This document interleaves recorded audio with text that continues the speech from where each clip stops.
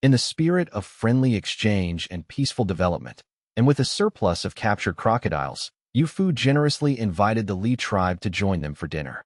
After all, they were occupying the tribe's territory and disrupting their hunting. It wouldn't be right to let the entire tribe go hungry because of them. Dinner was held at the Li tribe's settlement, not far from the riverbank, about 2 kilometers. It was a good distance, a brisk 20-minute walk to the river, yet far enough to avoid harassment from the beasts that lurked by the water. The terrain was concealed and well ventilated, a decent location all around. The settlement was situated in a clearing on slightly elevated ground within a forest. A simple wooden fence encircled the camp, which contained only a dozen or so tents made of animal hides and thatch. The living conditions were extremely crude, though relatively clean. They were just astonishingly poor, lacking even a few proper stone basins. The Han tribe crewmen didn't voice their disdain, but they felt deeply uncomfortable. As the saying goes, it's easy to go from frugality to luxury, but hard to go from luxury to frugality. While the Han tribe's standard of living wasn't exactly luxurious, they at least had a full range of amenities and valued convenience. Fortunately, the fleet had brought enough of their own supplies, so the conditions weren't too unbearable. They set up their large iron wok on a simple stove made of stacked stones and lit a fire with flint. They steamed 2 large pots of rice and made a stew with the crocodile meat. Unfortunately, there were no vegetables, but the Li tribe contributed some of their own fruits and melons. It was a type of sweet melon, slightly larger than a fist, with a green-striped rind, vibrant red flesh, and black seeds. It was juicy and sweet. If Han Feng had been there, he would have recognized it as a watermelon, albeit a very small variety, with each one weighing only 2 or 3 pounds on average. The people of the Han tribe were long accustomed to cultivating their own grains, fruits, and vegetables. Whenever they encountered unfamiliar seeds, they made a point of collecting them. After all, according to the system of nobility established by their leader, anyone who contributed a new, cultivable crop to the tribe would be rewarded with a title. Although the reconnaissance fleet had many members, and such a discovery couldn't be credited to a single individual, bringing back the seeds of this new sweet melon would undoubtedly earn them a collective merit. Thus, as everyone ate the melon, they instinctively saved the seeds without needing to be told. They had experience in this area. After cultivating so many different crops, they knew that the seeds of melons were hidden within the flesh. The loofah gourd, one of the most common fruits in the Han tribe, had long been widely cultivated, so everyone was familiar with what its seeds looked like. Yu Fu's thoughts went even further. This melon was sweet and juicy. Perhaps they could develop it further back home. It would be even better if they could make melon sugar from it. The people of the Li tribe, however, couldn't comprehend the Han tribe's intentions and found their behavior very strange. While they did unconsciously plant melons by spitting seeds on the ground or passing them in their excrement, they lacked experienced elders to summarize and pass down this knowledge. The entire tribe was consumed with the daily struggle of hunting and had never learned the art of cultivation. This was the very reason the Li tribe was so poor and weak. The Li tribe's population was very young. They had no shaman to organize rituals, nor any elders to hold down the fort. The casualties from hunting were simply too high, keeping the average age of the tribe low. During the meal, Yu Fu had his men distribute porcelain bowls to the Li tribe members, filling them with rice and crocodile meat, both stewed and roasted. Most importantly, they had added salt. This unique, savory flavor was something the Li tribe had never tasted before. Combined with the sweet fragrance of the rice, it was an irresistible feast. None of them could bear to put down the chopsticks they used to shovel food into their mouths. Yu Fu was still negotiating the trade with the Li leader. Neither was willing to yield an inch, and the talks had reached a stalemate. "I've already told you, we can trade you some weapons, but only in exchange for those small beasts of yours," Yu Fu insisted, unyielding. The Li tribe was dirt poor. The only thing he saw of value were the raccoon dogs they raised. He had learned in their conversation that these small, furry creatures of the Li tribe did indeed possess special skills, much like the Han tribe's dogs. They could catch mice on the ground and birds in the trees. In the tall grass, they would even dare to fight snakes. They were perfect for guarding homes or warehouses. Plus, they didn't eat much. Given their small size, there was a limit to how much they could possibly consume. Raising these animals in the Han tribe would be all benefit and no drawback. As for the Li tribe's talk of Li spirits, the belief that deceased children were reincarnated as these creatures, Yu Fu absolutely refused to believe it.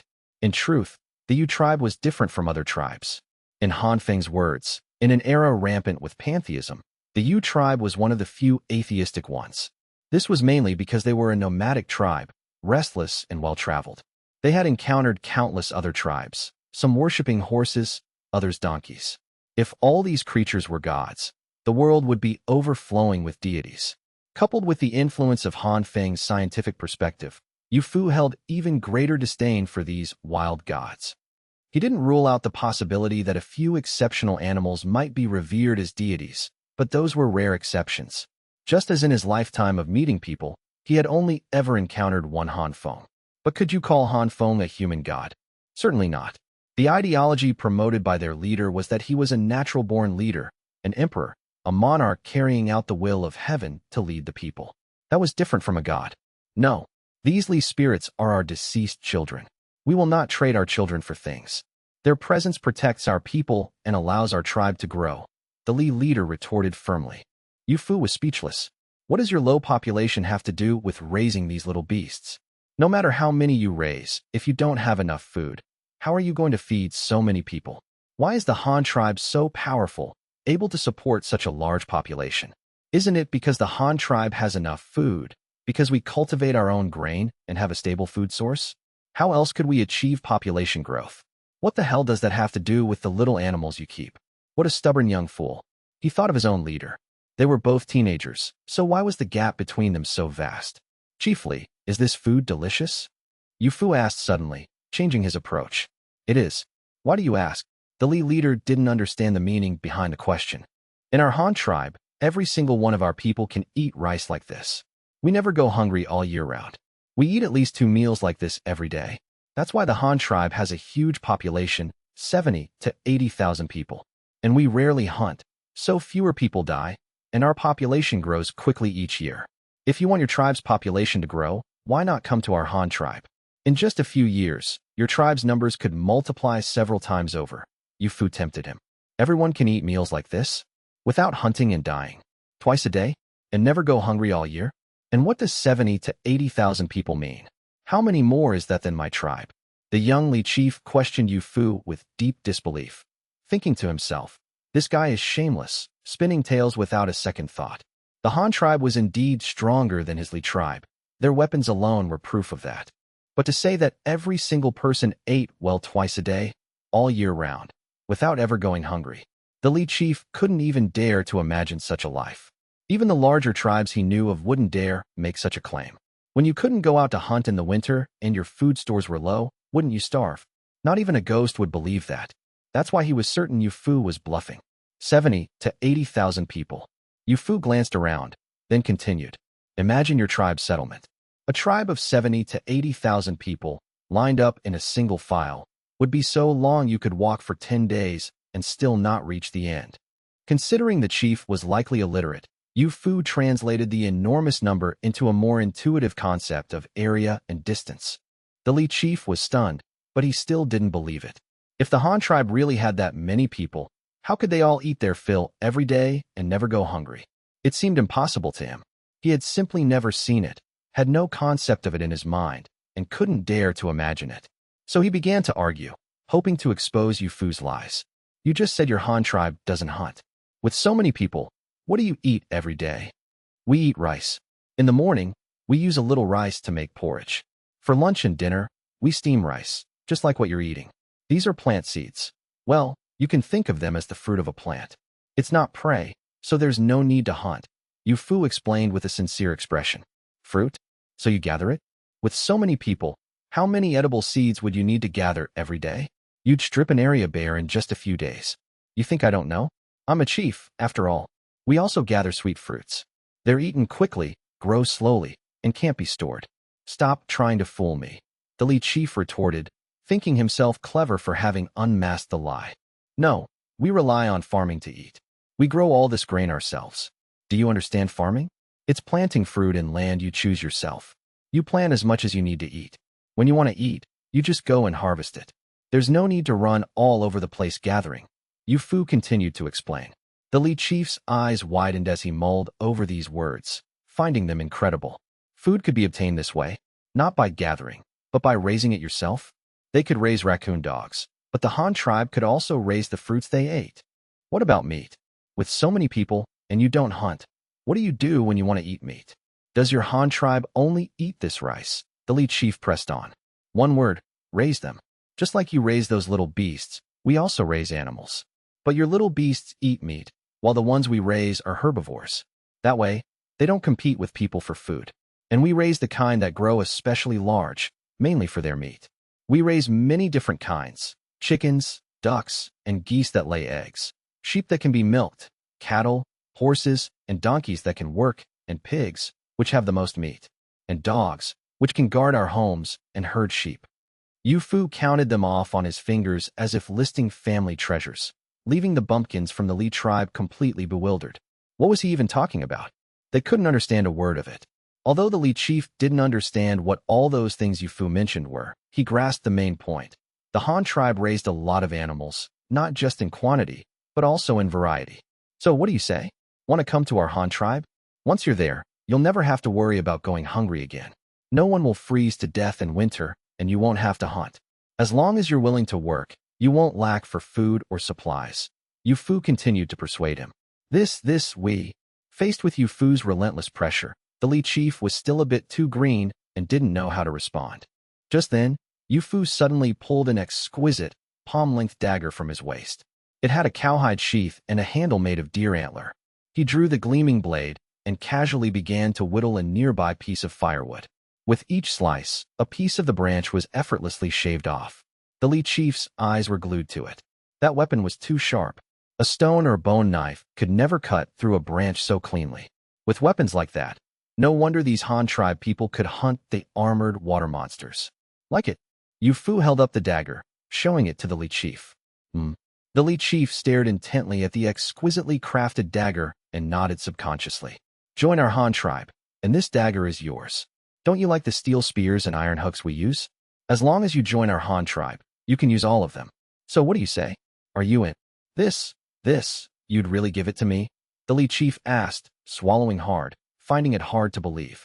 Of course, as long as you're willing to come to our Han tribe, Yu Fu said with certainty, but he made no move to hand the dagger over. The message was clear. If you don't agree, you're not getting it. I'm willing to go with you, but my people, the Li chief said with some hesitation. Hearing this, Yu Fu immediately signaled to his men. His trusted followers each took out their own weapons and the tools they had used to hunt crocodiles, showing them to the Li tribe members and asking if they wanted them. But if they did, they had to join the Han tribe. The moment they asked, the eyes of most of the Li tribe men lit up as they stared at the steel weapons, and they all readily agreed. Yu Fu clicked his tongue, a headache brewing. If he had known that weapons and tools were all it took to lure these people away, why did he waste so much time explaining everything earlier?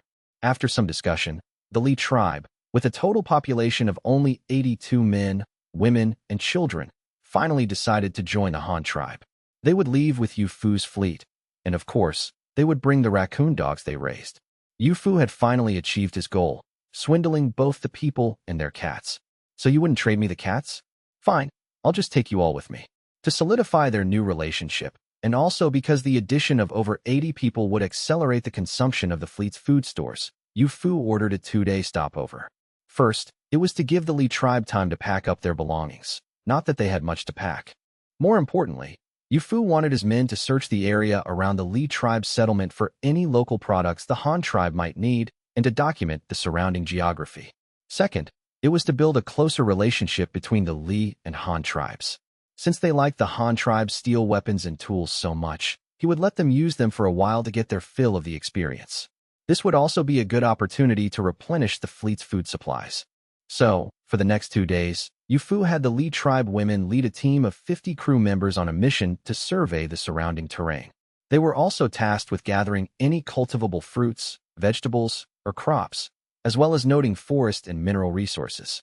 The Li tribe men and the remaining Han crew members camped by the riverbank, launching a massive hunt for crocodiles in the river and beasts that came to drink at the shore. They hunted during the peak drinking times of morning and evening, and spent the afternoons smoking meat into jerky or curing animal hides. For short-term preservation of hides, if time was short or conditions didn't allow for proper tanning, A temporary salting would do. It could keep the hides from rotting for a period of time. The young men of the Li tribe had the time of their lives over these 2 days, getting their fill of hunting with the sharp steel weapons. They slaughtered crocodiles they had never dared to provoke before. As they spent more time with the Han crew, they heard tales of even more amazing things back in the Han tribe. Tools, weapons, everything imaginable. They were told that life in the Han tribe was far better than their current existence, which further solidified their resolve to join. As for clan identity and such, they weren't particularly concerned. Their tribe had no real heritage to speak of. There wasn't even an elder over the age of 30. Talk of clans was just nonsense.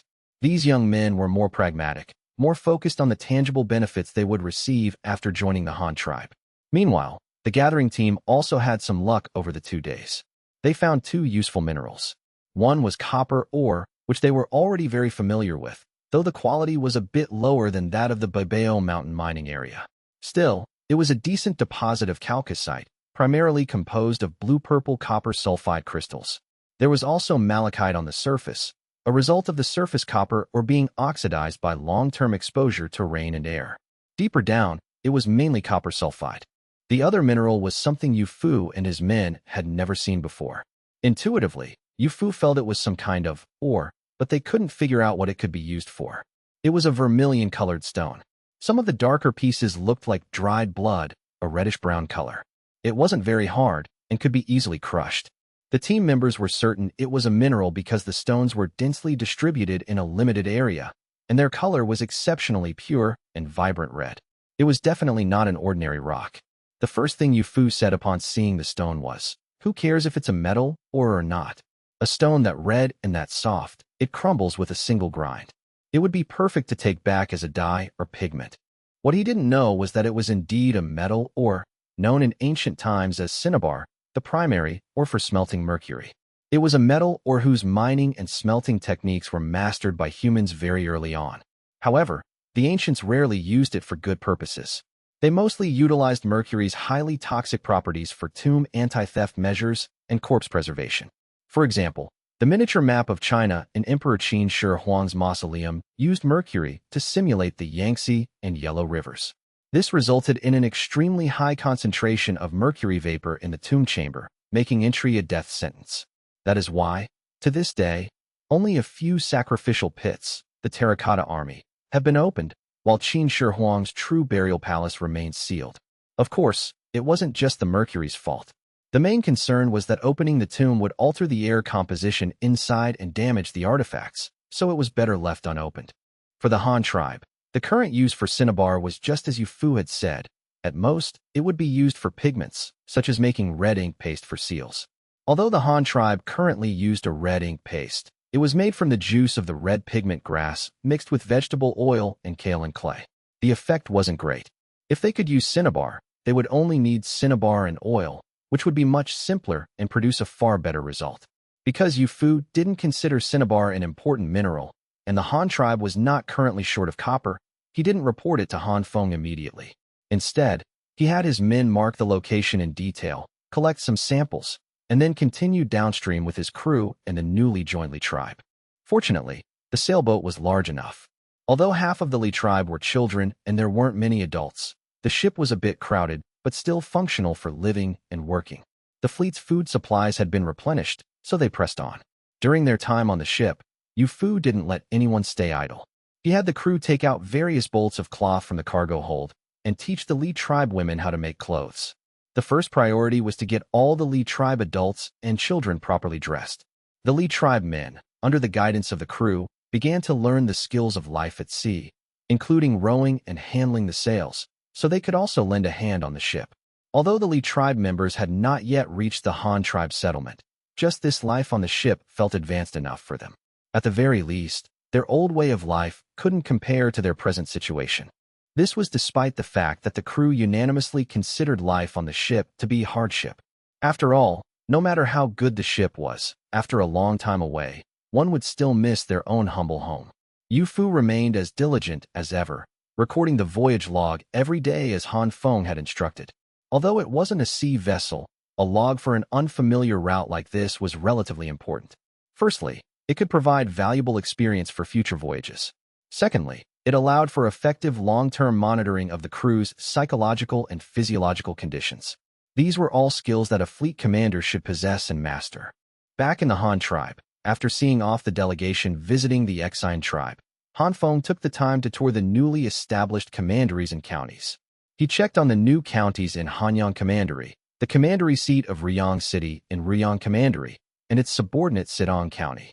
Half a year had passed, and the construction progress of these new cities needed to be inspected. If the progress was slow, he would have to consider the issue of the common people getting through the winter ahead of time. He needed to start planning and preparing the necessary resource reserves now. He couldn't wait until late autumn when everything was already allocated. If he had nothing on hand then, he could only stare helplessly. It was late July, the last month of the long summer. Most of the crops planted around Hanyang City were rice, which was currently in the midst of a busy summer harvest. But when Han Feng arrived at Fuma Pass, north of Hanyang City, the second season of corn planted there was only thigh-high. The construction and management of Fuma Pass had always been overseen by Ying Rui. This was Han Feng's way of training him, giving him a county to practice with and get accustomed to the work. In the future, Han Feng planned to make him the governor of a new commandery. He had high hopes for him. Ying Rui accompanied Han Feng, briefing him on the current state of construction at Fuma Pass. Leader, the people of our county will have no problem getting through the winter this year. We won't need any material support from the commandery. Fuma Pass was the earliest of the new counties established this year. The Barbican and city walls were completed last winter, and the irrigation canals and reservoir for the farmland have also been dug. Since this spring, I have been organizing the people and slaves to build houses together. The people are responsible for the construction, and the slaves are responsible for hauling earth and bricks. Although it's not finished yet, there isn't much left to do. There are about 200 more houses to complete. I am confident that by the end of the first month of autumn, all the people living in temporary wooden plank houses will have moved into brick and tile houses, and every household will have at least 2 heated kangs. It will be no problem for all the people of Fuma Pass to get through the winter safely. It was hard to imagine that the 2 highest leaders of the Han tribe would be discussing the problem of their people getting through the winter in the middle of a hot late July summer. But they had no choice. Such matters had to be prepared for in advance. Besides, winter was at most 3 months away, which would pass in the blink of an eye. Han Feng nodded, looking at the busy figures of his people building houses in the city and the number of houses. It was indeed as Ying Rui had said. What about food reserves?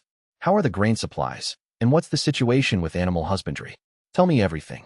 Yes, sir.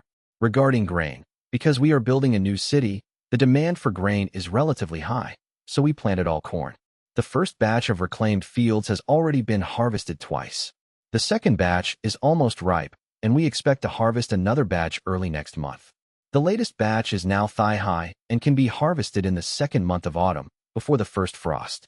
This grain is completely sufficient for our winter storage. It's just that we can't pay taxes yet, and we won't have much surplus grain. But the leader did say before that immigrants who agree to relocate can be exempt from grain tax for 3 years. Taking a breath, Ying Rui continued. As for animal husbandry, we're doing quite well in that area. We have a natural advantage here, At this, Ying Rui chuckled. That Barbican, when the enemy attacks, it's a military facility. But we don't let it go to waste in peacetime. We scattered some alfalfa seeds inside and are raising rabbits free range. We've also pinned up some antelopes in there. Leader, come with me and have a look. All right, let's go see together. The 2 of them walked and talked, ascending the steep steps of the Barbican to the top of the wall. From there, they looked down at the scene within the entire Barbican. The enclosure was filled with waist-high pasture grass, looking like a green wheat field from a distance. But scattered among the tall grass were numerous white dots, constantly moving about. Han Feng knew those were the rabbits. These breeding rabbits were all brought over from Hanyang City, and some were brought by the immigrants from Hanyang City themselves. Right now, the immigrants are busy either farming or building houses, and they don't have time to manage these livestock. So I came up with an idea to raise the rabbits collectively in the Barbican. There are no natural predators for them in here, and there's plenty of food, so they can reproduce very quickly. We go in once a month to collect rabbits. Not only can we ensure the immigrants have enough meat, but we even have a surplus that we can sell to Hanyang City and Riyang Commandery in exchange for some white rice to supplement the people's diet with some fine grain. After all, eating only corn isn't a long-term solution. But rabbits like to dig burrows. If you raise them in the Barbican, You must be careful they don't dig through the city walls, Han Feng reminded him. Don't worry, leader. Although our Barbican walls are made of rammed earth, they are as hard as stone. The foundation is under the heavy pressure of the city walls and was pounded early on, making it even more solid. It's hard to dig even with an iron shovel now, let alone with a rabbit's for a little pause. Besides, every time we go in to collect rabbits, we deliberately inspect the base of the city walls. If any foolish rabbit builds a nest at the foot of the wall, we clean it up immediately, Ing Rue quickly explained. Not bad. It's just that the ground inside the Barbican must be a mess, full of holes by now. Oh, right. What about the antelopes you're raising? Raising more antelopes is also a good idea. They reproduce quickly, have a lot of meat, and their hides are useful, Han Feng asked doubtfully. Leader, I have some good news for you about that. We've discovered a way to increase the antelope's productivity, Ing Rue said, his face suddenly serious and formal. Oh, what way? This is a new city, right? There's construction everywhere, and we have to reclaim land. The people's tasks are very heavy. We originally wanted to assign some people to herd the sheep on the grasslands north of the city every day, but no one had the time. We weren't comfortable sending children out alone, so we pinned up the antelopes and raised them in captivity. As it turns out, after raising them like this for some time, our clansmen who are skilled in sheep farming discovered something. The antelopes that are herded outside every day are quite similar to wild antelopes in their breeding time and frequency. They both produce 1 litter a year, with 1 to 3 lambs per litter. But the antelopes that are kept entirely in pens and have never left their enclosures have a faster breeding speed and frequency. They can increase from 1 litter a year to 2 litters a year, producing an extra litter of lambs.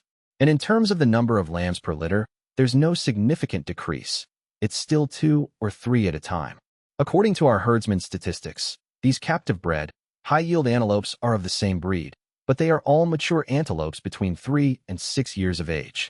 Antelopes of other age groups, even if raised in captivity and fed the same fodder, still only produce 1 litter a year and do not show increased productivity.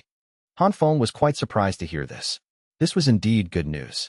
In the wild, Saiga antelopes only give birth once a year. Female lambs reach sexual maturity at 8 months, while males take 12 months. This means that, at the latest, a lamb is capable of reproducing by the age of 1. Among larger mammals, this is already a formidable reproductive capacity. However, even if they can reproduce at 1 year old, that's still their adolescence. Just as a 1-year-old dog is equivalent to a 7-year-old human, a 3-year-old dog is considered an adult. Saiga antelopes are similar, as their lifespan is only about 12 to 13 years. So, when Ing Rue said the herdsman concluded it was the mature antelopes from 3 to 6 years old, he was correct.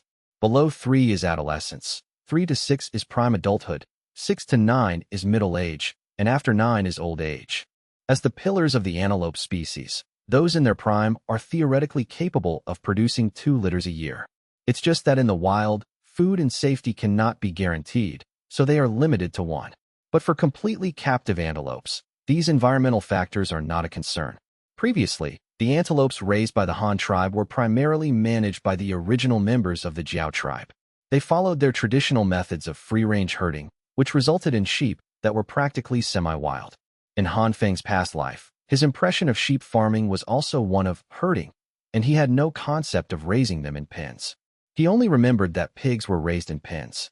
This time, at Fuma Pass, due to the busyness of city construction, they couldn't spare the manpower for daily herding and had to resort to pen raising. Unexpectedly, it led to a surprising discovery. If this method could be widely adopted, it would significantly increase the Han tribe's supply of meat and other byproducts, like horns and hides. Thinking of this, Han Feng immediately said, "Record the name of the herdsman who summarized this experience. After this method is verified, I will reward him with both a title and an official position. Tell him to continue raising them well and summarizing his findings, including whether the antelope's habits change during captivity and what kind of fodder they should eat. Tell him this is a task I am personally assigning him. And also, regardless of whether this method is verified, reward him with 30 coins first. This is a reward for his keen observation and proactive reporting. Say it's from me." Leader, but he hasn't learned to read. What kind of official position can you give him? It wouldn't be right to make him a local official, would it? He has no experience managing people, Ing Rue asked, curious. He can learn if he doesn't know? Weren't you the same at the beginning? If he can't manage people, then we'll assign him to a research department. The Court of Imperial Granaries, perhaps. But it hasn't been established yet, so we'll talk about it later, Han Feng explained simply. The Court of Imperial Granaries? What kind of department is that? Ing Rue asked, puzzled. He had only heard that the leader had recently established a court of state ceremonial, a government agency specifically for receiving guests from other tribes, directly under the leader's jurisdiction. It sounded impressive, but its actual power wasn't great. Now there was a court of imperial granaries, which he had never even heard of. It seemed it was another idea the leader had just come up with. In fact, this was a department Han Feng had long wanted to establish. The Court of Imperial Granaries, known as the Prefect of the Capital Granaries during the Qin and Han dynasties, initially managed the entire nation's finances and economy. Later, it evolved into the chief official responsible for managing the national granaries and encouraging the people to cultivate crops and mulberry trees. It wasn't until the reign of Emperor Wu of Han that it was renamed the Grand Minister of Agriculture. In later dynasties, the power of the Grand Minister of Agriculture was continuously stripped away by other departments. The authority over finances was taken by the Ministry of Revenue. However, the management of national granaries, as well as the promotion of agriculture, water conservancy, and disaster relief, still fell under the jurisdiction of the Court of Imperial Granaries. However, one shouldn't think that the Court of Imperial Granaries was just a grain management department. In fact, this department had its own land, usually allocated from imperial estates or forbidden gardens, to be used as experimental fields for agricultural science. Moreover, this department also had a certain agricultural research function. The chief officials and officers within it were the most skilled farmers in the country. For example, when Zhang Qian brought back seeds from the western regions, they had to be handed over to the Grand Minister of Agriculture for cultivation and then gradually popularized among the common people. According to Han Feng's own understanding, this department, which ranked among the 9 ministers, would be equivalent to a modern combination of the National Ministry of Grain and the Academy of Agricultural Sciences. The optimization and selective breeding of grain seeds, field management methods for high-yield crops, crossbreeding of superior livestock, experimental planting of unfamiliar crops, and animal husbandry techniques, even including the castration of domestic pigs. All of these should be researched by this department and then popularized among the people. Isn't that what an Academy of Agricultural Sciences does? Why could a department similar to an Academy of Agricultural Sciences rank among the 9 ministers? In an ancient agricultural society like this, agriculture was everything. After all, food is the first necessity of the people. So, it was right for the ancient emperors to value this department and give it a high status. The Court of Imperial Granaries is an experimental department for researching how to make livestock more prolific and grains grow more abundantly. It needs talented people who are good at discovering, exploring, and summarizing. You'll understand in the future, Han Feng explained simply again, figuring Ing Rue wouldn't understand a more detailed explanation. Oh, I see. I'll tell him. Should the reward be paid from the county's accounts? Yes, do that. Han Feng nodded affirmatively. After inspecting the construction progress at Fuma Pass, Han Feng set off again for Matian County, 80 kilometers to the southwest, a county expanded from the original settlement of the Bian tribe. Matian County was still in the old location of the Bian tribe, in order to develop the existing 2,000-plus mu of Rami fields nearby. However, it now housed nearly 3,000 people, so a lot of new grain fields had been reclaimed. Growing Rami and growing grain did not conflict. Rami only needed to be planted once a year. The rest was just repeated harvesting. It could be harvested at least 3 times a year, and up to 5 or 6 times if the weather was favorable. It required almost no field management, the type you could plant and forget, so it didn't take away time from growing grain. Since Matian County was a newly established county and its residents were immigrants who had just arrived at the beginning of the year, they had also chosen the high-yield and short-growing season corn for their grain. When Han Feng arrived, the second crop of corn here was just beginning its jointing stage. The trumpet-shaped corn seedlings were shooting up at a rapid pace. Barring any unforeseen circumstances, they would definitely be able to harvest another crop before winter arrived. The person in charge of Matian County was Shirtu, one of the original members of the Han tribe. As the western frontier of the Han tribe, and with a history of being overrun by cannibals, the primary construction task here was the military defense system, namely the city walls. The residential houses were a secondary concern. The county seat of Matian was located on top of the original high slope. After expansion, it was now a rammed earth city 800 meters long and 400 meters wide. As for why other places had square cities while this one was rectangular, Hanfeng had no special explanation other than the terrain constraints of the small hill. The highland itself was a long strip, so to maximize land use and reserve space for public facilities, it was built in a rectangular shape. In terms of area, it was twice as large as Hanyang City. But when Hanfeng walked inside the rammed earth walls, the living conditions of the immigrants made him worry. With such thick and tall walls for protection, they were definitely safe enough. But there were very few proper houses. Instead, there were many bamboo poles for drying corn, which looked quite impressive. Corn was different from rice. The husks had to be peeled off first, then several cobs could be tied together and braided into a string. They had to be completely dried this way before they could be threshed. Otherwise, the fresh corn, harvested only a few days ago, would turn to mush when rubbed, making threshing impossible. Besides the bamboo poles with drying corn, all he could see were yellow adobe houses with roofs made of thick branches and thatch. Each family had only one adobe house, which contained a heated earthen kong and a stove. These living conditions were very crowded. A young couple, some with several children, a family of 5 or 6, were all squeezed into one multifunctional room. Cooking, eating, sleeping, and resting all had to be done in this single room. The whole family had to squeeze onto one large earthen kong. The good thing was, although the housing was poor, they were allocated plenty of land. All registered residents received their full share of land according to the homestead standard. In other words, while the houses were poor, the yards were large enough. So the adobe houses all appeared quite sparse. Some families had built livestock sheds or pigsties in their yards, as well as earthen huts for storing grain and firewood, rabbit cages, and chicken coops. Each family also had a vegetable patch. The yards were uniformly enclosed by fences woven from branches, but most of them had no gates. In the alleys and yards, many small puppies ran around wagging their tails. These were the pups the immigrants had brought with them when they moved from other places. Most were only a few months old, and some were bought later from Hanyang City. Although the current houses were poor, the people didn't complain much. Most of them were newcomers from Luoyang Commandery who had never lived in the Han tribe's brick houses before. So they simply thought that the current houses were much better than the tents of their former tribes. At least the earthen kong provided warmth. In their old houses, it was a question whether they could even have a fire inside. As for those who had lived in brick houses before, they were mostly young people without children yet. They understood the Han tribe's policies better and had greater ambitions and a longer future ahead of them. At the very least, by moving to a new city outside, the tax exemption and larger homestead promised by the leader were guaranteed. In short, there were many benefits to moving out. Otherwise, even if Han Feng was the leader, he couldn't have forcibly relocated people. He could only entice them with benefits. Otherwise, there would be trouble. It wouldn't be good to stir up public resentment. How are things? Will you have any problems getting through the winter? Do you need material support from the commandery? If you do, speak up early. I'm making a round to take stock first. When I get back, I'll start preparing for you, Han Feng said to Shirtu as they walked. We don't need grain or anything. The corn we've planted here is enough to last until early summer next year. As for meat, we don't need that either. We're raising enough to eat. And we're close to the mountains, so we can arrange for the people to go hunting on their own in the winter.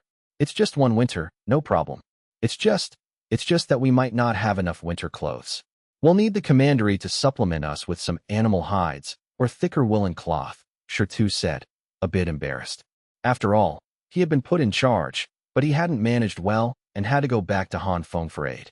Didn't that just prove he hadn't done a good job? All right, I'll figure something out for that. I'll arrange it for you when I get back. By the way, because you had to build the city walls this year, the residential houses haven't been completed. I don't blame you for that. But it can't be like this next year. You must ensure that all the people move into brick houses. Otherwise, these immigrants will have complaints. This was promised to them before. Without this, who would agree to immigrate? I hope that when I come back next year, Matian County will have a new look, Han Feng warned Shirtu. Oh, yes, I understand. I will definitely get the houses built for the people next year. Shirtu immediately stood straight and promised. Remember, until all the people's houses are built, you are not to build the government office or your own house. Otherwise, the people will definitely hate you, and then no one will listen to your orders. Han Feng continued to educate him. Yes, Thank you for teaching me, leader. Among our tribe, you're not the smartest or most capable one, but you are honest and the most obedient. As long as you learn well as I've told you, you'll be able to accomplish great things sooner or later. It's not impossible for you to become a commandery governor then. Han Feng encouraged him. Yes, thank you, leader. All right, that's all. I still have to go to Danshan Commandery to have a look. Time is tight, so I won't stay here any longer. After Han Feng left, he thought about the animal hides and woolen cloth Shirtu had requested on the road, and he felt a headache coming on. In this era, before cotton, humans could only rely on animal hides for warmth in winter. There was no other way. This placed a limit on the population. After all, if you didn't have enough hides, even if you had the people, they would just freeze to death, or they would have to huddle in their houses all winter without coming out. That's why Han Feng desperately needed something like cotton. Looks like I need to write a letter to remind that fellow Yu Fu to pay special attention to any plants similar to cotton during his explorations. If the Han tribe wants to develop, we urgently need this resource, Han Feng muttered to himself as he rode on Huishan's back. What Han Feng didn't know was that the exploratory journey of Yu Fu's fleet was not going so smoothly. They had finally encountered a strange and powerful tribe, and they didn't seem very friendly. They occupied a large amount of land suitable for cultivation, but only used it for hunting, treating it as their hunting ground. They drove away any tribe that dared to approach. Even the Han tribe's fleet, which brought them advancement and civilization, was not welcome. Han Feng continued his tour of the counties. After all, this was his territory, and it was necessary to see how it was developing. His next destination was Danshan County. When he arrived, he was quite satisfied with the progress of the construction. Below the southern slope of Tugu Ridge lay a small plain. About 27 kilometers to the east was the Ru River, and to the south was a large forest. Danshan County was situated on the very battlefield where they had once fought the Hua tribe. In charge of the construction work in Danshan County were Humant Song and Chai Duo, along with some civilian clerks transferred from Hanyang City. The overall leaders here were Hu and Chai. To be precise, it was a team, as Han Feng currently couldn't spare a more suitable candidate for the main official post. The main reason Han Feng had sent these two military men to oversee the construction was that Danshan County needed to dig an artificial river. The project was massive, and relying solely on the local populace would be too slow. So, Han Feng had transferred 500 slaves here. But with slaves came the need for an army to guard them and supervise their work. Thus, he had directly sent these two military men, specifically to guard the slaves and, incidentally, to oversee the construction. The county seat of Danshan was a rectangular city, 500 meters wide and 800 meters long. It had no moat, so the city walls were relatively high, with a 10-meter-high foundation. The 4 gates and 4 corners also had gate towers and watchtowers. Including these structures, the highest point reached 15 meters. More importantly, this city was different from most of the Han tribe cities. It was a brick-clad earth structure, the same as Hanyang City's walls. Most other county seats were built with pure rammed earth. This was likely because the people in charge were 2 military commanders, who couldn't help but think from a military perspective in everything they did. Another reason was that they had excavated a large amount of earth for the artificial river. This earth was more than enough for building the city, and they couldn't just pile it up randomly. After all, both banks of the artificial river would become farmland in the future. Piling up so many large mounds of earth in the fields would be a problem for growing crops. So, they simply fired all this earth into bricks to build the city walls and the residences inside. As a result, Danshan County, while lacking in other areas, had long since completed its city walls and housing. However, not much farmland had been reclaimed yet, and their grain supply still relied on Han Feng's tax grain subsidies. But their animal husbandry was developing well, so the people did not lack for meat. These newly constructed county seats all shared a common feature. They were larger than Hanyang City. When Hanyang City was designed and built, due to population and other reasons, it was made a bit too small. A city 400 meters long and wide was not even as large as a modern elementary school. It became quite restrictive as it developed later. Another important difference between Danshan County and other cities was that the residential houses here were uniformly built with red bricks, which was unique in the Han tribe. Danshan County was far from the river and lacked water resources. Daily drinking water and construction water could be obtained by digging wells locally, which was not difficult, and the Han tribe already had experience with it. But for large-scale irrigation of farmland, rivers and canals were necessary. The artificial river in Danshan County was a water conservancy project precisely for irrigating farmland. For the same reason, without water to cool down the brick kilns, they couldn't produce gray bricks. They had wells, but carrying water bucket by bucket to the top of the kiln was too inefficient. So, to solve the problem of where to put the excess earth, Hu and Chai had proposed building brick kilns. But when faced with the lack of water, Han Feng had directly told them to build a tunnel-style red brick kiln, which required no water and used air cooling. Although the quality was not as sturdy as gray bricks, they would still last for several decades. Who could say what would happen in a few decades? At worst, they could rebuild them then. Maybe Danshan County would have expanded by then. Who could say for sure? However, the bricks used for the city walls and government offices were still gray bricks. The kiln was by the river, and although transportation was more troublesome, they just used fewer bricks and more wood. After all, the forest was not far away, and they had no shortage of wood and firewood here. When Han Feng arrived, the city walls and over 400 residences had long been completed. The government offices within the city were still under construction, and the rest was still empty land. However, a temporary livestock farm had been planned there, mainly for antelopes. The women would drive the sheep out of the city every day to graze on the wild grass on the plains outside, and bring them back home at night. They were raising them quite well, so there was no shortage of meat and hides here. The only thing they lacked was grain. Because there was no water source, they couldn't irrigate the land. Although a lot of fields had been reclaimed near the city, they were only growing some vegetables for now, using water from the wells. In other words, when Danshan County could produce grain depended mainly on when the artificial river would have water.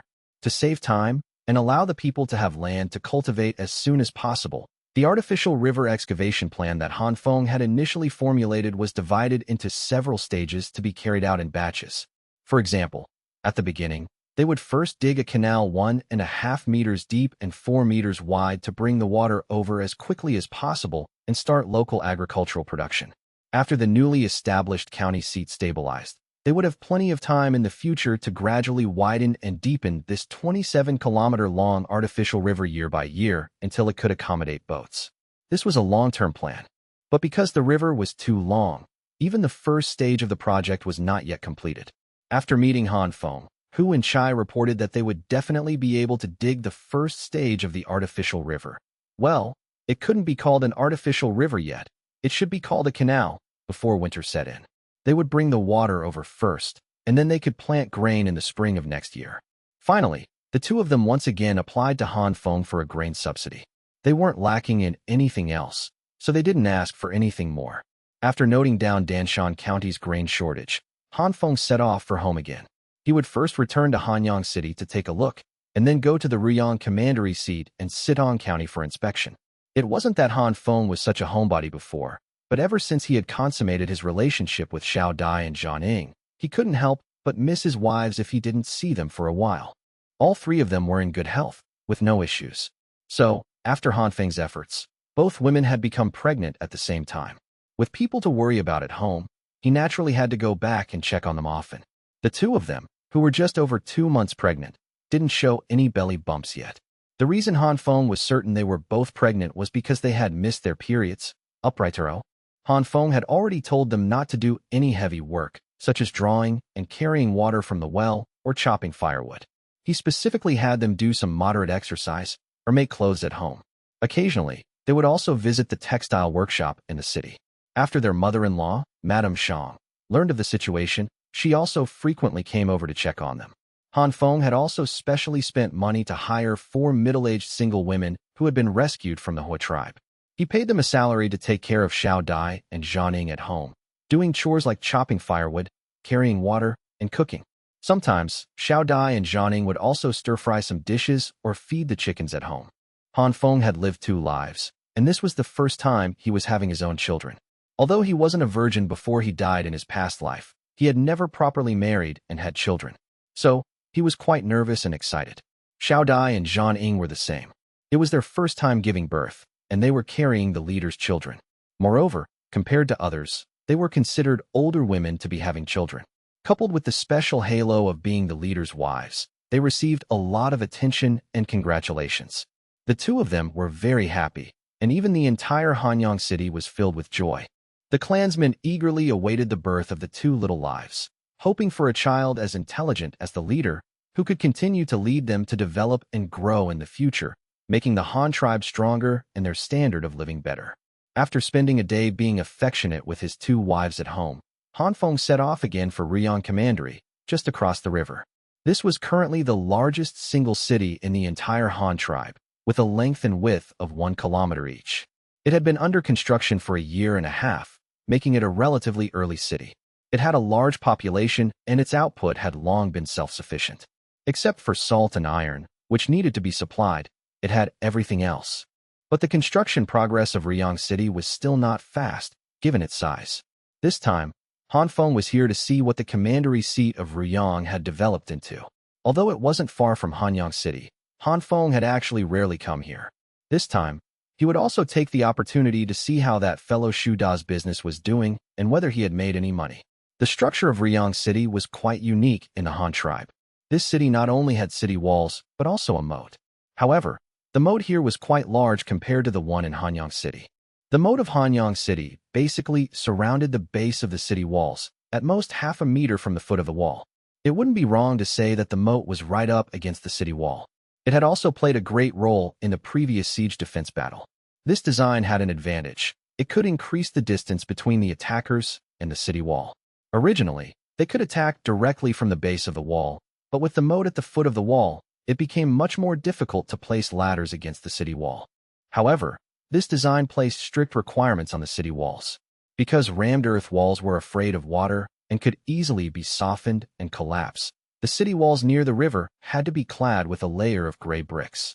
A large amount of quicklime and charcoal also had to be added to the rammed earth to keep it dry. Even the inside of the moat had to be paved with gray bricks or other waterproof materials before water was let in, all for the purpose of keeping the city walls dry. But Ryong Commandery was not designed this way. The perimeter of Ryong Commandery's city walls was a full 4 kilometers. Not counting the gate towers, corner towers, and watchtowers, the foundation alone was 12 meters high. The thickness of the city wall at the base was 10 meters, and the top of the wall was 6 meters wide, capable of mounting large military equipment like bed crossbows. For such a huge project, if they used brick cladding, the construction progress would be too slow. But without brick cladding, it couldn't be waterproofed. Therefore, the moat could not be dug right next to the city wall. So, the moat in Ryong Commandery was on a parallel line 100 meters away from the city wall. The circular open space between the city wall and the moat, except for the walkways for the 4 city gates, was all planted with tall sisal plants, and planted very densely, equivalent to a plant-based barbed wire isolation belt. This defensive layout had its own merits compared to Hanyang City. Although the moat was not right next to the city wall but 100 meters away, it was dug very wide, a full 10 meters, and very deep, and filled with water, in order to obtain earth locally for building the city and houses. So, if an enemy were to attack, they would have to force a river crossing 100 meters from the city wall. And this distance was exactly within the precise firing range of the archers and crossbowmen on the city wall. As long as there were enough archers, crossbowmen, and arrow reserves on the city wall, Han Feng could say with great confidence that, let alone attacking Ryong City, the enemy probably wouldn't even be able to cross the moat before they were all killed in the river. This was a classic example of attacking while the enemy is halfway across the river, hitting them hard when they are in the middle of crossing. Even if some enemies were lucky enough to swim across the moat, there was still a 100-meter-wide sisal isolation belt to the city wall. This stuff was as dense as barbed wire. Even if they used steel knives to cut their way through, it would take a lot of effort, and they would have to endure the attacks from the archers and crossbowmen on the city wall. Not to mention that it would be very difficult for the enemy to obtain steel knives.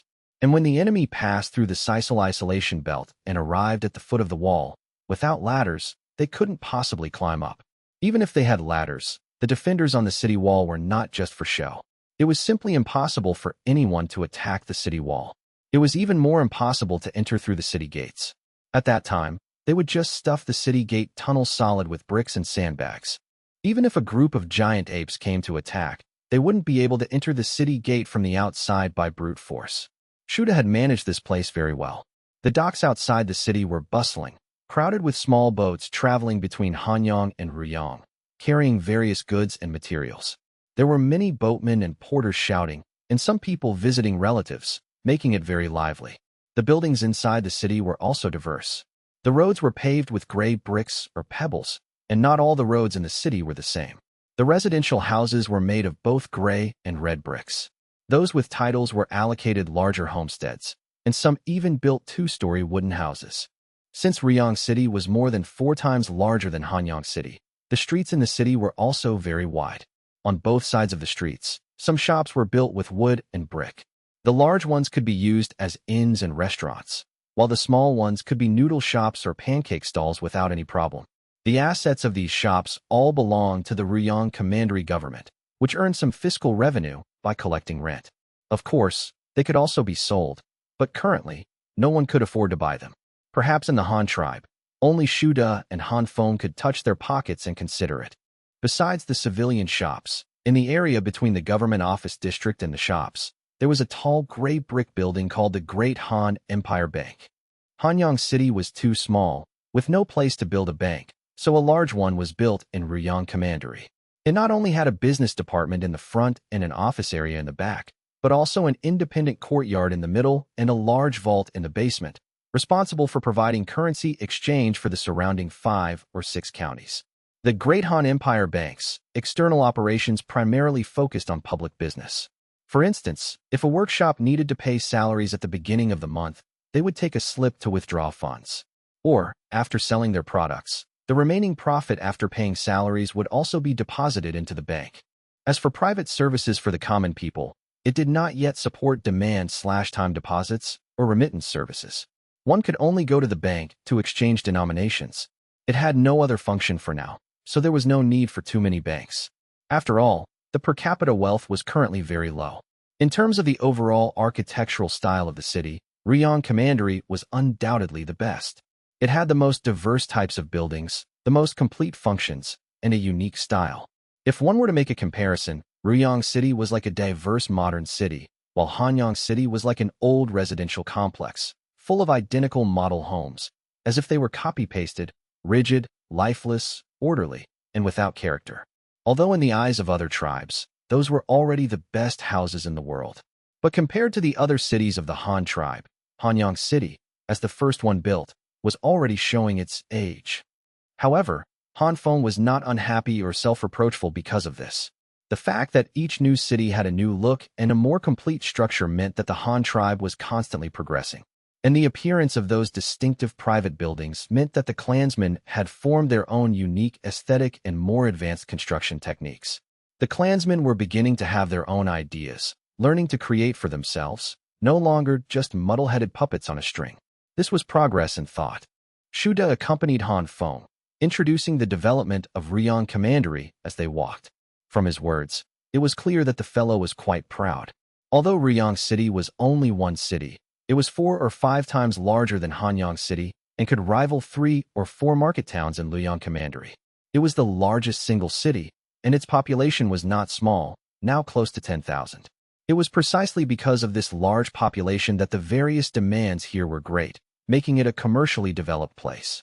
Various bamboo products and animal hides from Ryong Commandery, linen cloth, bronze and ironware, tools, and farm implements from Hanyang Commandery all needed to be transported from outside. Some went by water, some by land. Coupled with the circulation of currency, this city gradually took on the meaning of a key city. The two of them went to the sericulture farm in the city and the adjacent silk reeling workshop and brocade weaving factory. This was an integrated production line, from raw material production to spinning and weaving. All could be seen here. When the person in charge, Sang Chio, saw Han Feng arrive, she also began to introduce the situation here. Leader, we are now raising white domestic silkworms and green tussa silkworms. We produce 3 types of silk, 2 pure silks and 1 blended silk. The variety of fabrics we weave is quite large. There are several types just based on different thicknesses, as well as plain and patterned weaves. We can now produce continuously throughout the year. How are you doing with the popularization of sericulture that I mentioned? Have any residents started raising silkworms at home yet? Han Feng asked her. Yes, Commandery Governor Shu has helped us a lot. He first took the lead in encouraging the clansmen to plant mulberry trees at home, and then organized people to work in our silkworm rooms in shifts. This way, they can not only earn some wages to supplement their family income, but also learn the techniques while working. After raising 2 seasons of white silkworms, they can graduate. Then, the commandery governor had the clerks teach people how to build silkworm rooms. After that, the clansmen who raise silkworms can come to us to buy silkworm eggs to take home and raise themselves. After the cocoons are formed, they sell the cocoons back to us. The rest is our own silk reeling and weaving. Sangshio continued to explain. Yes, leader, our Han tribe lacks artisans. We don't have enough manpower to build silk reeling machines and looms. Otherwise, the common people could reel their own silk at home and then sell the finished silk directly to the workshops.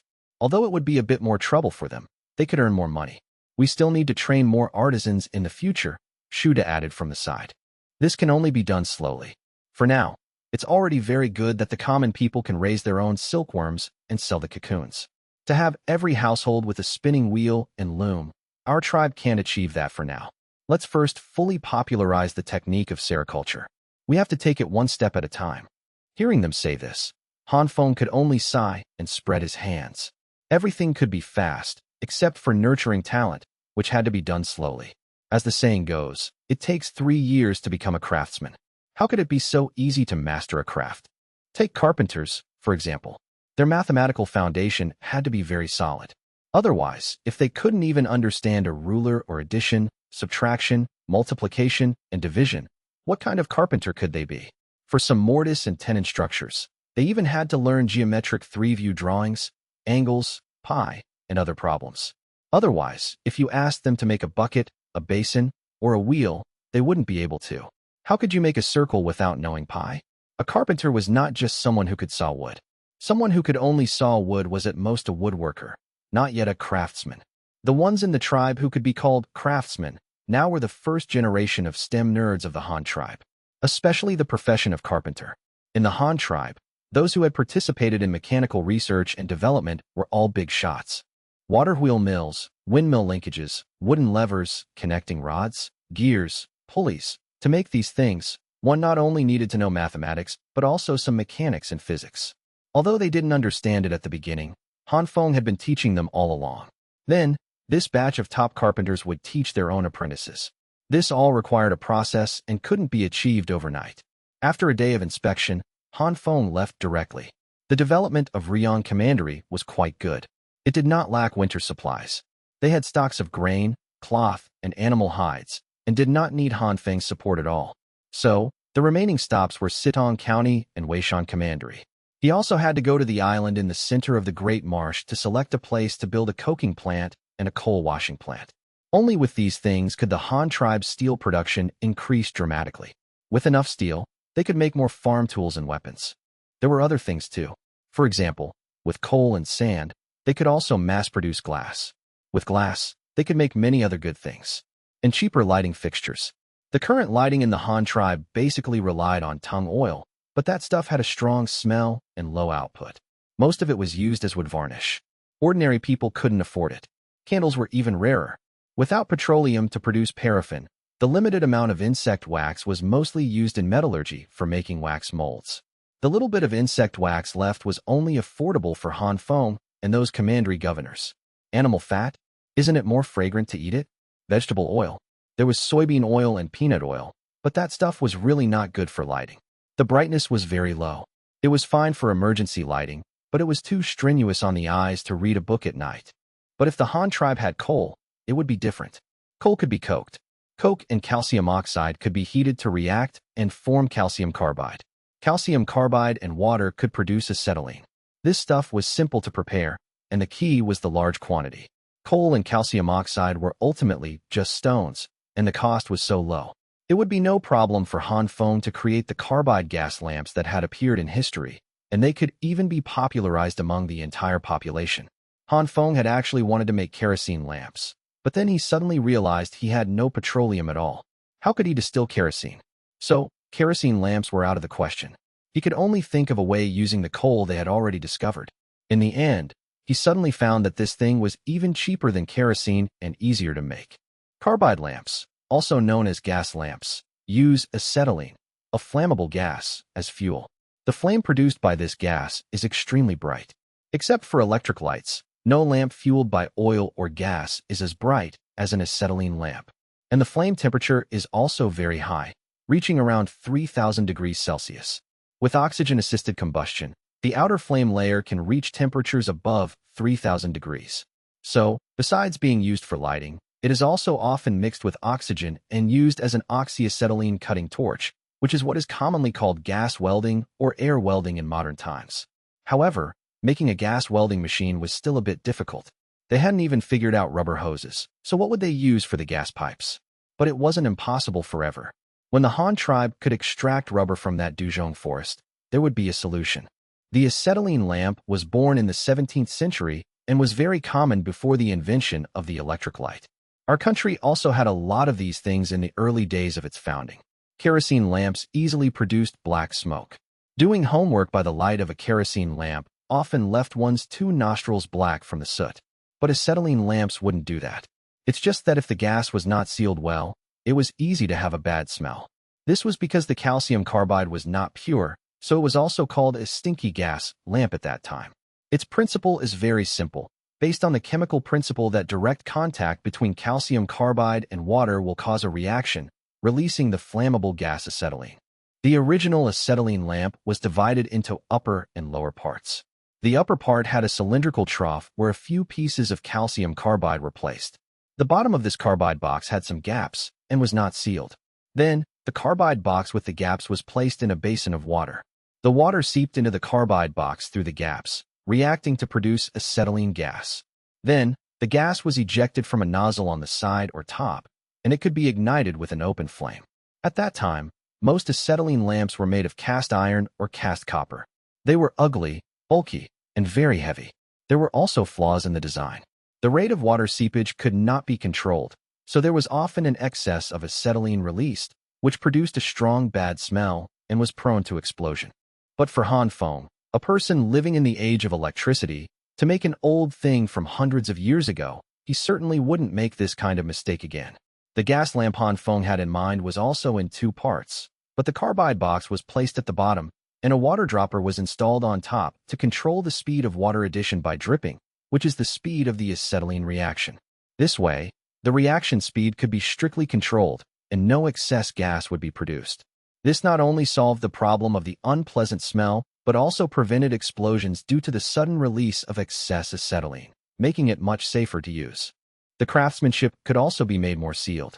Cast iron and cast copper were too heavy and expensive.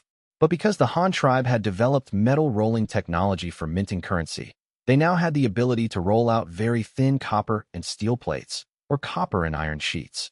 This way, they could continue to use stamping equipment to manufacture the shell of the gas lamp. Finally, they could use solder or gas welding techniques to weld and seal the shell.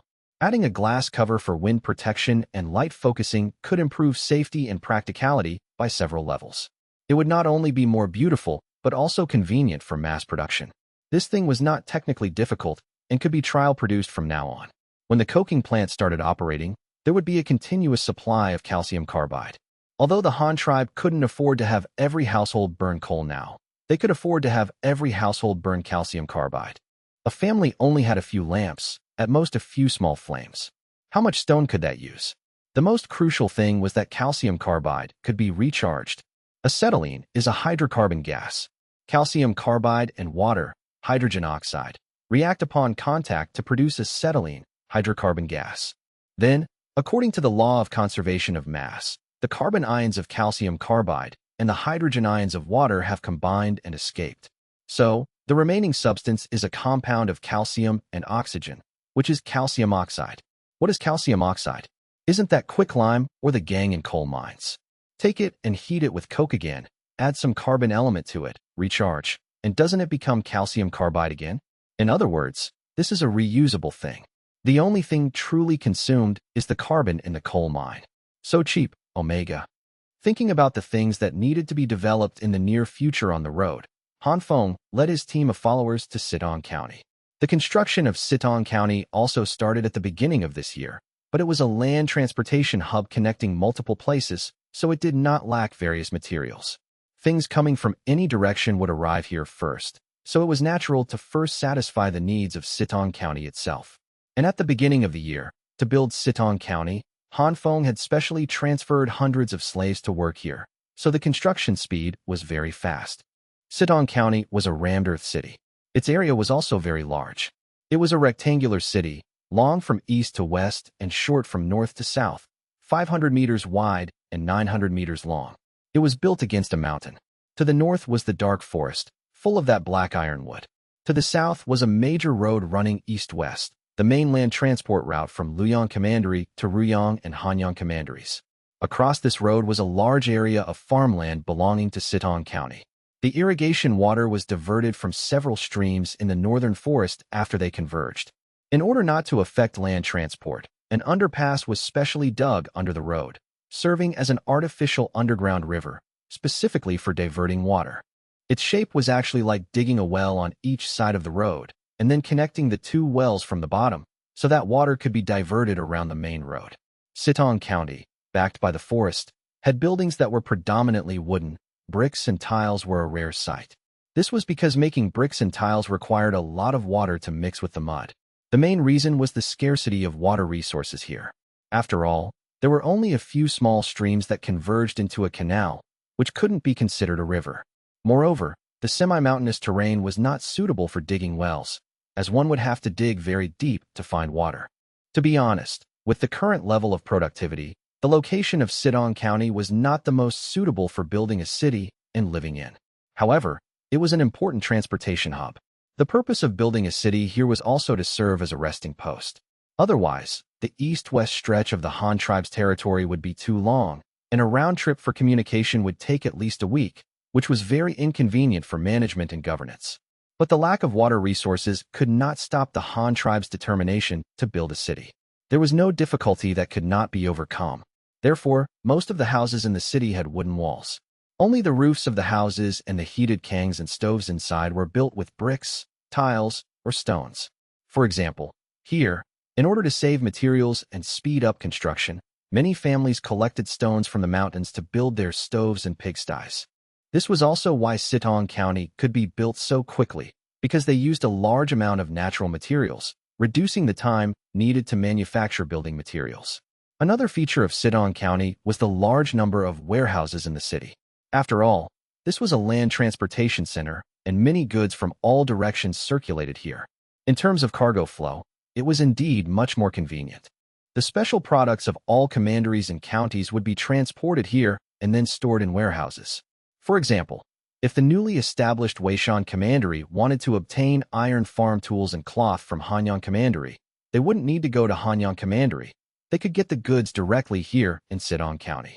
If Hanyang Commandery wanted to obtain animal hides and aquatic products from Luoyang Commandery, such as lotus leaves for packaging food, and a large amount of bamboo products, they also didn't need to personally go to Luoyang Commandery.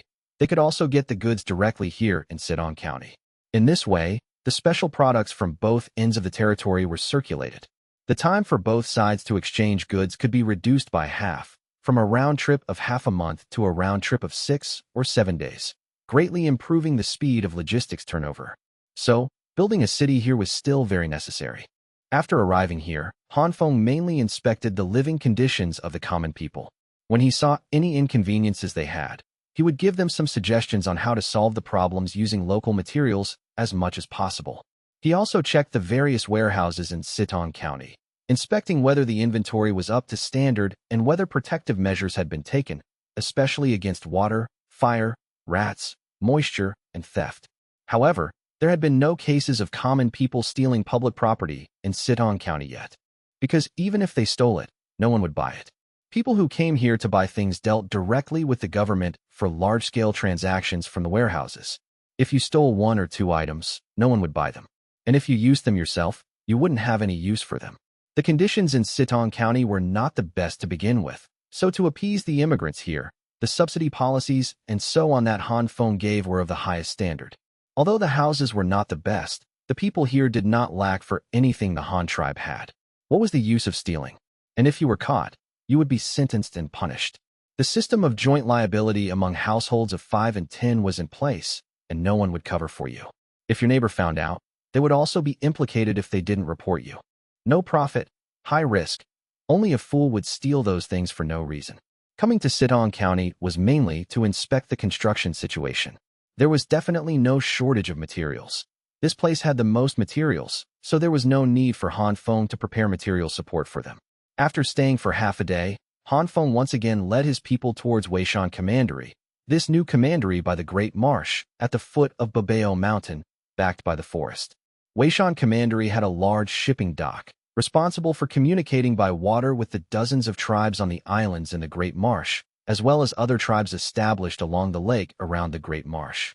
According to Yunji, these tribes had a population of 50,000, and he was confident he could coax these people into joining the Han tribe. This was also the condition he had set for Han Feng in exchange for the position of commandery governor, but it had not yet been achieved. Another land transportation line was a small road that passed through the dark forest, which could also accommodate large vehicles. This was a mineral transport road provided by Deshu in the second year Han Feng came to this world, when he officially began to mine the copper mine of Babao Mountain. His Shu tribe lived in this forest and was very familiar with the terrain.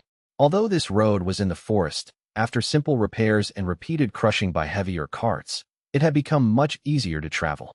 It was now the main road from Weishan Commandery to Sitong County. This time Han Feng came to Weishan Commandery, first to inspect the development situation, and second to get an answer from Yunji. Not to mention the 50,000 people along the Great Marsh. He had promised to relocate the 20-odd tribes from the Lake Islands first. He didn't know if that had been completed yet. Han Feng was still waiting to use those islands to build chemical plants. "Leader, you're here." Yunji, hearing the news of Han Feng's arrival, ran out enthusiastically to greet him. I see those kills by the lake are still smoking. What are they firing in there?" Han Feng jumped off Huaishan's back, patted its big rump to let it go play by the water, and then walked and talked with Yunji.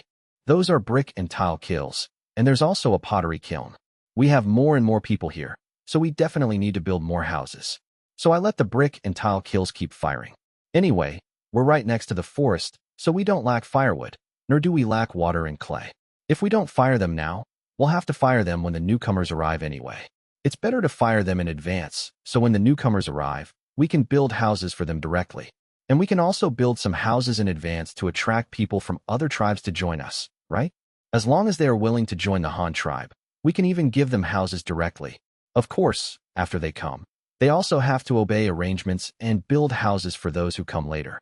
As for the pottery kiln, we have so many people here, we also need a lot of containers. We can't be short of plates and bowls for eating. It's too slow to rely on transporting them all from Hanyang Commandery, and it wastes ox carts and horse carts. If we have that many oxen and horses, it's better to make a few fewer transport trips and use them more to reclaim some farmland and solve the problem of feeding our clansmen." Yunji gave a detailed introduction of the work of the several kilns and some of his own ideas. Han Feng could see that this fellow, in order to fulfill the flag he had raised in front of him, would do anything to lure those people over, even if it meant giving them houses upon arrival. In short, it all boiled down to one thing. Everything was for the purpose of absorbing population. It's no problem to fire more bricks and store them, and it's no problem to build houses in advance. But why are you firing so much pottery? This stuff isn't a consumable. How many plates and bowls can one household use? And they won't break unless you drop them, Han Feng asked as they walked. "Hee, I'm firing more pots and pans mainly for gifts and trade, mainly for those people from other tribes. Using these containers as gifts makes it easier to communicate with them, and we won't be treated as enemies. We first establish a friendly relationship with them, and then find a way to bring them back. After all, if I come to their door with gifts, they can't just drive me away, right? And I can also use these pottery basins and porcelain bowls to trade with them for some local products, like those sweet sorghum stalks. This can also get our tribe more raw materials for sugar making. And the brooms and sweepers we produce here, made of bamboo and sorghum tassels, our tribe's other commanderies and counties also need these things very much. We can sell them for a lot of money." Yunji once again explained his ideas. Han Feng sighed after hearing this. He had to admit, this fellow was indeed a smart person, very good at managing a territory. Before joining the Han tribe, the Ling tribe he controlled had long-term trade with the Han tribe, gaining a lot of benefits for his own tribe and learning a lot from the Han tribe. After that, in exchange for bringing 50,000 people to the Han tribe, he demanded a position of commandery governor from Han Feng, instantly transforming from a newcomer into a high-ranking official of the Han tribe. The number of commandery governors in the Han tribe could now be counted on one hand, and he was one of them. After becoming a commandery governor, Yunji also showed his true abilities. At the very least, he had managed to coax the tribes on the islands in the Great Marsh over one by one. Whether it was by giving them houses or pots and pans, he really did bring back people from other tribes. That was a skill. And this fellow had another advantage. He was good at management and knew how to delegate authority. Although he also liked power, otherwise he wouldn't have asked Han Feng for a commandery governorship. Yunji was very good at delegating authority to his subordinates. He was a newcomer, after all. Although he had maintained trade with the Han tribe for more than a year and had taught himself Chinese and some Chinese characters, there were still many things he didn't understand. Since he didn't understand, he simply didn't get involved. I only ask you for results. How you do it is your business. If you lack anything, tell me, and I'll find a way to get it for you. If you have any difficulties, I'll find a way to solve them for you. Who wouldn't like such a leader? Therefore, although Yunji was a newcomer, he had a lot of say among his subordinates and was very popular with them. Even the common people praised him as their commandery governor. His behavior reminded Han Feng of a business maxim he had heard in his past life. A good boss doesn't need to know everything. He just needs to be a good servant to his employees. If he takes good care of his employees, the employees will naturally help him solve all kinds of problems. Yunji was such a person. To give a simple example, Yunji didn't know how to make sugar, but his Weishan commandery had a sugar workshop, which was a government-run workshop, a state-owned enterprise. He didn't understand it, so he didn't get involved in the sugar-making process at all. But sugar-making was a new industry, and currently, only Weishan commandery in the Han tribe grew the crop of sweet sorghum. However, the raw materials provided were very limited. But in order to have enough raw materials for the workshop to operate, he found a way to fire pottery and trade it with other tribes, using the exchanged raw materials to support the workshop's production. This way, the workshop's efficiency was high, and the workers' rewards were also high. Which worker wouldn't like him? Their local parent official. And he was also good at using the resources at hand to manage. The sorghum stalks he bought, and the bamboo cut from the lake islands. He organized the people in his jurisdiction to develop handicrafts, making things like winnowing baskets or brooms and sweepers. Then, he, in his capacity as the government, bought them up uniformly and sold them to other commanderies and counties of the Han tribe, exchanging them for money and increasing the income of the people under his rule. He was quite like the leader of a farmer's professional cooperative. Which common person wouldn't support such a local parent official who could seek benefits for the people and lead them to make money together? How are things? How many people are here now? Are the winter supplies ready? It's almost autumn. Han Feng and Yunji walked and talked. Along the way, they met many clansmen who would proactively greet Yunji. Some people had never seen Han Feng, but they used Big Head Luo to buy things every day, so they were more than familiar with the person on the coin.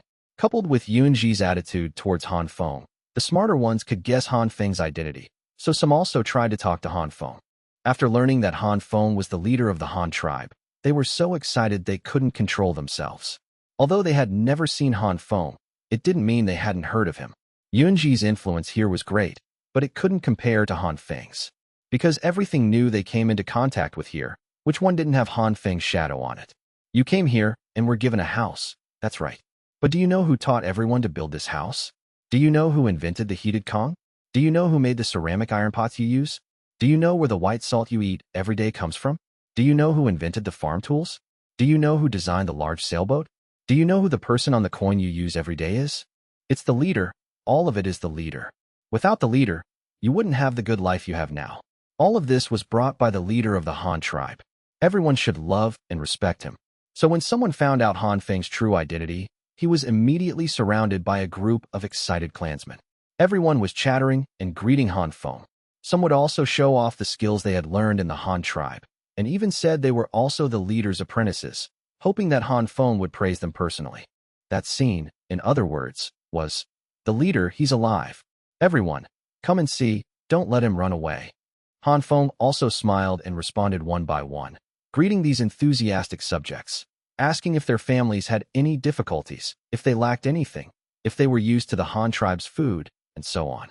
After finally breaking through the encirclement, Yunji brought Han Feng to the commandery governor's office. The two of them sat in the main hall, and only then could they have a proper conversation. To answer the leader's question, The registered population of Weishan Commandery is now over 8,600. They are all from the tribes on the Lake Islands, a total of 21. There are 3 more tribes that have not moved here yet. They also grow sorghum and rice on the islands, so I plan to bring them over after their grain is harvested. Otherwise, that grain would be wasted. The remaining islands are uninhabited. Give me 2 more months, and I will definitely move them all out. Oh, so the tribes on the Lake Islands have almost all been relocated? Han Feng asked, taking a sip of tea from his blue and white porcelain teacup. Yes, almost. The remaining 3 tribes have a combined population of less than 2,000. Yunji reported after a quick mental calculation. Where did Yi go? Why haven't I seen him?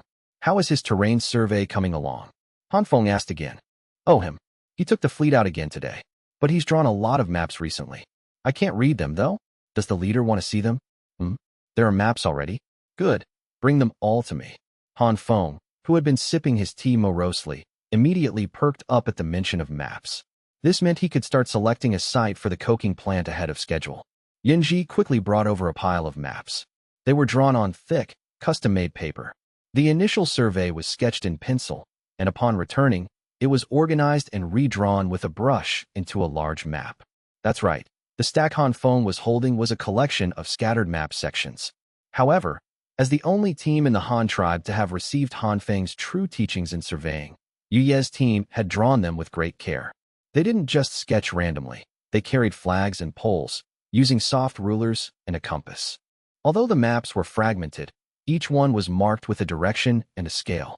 They were all grid with dashed squares according to the method Han Feng had taught, representing lines of longitude and latitude.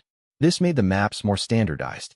By measuring the direction of a few important landmarks and their distance to the grid lines, they could accurately draw the shape of the terrain with an error of no more than 1 meter. Han Feng spread the maps out on the table one by one, according to their direction and number, gradually piecing them together into a huge map. Then he called out to Yunji, "Go get me a ruler and a pencil and some blank survey paper. I need them." "Oh, all right." Yunji acknowledged and quickly fetched the items Han Feng requested. Then he stood beside Han Feng, watching and learning. It was only now that he realized these messy maps had a pattern and order and could actually be pieced together. It was truly amazing. After assembling the map, Han Feng picked up a stack of written annotations, which also demonstrated the meticulousness of Yu Ye's work. The annotations were also numbered, corresponding to each map section, and provided explanations for specially marked symbols on the map. For example, one map was labeled East 130 to East 150, North 40 to North 50. This meant it was a map of the rectangular area 20 kilometers long from east to west and 10 kilometers wide from north to south, located 130 to 150 kilometers east and 40 to 50 kilometers north of the Weishan Commandery dock as the starting point. The map showed a terrain that was half land, half lake. It was further divided into many small grids by dashed lines, which were also numbered. Some special locations were marked with Note 1, Note 2, and so on. At this point, one had to refer to the written annotations, find a corresponding section, and read the notes. For instance, the notes for this map read, Note 1, Large Island, approximately a long oval shape. Terrain is relatively flat, soil is clayey, few stones. No bamboo, many reeds. Sparse low-growing trees. A large area of abandoned farmland. One abandoned, thatched hut settlement. No ferocious beasts or snakes seen. Many large birds, hidden in the reeds. A map composed of lines, coupled with such a written annotation, allowed the map reader to imagine the actual landscape without having been there. It was a lake island left behind by a relocated tribe. The original farmland and settlement were abandoned. It was normal for there to be no ferocious beasts, as people had lived there before, and any beasts would have been killed off long ago. The island's shape was a long oval. The terrain was flat, all clay, with few stones. There was no bamboo, and the trees were sparse, mostly low-growing woods. There were also many reed marshes, where many large water birds hid. There was also Note 2, which stated, the northeast of this island has many mudflats. The water is shallow, less than half a meter deep. Many small-leafed vine-like aquatic plants cover the water surface. Neither large nor small boats can pass. One must clear a path with a sickle and proceed by bamboo raft. The area is vast. The water is full of crayfish and green crabs, which are delicious and edible. However, It is recommended not to enter this water area lightly, as people can easily get trapped by the water plants and drown in the mud. The second note provided a detailed description of the water conditions to the northeast of the island. It was all marshland, vast and shallow. Large and small boats couldn't pass. One could only float on a bamboo raft. The water surface was covered with a type of long-vined aquatic plant with small leaves, which could easily trap a raft. A path had to be cleared with a sickle. It was recommended that people not enter lightly, as it was easy to get stuck in the marsh. However, this shallow water was also home to many large-clawed shrimp and green-shelled crabs, which were delicious and edible. A map with clear scale and direction, paired with detailed written annotations, was even more impressive than a modern 3D real-view map. The combination of text, lines, and scale felt like being there in person. One could see the full picture of the place drawn on the map at a glance. Han Feng was reaping the benefits here, but for Yu Yi and his team, drawing such a map was hard work. It required a group of people carrying flags and poles, pulling soft rulers, and holding a compass to measure kilometer by kilometer. Of course, not every place required this. In some places, they only needed to measure the distance and water depth, which was less troublesome. For example, if there was a 5-kilometer radius of open lake with nothing on it, what was there to survey? Just measure the distance, leave that area blank on the map, and note that it was all deep water, suitable for large boats, with many fish and wild ducks. There was really nothing else to record. It was like surveying a grassland. 1 kilometer, all grass, flat land. Another kilometer, still all grass, still flat land. What was there to record? Just grid it and note that there was nothing there. Therefore, when encountering such open, empty terrain, the surveying speed could be faster. The more complex the terrain, the slower the surveying.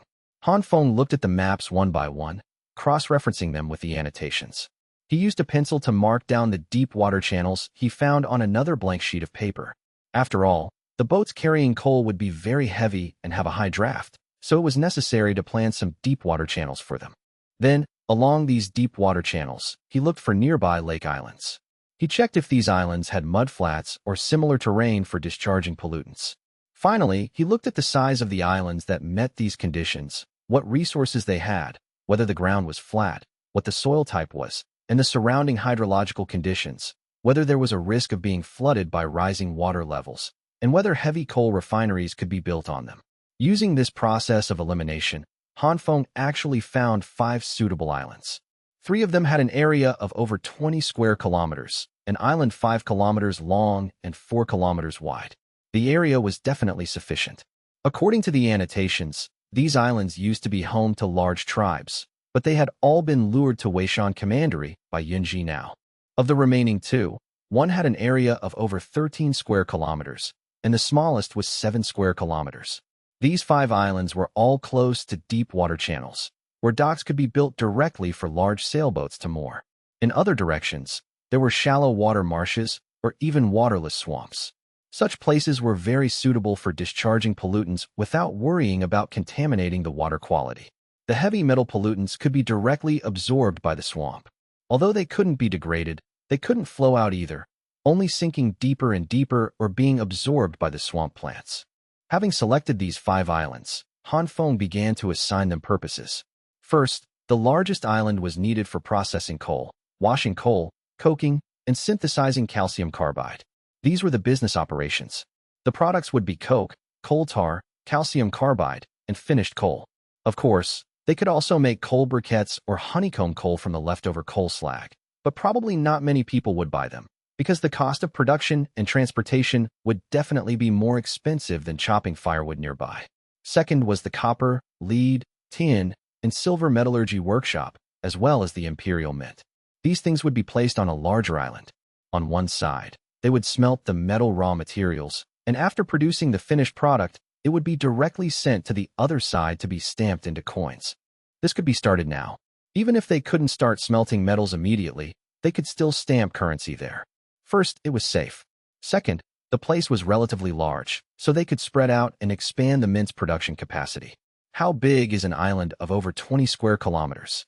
It's about the size of 2,860 standard football fields, and comparable to a small modern county with a population of several hundred thousand.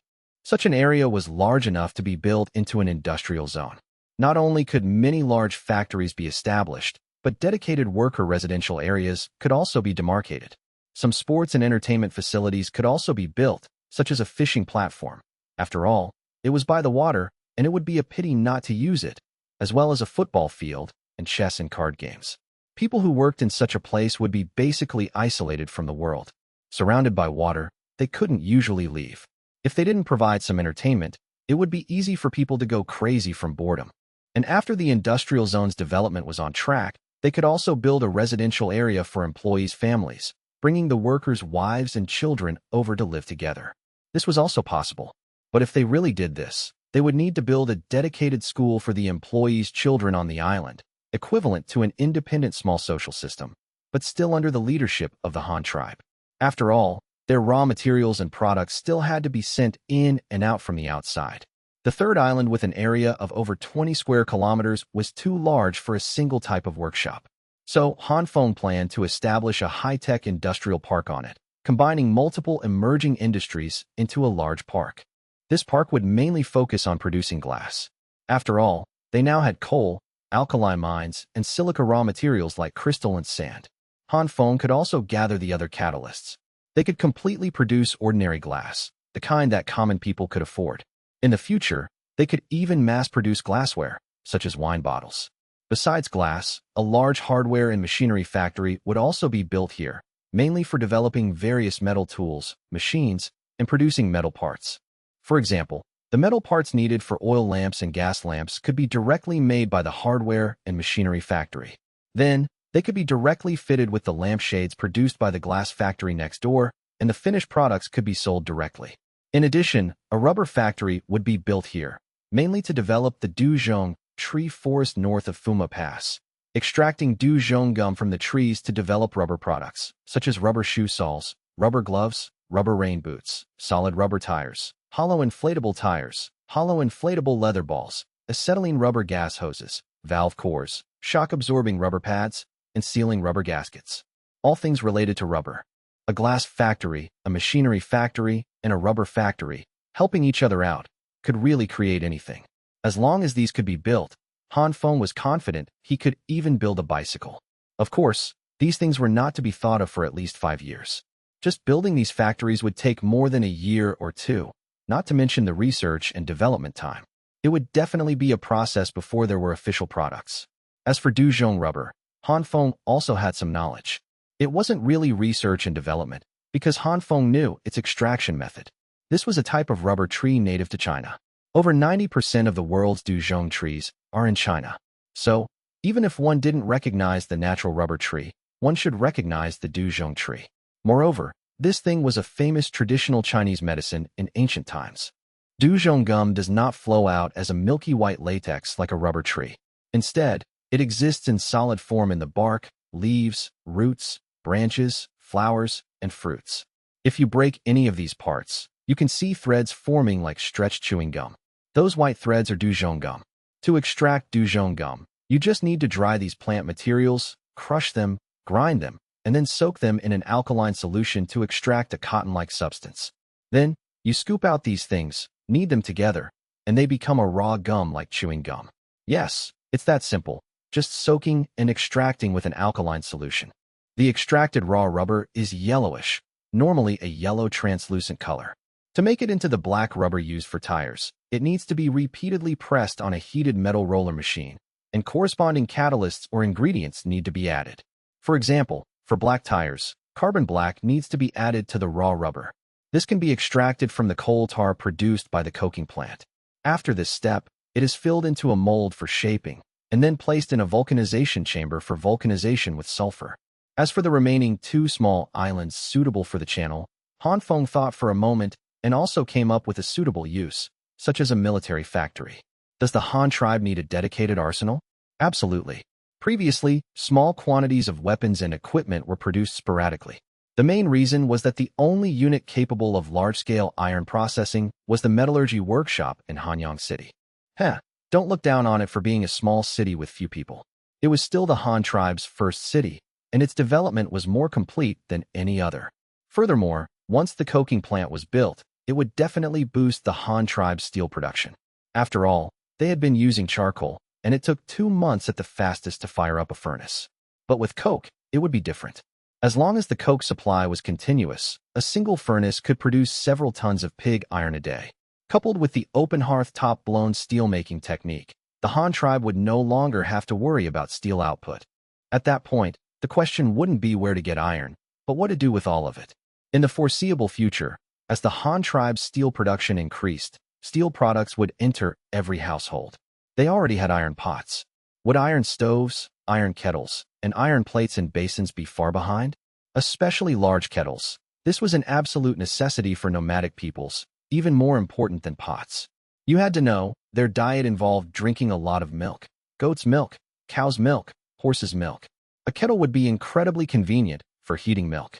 In terms of military applications, it would mainly be for weapons and armor.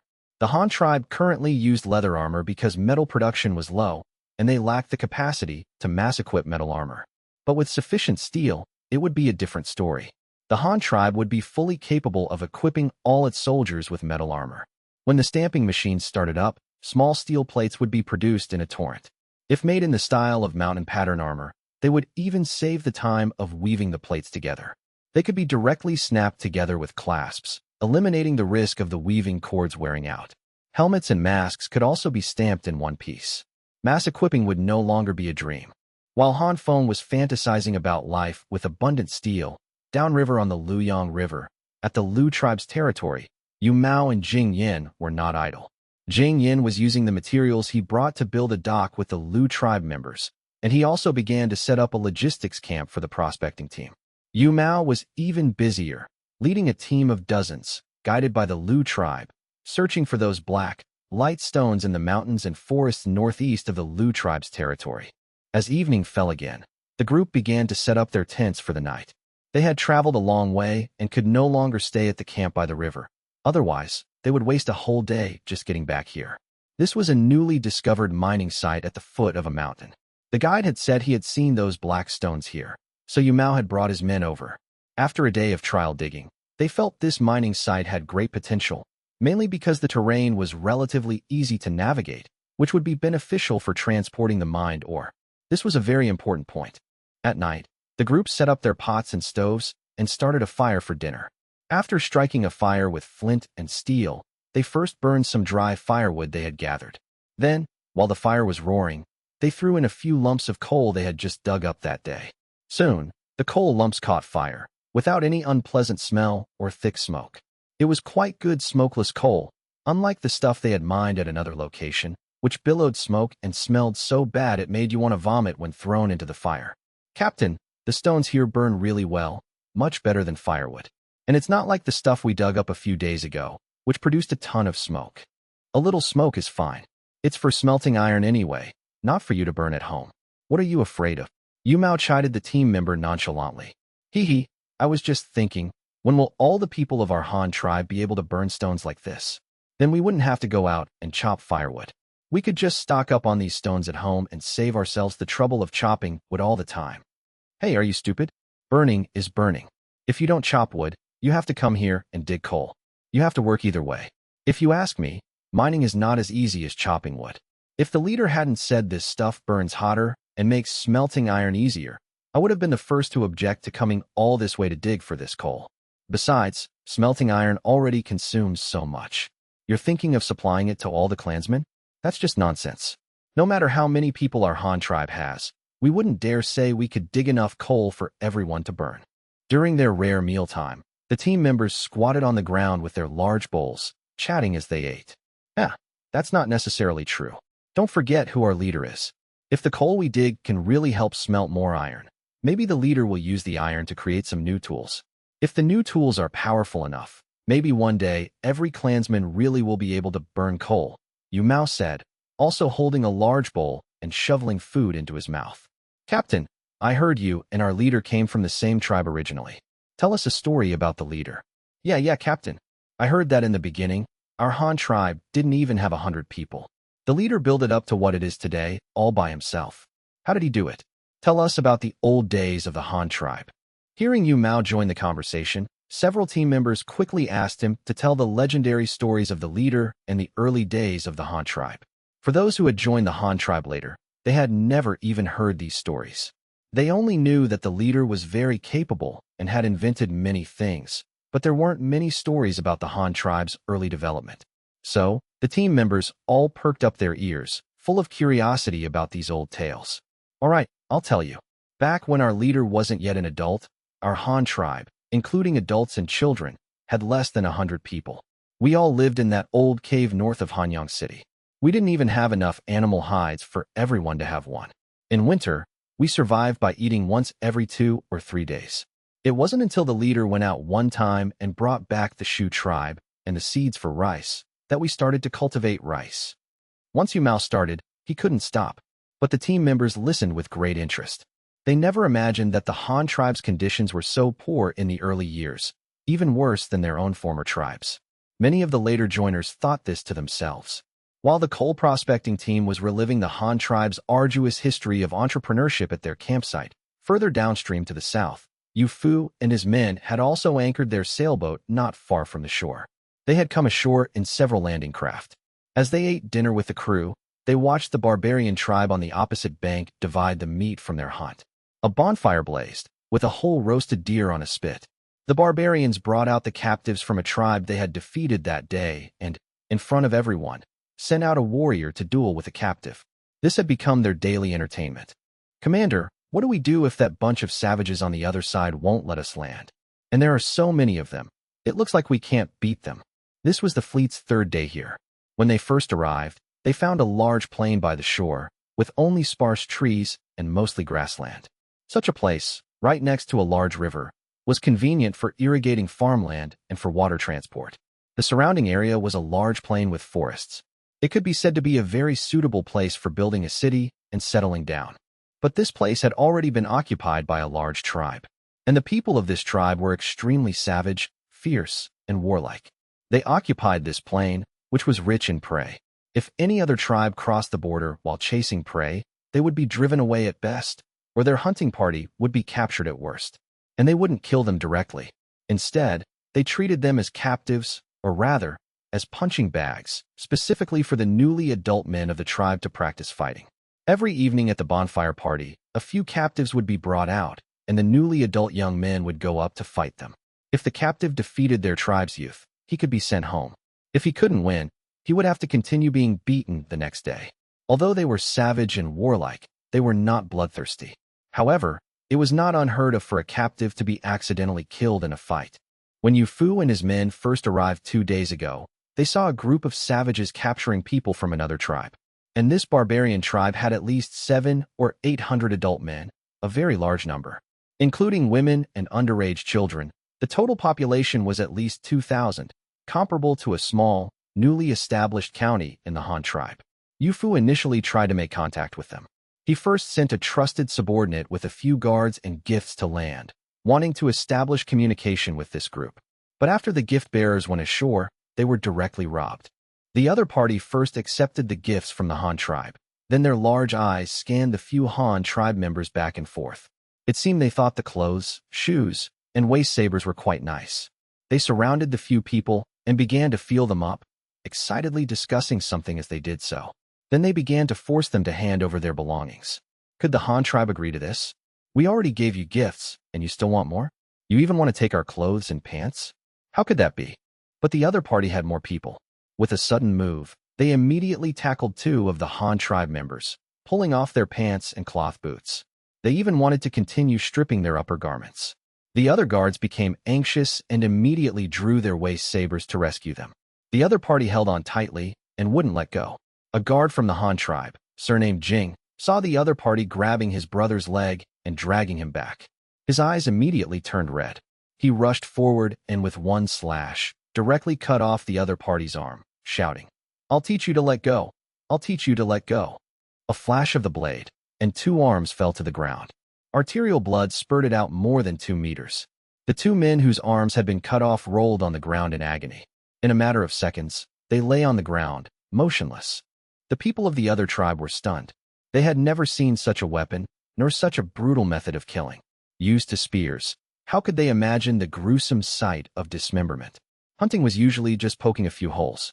The other Han tribe members took the opportunity to rescue their two companions. Then they formed a circle and began to break through towards the shore. The other party also reacted at this time. Seeing their own clansmen killed by these people who came from the water, they were even more furious and immediately chased after them towards the shore. The other party used long spears, stone axes, and javelins, and also threw stones. The Han tribe side only had waist sabers. In the process of breaking through and fighting their way out, they also killed and injured many people, but their own side also suffered casualties. Fortunately, when they reached the riverbank, they finally received fire support from the fleet. The single-bed crossbow on Yu Fu's lead ship fired at the pursuers on the shore. Because the other party was numerous and stood very densely, this one crossbow bolt, aimed at the crowd, instantly skewered 3 of them into a meat kebab. The other party was stunned again. The Han tribe members who had managed to reach the shore also climbed into the landing craft and quickly rowed towards the large ship. The other party still wanted to swim after them, but after a second crossbow bolt was fired in front of them as a warning, they finally dared not pursue. Actually, it wasn't really a warning, they just missed. After this brief 2-minute battle, both sides counted their losses. 6 Han tribe members went ashore. 1 was killed on the spot, head split open by a stone axe. 2 were seriously injured, their thighs pierced by the other party's javelins. Another was stabbed in the back. It was likely these 2 would not survive either.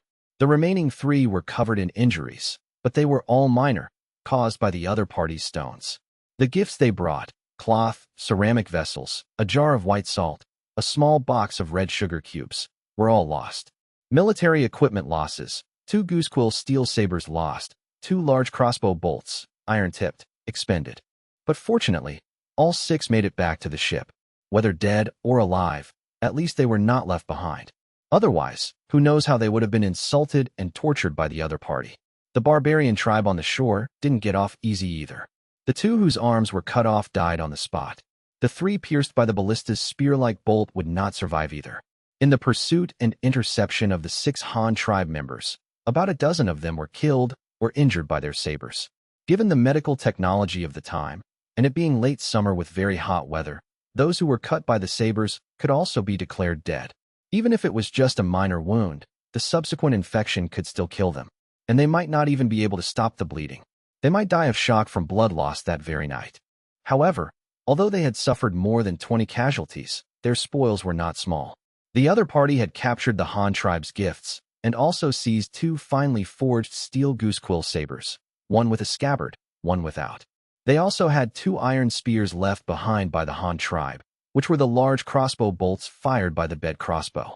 In addition, there were 2 pairs of linen short boots, 2 pairs of linen long pants, half an upper short robe, and 3 sleeves, all forcibly torn off. Just to snatch these few pieces of cloth, they had paid the price of several casualties. The leader of the barbarian tribe on the shore, amidst the wails of his injured subordinates, held the 2 steel sabers in his hands and looked at the spoils laid out before him, falling deep into thought. The sugar, he had tasted it. It was very sweet and delicious. The salt, he had also tasted it. It was very salty. This was something they needed. The ceramic vessels were also exquisite. They looked like they were for eating. A large roll of linen cloth. It seemed to be the same material as the clothes they had snatched. So, those people just now were probably not bad people, but came to give them gifts. If they had communicated properly, maybe the 2 sides could have exchanged some things. But his own clansmen had attacked them, wanting to rob them. As a result, they were killed and injured by those gift-bearers, with more than 20 casualties. And the other party's weapons, were actually so powerful. In this way, it was impossible for the 2 sides to reconcile. His own subordinates were clamoring for revenge.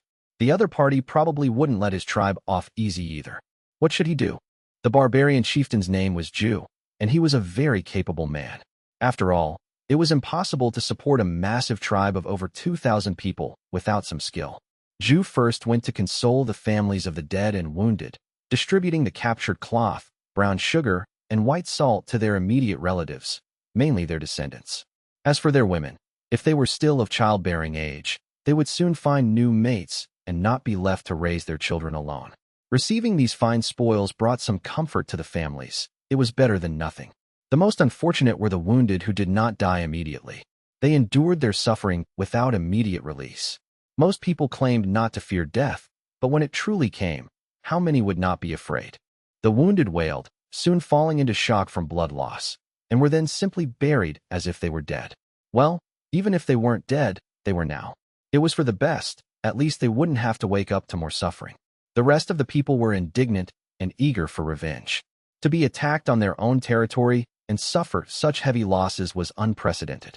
Even when they had hunted tigers and giant bears in the past, they had never suffered such a tragic sacrifice of over 20 men in a single encounter. Some had taken note of the special weapons the enemy used and greedily surrounded their chief, Ju, their eyes fixed on the few captured weapons by his side. Other hotheads boasted that their own spears could defeat the enemy just as well. One of them had personally killed an enemy with a javelin. They were not invincible. Their weapons were just a bit better. If their side prepared proper protection, they could reduce their casualties.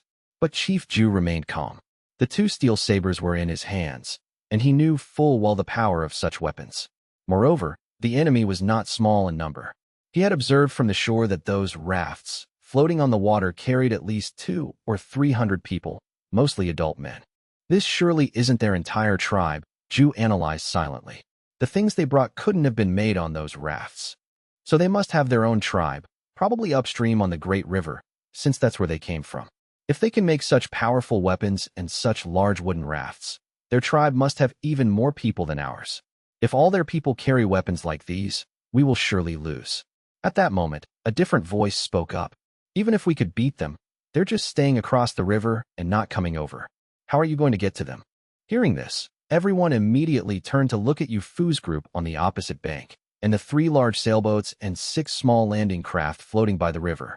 They all racked their brains, trying to figure out how to get across. The barbarian tribe had rafts. They had mastered the art of raft making, a frame of branches and sticks with animal hides tied underneath to form a coracle. But they weren't very reliable.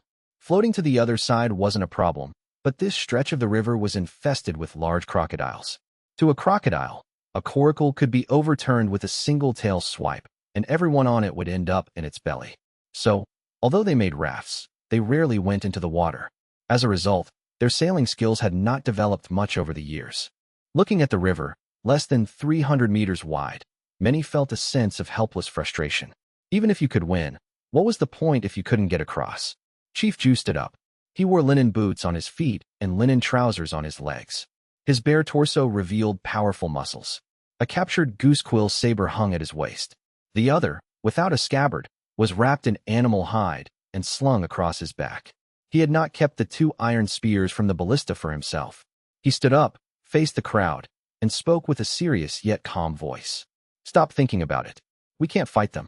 Not because we can't win, but because we can't reach them.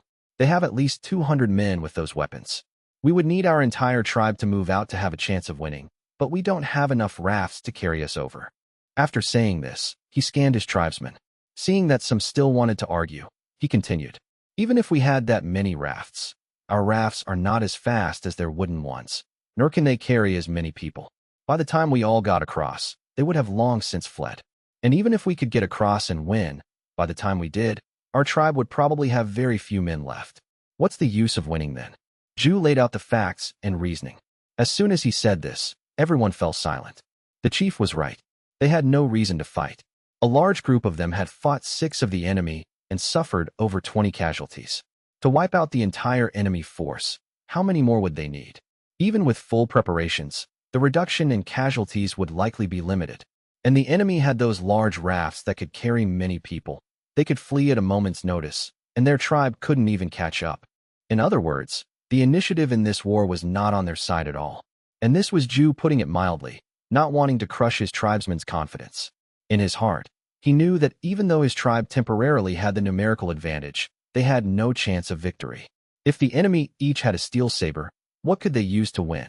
A single blow from that thing. Even if it didn't kill you instantly, you wouldn't live for more than 3 days. So we just let it go? We lost over 20 of our people, a sturdy hunter shouted, unwilling to accept it. Ju certainly knew his people were emotional. If he didn't give them something to do, if he didn't avenge his tribesmen, many would surely defy him. So he said, of course we can't just let it go. We can't get to them, but we can lure them over to fight. For the next few days, send people to keep an eye on them. The rest of you, Think about how to protect yourselves from their weapons. We'll prepare our defenses, then go to the shore and curse them, humiliate them fiercely. They will surely get angry and come over. And I've noticed, their large rafts can't get close to the shore. They can only land using those smaller rafts. So even if they come over, they won't be able to bring everyone at once. When their numbers are small, we'll swarm them. We will surely win. Hearing this, the crowd thought, hey, the chief has a good idea. This plan was great. Once they lured them ashore, who would win or lose was still uncertain. So everyone started to get excited, discussing what to use for protection to block the enemy's sharp weapons. Their chief, Ju, just gave a wry smile inwardly. Go ahead and prepare. A couple of days of cursing to let off steam is fine. Maybe those people will be gone by tomorrow. Do you really think they'll just walk into your trap? The others were very excited. Revenge was one thing, but the main thing was those Han tribe weapons. They were extremely envious. Right now, there were only 2 sabers, both taken by the chief. He was the chief, so he deserved the best things, and no one said anything. But if they could snatch some more, the chief couldn't possibly keep them all, right? He would have to distribute some. The more they snatched, the greater their chance of getting one. So everyone began to prepare eagerly. However, just as Ju had predicted, Yu Fu and his men had no intention of landing again. Commander, from the looks of it, they're planning to rob us again the next time we land. What should we do? Do we just leave like this? What about our fallen brothers? The captain of the second sailboat asked Yu Fu. How is that possible? We are people of the Han tribe. The leader often says, those who offend the mighty Han, however distant, shall be punished. It means that if anyone bullies our Han tribe, no matter how far away they are, we must go and kill them. Not to mention they killed 3 of our people and stole our things this time. Yu Fu said hatefully. Then what do we do now? They're prepared for us now, just waiting for us to go over. Another captain asked. Of course we can't go now. Yu Fu had only said half his sentence when the others looked at him in disbelief, as if they couldn't believe what he was saying. One moment he was spouting heroic words about punishing those who offend the Han. The next he was talking about running away. What did that mean? Yu Fu broke a dry branch and threw it into the fire, saying calmly, don't forget what our mission is. The leader sent us to survey the hydrology and the terrain on both banks of the lower river, not to kill people. How many weapons did the leader give us? Only 30 or 40 sabers in total, 1 bed crossbow, not even a single long spear. We don't have shields either. Look at what those 3 were smashed into by the stones. How are we supposed to block their stones without shields? And even if we gather all these sabers and send 40 men ashore, I guarantee we can kill 100 or 200 of them. But will our dozens of men be able to come back? They'll definitely be surrounded and beaten. They have a lot of people. Yu Fu explained his reasoning, but the others were cursing him in their hearts, thinking he was being a coward and making excuses. But Yu Fu was not that kind of person. His trusted subordinates who knew him well knew that last year on the grasslands while trading, Yu Fu did not hesitate at all when he ordered people to be killed. He was indeed a ruthless man. The corn and many other new crop seeds were brought back by him through such means. So they heard Yu Fu continue, his teeth clenched. Are you satisfied with killing 200 or 300 of them? After offending our Han tribe, can I let them off so easily? Would our leader agree? The women and children of those dead brothers, would they agree? Remember our mission. Revenge is not taken like this. We'll first survey the hydrology here and make a mark. When we return, we'll find a suitable landing spot to their north, upstream.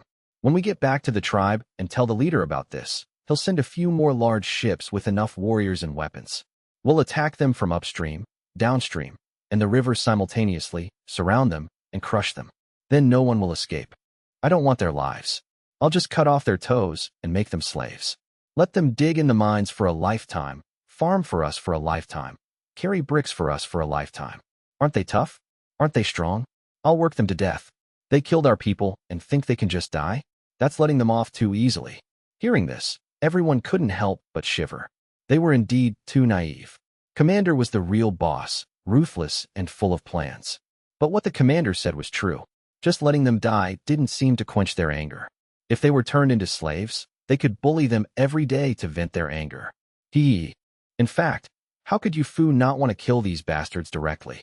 One of his trusted subordinates, a nephew from his own clan, also surnamed Yu, had died so senselessly at their hands. The more he thought about it, the angrier he got. But he also knew that this was not the time for rash actions. Compared to killing these people, the Han tribe needed labor more. The leader had so many construction projects. Where didn't he need people? If these people could be captured and turned into slaves who worked for free without pay, the leader would surely be very happy to see it. And only with this reason could he be sure to persuade the leader to send troops. You had to know, whenever the army was mobilized, it cost money. If a large amount of resources were consumed with no return, who would be willing to send troops? Sending so many able-bodied men to fight. In that time, using those able-bodied men to produce grain and build the tribe, who knows how many more houses could be built, how many more crops could be harvested. Sending troops not only meant consumption, but also a decrease in production. With only so many people, if you sent them out to fight, they couldn't engage in production. It was as simple as that. After hearing Yu Fu's words, the others all nodded, agreeing that the commander's plan was more feasible and could maximize the benefits, whether for themselves or the tribe. It would yield the best result. So they no longer brought up the matter of immediate revenge. Yu Fu organized his men to gather firewood and some tung oil. It took them a day to cremate the bodies of the 3 dead. Finally, they collected the charred bones and placed them in separate empty jars. They had to be given to their families when they returned. It was impossible to bring the bodies back intact. It was summer, and bringing back a few corpses would probably doom the entire ship. No one said anything about this.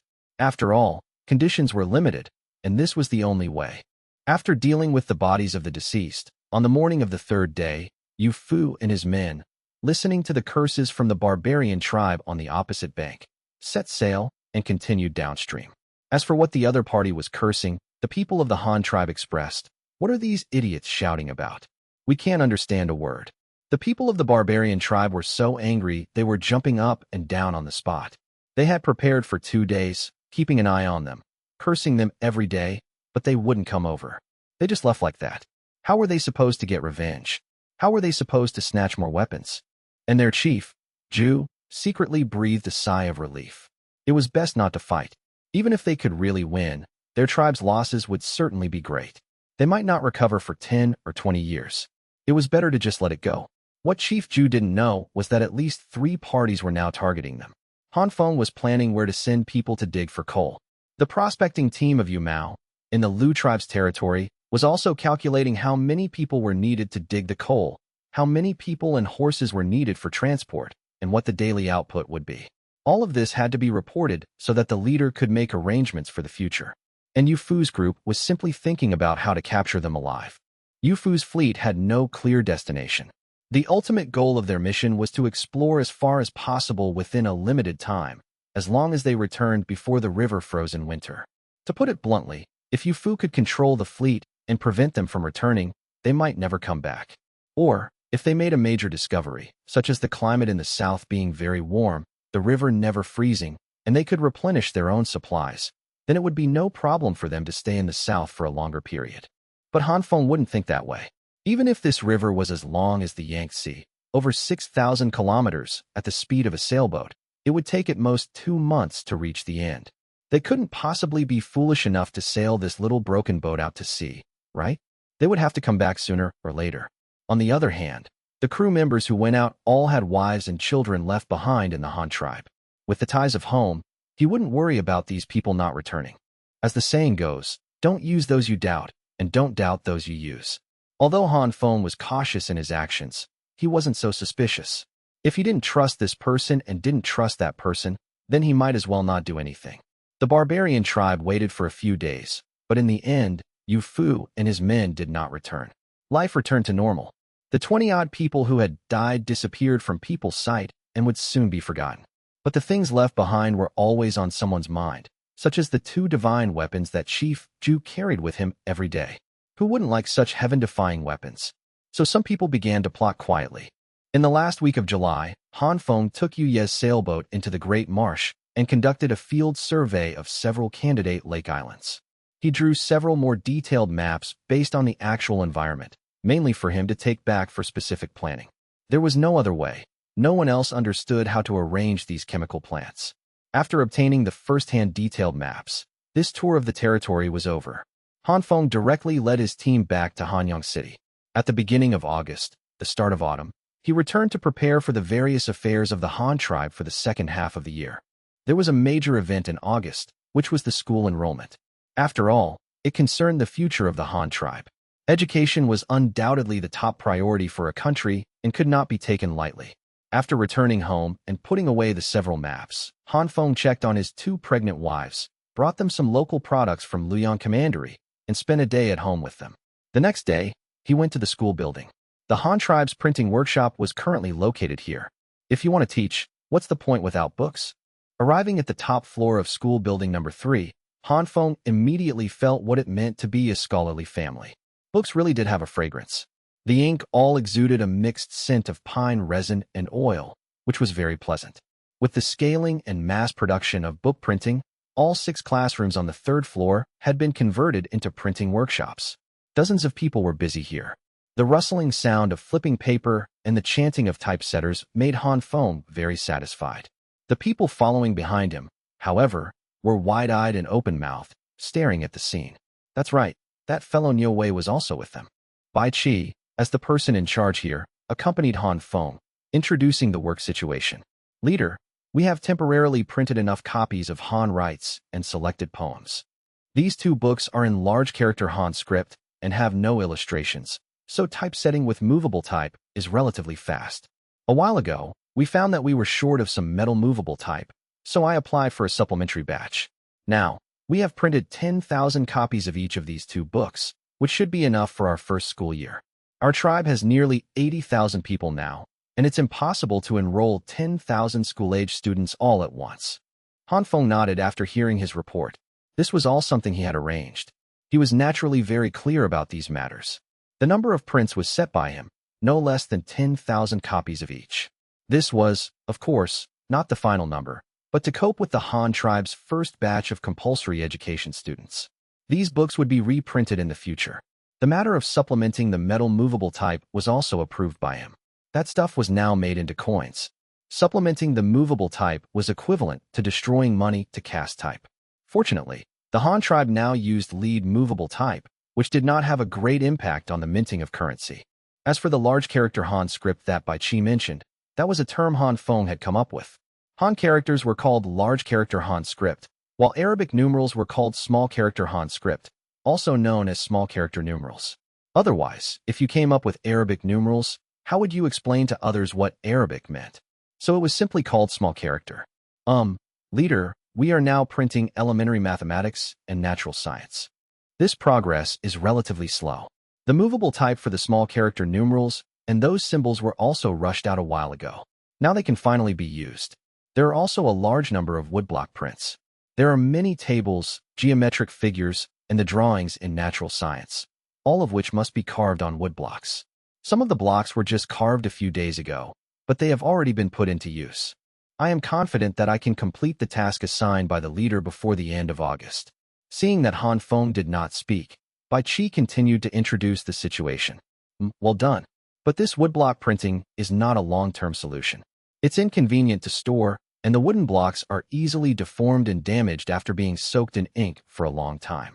Finish printing this batch first. You can start arranging for people to cast metal printing plates from now on. Report it back, and I will approve it for you. Han Feng watched the workers skillfully printing the illustrations in the books and said, nodding, cast the full-page illustrations into metal printing plates. Bai Qi asked in surprise, finding the leader's decision a bit incredible. Metal printing plates are more efficient and last longer for use and storage. These books will definitely be printed in large quantities in the future. With a large quantity, the cost can be brought down. Don't worry about the cost. You just need to ensure the printing quality is good. If I find any typos or blurry prints in the books in the future, I won't let you off easy, Han Feng said again. Yes, rest assured, leader. I will check every time a new plate is started, and I will patrol here every day. At the final binding stage, if any problems are found, they will be picked out directly, and then the printing team will be asked to reprint. There are many inspection procedures, so the leader doesn't need to worry. Hearing Han Feng say this, Bai Qi immediately stood up straight and promised. You've done a good job. But remember to train your subordinates more. This printing workshop will definitely expand in the future. By then, the current workers will be master craftsmen and will have to manage many apprentices. Han Feng affirmed Bai Qi's work and at the same time put forward his own request, asking him to train more capable subordinates. There was no other way. The Han tribe was currently short of talent, all kinds of talent.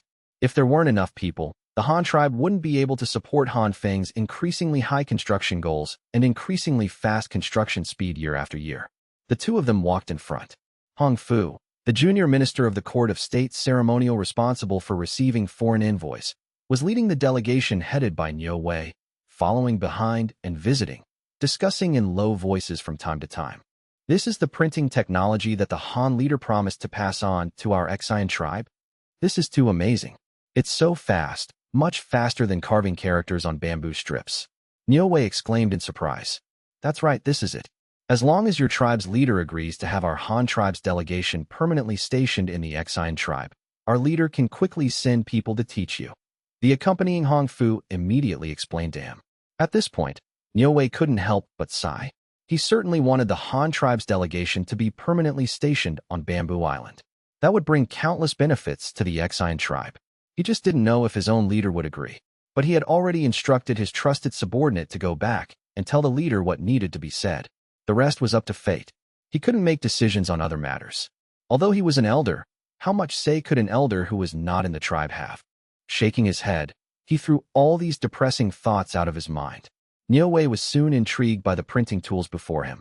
This black stuff, is it the ink for writing? Niu Wei asked, pointing to the oil-based ink used by the workers. I suppose so. This is special ink for printing.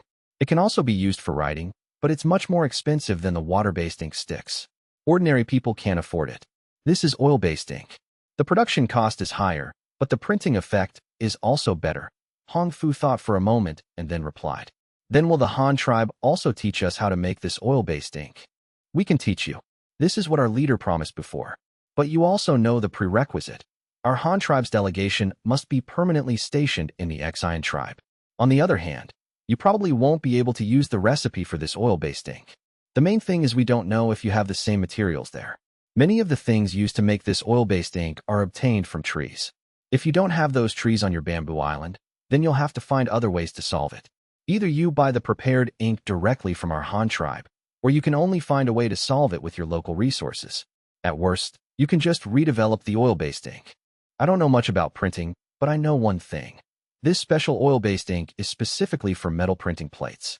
If your tribe doesn't have that much metal to make printing plates, then you can just use woodblock prints. That thing isn't picky about ink.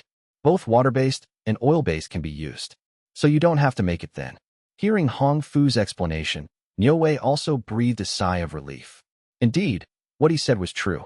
Even if the Han tribe agreed to teach them the production technology, if Bamboo Island didn't have these raw materials, then there was nothing they could do. Just like the Han tribe's iron. During this time, Niu Wei had clearly learned that iron was indeed a special metal, completely different from the three metals of their tribe. It was more difficult to smelt, but of course, it was also stronger and more suitable for making various tools and weapons. However, the problem now was not where to obtain the technology for iron smelting and forging, but whether there was iron ore on Bamboo Island. If there was no iron ore, then what was the use of obtaining the technology? Niu Wei and his group visited for a while and asked Hong Fu some more questions. Han Feng, however, left these people behind and took a few guards to the top floor of school building number 2. On the third floor of building number 2, there were people in all 6 classrooms, but they were not full. The people studying inside were actually the teachers who would soon take up their posts. This was a method Han Feng had come up with. Earlier, Han Feng had personally taught 3 literacy classes, a total of 320 people. About 200 of them were assigned to various commanderies and counties as officials.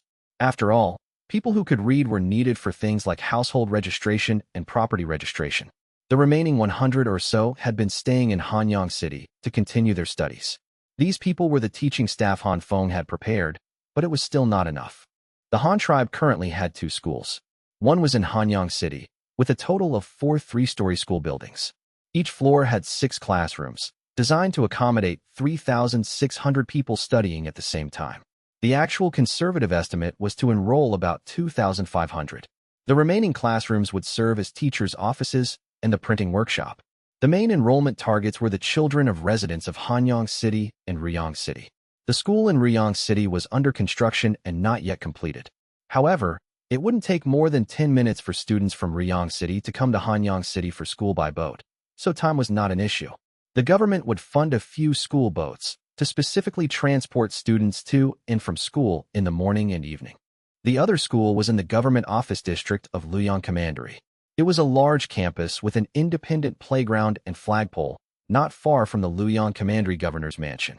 The Luoyang campus had a total of 6 school buildings, 1 office building, 1 printing building, and 1 cafeteria, as well as more than a dozen large and small public toilets. There were no dormitories for now. Enrollment was local, so students could live at home. The cafeteria was for emergencies when families didn't have time to cook, and also specifically for the teachers' meals. Han Feng had to raise the teachers' benefits to attract more talent to the education industry. It was worth mentioning that the school buildings in Luoyang Commandery were relatively large. Like the school buildings in Hanyang City, they were gray brick corridor-style buildings with 4 sloped roofs, a central ridge, and flying eaves all around. The corridors and classrooms had tiled floors, white walls, and green wainscoting. But in terms of area and structure, they were much larger than the school buildings in Hanyang City. The Hanyang City school buildings had staircases on both sides and 6 classrooms per floor. Luoyang Commandery built double-wing buildings based on this structure. There were small staircases on both sides and a large hall in the middle. Inside the hall, opposite the entrance, was a large staircase. On both sides of the large staircase were 6 classrooms facing each other. One floor had 12 standard classrooms, twice as large as Hanyang Commandery's. In fact, it was like joining 2 of Hanyang Commandery's school buildings together, with a symmetrical layout on both sides, hence the name double-wing building. There were 6 such buildings. Calculated at 50 students per class, 12 classrooms on one floor could accommodate 600 people, 3 floors 1,800 people, and 6 buildings 10,800 students. Of course, this was the design capacity. If some were used as teachers' offices or for other special functions, they wouldn't be able to accommodate that many people. And they didn't have enough students or teachers right now. The reason the school in Luoyang Commandery was built so large was mainly due to the large permanent population there. The several market towns in Luoyang Commandery, plus the nearby villages, had a total population of over 20,000. Moreover, it was certain to continue to develop and expand in the future, so there was no problem in making the foundation a bit larger first to save the trouble of expansion later. The other commanderies and counties were newly established, and the people had not yet completely settled down. It was impossible for them to send their children to school now. Besides, the schools in those places had not yet been built, and Han Feng did not have enough teachers to spare. He could only deal with it later. So, for the first school year of the Han tribe, Han Feng planned to enroll at least 6,000 new students from the 3 commanderies on both sides, 2,500 in Hanyang City and 3,500 in Luoyang Commandery. Their population base was larger, so they could definitely enroll that many students. Also, considering the teaching staff, Han Feng could at most provide 100 teachers now. If each teacher was responsible for one class of 60 students, they could manage exactly 6,000 people. If they enrolled more, they wouldn't have enough extra teachers. As for the rapid training of teachers, Han Feng also borrowed a modern model. The main subjects in the Han tribe were 2 major categories, language and mathematics. So, he could classify and teach according to the teacher's strengths. You had to know, the teachers had to learn this knowledge first before they could teach the students, so the pressure on the teachers was even greater. But to alleviate this pressure, Han Feng adopted a modern specialized education model. This meant dividing teachers by subject, not by class. A teacher who loved and was good at mathematics could focus on studying mathematics without wasting time memorizing language textbooks, as long as they were literate. This way, after they completed their studies, they could only teach mathematics classes and not have to worry about anything else. The same applied to language teachers. Teachers trained in this way could be responsible for at least 2 classes when they started teaching. For example, teacher who taught language but not mathematics and couldn't even recite the multiplication table. Teacher Zhu taught mathematics but couldn't write essays. The 2 of them could work as a team, teaching class 1 and class 2 at the same time. One would specialize in teaching the language classes for both classes, and the other would specialize in teaching the mathematics classes. The 2 of them would be the homeroom teachers for the 2 classes respectively, responsible for student management. Of course, although modern teachers also teach this way, they also emphasize all-round development. But this method was still a rapid training method under an emergency mechanism, which could train qualified teachers in the shortest possible time. In addition, Han Feng had other ways to train them and familiarize them with the classroom system. He himself had no time to manage it, but he could let those teachers manage themselves. It was the same principle as letting students elect class cadres, and then using students to manage students. As long as the method was correct, humans were the easiest animals to manage, because they would manage themselves. Arriving at the top floor of building number 2, there were people in all 6 classrooms. On one side were all the teachers studying mathematics, and on the other were all the teachers studying language. In these classrooms, there were people lecturing at the front and people listening below. Han Feng stood outside the door and listened for a while. A mathematics teacher was drawing geometric figures on the blackboard with chalk and a ruler, and writing the corresponding calculation formulas next to them. Then he began to explain the example problems from the textbook. After he finished, he started to give problems on the blackboard for the students below to do. Then he pointed out the mistakes and the key points that were easy to make mistakes on and explained them in detail. Finally, he called on students by raising his hand, and the students below also raised their hands to answer. After this problem was explained, the teacher at the front immediately sat down in a student's seat, and then another student from below came to the front to be the teacher and began to explain a new problem. That's right, these students were all teachers, but these teachers were also all students. They had to take turns lecturing at the front, and no one could be left out. On the one hand, it was to train their explanation skills. On the other hand, it was to train their skills in using the blackboard and teaching tools, as well as to familiarize themselves with the class process and teaching atmosphere in advance. These were all very important and would determine whether they could formally take up their posts in the future. It would be a disaster if they had learned well, but became so nervous that they couldn't speak when they saw dozens of children staring at them in class. So, it was very necessary to familiarize themselves with it in advance. The mathematics teachers explained very well, and the language teachers on the other side explained even better, because Han Feng had taught them this way before. They just had to follow the way Han Feng had taught them before. As for the textbook, Han writes, it mainly taught the etiquette system, as well as the corresponding etiquette systems for various levels, and the corresponding etiquette systems for various sacrifices. Only by promoting this kind of rule could Han Feng better control the Han tribe. Otherwise, as the population grew, there would be chaos sooner or later. Another point was the concept similar to Chinese culture, which Han Feng had always been doing. That is, not to define the Han nationality by race or clan, but by lifestyle and culture. In the short term, this would be conducive to the continued expansion of the Han tribe and the unity of the people. Because there were only a few native-born members of the Han tribe, most of them were absorbed in the form of clans. But could you say that these later joiners were not of the same clan? Of course not. That would not be conducive to unity. So as long as they wore the same clothes, spoke the same language, and had the same lifestyle as others, then they were of the same clan. The Han tribe did not distinguish whether they were of the same clan by surname or race. Even if he was not of the same clan and could not speak Chinese, as long as they were taught, they were also of the same clan.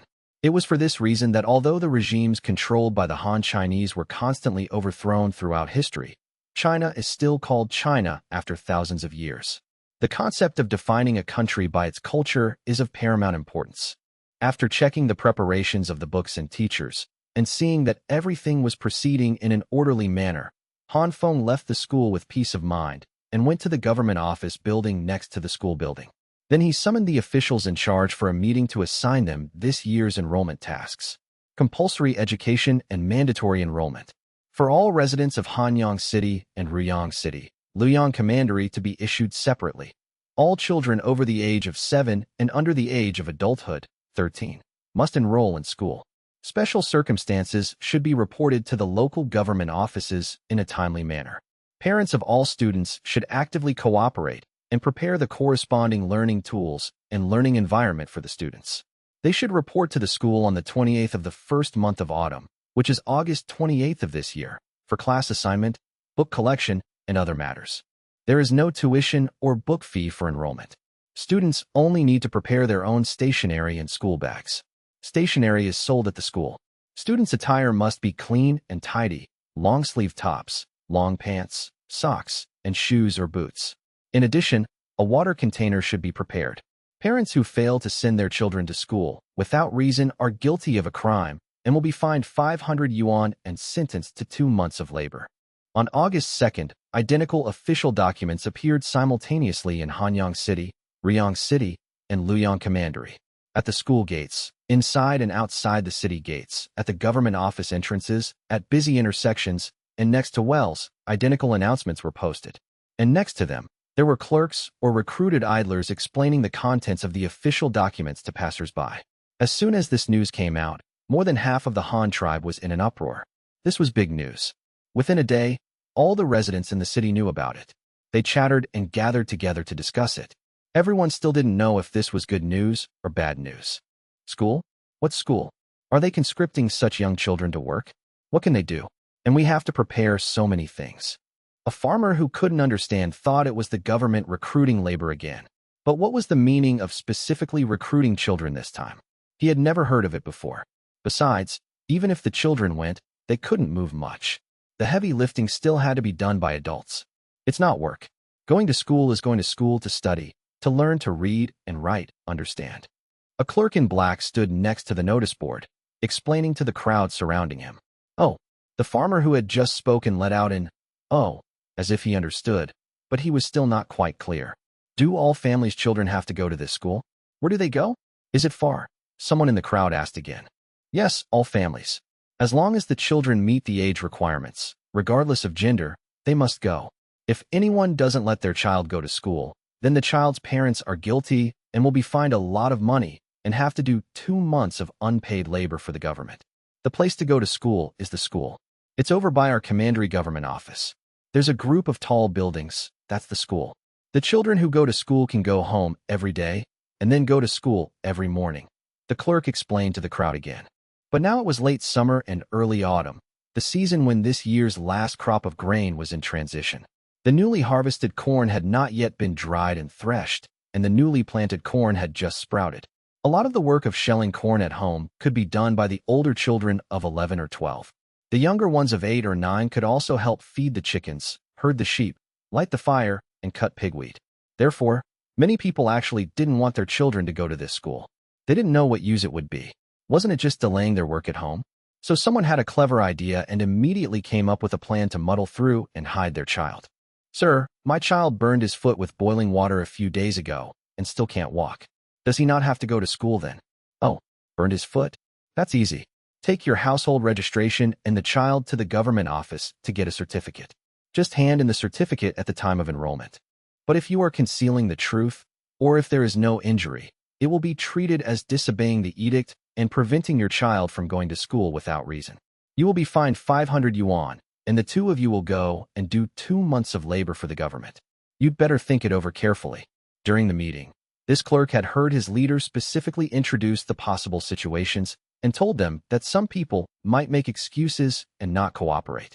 He had already memorized how to deal with various situations. Coupled with his long experience in handling matters, he could tell at a glance that this person might be lying. So he warned him with a threatening tone, hoping they would not make a mistake. I have to go to the government office to get a certificate. The guy who thought he was clever and was preparing to deceive everyone was immediately stunned. He didn't expect it to be handled this way. What do you think? Of course you have to go get a certificate. What? Are you still going or not? You'd better think it over carefully, the clerk said, glaring at him with a cold face. Oh, this, that, I won't go get a certificate. He was burned a few days ago. I reckon it should be healed by the end of this month. I will definitely send him to school then. The guy who had just lied saw that he couldn't hide it anymore. If he made a bigger fuss, they might go to his house to check. Then he would definitely be convicted of deliberately preventing his child from going to school, which would mean both a fine and labor. It was not worth it. So he quickly found an excuse to smooth things over. The clerk saw him like this and just glanced at him without exposing him on the spot. After all, if he said it out loud, both sides would lose face. Besides fining him some money, there was really nothing else they could do to him. And those in the crowd who also wanted to find an excuse not to go to school immediately gave up the idea when they heard they had to go to the government office to get a certificate.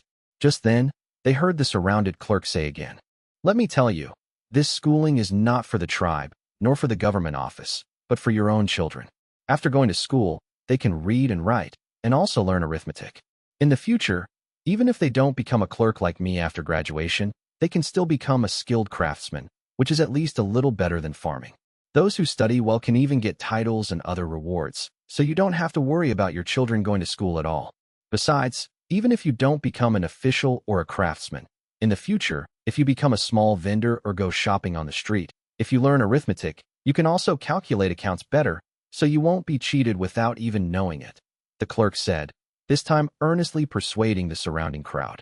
When the crowd heard that there were so many benefits to going to school, some people's hearts began to change, and they began to think about how they should support their children's schooling in the future. Just then, someone in the crowd asked again, "Sir, how long does this school last?" "I can't say for sure. Maybe about 2 or 3 years." That long? Listen to me finish. It takes 2 or 3 years. This is the minimum time. But your children can go home every day, and they will have a 2-day holiday every 5 days. During the hottest part of summer and the coldest part of winter, they will also have a long holiday of several months, so you don't have to worry about so many things. When the crowd heard the clerk say this, they also breathed a sigh of relief. This way, the children could also come home and help with some work during the holidays. After confirming that their children had to go, the next step was to prepare things for them, especially the clothes mentioned above. Many children didn't wear much at home in the summer. For such young children, a pair of shorts and a vest could get them through the summer. They didn't even wear shoes much. Now the announcement required them to be neatly dressed, so they had to prepare well. Fortunately, there was still a month's time. Even if they bought cloth now to make them, it would be in time. By the end of the month when the children went to school, they would definitely be able to wear qualified new clothes to school. There was also the water container, bamboo tubes, pottery jars. Each family did their best. Some people also saw a business opportunity in this, and specially made some bamboo water bottles to sell in various places. The sales were really good, all because of the school. It was inconvenient to carry a cup or bowl, and pottery pots were too heavy. Bamboo, a light natural material, seemed very suitable, and it was not easy to break. The commotion over schooling continued to brew in the 3 commanderies.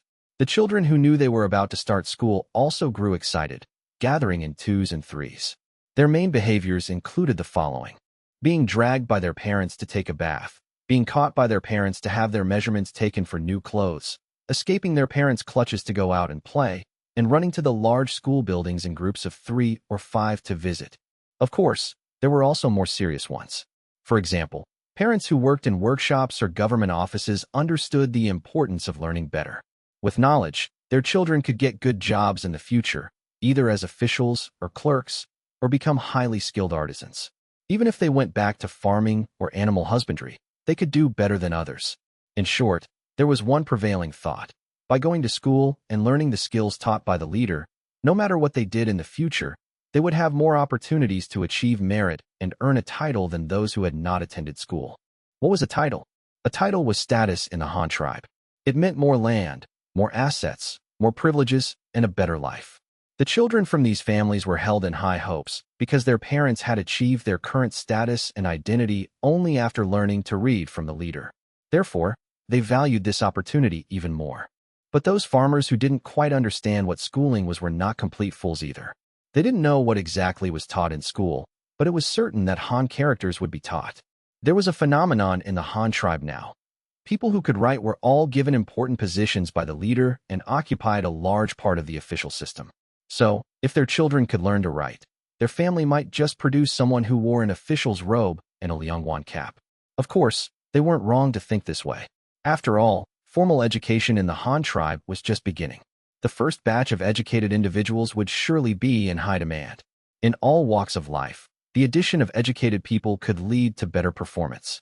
This idea was definitely correct. Therefore, under the urging of their parents, many children also began to take the matter of schooling seriously. Another point that attracted them even more was a saying circulating in the Han tribe. What was taught in school was the knowledge and skills imparted by the leader. And who was the leader of the Han tribe? He was a figure who had already been deified by the common people, and an idol in the hearts of many young people. It was that boy, about their age, who had led the tribe to develop and grow day by day from his early teens to where it was today. Compared to the oldest among them, he was only a year or 2 older. This was complete hero worship, and also a profound manifestation of Han Feng's influence among the common people. In short, it was his personal charisma. He was the spiritual leader they revered. Now, they had been selected to enter school, at an age similar to the leaders, to begin learning the knowledge personally imparted by the leader. This meant they were one step closer to their idol. How could this not be exciting? Meanwhile, Han Feng was in a large classroom, holding a meeting with those teachers, discussing personnel allocation, who needed to stay at the Hanyang City campus, who needed to be transferred to the Luoyang Commandery campus, and the issue of class division. I'll speak now, and you all take notes. The purpose of our teaching is to cultivate more usable talent for the tribe. So how can we cultivate talent faster, better, and more efficiently? As you all know, this time I'm not just enrolling students of one age, but from 7 to 12 years old. For these younger ones, you can teach them slowly according to the conventional model. But for those who are about to become adults, they will soon be entering society. We cannot keep so many adults in school, as this will affect the operation of our tribe. So, for the matter of class division, you must divide them by age. Let me first talk about the younger ones, from 7 to 10 years old. 7 to 8-year-olds will be grouped together.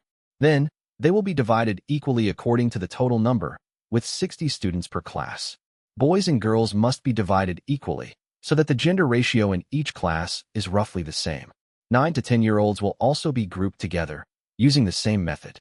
These two groups of students must be taught from the very basics, according to our curriculum.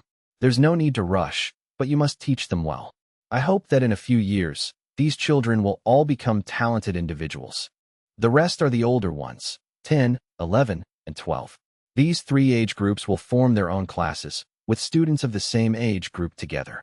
Because these are the ones who are about to enter the workforce, they need to receive differentiated and accelerated education. I'm not expecting them to be elites. I require you to mainly achieve 2 words, literacy campaign. Especially for the 12-year-old group, my requirement is that they don't need to learn all the poems and Han writes, but you must instill in them the correct social values, teach them the social virtues a person should have, and most importantly, they must learn to read and write Han characters. This is the most important point. As for mathematics, you should also teach it in the normal way.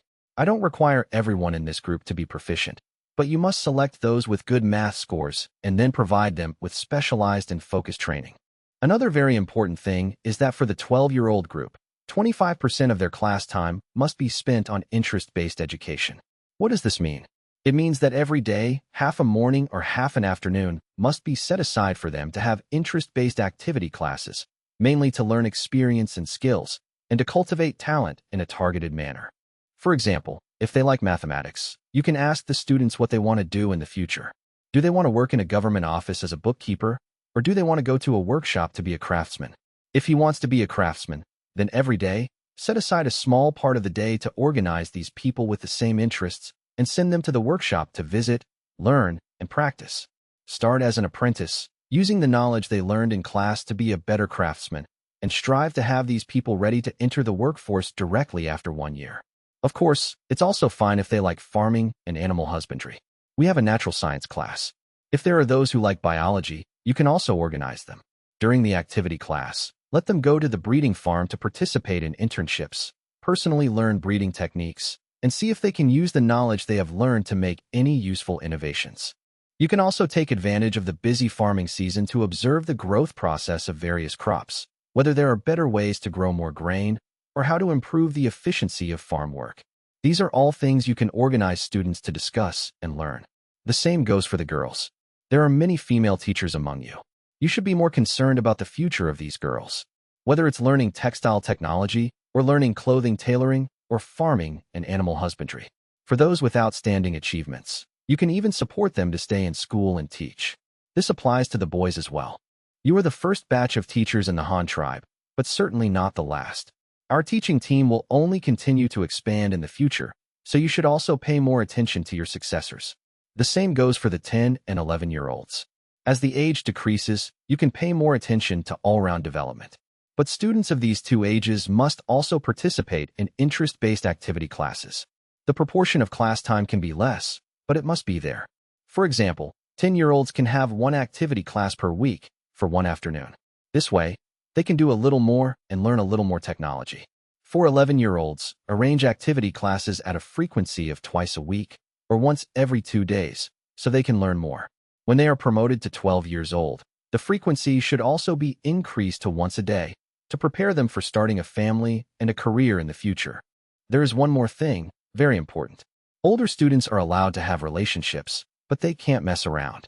Anyone who does that before graduation will be convicted of a crime. I will kill him. And coercive behavior is not allowed.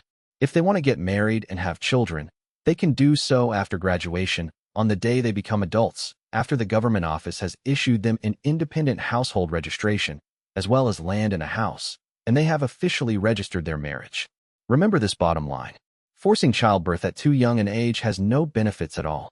The risk of childbirth is very high. This point must be noted, and you must warn them. All right, there are no other matters for now. Have you all written it down? Han Feng sat on the lecture platform and held a meeting with them. From time to time, he would also write some of the key points he said on the blackboard for the hundreds of teachers below to take notes. The meeting lasted for about an hour. After Han Feng felt he had said almost everything, he stood up and asked the teachers. We've written it down. Understood. The teachers all responded, stopping their pens. The paper on their desks was already filled with lines of text. That's it. Meeting dismissed.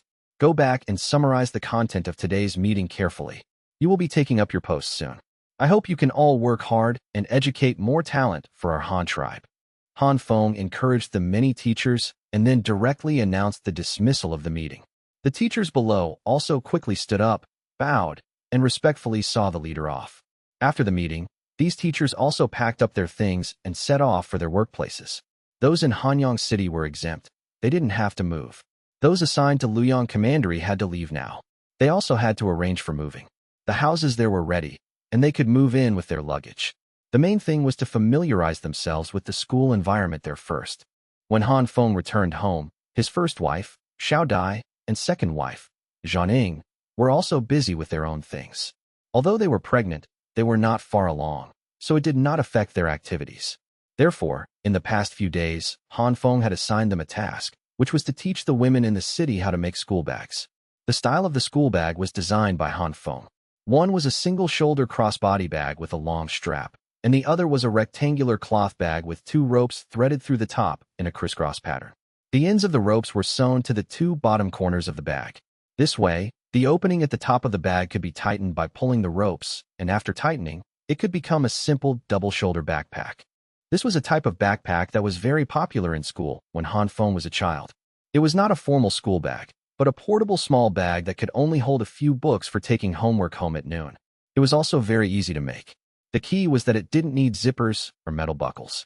It wasn't very troublesome to sew one by hand. The style and production method had been spread. As for whether the common people would use it, that was not Han Feng's concern.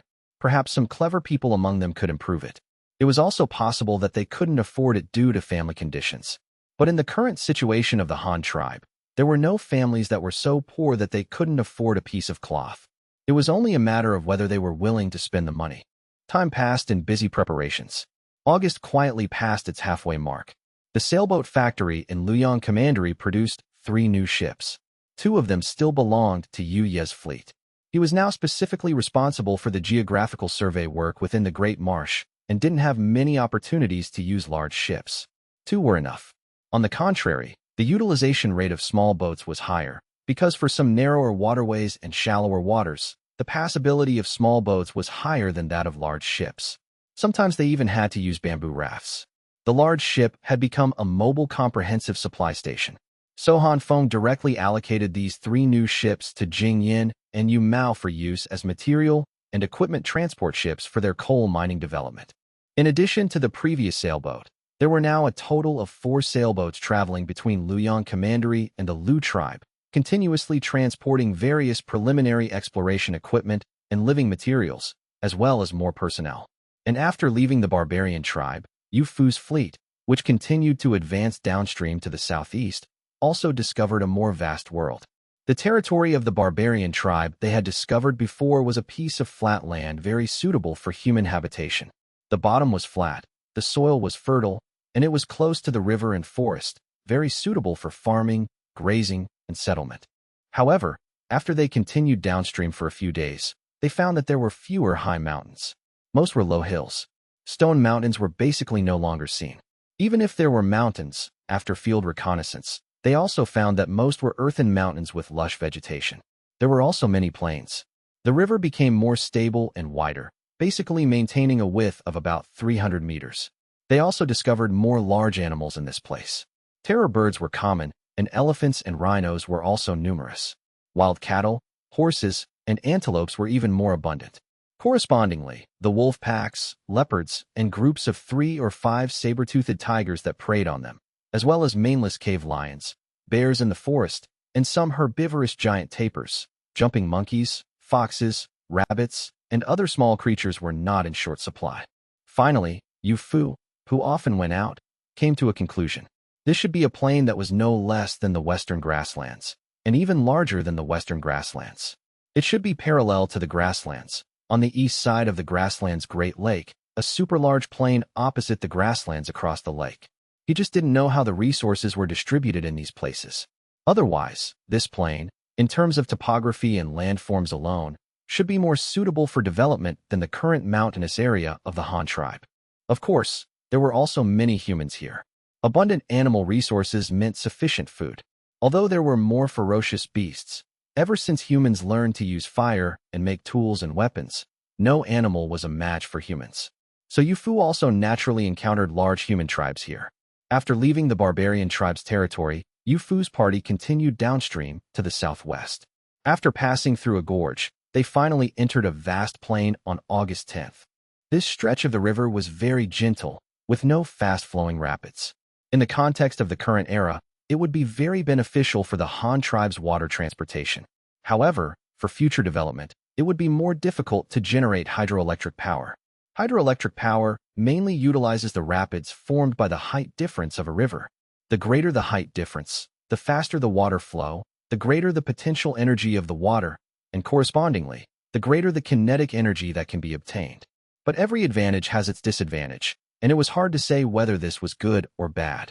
After more than a month of sailing, Yu Fu and his men had gradually figured out some of the hydrological conditions. In this section of the river, which was about 400 meters wide, there was basically no need to worry about the water being too shallow and causing the large sailboat to run aground. Moreover, the bamboo pole dragged by the single-person reconnaissance boat in front had never touched the bottom. Therefore, Yu Fu conducted a spot test. They used a rope to tie an iron anchor and sank it in the center of the great river until it hit the bottom. They found that the water depth in this section could reach up to 100 meters, and it was several tens of meters deep near the riverbank. There was absolutely no need to worry about the large ship running aground. Therefore, it was no longer necessary to send a small boat ahead for reconnaissance. Instead, they sent a landing craft in front for preliminary reconnaissance. It could carry a few more people to talk to each other, so it wouldn't be as boring as having only one person in front. Another reason was to share the pressure of the 3 large ships. The fleet originally had over 200 members, with more than 70 people on each ship, which was already quite full. Later, they took in the 80-plus people from the Li tribe, plus the raccoon dogs they raised. On average, each ship had to carry more than 100 people, making the limited space on the ship even more crowded. So, sending 20 people to row a small boat in front could also slightly alleviate the pressure on the ship and leave more space. It was under these circumstances that, on the morning of August 12th, the fleet suddenly encountered a special situation. Today, a trusted subordinate of Yu Fu, Yu Ji, was responsible for rowing the small boat in front. While chatting and joking with the crew around him, he suddenly saw a dozen people floating on the river ahead. These people were all men, bare-chested, holding an animal hide airbag. They were also carrying some things wrapped in hide on their backs, but it was unclear what they were. These people were holding the airbags with one hand and paddling hard with the other. They were swimming from the west bank of the Great River, as if they wanted to cross the entire river to reach the east bank. But some of them were good swimmers, while some of the younger boys were quite poor, just flailing in the river. They hadn't swum far towards the opposite bank, but had been washed quite a bit downstream by the current. It looked like they were about to be separated from their main force. The others were anxiously shouting at him, but the boy was being washed further and further away. A man who looked like the leader, who had already swum to the middle of the river, turned around and swam back upon hearing the calls for help from his clansmen behind him, wanting to go downstream to pull the boy back. And the other people floating in the water, some also swam downstream to help, while others suddenly discovered a wooden boat floating towards them from upstream, with dozens of people on it. They were immediately startled. Unfortunately, they couldn't jump up in the water, so they could only stare dumbfounded at the large, wooden boat. Some, while holding their airbags, waved their arms and shouted loudly to the few people who were rescuing downstream. Others waved and shouted at the people on the wooden boat, their expressions very excited. Although they couldn't understand what they were saying, the people on the wooden boat pretty much understood what it meant. Yuji, look at those people. They seem to be calling for our help. Yeah, so should we rescue them or not? The crew members on the small boat began to chatter. Yuji, however, took a look and immediately made a decision. Rescue them. Of course we'll rescue them. Look at their age, they're all men. This must be a large tribe. If we rescue them, we can definitely gain their goodwill. Maybe we can even find their tribe and do some trade and learn about the local situation. This is much more time-saving and labor-saving than scouting on our own. This is a great opportunity. Let's go, row faster, and pick those people up. But everyone, be on alert. Don't end up rescuing a bunch of ungrateful wolves. The crowd nodded, shouted in unison, and rowed their oars together, rushing downstream at high speed. And downstream, the person who was suspected to be the leader had already swum to the boy's side. The boy's own airbag had been washed downstream by the water, and it was impossible to chase after it. And the boy had obviously swallowed a lot of water and was not very conscious, showing signs of drowning. The leader first stuffed his own hide bladder under the boy to support him and prevent him from sinking to the bottom. He also hung the things the boy was carrying on his back around his own neck, then put his arm around his neck and headed towards the main group. But unfortunately, the boy was already in a semi-conscious state and couldn't paddle on his own. If he let go even slightly, he would sink. The leader could only drag him like a dead person, but it was also a good thing that he had passed out. Otherwise, a drowning person flailing and grabbing could have pulled the leader down with him. But the situation was still not optimistic. The things the leader was carrying on his back and hanging around his neck were very heavy, obviously 2 people's worth. Now he had to drag a half-dead person who was already unconscious. As they say, dead weight is heavy, because dead people are really heavy. The boy was pretty much in that state now. The leader was carrying 2 people's worth of weight and had to drag a dead person. He himself was fine, as he was a good swimmer. Otherwise, he wouldn't have been chosen as the leader. But the boy's condition was not good. They were now on the west side of the river, about 300 meters from the east bank. If he dragged the boy over like this, he might be dead by the time they reached the shore. Swimming to the east bank was very difficult, and he might be dead even if they made it. Turning back to the west bank was only about 100 meters away. Swimming back might give them a chance to save him, but they would be separated from the main group, which would affect their mission. Just as the leader was in a dilemma and finally decided to swim back to save the boy's life first, something in the water suddenly bit his leg. The pain made him shout out loud. Then another bite, this time on his other foot. The thing in the water held on tight and wouldn't let go. The pain made the leader break out in a cold sweat. Even his treading water became chaotic. He and the boy both began to sink. The only airbag they had left was also released and was quickly washed downstream by the current. Just as the 2 of them were about to drown, the leader, while flailing in the water to save himself, suddenly heard a rhythmic heave-ho sound from upstream. It sounded like a lot of people, and it was quite rhythmic, like they were singing a song. Then he saw a strange thing floating towards them, with dozens of people on it. 20 wooden oars moved in unison, pushing the landing craft at high speed towards the leader and the boy. Then, some of the people on the boat rowed to the sides to stabilize the boat, while others quickly reached out and pulled the 2 people in the water onto the boat. As soon as the 2 were on the boat, lying in the hull, well, everyone on the boat was stunned. The unconscious boy's belly was as big as a drum, obviously having drunk a lot of water. Most importantly, he was covered in wounds. Several wounds on his upper body were still bleeding, and 2 palm-sized flat piranhas were still latched onto the flesh of his legs. The strong adult leader next to him was no better off. When he was pulled onto the boat, his back, arms, thighs, and both feet were already covered with 5 of the same piranhas, also biting fiercely into his flesh. Blood mixed with river water kept flowing out. Quick, quick, get the fish off. Don't throw them away. This kind of fish is the most delicious. Yuji immediately shouted and gave orders. The others on the boat immediately took out their knives and daggers to pry open the fish's mouths, trying to remove the fish without hurting the person as much as possible. But Yuji soon realized something was wrong. Everyone was dealing with the fish, and no one was managing the boat. Don't all deal with the fish. 2 people in charge, 1 to save each. The rest of you, row back and rescue all those people in the water. There are man-eating fish in this water. If they stay in the water a little longer, they might all get injured. Yuji ordered the crowd again. Yeah, everyone, hurry up and save them. One person joked, immediately grabbing an oar and starting to row. The others also laughed out loud, then picked up their oars and quickly rowed towards the other people swimming in the water. And after the leader was pulled onto the boat, he finally saw clearly what had been biting him in the water. Seeing that it was this palm-sized flat fish, he angrily grabbed one that was latched onto his arm and wouldn't let go, and fiercely pulled it off, throwing it directly into the water. But this also tore a piece of flesh from his arm. Seeing this situation, Yuji was also startled and quickly used his hand to stop his violent behavior. Then he took out a sharp small knife and pried open the mouths of the fish one by one and removed them. Seeing that these people had no malicious intent and had even come to rescue them, the leader relaxed his guard a little. But he still held on to the animal hide packages on his body tightly, as if afraid that Yuji and his men would snatch them. After all the fish on his body were removed, he immediately went to check on the unconscious boy. He found that he also had many bite wounds and had swallowed a lot of water. So he immediately dragged the boy to his side, let him lie on his lap, and stuck his fingers down the boy's throat to make him vomit. The boy let out a retch and vomited a lot of water. He also coughed while vomiting, as if he had choked. It took a long time for him to recover, but he still looked very weak.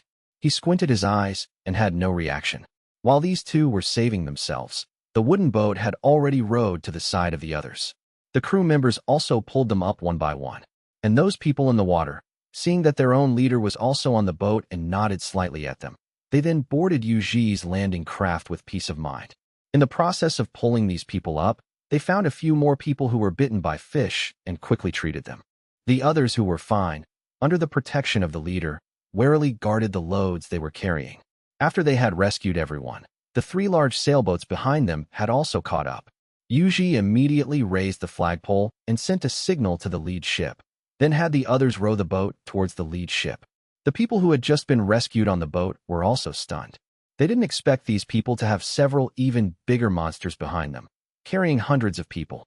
The leader immediately gestured to Yuji. "Thank you for saving us.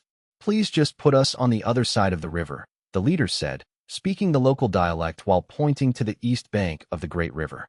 Yuji, however, shook his head and pointed to the bleeding wound on his body, saying, "Go to our big ship. My clan uncle has medicine for wounds there that can treat your wound." Looking at the bleeding and painful wound on his body, the leader hesitated for a moment and finally nodded. It was best to get some treatment now. Otherwise, if he really went back to the other side like this, it was now the first half of the first month of autumn, and the weather was still so hot. He might really get a fever and end up dying on the shore. And on the lead ship, Yufu's side, they soon saw the flag signal from the small boat in front, from a nephew of his own clan, requesting to approach the large ship and rejoin the group. And Yufu also immediately noticed the abnormal situation, which was that the small boat was packed full, with a dozen more people. Fortunately, the oars were still in the hands of the Han tribe people, and they still had control of the small boat. Otherwise, Yufu would have thought they had been hijacked. But a question also immediately appeared in Yufu's mind. Where did these people come from? The 2 boats moved towards each other and soon met. The crew on the large ship threw out a rope which was caught by the people on the small boat. Both sides secured their boats, and then the people on the small boat began to board the rear deck of the large ship one by one, also pulling up the people they had just rescued. Yuji immediately found Yufu. "Clan uncle, these are the people we just rescued from the river. This part of the river has piranhas. Many of them were bitten by the fish. Let's get some medicine to treat their wounds. They are all from the same tribe. The leader told me that they are going to the east bank. They are also carrying many heavy packages, probably transporting something. They were halfway across when something happened. I thought that saving their lives might help us build a relationship and learn about the local situation from them, so I made the decision to rescue them." Yufu understood the situation after hearing his nephew's words. He nodded slightly and walked towards the leader, saying as he went, "Get some clean water to wash them, and bring some medicine for external injuries and clean linen cloth to bandage them." "Yes, sir." A healer from the Shi clan immediately went to prepare these wound-treating supplies. After a short while, he came back with a wooden box and began to treat the wounds of these few people. The leader was also in a daze. Ever since he boarded the ship, he had been curiously observing everything on board. He saw these people wearing gorgeous clothes, their advanced ship, and all sorts of strange things, few of which he recognized. Just then, one of them also came to his side with a box and squatted down. Then he took out a white, long-necked porcelain bottle from inside. pulled out the wooden stopper on top, and a strong, strange smell immediately emanated from it, smelling like some kind of plant. The healer took out a pair of bamboo tweezers, clamped a strip of linen cloth, and dipped it in the blood-red medicinal liquid in the bottle to clean his wound. This was a wound medicine contributed by the Shu tribe back then, extracted from the sap of a tree in the dark forest. The Shu tribe often used this to treat wounds, and it also had an anti-inflammatory effect. Although its effect was limited, it was still good for cleaning wounds. After cleaning the wound, the healer took out a smaller porcelain bottle and poured some light yellow external wound powder onto the wound. Finally, he directly bandaged it with a strip of linen cloth. The leader watched all this silently, not feeling that the other party was trying to harm him. After all, he saw so many exquisite small bottles and wouldn't think that anyone would put poison in them. It was just that this was somewhat different from the wound treatment methods he knew. In their tribe, the older elders might find some fresh herbs, chew them in their mouths, and then press them directly onto his wound. Soon, all of them who had been rescued were bandaged, but the ship was still moving. The leader didn't know the principle behind it, nor what made the ship move, but he knew he had to get off the ship now. Otherwise, he didn't know where they would drift to in a while, and they still had to go back to the East Bank. So he scanned the crowd, saw that they were implicitly led by Yu Fu, and the young man who had just saved him was also standing by Yu Fu's side. He knew that Yu Fu was the leader of these people. "Friend, thank you for saving my clansmen. But we have to get off the ship now. We must go back to the east bank of the Great River. Can you take us there? We will have a gift for you." The leader gestured at the people around him and then pointed back and forth to the east bank. Yu Fu glanced to the east, then nodded, and immediately had the fleet head towards the east bank. The crew members looked at the wind vane at the top of the mast. Then the helmsman at the stern turned the rudder, and the sailors climbed onto the platform on top of the cabin, untied the ropes, and began to adjust the sails. The crosswind billowed the sails. The crew members pulled the ropes, constantly adjusting the angle. Soon, they had turned the large ship around and were sailing diagonally towards the east bank at high speed. The distance of several hundred meters was covered in less than 2 minutes, leaving the people who had just been rescued dumbfounded. What kind of divine artifact was this? It was too amazing. Not only could it carry many people, but it also moved so fast. And this large ship even had 2 of the small boats he had just been on parked on it. But that small boat wasn't small either. You had to know, it had just carried nearly 40 of them and could still move normally. The leader was once again shocked by Yu Fu and his people. But at this time, the ship was about to reach the shore. However, the large ship was not preparing to go all the way. Although the water here was relatively deep, it was best for a large ship not to get too close to the shore. Otherwise, something might really happen. "Everyone, lower the sails. Drop anchor and stop the ship. We'll rest here today. Use the small boats to send them ashore." When they were a few dozen meters from the shore, Yu Fu shouted the order to stop the ship and rest. But the leader did not leave first. Instead, he watched as the Han tribe people sent his clansmen ashore first. Then he came to Yu Fu, untied the animal hide package on his back, and took out a bulging animal bladder from inside. It was sealed at the mouth and stuffed full of something unknown. "Here, this is our gift, Salt. Thank you for saving my clansmen and for bringing us here," the leader said as he handed the bladder to Yu Fu. Yu Fu was astonished. He saw that there were several more bladders in his package, which undoubtedly contained the same thing. As for the salt in this bladder, he didn't need to taste it to know what it was. It was just some yellowish-brown, large salt particles containing a lot of impurities. It was probably just salt or that had been dug up and crushed without any processing. And Yu Fu also understood at once why this leader had waited for all his clansmen to go ashore and then stayed behind to give the Han tribe a gift. To put it bluntly, this fellow was being cautious. He was afraid of revealing that they were all carrying a lot of salt. If the Han tribe had malicious intentions and wanted to rob them, they were all on the Han tribe's ship with no land in sight. They might all die here. So he first let his clansmen go ashore with most of the salt, leaving himself with one person's share to give as a gift to repay the Han tribe for saving their lives. Then, even if the Han tribe had malicious intentions, they would at most rob him of his salt and kill him. But his clansmen, having gone ashore, could use their familiarity with the terrain to ensure that the Han tribe would never be able to catch them again. To put it bluntly, this person was not bad-hearted. He was a good person who knew how to repay kindness. But he was also not lacking in necessary caution, and his courage to stay behind alone to face the Han tribe proved his bravery. He was indeed a talented person, No wonder he was chosen by their tribe as the leader of the salt transport mission. But it was obvious that his caution was somewhat unnecessary with Yu Fu. Yu Fu smiled and shook his head, then instructed Yu Ji to bring a gift. The leader didn't know what Yu Fu was going to do, or why he didn't accept his salt. But since he had chosen to stay behind, he was prepared for the worst. He was quite tough and did not show any fear. But after a short while, he saw Yu Ji, who had just saved him, and another person come over with a large pile of things. It was a roll of brown ramie cloth, a set of ceramic vessels with Han character inscriptions, and a small bag of white salt, and a small wooden box containing red sugar cubes. Yu Fu took the bag of white salt, opened it to show the leader, then pointed to the bladder of salt in his hand, indicating that they also had this thing, and it was better than his, so there was no need to give it to them. Finally, he sealed the bag and stuffed it into the leader's arms. Then he took the roll of linen cloth, tugged at the clothes on his body to show him what it was for, and also stuffed it into his arms. Next, he took the box of sugar, took out a piece and put it in his own mouth to show him it was for eating, then also gave it to the leader. Finally, he took the set of large and small porcelain, showed it to him. This he couldn't let him carry himself, but Yu Fu still said, "These, our tribe, a gift for your tribe. You can take them back, give them to your leader. Tell him, we can trade. Our ship will not leave. We will wait for you here." Yu Fu tried to communicate with him in simple, short phrases, smiling the whole time, looking harmless. The leader understood most of it, nodded excitedly, and then was sent ashore by the crew in a small boat. The things were also placed on the shore for him to take. The leader scrambled to hold all the things, afraid of accidentally breaking them.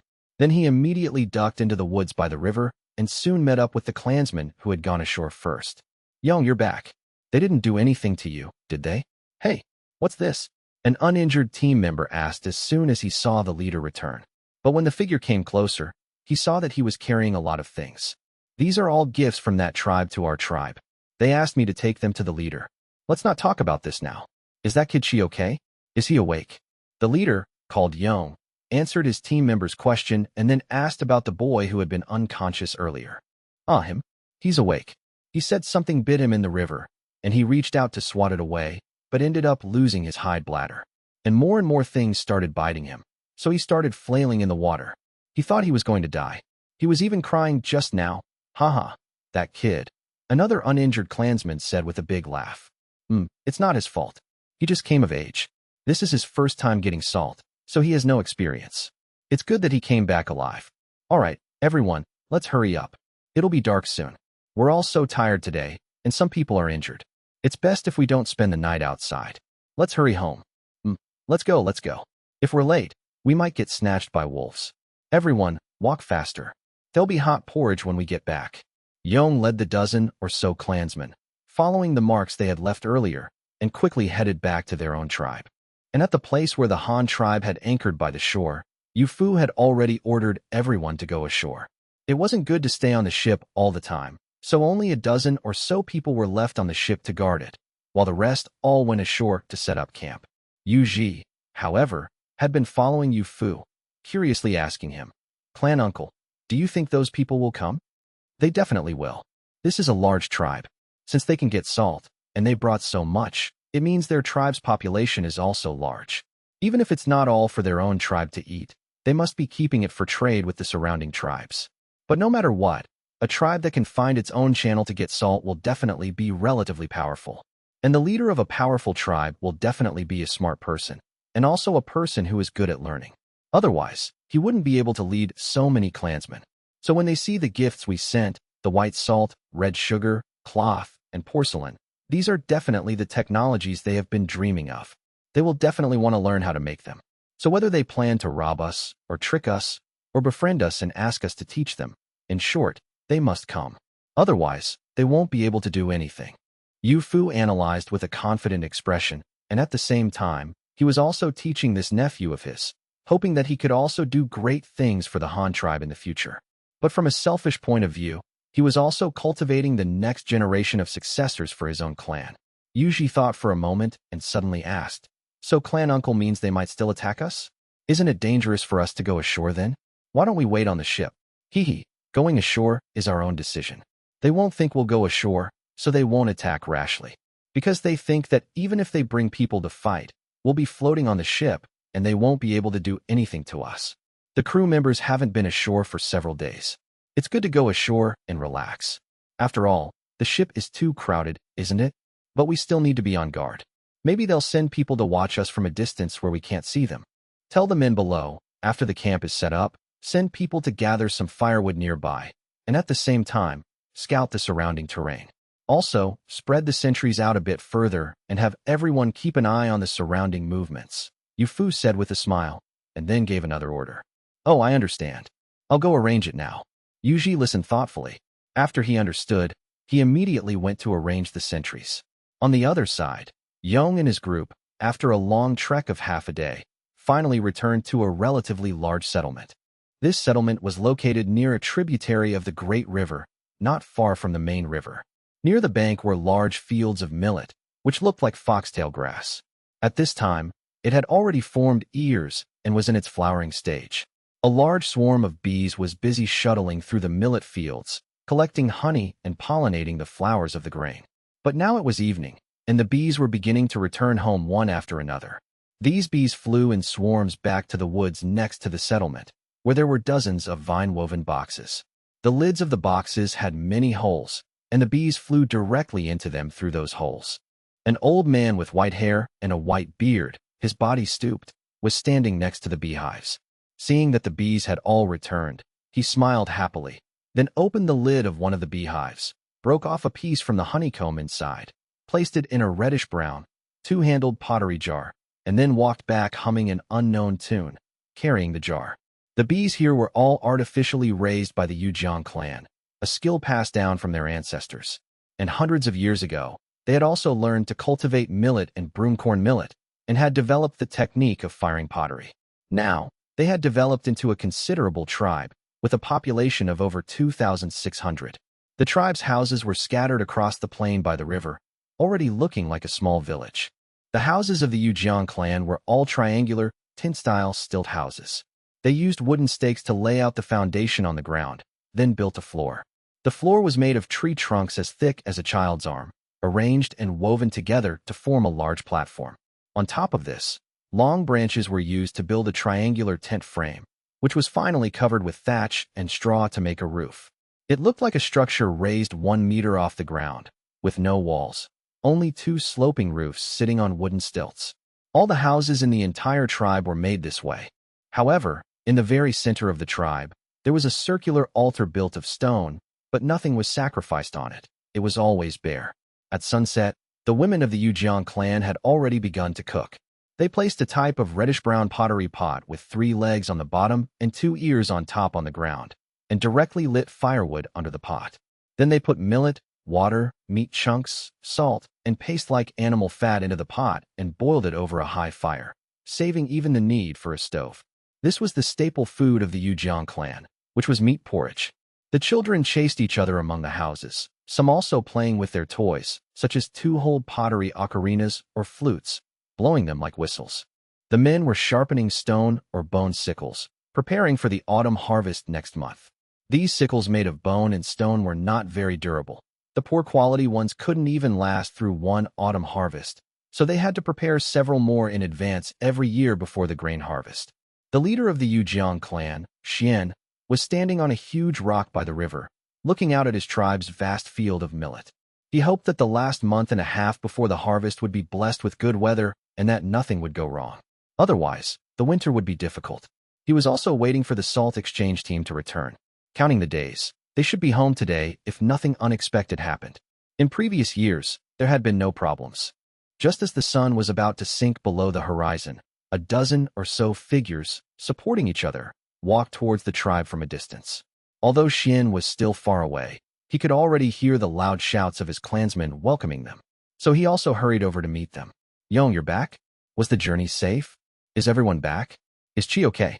Leader Xian immediately went up to them, not only worried about the salt exchange team, but more importantly, his own newly adult brother, Chi, had also gone with them this time. The great river was so wide, and every crossing was a natural danger. He was still so young. If it weren't for the tribe's tradition that a man couldn't marry the most beautiful woman unless he could cross the great river and bring back salt, he would definitely not have let his own brother go on the salt exchange. But before Yong could reply, Xian had already seen the dozen or so of them and was immediately stunned. Among the dozen people, several, led by Yong, were all wrapped in white strips of cloth, with blood faintly seeping through. Yong had many on his body, on his arms and legs. And the other one, also wrapped in strips, was his own brother, who looked even more seriously injured than Yong. "You're injured? How did this happen? Who treated these wounds?" Xian asked again in surprise.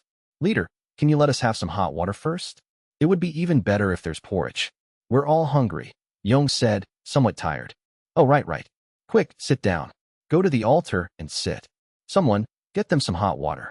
The porridge isn't ready yet, so don't be anxious. Wait a little while." Xian called out to his clansmen to prepare things, and then led Yong and the other dozen or so people to an open space next to the altar. This place was usually used by the clansmen for sacrificial ceremonies, like a small square, not very big. Soon, several bonfires were lit in the square, illuminating the surroundings. Xian, Yong, Qi, and a few others all sat around a large circular tree stump. The salt that the dozen or so people had carried back was piled on the tree stump, and the things Yu Fu had given them were also placed on it. Xian was holding an exquisite porcelain bowl, examining it against the firelight. "So, that tribe wants to trade with us." It should be. They rescued us. At first, I wanted to give them some salt to thank them, but their leader didn't take it and gave me these things instead. He said we could trade things, and they would wait for us there." Yong began to tell Xian about the situation at the time. "Then what is this? It looks like the stuff you used to bandage your wounds. How is this made?" "It's so dense," Xian asked, putting down the porcelain bowl and picking up the roll of linen cloth. "This is what they use to make clothes. There are several hundred of them, and they all wear clothes made of this stuff.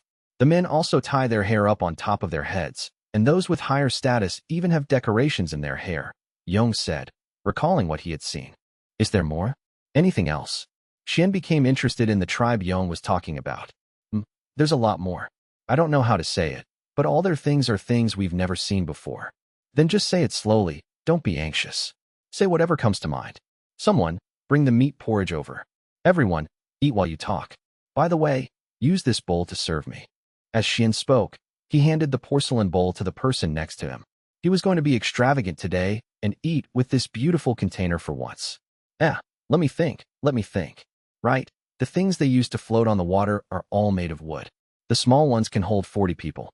You can move forward by pushing the water with a long-handled wooden board, and you can also get to the shore. The large ones can hold over 100 people, and you can even put the small ones on top of the large ones. I don't know what makes that thing move. I didn't see them pushing the water with wooden boards.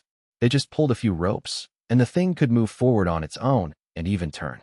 Yong described what he had seen on the ship that morning, while Xian and the surrounding clansmen listened as if it were a fairy tale, completely captivated by the magical things Yong described. For a moment, they all forgot to eat their porridge. Right. And also, when we were rescued onto that thing, they also used something like a bone knife to pry open the fish's mouth.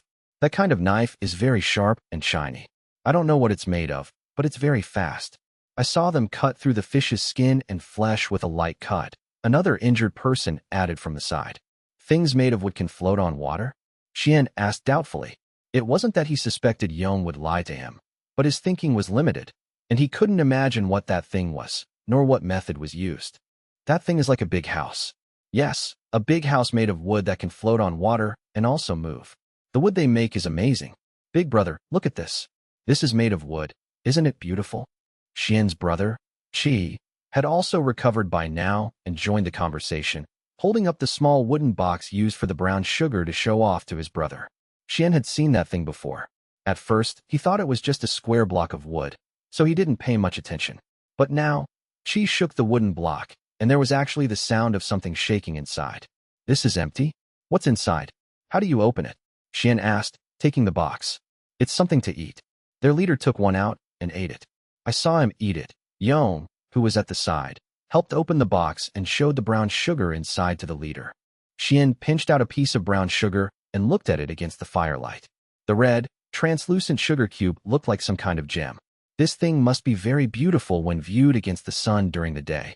He couldn't associate this kind of thing with food at all. But then he glanced at the small bag of salt that was as white as snow next to it. Maybe the people of that tribe just like to make their food look good. It was still eaten the same way. What a waste of energy. While Xian was inwardly complaining about the Han tribe's obsessive-compulsive disorder, he put a piece of brown sugar in his mouth. A rich, sweet plant flavor, along with a faint burnt aroma, immediately filled his mouth. This must have been roasted from some plant, he instantly guessed. This thing is very sweet as our honey. But the taste is different from honey. You guys try it too, Xian said, inviting the others to eat as well. Qi's eyes lit up when he heard this.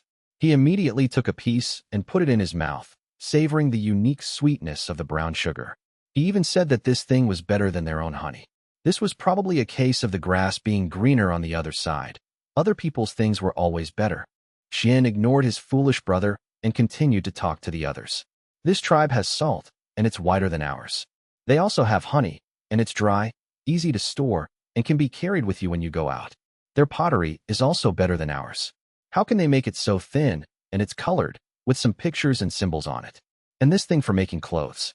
If we had this to make clothes, wouldn't we be able to wear it all year except for winter?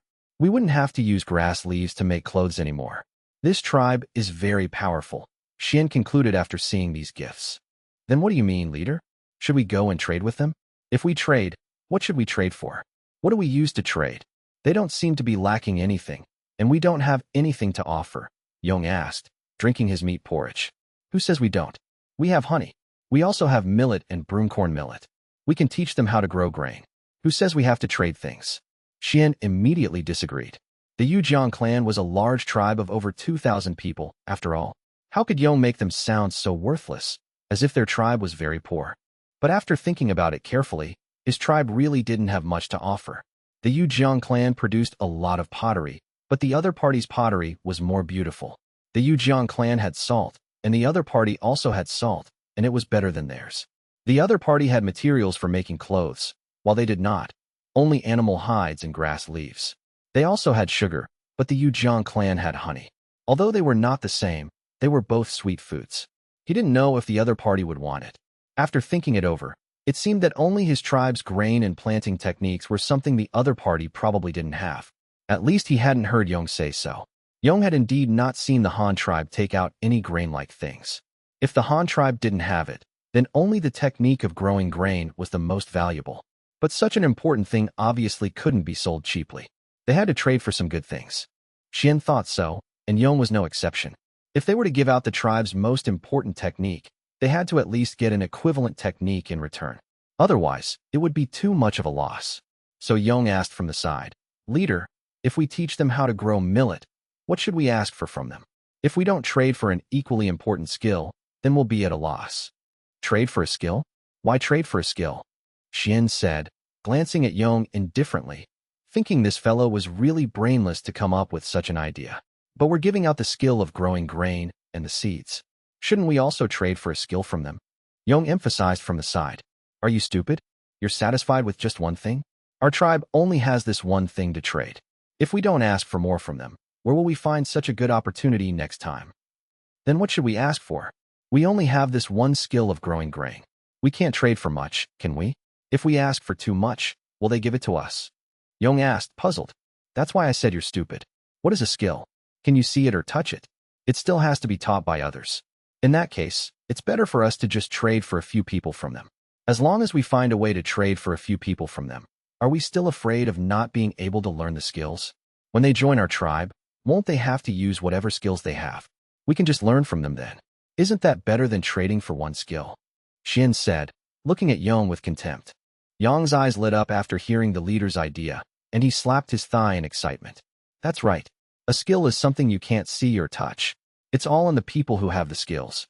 If we find a way to trade for a few skilled people from them, won't we also get their skills back? As expected of our Yujiang clan's leader, so smart. How does his brain work? Yong thought excitedly in his heart, looking at his leader with admiration. No wonder Xian could become the leader. His brain was just that good. Then let's go tomorrow. If we wait too long, they might leave, and then we won't be able to find them, Yong immediately suggested, wishing he could go that very night. What's the hurry? They definitely won't leave so soon. We'll set off early tomorrow morning. Bring a few more people, and bring some honey as a return gift for them, and also to thank them for saving you today. Then we'll invite some of them to stay in our tribe for a few days. We'll treat them well then. Maybe when they see that our tribe has so much grain and can farm, and has a stable food source, they won't want to leave on their own, Xian planned. What if they don't want to stay? How does the leader plan to trade for people with them? Yong continued to ask. Marriage exchange. Isn't that a very normal thing? Xian said with confidence. Early the next morning, it was now early autumn, and the weather was still hot. The sun rose around 5 o'clock. Xian, Yong, and the others also woke up early.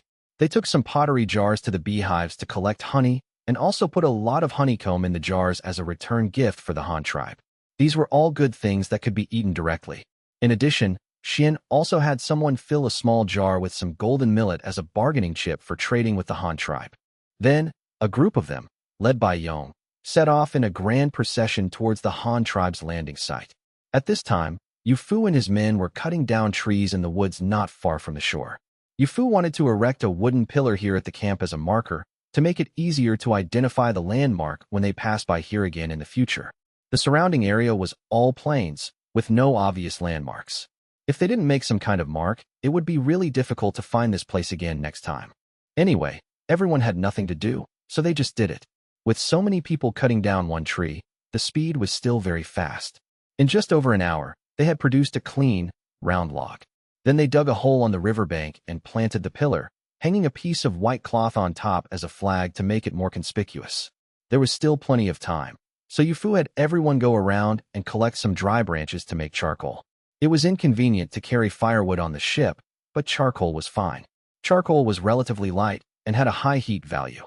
It was very convenient to burn in the small stove on the ship, and it was also their daily method of cooking and boiling water on the ship. It was not until after lunch that Xian, Yong, and the others arrived. Before they even reached the shore, they saw many Han tribe men in the woods collecting dry firewood. For a moment, dozens of pairs of eyes from both sides met, and the people of the Yujiang clan were all a bit stunned. Yong, who had seen the Han tribe before, never expected them to come ashore, and the others who had never seen the Han tribe were surprised by their dress. It was true that everyone had clothes made of that strange material, and they all had their hair tied up, holding unfamiliar tools in their hands. But they were actually collecting branches here.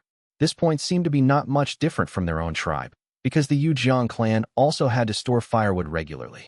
When they came back to their senses and were about to say something, the people from the Han tribe spoke first. The commander is over there. We're here to gather firewood. I'll take you there. After the man finished speaking, he tied up the collected branches with a rope, inserted a long branch in the middle, and carried it on his shoulder as he walked in front. He also turned around and waved his hand for the Yujiang people behind him to follow.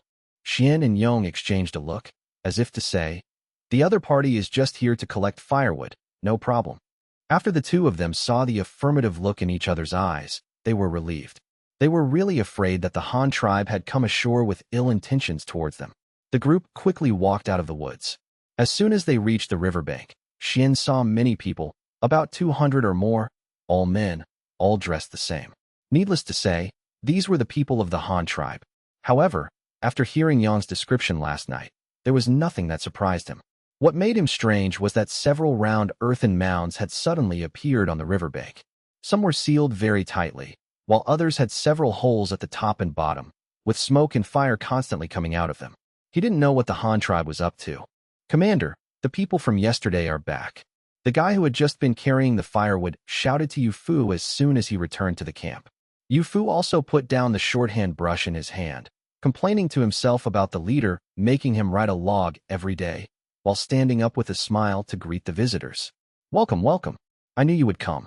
Come, sit here. Someone, bring some tea.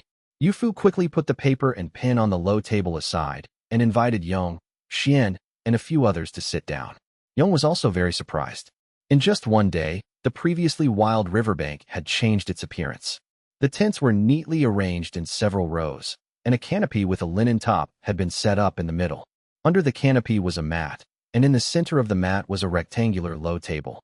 Around the table was a straw-woven cushion. Yu Fu had just been writing here. Yong, who had just left from here yesterday, was so shocked he didn't know what to say.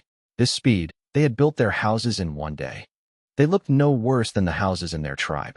If they were given a few more days, who knows what these people would turn this place into. Sit, please sit. Just sit like this. Yu Ji, who had personally participated in their rescue yesterday, also greeted Yong and immediately sat down on a cushion on one side of the table to demonstrate for them. Yong saw the familiar Yu Ji and Yu Fu, and his nervous mood relaxed. He gave his leader a look, and a few of them followed and sat down in the other empty seats. Yong first introduced, "This is our tribe's leader, Xian, and this is our tribe's gift to you. Please accept it." As he spoke, he first introduced the leader next to him, then picked up a jar and placed it on the table, very carefully, as if afraid of breaking the table. "How about it? Did you like the things we sent yesterday? If you want more, we can trade." After both sides were seated, someone also brought tea. Each person had a ceramic 3-piece cup, with a small saucer at the bottom, also called a cup holder, a teacup in the middle, and a lid on top. Xian curiously lifted the lid and looked inside. He found that there were only some withered black leaves inside, soaking in a red liquid. It was quite hot. From the looks of it, it didn't seem like a good thing, but he had to respect the other party's customs, right? Maybe their tribe just loved to eat leaves. But he was also a little embarrassed. Last night, he had used the teacup Yu Fu had given him to eat meat porridge. While eating, he had complained about the Han tribe's aesthetic. The bowl was beautiful, but it was too small and couldn't hold much food. And such a thin bowl was also hot to hold. It was only now that he knew that this thing had to be used with the lid, bowl, and cup holder together. This way, holding the cup holder wouldn't burn his hands. And this thing was not for drinking porridge at all. Yu Fu took a sip from his teacup, then put it down and said with a smile, "Thank you for your gift. I wonder what you would like to trade for this time. If you don't like the things from yesterday, we have many other things we can trade." Xian also imitated Yu Fu and took a sip. It burned his tongue and was bitter. He didn't understand what was so good about drinking boiled leaves. But at this time, he was even more certain of his thoughts from last night. This tribe, although very skilled in making things, definitely didn't know how to grow grain. Look, they were so hungry they were eating boiled leaves. If he brought out the millet, would he still be afraid of not being able to keep their talented people? With this thought, Xian's confidence grew even greater. "Your things, we like them very much. But we don't have much to trade. Our tribe has honey, this is it.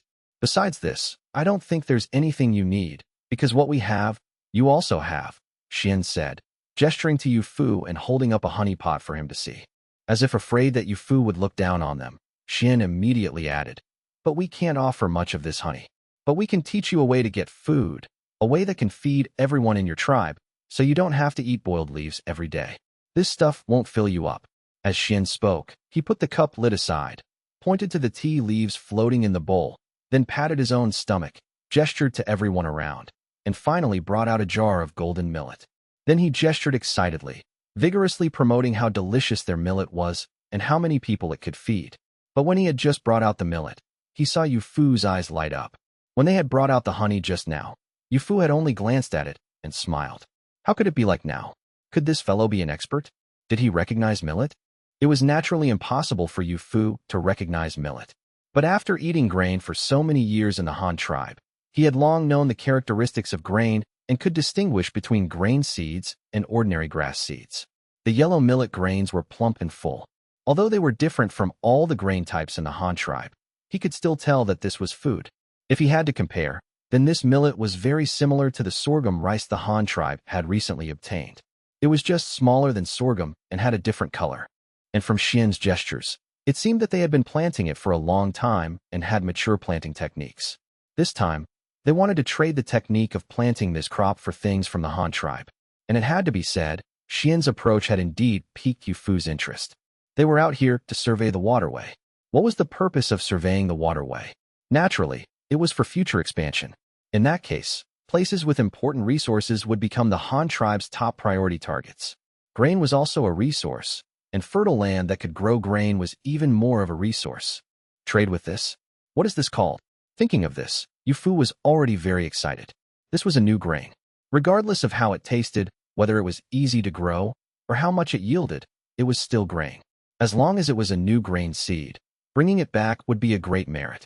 As for how to grow the grain well, that was not his concern. The omnipotent leader would naturally think of a way. Yes, trade with this. This thing is called millet.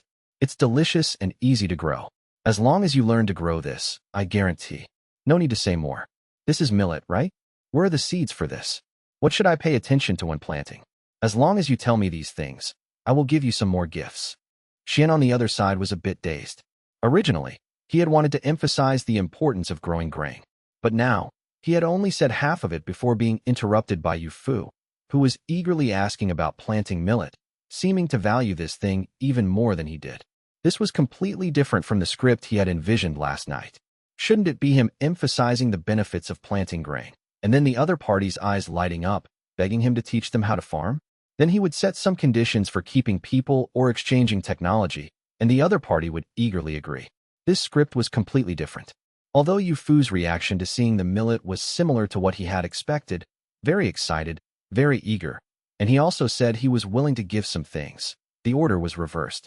His performance and explanation were not even finished, and Yu, a supporting character, jumped out before I finished my lines. Do you really like grain that much? You're just stealing the show. You're despicable. But Xian also quickly reacted. Yu Fu, without waiting for him to finish his introduction, was anxious to get the millet and even asked what to pay attention to when planting. This clearly showed that they also knew how to plant. And he also knew that these millet grains couldn't be planted. He was even asking for unhulled grain. It was obviously not as simple as he thought. But he still looked very excited, which might mean he had seen this thing somewhere else. Maybe he had seen other tribes planting millet, but they hadn't gotten the seeds or learned the planting technique. They only knew that such a thing existed and was harvested by planting. There should be nothing else. So he was so excited to see millet again this time. This could explain it. Xian, Yong, and a few others began to make up their own explanations, forcibly explaining why Yu Fu would have such a reaction. How about it? Do you have it? When can we get the seeds? Seeing that the other party was just staring at him blankly and not saying anything, Yu Fu got a little anxious and immediately asked again. Yes, we have the seeds in our tribe. I can also teach you how to plant this millet. But the fields are all in our tribe. If you want to learn, you must come back to the tribe with us, Xian said after coming back to his senses. But then he glanced at the 200 or 300 people around him and quickly added, just a few people will do. You can bring a few people back to the tribe with us. We will teach you some things about how to plant this, and we will give you some seeds then. As Xian spoke, he complained in his heart, please don't bring so many people. 200 or 300 guests. Their Yujiang clan didn't have that much surplus grain to entertain so many people. It wasn't that they were stingy, but it was a practical difficulty. But if they could keep all these people, even if this year was a bit difficult, they could still find a way to get through it. They could just plant more grain next year. All right, when do we leave? We can set off now, Yu Fu said, standing up immediately. Ah, so anxious? This time, it was the few people from the Yujiang clan who were stunned. They didn't expect Yu Fu to be so concerned about farming. But the more he valued it, the more Xian felt the chances of keeping them were greater. So, to get this matter settled as soon as possible, Xian no longer dawdled and also stood up to go back. Since you're in such a hurry, let's go now. If we walk faster, maybe we can reach our tribe before dark. Both leaders had stood up, and the other followers also quickly followed. In order not to waste time, everyone traveled light. The Yujiang clan hadn't brought much anyway, and they left a few jars of honey behind. Yu Fu's side brought Yu Ji and another 6 followers, a total of 8 people. They carried 10 days' worth of food for a few people, a small iron pot, and some tableware, and other necessary materials. Yu Ji helped Yu Fu carry paper and pen and some other small personal items. Everyone had a saber and a military shovel, and 2 were carrying long spears. The group just followed the few people from the Yujiang clan and set off. Around 2 in the afternoon, Yong and Xian led Yu Fu and his people toward the Yujiang clan settlement. After passing through the forest and emerging onto an open plain, Xian periodically glanced up at the sun. He suddenly pulled out a flat, circular piece of stone etched with symbols resembling stars. In the center was a small hole. He then took a wooden stick and inserted it into the hole, which immediately cast a shadow across the stone disk, pointing diagonally toward one of the symbols. After a moment of adjustment to confirm their direction, he waved to the group. This way, everyone. Yu Fu watched from the side, astonished. This thing, it looked like a miniature version of the sundial the chief had the rat shaman researching. But wasn't a sundial for telling time? Could it also be used for direction? Xian, what is this? Yu Fu asked curiously as they walked. Oh, this? We're a bit far from our village.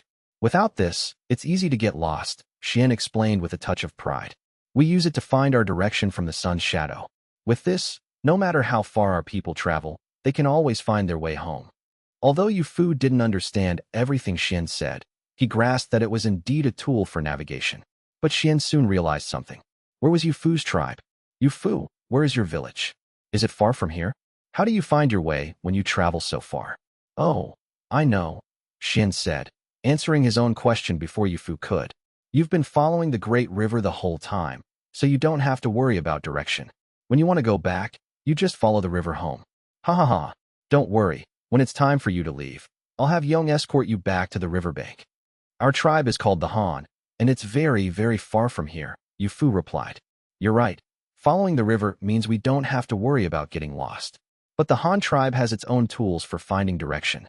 As he spoke, Yufu retrieved a small, square wooden box from a leather pouch on his belt. It was no bigger than his palm, with brass hinges and a clasp on either side. Xian's eyes widened. The people of the Han tribe always seemed to produce such exquisite things. He had seen similar wooden boxes before, but this one was even more compact. It was clearly a treasure. Still, he couldn't see how it could be used to tell direction. There must be something else inside. Sure enough, Yufu unfastened the brass clasp and lifted the lid. The box split in two. The top half was empty, but the bottom half held a small, circular disc similar to his own stone one. It was made of some unknown material that gleamed with a golden yellow light. The surface was marked with several rings of raised symbols. The outermost ring had square symbols, while the middle had lines radiating outward, a few of which were silver. This device was far more refined than his sun shadow stone. And instead of a small wooden stick in the center, a diamond-shaped pointer lay on top, swaying back and forth. He had no idea how to use it. What is that? How does it work? Shin asked, his curiosity piqued. He had thought his tribe's sun shadow stone was a piece of advanced technology, something no other tribe in the area possessed. Now, seeing Yufu produce something even better, he felt a flush of embarrassment. Our chief invented this. He calls it a luopan, Yufu said. A thought crossed his mind. The chief's name is Luo, and he calls this a luopan. He must want everyone to know he invented it. What a petty detail. The chief has invented so many things. Does he really need to brand them all with his name? Luopan. Xian repeated, mimicking the foreign word. That's right. See this needle? It spins, but it will always point in one direction. We use that to find our way. Yufu flicked the pointer. It spun a few times before settling back in its original position. He then turned the luopan itself, but the needle remained fixed, pointing in the same direction. It might waver slightly, but it always returned. Whoa, it really does. How is that possible? This must be some kind of treasure, right? Xian was stunned by the inexplicable phenomenon. He thought it might be a divine object, created by the heavens themselves. This needle doesn't point north, south, east, or west directly. See this silver line? You have to align the needle with this silver line to get an accurate reading from the luopan. Our chief calls this magnetic declination. And yes, it's a treasure, but it's not unique. Our tribe has many. My fleet alone has 6, 1 for me, 1 for each ship captain, and 2 spares for the scouting parties that go ashore. Our tribe makes them. We can have as many as we want. It's another of our chief's inventions. Xian was in a state of shock. He couldn't fathom how the Han tribe could create such a magical object, let alone produce them in large numbers. What was the principle behind it? Why did that needle always point in one direction, even when nothing was moving it? What was this thing? Why does it always point that way? Yong, who had been listening intently, asked. Xian immediately fixed his gaze on Yufu, waiting for an explanation. He wanted to know what this was, how it worked. Was it a trick, or was it divine power? I can't really explain it to you, because I don't fully understand it myself. I just know how to use it, Yufu admitted. Our chief said it's made using magnetic force. He says the great earth beneath our feet possesses a power we can't see, and it always moves in a fixed direction. This iron needle is influenced by that magnetic force, allowing it to point in the same direction. I can't explain it clearly. It's hard to grasp, mainly because we can't see this force. But our chief says it's there. He also said many birds that fly in the sky use it to find their way. Yufu said a lot, but the men from the Yujiang clan just stared at him blankly. Not only did they barely understand his language, but even Yufu, who spoke it fluently, wasn't sure what he was saying. He was just repeating what the chief had told him, something he didn't fully comprehend himself, mostly because it was invisible. Science was full of invisible things. Some were simple principles, but they required a little imagination. Unfortunately, Yufu was not a man of rich imagination. In any case, he concluded, our chief says it's not divine power, but a force that anyone can master. You just need the right tools to use it. Xian and Yong didn't quite understand, but they got the main point. It wasn't divine power, but a magical force that could be harnessed with tools, even if people couldn't see it. So what other tools has your tribe made with it? Are they useful? Xian asked again. None yet. For now, just the Luopan. Our chief says harnessing that force requires many other things. Things the Han tribe can't make right now. But maybe in the future. He said he could demonstrate some small things, but they have no practical value. He never showed me, anyway. But our chief is incredible. He's created so many things. If he says it's possible, I believe him. He's a man of his word. He's never lied about what he can do. The men of the Yujiang clan looked a little disappointed, but also a bit relieved. It seemed the Han tribe couldn't do everything. There were still things beyond their reach. Yu Fu's words also confirmed one thing for them. The Han tribe was exceptionally skilled at making things. This only strengthened Xian's resolve to convince a few of them to stay. They were living libraries of technology. The group continued their journey, chatting as they walked. Because they had spent so much time talking, they didn't make it back to the village before dark. But they were close now, not far at all. There was no need to camp for the night. Another half-hour's walk would get them home. Xian suggested they press on so they could have a hot meal. The wilderness was pitch black, but thankfully, it was a clear night with a moon and stars, so it wasn't completely lightless. Still, for illumination and to ward off wild beasts, the group paused to make a few torches.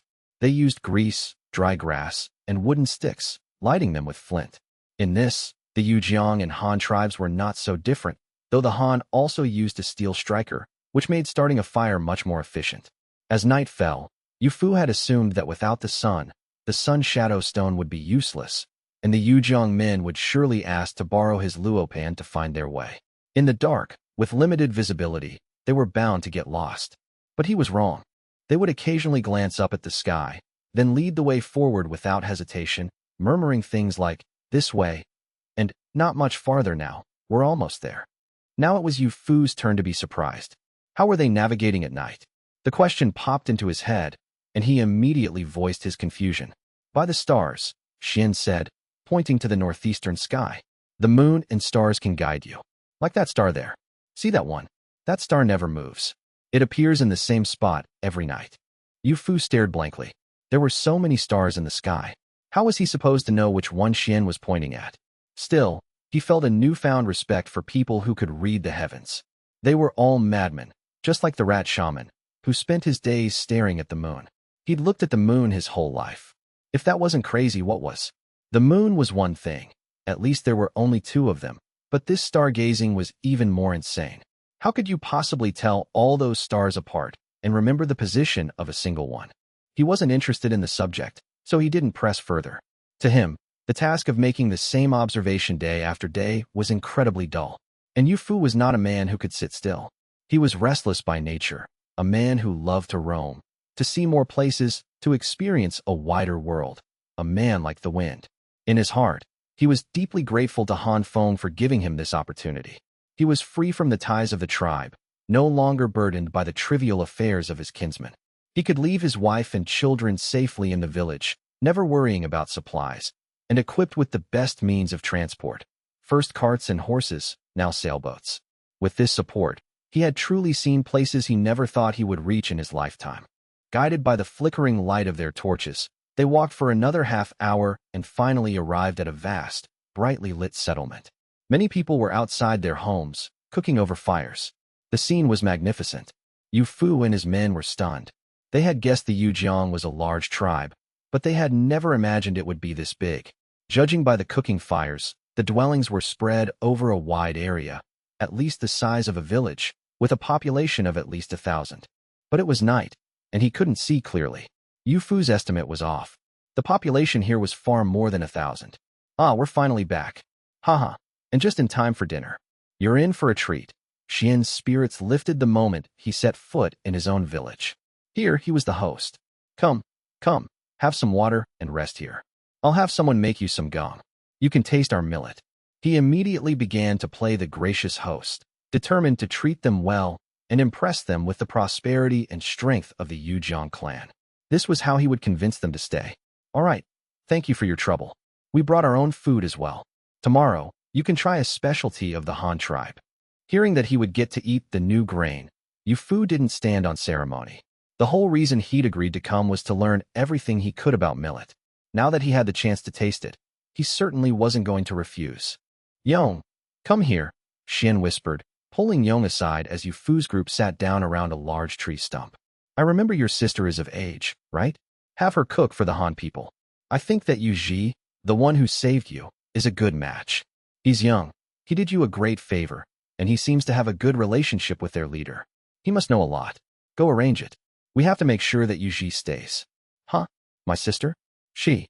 Yong said, surprised. What's wrong, you don't agree? Xian pressed, using a mix of threats and incentives. Didn't Yu Ji save you? He's the youngest of their group. Looks like he just came of age. He's strong and not bad-looking. What? You think he's not good enough? Your sister wouldn't be losing out. If you don't agree, I'll just arrange for another girl. Don't say I didn't look out for you then. No. It's not that I don't agree, Yong said, finally relenting with a sigh. I just don't know if they'll even stay. All right, I'll go ask my sister. Good. That's more like it. Go on, hurry. Xian walked back to the tree stump with a cheerful smile, chatting with Yu Fu and his men while they waited for dinner. A short while later, a young woman approached carrying a three-legged pottery pot and began to ladle out the gung for them. The men of the Han tribe looked at it and couldn't help but smile. This gung was just meat congee, something they ate often. The only difference was that theirs was made with rice, while this was made with millet. It was a flavor they had yet to try. The millet and meat congee was fragrant, soft, and thick. A few wild vegetables had been added as a garnish, making it look quite presentable. But the taste was another matter entirely. The Yujiang people ate with great relish. To them, this was probably the finest food in the world. But for the men of the Han tribe, the strange, harsh taste of coarse salt was unbearable. After years of eating refined salt, their palates had become spoiled. So what do you think? Our tribe's congee is delicious, isn't it? If you like it, have more. There's plenty left in the pot, Xian said generously, slurping his own bowl of congee while encouraging Yu Fu and his men to eat up. It's good, What else could Yu Fu say? He felt helpless. A spoonful of coarse salt had ruined a perfectly good pot of congee. After forcing down one bowl of the strangely flavored meal, Xian offered to serve them another. Yu Fu firmly refused, explaining that they had spent a long time on the boat and weren't used to eating so much. Xian tried to persuade them a couple more times, but when he saw they truly wouldn't eat more, he let it go. Whether they ate or not was their business. His job was to appear generous. If he seemed stingy now, how could he ever convince them to stay? Who would follow a leader who couldn't even provide a full meal? By the time dinner was over, the sky was pitch black. The Yujiang clan had no lighting, and entertainment in this era was scarce. So, apart from the men assigned to night watch, everyone went to bed early. Xian had intended to arrange for Yang's sister to entertain Yu Ji, but the Han men were all staying together. Besides, they had only just met, and it was too dark to see clearly. He couldn't rush things. So he took no action. Late into the night, the Yujiang settlement fell silent, leaving only the sound of wind rustling through the millet fields like ocean waves, the soft footsteps of the night patrolmen with their long spears, and the crackling of their torches. The Yujiang lived in a village-like settlement of scattered houses, but they lacked a tall defensive wall, making a night patrol necessary. The next morning, just as the sky began to lighten, both the Yujiang people and Yu Fu's group were already awake. Without a precise concept of time, human life remained primitive. They rose with the sun and rested at sunset, a perfectly normal way of life. While the children still slept soundly in their stilt houses, the Yujiang men were already heading to the fields, carrying pickaxes made of stone and wood to weed the crops. The women, meanwhile, began the arduous task of pounding millet with heavy wooden pestles. They had to husk enough millet for the entire family for the day. The Han tribe had long since adopted the use of foot-operated trip hammers, but here, the work was still done by hand, and it was exceptionally grueling. The rhythmic thumping echoed through the village, giving the Han men a strange sense of being home. They often heard similar sounds in their own tribe, though usually only during the harvest season when they would process all their grain at once, rather than doing a little each day. In the early morning, after the women finished pounding the millet, they would start cooking, which meant boiling millet congee. When the men returned from the fields, they would wake the children, and everyone would eat together. It was the same every day. Xian was no different. He was already busy preparing breakfast for Yu Fu and his men, but Yu Fu stopped him. He really didn't want to eat that strangely flavored congee again. Chief Xian, you don't need to prepare food for us. We brought our own grain. Let us cook today. You can all join us later and try the Han tribe's kanji. Huh? Xian was stunned, not understanding what he meant. We also have something similar to your millet. This meal is on us, Yufu repeated. Xian was dumbfounded.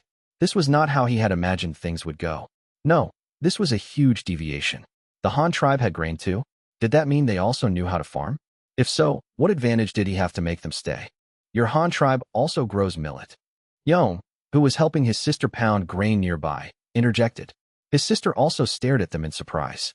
This was the first time the Yujiang people had ever heard of another tribe possessing this vital survival skill. Not millet. Ours is rice. Here, this is it, said Yuji, who was getting ready to cook. He walked over with a handful of white rice. Xian, Yong, and his sister gathered around, their eyes wide with curiosity as they stared at the white grains in Yuji's hand. This is rice. It's so big, much bigger than our millet. So white. The three of them murmured in unison. That's right. This is rice. We call the husked grains dami to distinguish it from other grains, Yu Fu explained from the side. Eat with us today. Try our tribe's rice. Don't trouble yourselves. Pounding millet like that is too tiring. The Han tribe has never used such a clumsy method, Yuji said. He put the rice in a porcelain basin and began looking for water to wash it. Yong, go get some firewood. Oh, right away. Yong hurried off to fetch firewood. His sister put away the half-pounded millet, went back to her house, and returned with a shoulder pole made from a wooden stick. On each end hung a flat-bottomed pottery jar with 4 ears near the rim. She headed straight for the river to fetch water. Even getting water was a chore for the Yujiang. The Han men took it all in, and a single thought filled their minds. Backward. The water she brought back was rather murky. It was river water, after all, drawn from the bank without any time to settle. It couldn't be very clean. The Han tribe, on the other hand, primarily used well water. It was groundwater, much cleaner than river water. Moreover, every household in the Han tribe had a large water vat. They would fill the vat and use the water over several days, allowing any sediment to settle, making the water quality far superior to what they had here. 2 pottery vessels, resembling wine jars, arrived filled with muddy river water. Yang's sister, barefoot in simple straw sandals, began to wash the rice with Yuji. Chief Xian, cooking with water like this isn't very clean. It will have a strange taste. This water is no good. As leaders, Yu Fu and Xian didn't need to busy themselves with chores, so they sat to the side and chatted. Xian was still in a daze, his mind reeling. The script had been ruthlessly rewritten. All his carefully laid plans had been thrown into disarray by that handful of rice. He no longer knew what to do. Hearing Yu Fu's words, he snapped back to reality. Huh? The water's no good? No, we drink this every day. No. I mean, this water has dirt in it. It's not clean. It's murky. Yu Fu tried several different words, but Xian still looked confused. He didn't understand. So, Yu Fu changed his approach. How does your Han tribe get water to drink? We drink well water. We dig a very deep pit in the ground, and water fills it up. It's very clean. Then we draw it out and pour it into a large water vat, letting it sit for a few days before we use it, Yu Fu explained, using hand gestures. A well? A deep pit? A water vat? Xian was still lost. Yes, a deep pit in the ground. It has clean water inside. You can get water just by digging like that? Yong, who had just returned with the firewood, asked in disbelief. You can, as long as you dig deep enough. Xian and Yong fell into thought. They didn't quite believe what Yu Fu was saying about wells, mainly because they had never seen one. Besides, the Yujiang clan lived right next to a great river. They never had to worry about water. Naturally, they had never thought about different ways to get it. It wasn't that they couldn't conceive of digging a well. Their minds had simply never explored that path because there was no need. They only needed to figure out how to make containers to hold water. What's a water vat? Does putting water in it make it clean? Yong asked again. A water vat is like your pottery jars, just much bigger. About half a person tall, and as wide as you can wrap your arms around. Yuji chimed in, gesturing to his waist, and then making a circle with his arms to indicate the diameter. Xian, Yong, and his sister were stunned. The three of them spoke in unison. Pottery can be fired that big. This completely shattered their understanding of the world. The Yujiang clan had never successfully fired such a large piece of pottery. It wasn't for lack of trying. They had attempted it, but every single one had failed. Of course it can. How do you fire yours? Yuji asked, as if it were the most obvious thing in the world. We need the clay, shape it, let it dry, then pile firewood over it and light it on fire, Xian explained, gesturing with his hands. Right, that's no good. They probably crack often, don't they? Yuji asked. Yes. They often break or leak. The ones that aren't too bad we can use to store millet, but the really bad ones just fall apart, Yong said, gesturing in surprise. Yuji had described their problem perfectly. So how does your Han tribe fire them? Xian asked tentatively. You can't fire them in the open like that. You have to build a kiln out of mud and stone, leaving only 2 small openings. You build the fire below and put the pottery inside. That way, there's no wind, and it gets hotter. The pieces that come out won't be broken, Yuji explained, seeing that his uncle didn't object. Xian and Yong thought for a long time, trying to understand what this kiln was. Mud and stone, built up, like a mud house. You fire it inside a house. Xian and Yong's eyes widened at their own idea. Yes, something like that. A house specifically for firing pottery. Seeing Yuji nod in agreement, the two were even more astonished. It was as if a new door had opened before them. So that's how you make pottery. That's how you increase the success rate. Their low success rate was because of the wind, the lack of heat, and cooling too quickly. Firing it inside a house meant no wind and more heat. So that was it. And you can fire those large pottery vessels that way? Yong pressed. That's right. Yufu confirmed with a nod. Little stars seemed to light up in Xian and Yong's eyes, especially Xian's. Yesterday's meal hadn't been a waste after all. Today, they had learned a real skill in return. Even if they couldn't convince the Han men to stay, this was worth it. No, he had to ask them more things while they were still here. Putting aside the topics of firing pottery and digging wells, everyone turned their attention back to breakfast. After the rice was washed, Yong's sister brought out another 3-legged pottery pot. But Yuji waved his hand and had someone bring over the small iron pot they had brought with them. The Yujiang people were once again amazed, staring at this cookware they had never seen before, wondering what material it was made from. Seeing that the pot had no legs, Yong proactively went and found a few stones to prop it up. It seemed the Yujiang also knew how to build a simple stove. Xian, however, was lost in thought. It was clear the Han tribe excelled in all sorts of manufacturing and production. In that, they were no match. But in other areas, he didn't believe his own tribe was that much worse off. Yufu, while they cook, shall we go take a look at the millet fields? Xian suggested after a moment. All right. The two of them walked toward a slightly elevated plot of land by the riverbank. This was the Yojiang's millet field. But next to it was an equally large, empty plot of land, completely bare. Why is that side empty? It looks like it hasn't been planted in a long time. Yufu couldn't help but ask. For fallowing, we rotate between 2 plots of land. If you keep planting in the same place, the grain gets sick easily, and the second harvest is smaller than the first. This is knowledge passed down from our ancestors. Xian said this with considerable pride. He was always happy to mention the legacy of his ancestors. The Yujiang clan had relied on its own strength, developing and passing down its traditions for hundreds, if not thousands, of years, growing to its current size of over 2,000 people. They were stronger than most tribes in the world. Oh, Yufu nodded, though his mind was elsewhere. He suddenly recalled the chief's words about soil fertility. If the fertility is low, you add fertilizer. If continuous cropping doesn't work, you rotate crops. Leaving good land fallow was the most foolish approach. Wouldn't it be better to have more grain? So this is millet. What month do you plant, and what month do you harvest? How much land does it take to feed one person? Yufu asked Xian. Hearing this question, Xian gave him a serious look. It seemed this man wasn't just interested in exquisite objects. He also understood something about farming. Millet can be planted in spring or summer, depending on the year's conditions. If there's little snow in winter and little rain in spring, we wait for a big rain and plant in the summer. A summer planting, in the heat, matures in 3 full moons. A spring planting, when it's cooler, needs 4.5 months. The land needed to feed one person is 100 paces by 100 paces, Xian explained eloquently, though a hint of worry creased his brow. That much land. Yufu was shocked. 100 paces by 100 paces. Assuming one pace was 70 centimeters, that was 70 meters. A 70 by 70 meter plot was 4,900 square meters. In the Han tribe's measurement, where one mu was 600 square meters, that meant it took at least 8 mu of land to feed a single person. The yield was incredibly low. So how do you farm it? Does everyone have to cultivate that much land? After understanding the millet's yield, Yu Fu inquired about the labor intensity and the size of the cultivated land per person.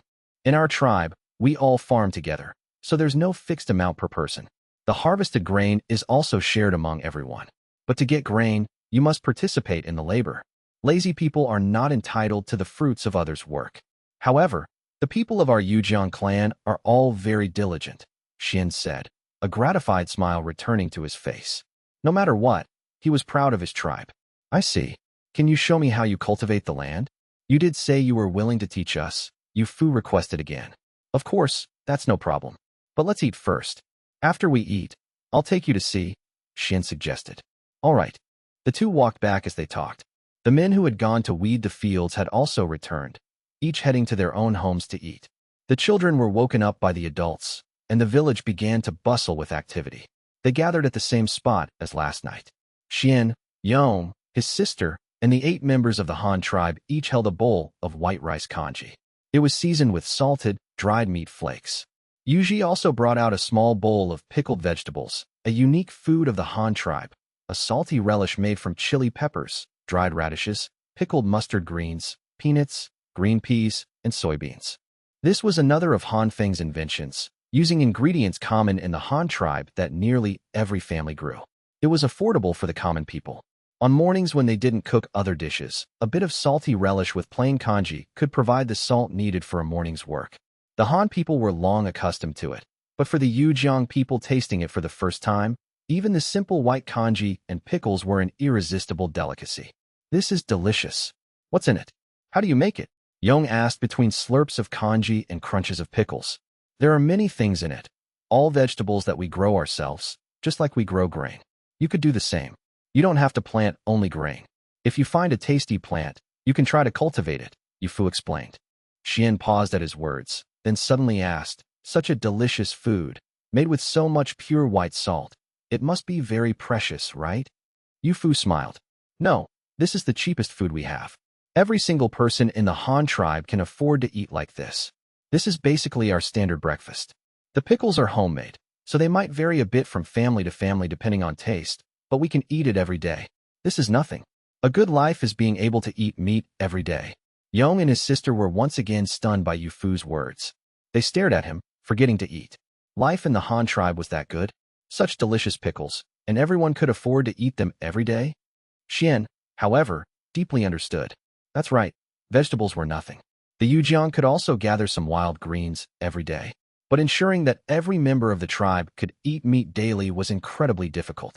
People from smaller tribes might boast, we eat meat every day. Of course they did.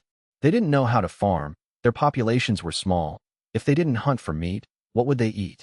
Only a tribe like the Yujiang, with over 2,000 people who relied on farming for sustenance, could truly appreciate how hard it was to get meat.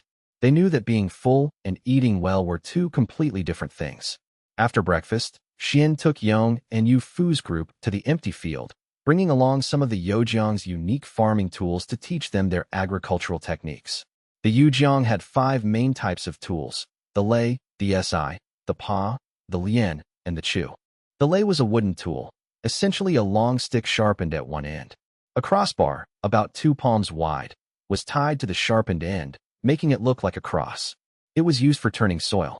To use it, one would hold the long handle with both hands, aim the sharp point at the ground, and step on the short crossbar to drive the wooden tip into the earth. Then, by pressing back on the handle, they could break up the soil. It functioned like a shovel but couldn't lift the earth, only loosen it. The si was a modified version of the lei. It had the same basic structure, a long handle with a short crossbar, but a flat animal scapula was attached to the very bottom. This made it more like a shovel or spade, also used for turning soil. However, these were rare, as it was hard to find suitable shoulder blades, and they weren't sturdy. The joints were all secured with rope, making them prone to breaking. Repairing farm tools was a daily chore for the Yujiang. The pa, or rake, was easy to understand. The Han tribe had them too. It was a rake-like tool made of sticks and branches, used mainly for leveling the land after the soil had been loosened. The lian, or sickle, was also common. It was used for harvesting and was typically made from a wooden handle and a bone or stone blade. The chu, or hoe, was also simple to grasp. It was a wooden stick with a sharp, triangular stone attached, resembling a pickaxe, It was extremely primitive and crude, but this was what the Yujiang people had always used for production. Xian and Yufu watched from the side as Yong and a few other Yujiang men demonstrated. They stood in a line, turning the soil with their lei and si.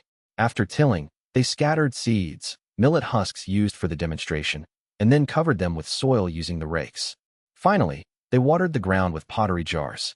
Yong explained that the elders of their tribe could read the sky and predict when it would rain. They usually tried to sow the seeds just before a rainfall to save themselves the trouble of watering. He added that millet was very drought-resistant. A little less water was fine, but too much was a disaster. It would cause the roots to rot and the plants to get sick, leading to a reduced harvest or even total crop failure. That was why they always chose slightly elevated plots for their fields to facilitate drainage. The key was to never let water accumulate in the fields. Yuji, watching from the side, rubbed his nose. He wanted to laugh, but felt it would be rude, so he held it in. He found the Yujiang's farming methods utterly terrible. If the Han tribe farmed this way, their large population would have starved to death long ago. Xian noticed Yuji's strange expression and felt a bit annoyed. Here they were, teaching them how to farm, and this young man wasn't even paying attention, just snickering to himself. Yuji, what are your thoughts on our farming methods? Xian asked.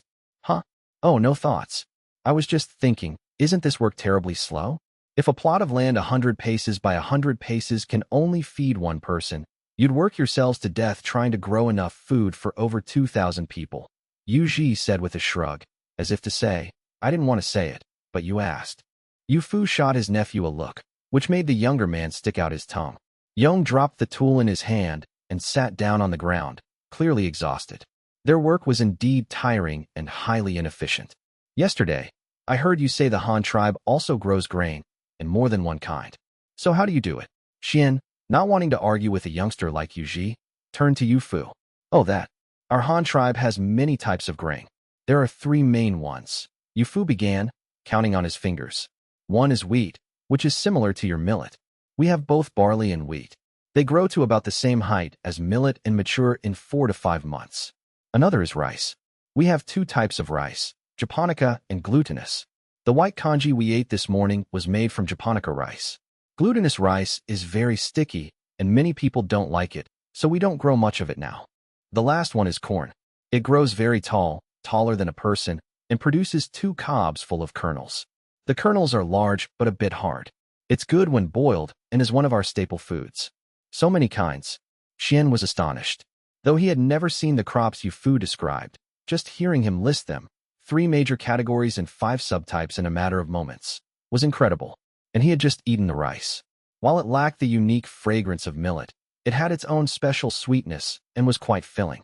He had eaten a large bowl that morning and still didn't feel hungry. There are more, Yufu continued. Peanuts, soybeans, cowpeas, sorghum, and so on. But those aren't staple foods. The people of the Han tribe mainly eat rice and corn. We eat wheat too, but not as much now, mainly because it grows slower and requires more care. There's more. Yong chimed in, equally surprised. He couldn't believe the Han tribe had so many different crops. They could pick and choose what to plant and eat, while his tribe had only one. Well, not exactly one. If you broke it down, besides millet, su, they also had broomcorn millet, shu, which was basically yellow rice. It looked almost the same as millet, just slightly larger. So how does your Han tribe farm? With so many varieties, it must be difficult to manage, right? Xian continued to probe, trying to solve the puzzle in his mind. The Han tribe is a bit different from you, Yufu said after a moment's thought. Well, we used to be similar. Everyone farmed together, harvested together, and the grain was distributed by the tribe. Xian nodded. So, they were the same after all. No matter how many types of grain you had, you still had to farm it that way. But this year, our chief changed the rules. He distributed land to every family. The amount of land is based on merit and rank, but even the family with the least gets 10 mu per person, which is a bit larger than your 100 by 100 pace plot. Distributed the land. You give the land to individuals to farm themselves. The Yujiang people were all shocked, including Chief Xian. They couldn't comprehend it. That was so much land for one person, which meant so much farm work. With limited tools, shouldn't a tribe pool all its resources and have everyone farm together? Can one person farm that much? Yong asked curiously. You can farm any amount, but you have to consider the time. If it takes too long and you miss the farming season, all your hard work is for nothing. The weather will turn cold before the grain is ripe, Xian replied, then turned back to Yu Fu. You give each person so much land. Do they work it all by themselves? Surely they can't manage it in time, right? They can. And it's not exactly as you think, Yu Fu explained. Our chief distributes land to adults. Once a man and woman are married and establish their own household, the man receives 10 mu of grain fields, which can only be used for growing grain. The woman receives 10 mu of auxiliary fields, for growing vegetables, mulberry, and hemp. If they have children, they get more land. Each child gets 5 mu, and whether it's a grain field or an auxiliary field depends on the child's gender. So, a typical family has 20 to 30 mu of land, which is about 3 of your 100 by 100 pace plots. Usually, the two of them farm it together, and older children help out. Xian quickly identified a problem. When a man and woman marry, they form a new household and each get a plot of land larger than 100 paces square. Two people farming that much land must be incredibly exhausting. And they get more land for having children. But since the children are small, the adults would have to farm that land too. Wouldn't that mean even more work? To get some rest and avoid the labor, wouldn't people deliberately choose not to have children? Wouldn't the Han tribe's population shrink? What kind of rule was this? Shouldn't a tribal chief be trying to increase the population? Why make things so difficult? Was the Han tribe's chief an idiot? Xian quickly pointed out these inconsistencies, but Yu Fu immediately clarified. You've misunderstood. It's not like that. When the people of the Han tribe are given land, that land becomes their own. The grain they grow on it belongs to them personally. However, they must give a portion of the harvest to the tribe. Our chief calls this a grain tax. They can do whatever they want with the rest. If you want to trade your surplus grain with others, no one will stop you. But you must pay the grain tax first, or you will be punished. The harvest belongs to them, but they have to give some to the tribe? What kind of rule is that? Yong and the others were amazed. They couldn't believe this was how the Han tribe farmed. The grain could be their own property, but why give it to the tribe? Weren't they part of the tribe already? What did that even mean? How much do you have to give to the tribe? Is there enough grain left for the people to eat? And what does the tribe do with all that grain? Are the people willing to hand it over? And you get more land for having children. Isn't that more tiring? Wouldn't people just stop having kids? Xian pressed. This grain tax is very useful. Its main purpose is for storage. The tribe collects the surplus grain from the people and stores it centrally. If we encounter a disastrous year, like a drought or a flood, and the harvest is reduced or fails completely, the tribe can take out this stored grain to help the people get through the difficult times. Xian and Yong nodded. That did make sense.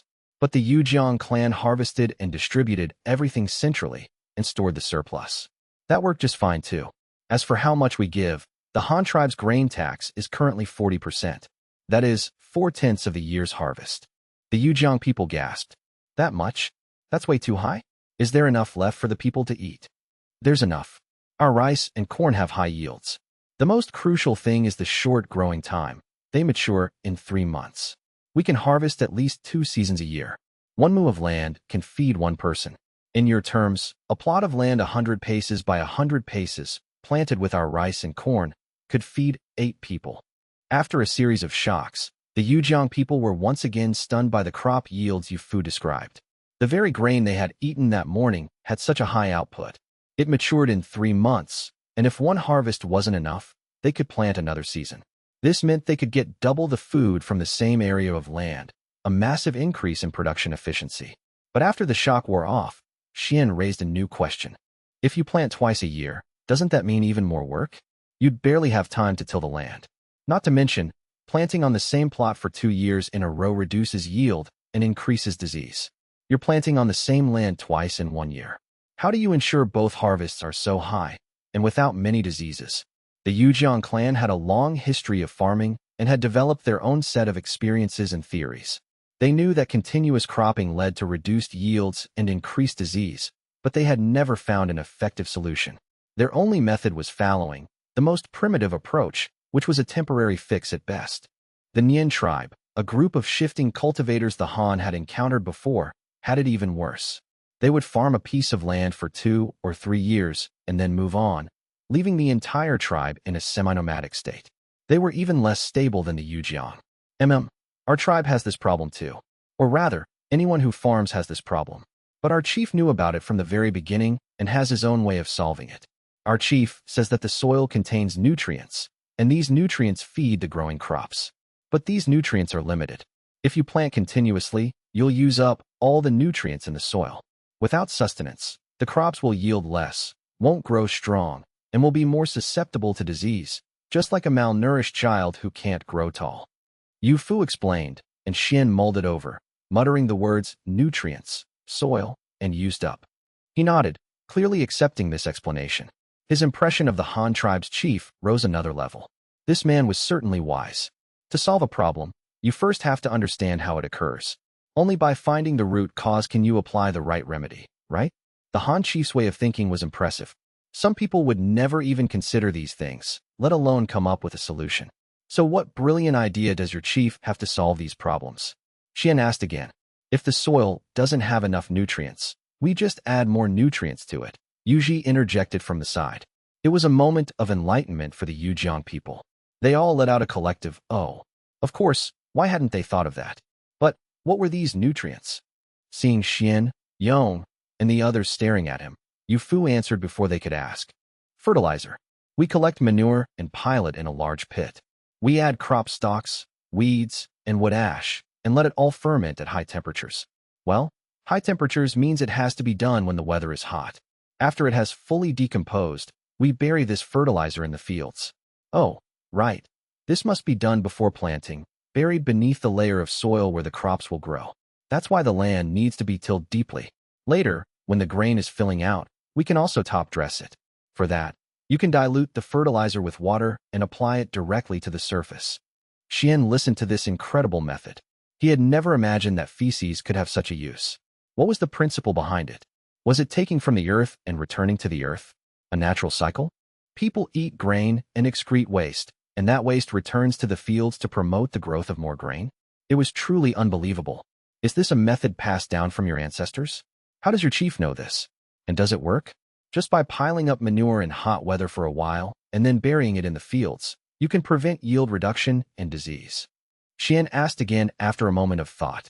No, that alone isn't enough. Fertilizing effectively replenishes nutrients, but continuous cropping will still have some impact. But our chief has a solution for that too. If continuous cropping causes problems, then we just don't do continuous cropping, right? Yu Fu replied with a smile. But you just said you plan on the same piece of land twice a year, Yong reminded him. That's right, twice a year. But I never said we plant the same crop. We can plant a season of rice, and then a season of corn or soybeans. We can also intercrop soybeans and corn instead of planting rice. Or wheat and soybeans, wheat and corn. We can even plant a season of grain followed by a season of vegetables. By rotating two different crops like this, our chief calls it crop rotation, and combining it with fertilization, we not only solve the problems of reduced yield and disease you mentioned, but we can even increase the yield, growing more grain and vegetables. The Yujiang people were once again dumbfounded. Using manure as fertilizer was mind-boggling enough, but now there was this method of rotating different crops to reduce yield loss and disease. This was something they could never have imagined. However, Xian wouldn't admit this was due to the Yujiang's incompetence. They simply didn't have the right conditions. The Yujiang only had millet and broomcorn millet. Though they were two different names, they were essentially yellow rice and foxtail millet, two subspecies derived from the same base crop. There was no fundamental difference, just like the Han tribe's regular rice and glutinous rice were both, in fact, rice. With only one type of grain, how could they practice crop rotation? They never even had the chance to experiment, so it was impossible for them to discover the benefits of this method. It was understandable that they hadn't mastered this skill. Xian, Yong, and the others fell into a thoughtful silence, absorbing the new knowledge. But then, Xian and Yong suddenly realized something. They didn't have a second type of grain. What good was knowing about crop rotation? And they would have to fertilize and plant an extra season each year. The workload would more than double. How could they possibly manage it all? Yu Fu, you still haven't answered the first question. How do two people manage to do so much work? Xian reminded him. Oh, that. It's mainly because the farming tools of the Han tribe are different from yours. The materials are different, the design is different. They're more labor-saving and much faster. Plus, we have helpers to do the work for us. Yuji, bring your military shovel over and show them. At the mention of Yuji, the Yujiang men turned to him with stern faces. Earlier, When Yong and the others were demonstrating how to till the land, this kid had been snickering, saying that if the Han tribe farmed that way, they'd all starve. It was infuriating. Yuji saw their unfriendly gazes and gave an awkward smile. He unhooked the military shovel from his belt and handed it to Yufu. Yufu, in turn, presented the shovel to Xian and Yong. Take a look. How does this compare to your lei and si? Yong took the military shovel. He had seen it before. That morning, he had watched Yuji use it to chop firewood. He thought it was a weapon or tool, like a stone axe. How could it be like a lei or si? But with Yufu's prompting, he compared the military shovel to their tools and saw the resemblance. The lei and si were essentially the most primitive forms of a shovel. There wasn't much difference, except the lei was cruder, lacking even a proper blade. After examining the shovel, Yong put it to use, tilling the soil as he would with a lei. It worked remarkably well. It was far more efficient and effective at turning the soil than their own tools.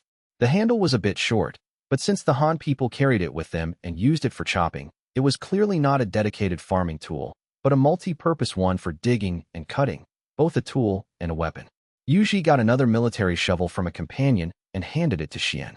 Xian also tried tilling the soil with it and found it was indeed much better than their lei. He tapped the iron blade, which produced a distinct metallic clang. He then took the one from Yong's hands and compared the two. They were identical, like twins. This was even more incredible. But even with such a tool, you still had to turn the soil one spot at a time. Fundamentally, other than being sturdier and more durable, there was no significant difference from a lei. Could this thing really speed up the tilling process? Xian was still skeptical and voiced his doubt. This is just a tool we carry for digging and chopping wood. It's not our dedicated farming tool for tilling. What the Han tribe uses to till the land is a large tool called a plow. It doesn't turn the soil spot by spot like a lei. It's a tool that you pull, Yufu explained. A plow? What's that? How do you pull it? Xian and Yong asked, confused. How can I explain this? I have an idea. Bring me a rope, Yufu said suddenly. Xian nodded, and Yong ran to get one, returning shortly with a rope twisted from some kind of tree bark fiber. Yufu tied the rope to the junction of the military shovel's iron blade and wooden handle, creating a makeshift plow. He first stuck the shovel's head sideways into the soil at an angle, so the handle pointed backward and upward at 45 degrees. He then threw the rope forward. Chief Xian, you press down on the handle from behind and follow Yong. Remember, don't let the shovel leave the ground. Just maintain this angle and keep it moving forward. Yong, you go to the front and pull the rope. Just walk in a straight line. Yufu directed the two men. Xian and Yong were puzzled. It was just a shovel. What difference could adding a rope make? But seeing Yufu's serious expression, they decided to try it. Xian pressed down on the handle from behind. At first, nothing happened. But when Yong started pulling the rope, the shovel was dragged forward. Without someone holding it down, it would have been pulled right out of the ground. But with Xian applying pressure, the iron blade remained angled in the soil, and as the rope pulled it, it moved quickly forward, leaving a deep, long furrow in the earth. The tilling effect wasn't great. After all, the blade was just a thin line, but it had undeniably plowed a deep line in the soil. This was, of course, a makeshift tool, and the military shovel's handle was very short, forcing Xian to squat as he followed. But after just a few meters, he was stunned by the effect. Just by adding a rope, there was such a huge difference. It was so fast. Stop! Stop! Yong, try it with our lei, Xian said immediately. Yong turned and saw the deep furrow behind him. He was also amazed. He knew his chief must have had an idea. He untied the rope from the military shovel and tied it to a wooden lei in the same way. The two men tried plowing with this new makeshift tool. The lei's handle was long, so this time Xian could stand while holding it, which felt much easier. But it was harder for Yong, who was pulling the rope. The conical wooden tip increased the resistance in the soil, making it much more difficult to pull. Their speed decreased, but even so, it was still faster than jabbing the ground one spot at a time. Xian, holding the handle, and the other Yujiang men watching, were all slack-jawed in amazement. But then, Xian suddenly burst out laughing and called to Yong. Yong, turn around and pull it backward. Look at the ground behind you. Yong turned his head and saw that the land behind him had been plowed into a shallow furrow. The tip of the rope-tied lei was at the very front of the furrow, proof that this tool had created it. Following Xian's command, he wrapped the rope around his waist and began pulling it backward, facing the tool so he could watch how it worked. He saw that as he pulled, The wooden tip of the lei dug deep into the soil. Pulled forward by the rope, it broke open the earth in front of it, and the loose soil slid off both sides of the tip, forming a furrow behind it. The efficiency of this method was simply heaven-defying compared to their old way, and all they had done was add a rope. How could it have made such a world-changing difference?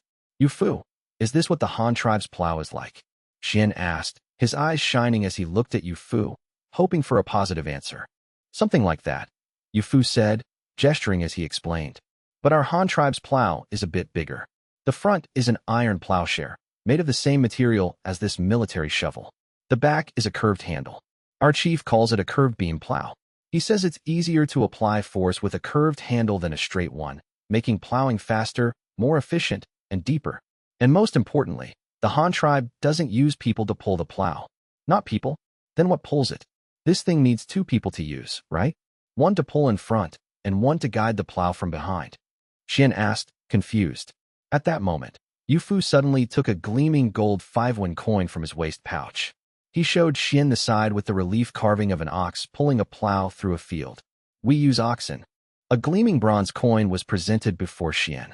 On its face, a humpbacked bull strained forward, a wooden yoke around its neck with 2 ropes attached to a curved shaft plow behind it. A man held the plow with one hand and a whip with the other. It was a relief carving of a spring plowing scene, vividly depicting the agricultural life of the Han tribe. For the people of the Yujiang clan, who had never seen farming done this way, it was an eye-opening, tangible concept. Xian had never seen such a large beast on a coin before. Seeing it for the first time, he was filled with wonder. He took the coin and studied it for a long while before turning to Yufu. What kind of beast is this? Where did you get it? Does your tribe have many of them? This animal is called an ox, Yufu explained. They're treasures in our Han tribe, used specifically to help people with their work. Oxen are honest and hardworking creatures. A single ox can do the work of 4 strong men. Our leader has decreed that oxen cannot be killed. In the Han tribe, anyone who kills an ox will be buried with it. It's a death sentence. As for our numbers, we have quite a few. We raise them ourselves, and we also trade for them from the outside. The ones we raise give birth to calves, and a healthy cow can have 1 calf every year. Beside them, Yong chimed in.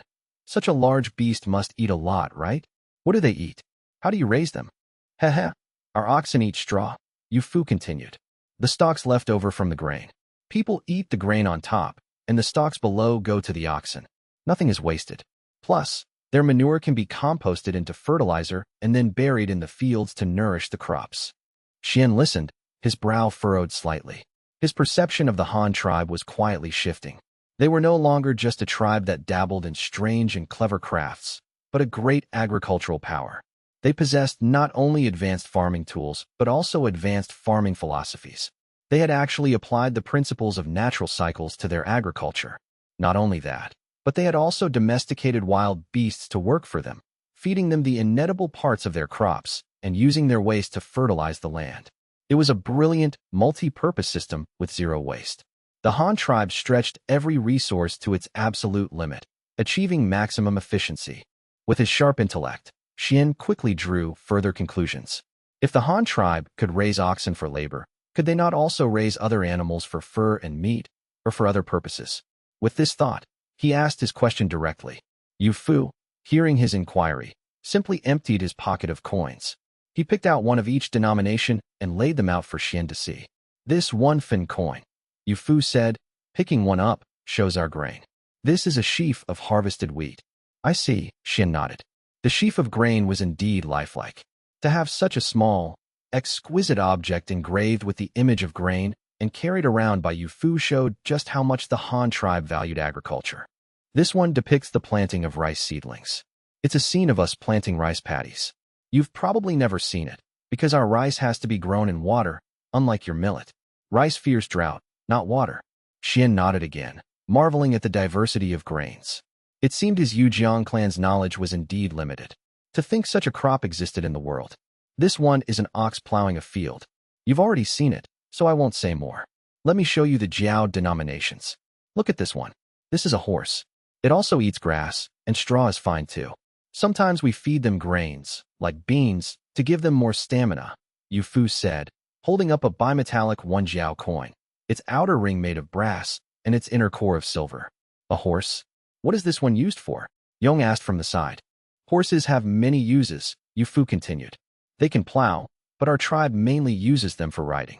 A person can ride on a horse's back and travel very quickly. They can also be used to pull carts. One horse pulling a cart can transport goods that would take more than a dozen men to carry. It can also carry people.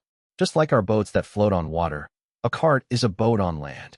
Xian and Yong both nodded. They had seen the boats, so Yu Fu's description of a cart wasn't hard to understand. Though they had never seen one, they knew it was a tool that could travel on land and carry heavy loads. But a thought occurred to Xian. The horse, as a vital part of land transportation, must be an incredibly important animal. The Han tribe surely wouldn't allow them to be killed casually. So where did they get their meat? Had the Han tribe never considered this problem? Before he could dwell on it, Yu Fu continued his presentation. He picked up a 2 jiao coin of the same design. This animal is called a saiga antelope. I don't know if you've ever seen one, but I doubt it. The environment here isn't suitable for them. This is the kind of animal you were asking about, raised for its fur and meat. It's not very tall, about the size of a small deer, only half a man's height. It also eats grass or straw, and it reproduces quickly and in large numbers. It gives birth twice a year, with 2 or 3 lambs each time. It can give birth to that many? Yong asked in disbelief. Of course, Yuji chimed in from the side. If they didn't reproduce quickly, how could they feed all the people in our Han tribe?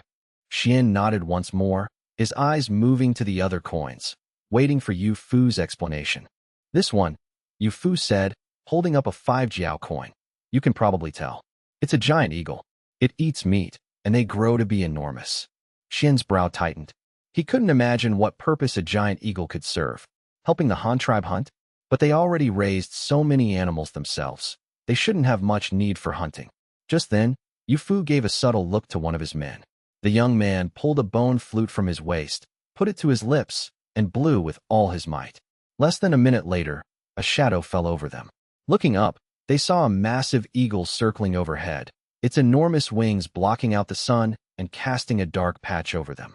What is this used for? Xian asked, stunned. The thought that this creature ate meat, as Yu Fu had said, sent a chill down his spine. It looked like it could swallow a man whole. Our Han tribe uses it to deliver messages, Yu Fu explained. For sending things that aren't too heavy but are very important, and for relaying news. The giant eagle flies incredibly fast and can ignore most obstacles on the ground. It's extremely convenient for sending messages. Compared to such rapid communication, the bit of meat they eat is nothing. Besides, the eagles can hunt for themselves, so we never have to worry about their food. Xian nodded in understanding. All the members of the Yujiang clan lived in a single village. Communication was never a concern. If you wanted to tell someone something, you just walked over to their house. It was never very far. The remaining coins were silver yuan. The 1 yuan coin depicted weaving cloth, the 2 yuan showed a blacksmith at work, the 5 yuan featured a sailboat, and the 10 yuan coin had a city wall. Yu Fu only gave a brief introduction to these, as the Yujiang people wouldn't understand the details anyway. But Xian quickly noticed something else. Yu Fu had poured out a large number of coins, and many of these exquisite little objects were duplicates. This meant they weren't just works of art, but something with a practical function. But what could these round, beautifully crafted flat discs be used for? Ha ha ha. These things are called money, or currency. Copper coins, silver yuan. They have many names, but only one function: to exchange for things in our Han tribe. In our tribe, you can use this to trade for almost anything. It was our leader's idea, and it's incredibly convenient. No matter what someone has, they can use money to get the amount of what they want. Yu Fu then pointed to the other side of the coins. Look at the reverse side of these coins. This is our Han tribe's leader. You can really get what you want with this money. Xian asked, curious. You can? Of course you can, Yuji added. Can I trade for your rice? How does that work? You can. With this 1 jiao coin with the horse on it, you can get 1 gene of rice. A gene of rice is a lot. It's enough to feed 4 adults for a full meal. Can you trade for that boat you arrived in? Yong asked. What? You want to trade for that? No, I'm just asking. Didn't you say you can trade for anything? Of course you can trade for it. But it costs a lot of money. The small, hand-paddled boat we used to rescue you. The one that can hold 40 people. Yeah, that one. How much? About 1,000 yuan or so. Let's see. If every single person in your tribe took one of these 1 yuan coins, the total could probably buy 2 of those small boats, Yuji said after a moment's thought. That much? Young was astonished. Of course, building a boat isn't easy. It requires a lot of tools and a lot of people. Those boat-building craftsmen have to eat, don't they? They have to feed their women and children. So they have to be paid wages. A large part of the boat's price is their wages. And let me tell you, the prices for these things aren't just made up. They're all based on calculated costs. What about your big ship? Does that have a price too? It does, but it's extremely expensive. Probably over 20,000 yuan. It would take every person in your tribe holding 10 yuan each to buy just one. But no single person in the Han tribe can afford a ship like that. Those ships are the official property of our tribe. Only the leader has the authority to decide their use, Yuji explained again. From these descriptions, the people of the Yujiang clan began to form a picture of a powerful, technologically advanced, and prosperous Han tribe. They were filled with a deep sense of yearning. If they had the Han tribe's advanced farming tools, their work in the fields wouldn't be so exhausting. Who would choose to work harder if they could have it easier? It's human nature to be lazy. But Xian wasn't particularly captivated by these material aspects of the Han tribe. He was more concerned with how the Han tribe operated and how it passed down its knowledge. Experience had shown him that no matter how much advanced technology you possessed, without an effective way to transmit it, it would be lost within a few decades, and the tribe would begin its decline. The Yujiang clan had endured for so long because they revered their ancestors and respected the heavens, earth, and nature. The tribe's knowledge was passed down from the elders to the younger generations. And this inheritance was not static. They constantly developed it, accumulating more experience to pass on. Things like the plow they had just learned about, the concept of animal husbandry, the idea of currency and trade, the philosophy of cyclical agriculture. All of these could greatly benefit the Yujiang clan. If they could fully grasp and integrate these concepts, the Yujiang clan would surely leap to a new stage of development. Young, want to try out our Han tribe's ox plow? Yuji sat beside him, striking up a conversation. Every word he spoke carried an underlying message. Come back with me to the Han tribe. Of course I do. But I can't leave. No matter how good your ox plow is, it doesn't belong to our tribe. I still have to come back and do my own work.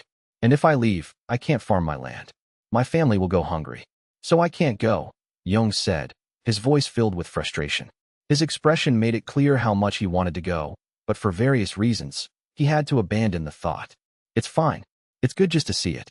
You can go after the autumn harvest. You won't have to farm for the year then. You just need to be back before spring planting next year, Yuji suggested. Well, Young was torn. After the autumn harvest, there wasn't much to do until the next spring planting. The Yujiang clan had no major labor tasks during that time. The entire winter was an off-season. It was a long time to be idle at home. If he could go to the Han tribe, see the world, and learn something, that would be for the best. Young was tempted, but he glanced sideways at his leader, Xian, unsure if he would agree. Seeing their expressions, Yang's eager anticipation and Xian's cool indifference, Yu Fu decided to chime in with an invitation of his own. Leader Xian, why don't you take a few people to visit our Han tribe during the off-season? Our tribe welcomes outside guests. Your tribe has such a large population. You could come to our tribe to learn, or perhaps discuss some trade matters with us. That way, you could acquire some better farm tools. What do you think? If you agree, we can take you with us on our return trip. Our leader would surely welcome you. Yu Fu invited with sincerity. But Xian remained perfectly calm. In truth, he was analyzing. Why was Yu Fu inviting him to the Han tribe? What was his purpose? What benefit was there for the Han tribe? His own tribe was so poor. Even if they traded, they had little to offer in exchange. Besides their rare honey, all they had was a large population. Yes, that was it. Population. Xian's brow suddenly furrowed. You want the Yujiang clan to join the Han tribe? If leader Xian is willing, then of course you can. I think it would be a very good thing. The Yujiang clan could become much stronger this way, and the lives of your people would improve greatly. Wouldn't that be for the best? Yu Fu said with a shrug, giving the impression that it was merely a suggestion. He wasn't making any forceful demands. His attitude was quite polite. And if we don't join? What does the Han tribe plan to do then?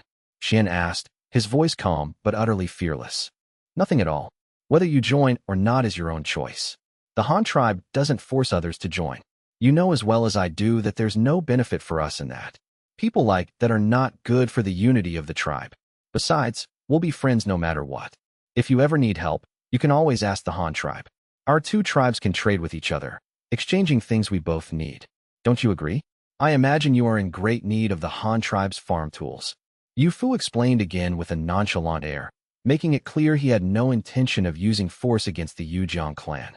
Xian didn't speak, merely nodding slightly in acknowledgement of Yu Fu's point. From the simple demonstration earlier, he knew the Han tribe possessed more efficient and labor-saving farm tools. This was a matter that directly concerned the living conditions of the Yujiang clan, and Xian was indeed eager to acquire some from the Han tribe. But he was only interested in an equal exchange, with no intention of joining them. The Yujiang clan had its own cultural heritage. They could never abandon their ancestral traditions to become part of the Han tribe. So, will you send a few people to be guests in our Han tribe? Just to have a look. You might learn something useful. And we'll definitely be trading, won't we? It would be a good chance for you to see what you need and what you can offer in exchange. You could discuss it directly with our leader then. Seeing that Xian hadn't answered, Yu Fu extended the invitation once more. Let me think about it first. That's fine. There's no rush anyway. Don't you still have over a month before your harvest? You can make a decision after you've brought in the grain. That way, it won't interfere with your farm work. Yu Fu waved his hand dismissively, not pressing Xian for a decision. The Yujiang clan was a large tribe of over 2,000 people. Their fate couldn't be decided lightly. When dealing with a tribe of this size, it was best for the Han tribe not to be bullies. A peaceful assimilation was preferable. If it came to military conquest, a few hundred Han warriors would be enough to annihilate them completely. But to capture them alive would require several thousand men, not even enough to form a proper encirclement. That would be a huge burden on the Han tribe.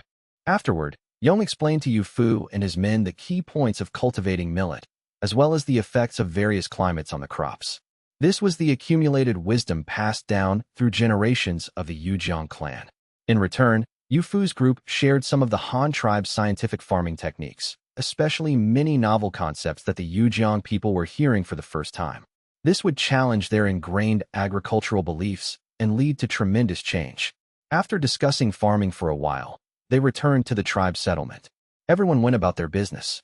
Yong began trying to build a plow, while his sister resumed the arduous task of pounding rice. Yu Fu found a quiet spot and started writing in his daily journal. His nephew, Yu Ji, however, made his way over to Yong's sister. That's too tiring, and you get so little rice for your effort. You should use a different tool, Yu Ji said, gesturing beside her. Yong's sister, Lei, couldn't understand what he was saying. She only saw that this young man, named Yu Ji, was trying to stop her from working. But if she didn't pound today's rice, what would they eat tonight? Were they supposed to eat the rice the visitors had brought? Lei just smiled, but didn't stop what she was doing. This made Yu Ji scratch his head in frustration. He ran off to find Yu Fu and asked him something. It's fine. Go ahead and build one for them. It's not some important, secret technology anyway. It's just like the plow. They've simply never seen one before. Once they see it, they'll quickly figure out the key principles. Go on. It's all right, Yu Fu said to his nephew after a moment's thought. With his uncle's permission, Yu Ji got to work with the tools he had on him. First, he found Yong and had him prepare some materials, telling him to watch and learn. That way, after the Han tribe members left, Yong could make more of them and spread the new technology. What Yu Ji planned to build was a treadle-operated trip hammer, a common tool in the Han tribe. It worked like a seesaw, using foot power to pound rice. But with limited tools, all he had was an entrenching tool, a short knife, and a waste knife. With no professional woodworking tools, they could only make the simplest version. Fortunately, the device wasn't complicated. Yong found a thick, relatively uniform, and straight wooden log. Yu Ji used his entrenching tool to chop one end flat, creating a foot pedal. Then, he drilled a hole near the back of the log and inserted a solid wooden rod the thickness of a child's arm to serve as the fulcrum's axle. Yong wasn't idle either. Following Yu Ji's instructions, he built a wooden frame just behind the fulcrum. This was for the operator to hold on to for balance, preventing them from falling. The hammer and mortar had to be simplified due to the conditions. The stone mortar was replaced with a half-buried pottery jar, and the stone hammer with a wooden one. But even this crude tool sparked immense interest among the Yujiang people. Under Yu Ji's guidance, Lei was the first to learn how to use the trip hammer. She was ecstatic. Compared to the wooden pestle she had been using by hand, this was so much easier, and its efficiency hadn't decreased. In fact, it had increased. Yong was filled with emotion. The Han tribe had so many wonderful things. Every single item they produced was something his people had never seen before, and crucially, these things were incredibly useful. saving both labor and time. On the other side of the settlement, Leader Xian wasn't celebrating the birth of the trip hammer with his clansmen. Instead, he stood silently behind Yu Fu, quietly watching him write. Even though he couldn't understand a single character, he didn't ask any questions. He was trying to decipher the different symbols on his own, because he noticed they looked like pictures with symbolic meaning. Even seeing them for the first time, Xian was certain he could recognize a few of the Han characters. He might not know how to read them, but he could guess their meanings. For example, the character for sheep looked like the skeleton of an animal with 2 horns on its head. A spine ran from head to tail, with symmetrical ribs on either side. Though he couldn't pronounce it, Xian guessed that the symbol represented a 2-horned animal. Recalling the coin Yu Fu had shown him earlier, one of which depicted a 2-horned saiga antelope, he now knew what the symbol meant without having to ask. Who created these symbols? Is this an inheritance from the ancestors of your Han tribe? Xian's question was sharp. He didn't react with the same panic and confusion as the rat shaman had upon first seeing the Han characters, repeatedly asking Han Feng what they were. Instead, he had deduced their function on his own and directly asked about their origin and heritage. This put Yu Fu in a difficult position. What was he supposed to say? That the leader had just created them? That there was no ancestral inheritance at all? That wouldn't do. It would surely tarnish the tribe's image. Our leader taught them to us, Yu Fu said after some thought. I wasn't originally from the Han tribe. I joined a few years ago, bringing all my people with me. At that time, the Han tribe already had these characters. I learned them later, so I don't know who created them or passed them down. But I can say for certain that our leader is the one who knows the most characters. He can write anything. He's the one who taught them to everyone. It was a way of sidestepping the question, but what he said wasn't wrong. Before the Yu tribe joined the Han tribe, the Han characters already existed. How was he supposed to know where they came from? Oh, Xian let out a long, drawn-out, oh, his mind deep in thought. According to Yu Fu, the Han tribe must have an ancestral inheritance, and a very advanced one at that. This was evident from their developed agriculture and manufacturing technology. It was impossible for so much advanced knowledge to appear out of thin air. Therefore, the Han tribe must have a legacy. But thanks to Yu Fu's misleading words, his self-conceived theory was completely wrong. The Han tribe's prowess was entirely due to the technology brought by one person, their leader. What inheritance? If there was any inheritance, it was one fed back from another time and space. You joined the Han tribe a few years ago? Is that true? Why did you join them back then? Did the Han tribe force you? Yong suddenly interjected. His focus was on a completely different wavelength from his leaders. He was only concerned with why Yu Fu had joined the Han tribe. It wasn't forced. I saw the strength of the Han tribe and joined willingly. At the time, the Han tribe didn't have many people, fewer than you have now, only a few hundred. But they were incredibly wealthy, with more meat and grain than they could eat, as well as wooden boats and ox carts. Their ox carts, in particular, were very important to us, the Yu tribe. I was originally the leader of the Yu tribe. Back then, we had less than 100 people, no fixed home, and survived by hunting and trading with other tribes. So we longed for a means of transport like the ox cart. Life on the move was very hard, and our women and children suffered. But the Han tribe was very stable. At first, we would just leave our women and children with them when we went out, letting them look after them and work alongside them. Later, the Han leader invited us. I thought, since we were already living together like this, there was no harm in joining them. So, we joined the Han tribe. Yu Fu gazed at the sky, a look of deep reminiscence on his face. He himself was filled with emotion. He had been part of the Han tribe for several years without even realizing it. Only a few hundred people a few years ago. How many people does your Han tribe have now? It must be more than our tribe, right? Yong asked, still surprised. He never imagined the Han tribe had developed so recently. He had assumed their strength was built up over generations, just like his own Yujiang clan. 80 or 90,000, I suppose. I don't usually keep track of these things. Heh, I'm just not the type to stay in one place. I can't be a prefect, so I'm not interested in local administration. Yu Fu gave a wry smile. By rights, he was one of the earliest members to join the Han tribe, a veteran. Yet he hadn't landed a high-ranking position like prefect. He had always been running around. But he had no regrets. He loved this kind of life. Besides, it wasn't as if he couldn't contribute to the Han tribe this way. Just like his previous trading trips to the grasslands, he had led caravans that brought back countless oxen and horses, providing the tribe with more animal power. Though he held no official title, the people still respected him greatly. 80 or 90,000. How many is that? Young pressed on. Probably about 30-something tribes the size of yours. And I'm sure there will be even more next year. Yufu calculated. Xian and Yong nearly coughed up a mouthful of blood. 30-something times the size of the Yujiang clan? Do you know how many people the Yujiang clan has? At least 2,500. And you're telling me you're 30-something times that size? How could anyone believe that? So many people, all living together? How much land would you need to feed all of them? Xian was the first to voice his doubt. No, that's not it, Yufu explained again. Our Han tribe has many settlements. We all live separately. Each settlement is managed by a group of officials, but all these places must obey the leader's commands. Many settlements? Can you manage them all? Xian continued to ask. We can. Although they're separate, they aren't far apart. The closest settlements are just a meal's time away by boat. The farthest place takes 10 days to walk, but only 1 day on horseback. We have 4 or 5 settlements that are a bit larger than your Yujiang clan, maybe 1 or 2 times the size. We have 2 settlements that are 5 times the size of the Yujiang clan, and we have one that's 10 times the size. That's about it for now, Yufu said, counting on his fingers. Xian and Yong listened. Adding up all those settlements, it really did amount to over 30 times the size of the Yujiang clan. By that comparison, the Yujiang clan was truly insignificant to the Han tribe. With so many people, the number of babies born in the Han tribe each year was probably greater than their entire population. What was more crucial was the distribution of the Han tribe settlements.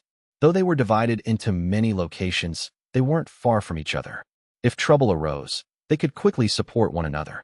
This also solved the problem of over-centralized population, which was inconvenient for farming, a point Xian had already realized. The Yujiang clan had a stable life and sufficient food, so their population was also steadily increasing, with over 100 babies born each year. As the population grew, their cultivated land had to expand, but the location of their settlement hadn't changed. If their people had to walk half a day just to get to the fields, they would spend all their time traveling and have no time left for farming. The Han tribe still has much worth learning, Xian sighed to himself. With so many settlements in your tribe, how do you handle annual rituals? When do you plant? When do you harvest? How are these things managed? Xian pondered for a moment before raising another question about administration. We have officials who specialize in local governance, Yufu explained again. A population over 10,000 has a prefect, while a few thousand has a county magistrate. These are the local chiefs. Below them are a group of assisting clerks who report to the chief and are responsible for specific matters. They are called clerks of various departments. For example, the household department clerk is in charge of registering, deleting, and managing the household records of the people in their jurisdiction, as well as their land holdings. The punishment department clerk handles public security. Private fights and murder are forbidden within the tribe, and those who are caught will be punished. The Han tribe has the Han law, compiled by our leader. Violating its articles will also result in punishment. Minor offenses are fined, while serious ones lead to forced labor or corporal punishment. The most severe crimes are punishable by death. For instance, casually throwing trash on the city streets will not only get you a fine of 50 yuan, but you'll also have a finger chopped off. It happens every time you're caught. The people of the Han tribe were used to it, but the Yujiang clan members who overheard this were horrified. The Han tribe had so many rules. Tossing some trash could get your finger chopped off? That was too harsh. But some didn't understand what he meant. What's trash? Asked Yong's sister Lei. It's useless filth, Yuji explained in a timely manner. Like excrement, leftover food, scraps, all that messy stuff. It's dirty to throw it on the streets. The streets are for everyone to use, so no one is allowed to pollute or damage them.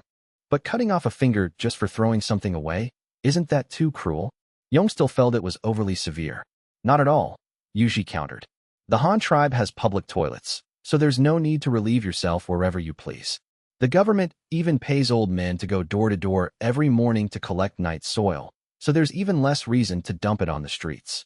There are also designated trash baskets for throwing things away. Under these conditions, if you still throw trash on the street, aren't you just asking for it?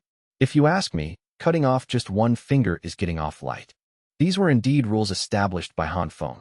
Thinking of the filth-strewn cities of medieval Europe and the Black Death, the plague that resulted, he knew corresponding laws were necessary to prevent such a situation. Of course, regulation alone wasn't enough. If you forbid people from throwing trash randomly, you have to tell them where to throw it. Thus, a comprehensive waste disposal system was also required. Fortunately, the Han tribe was an agricultural society.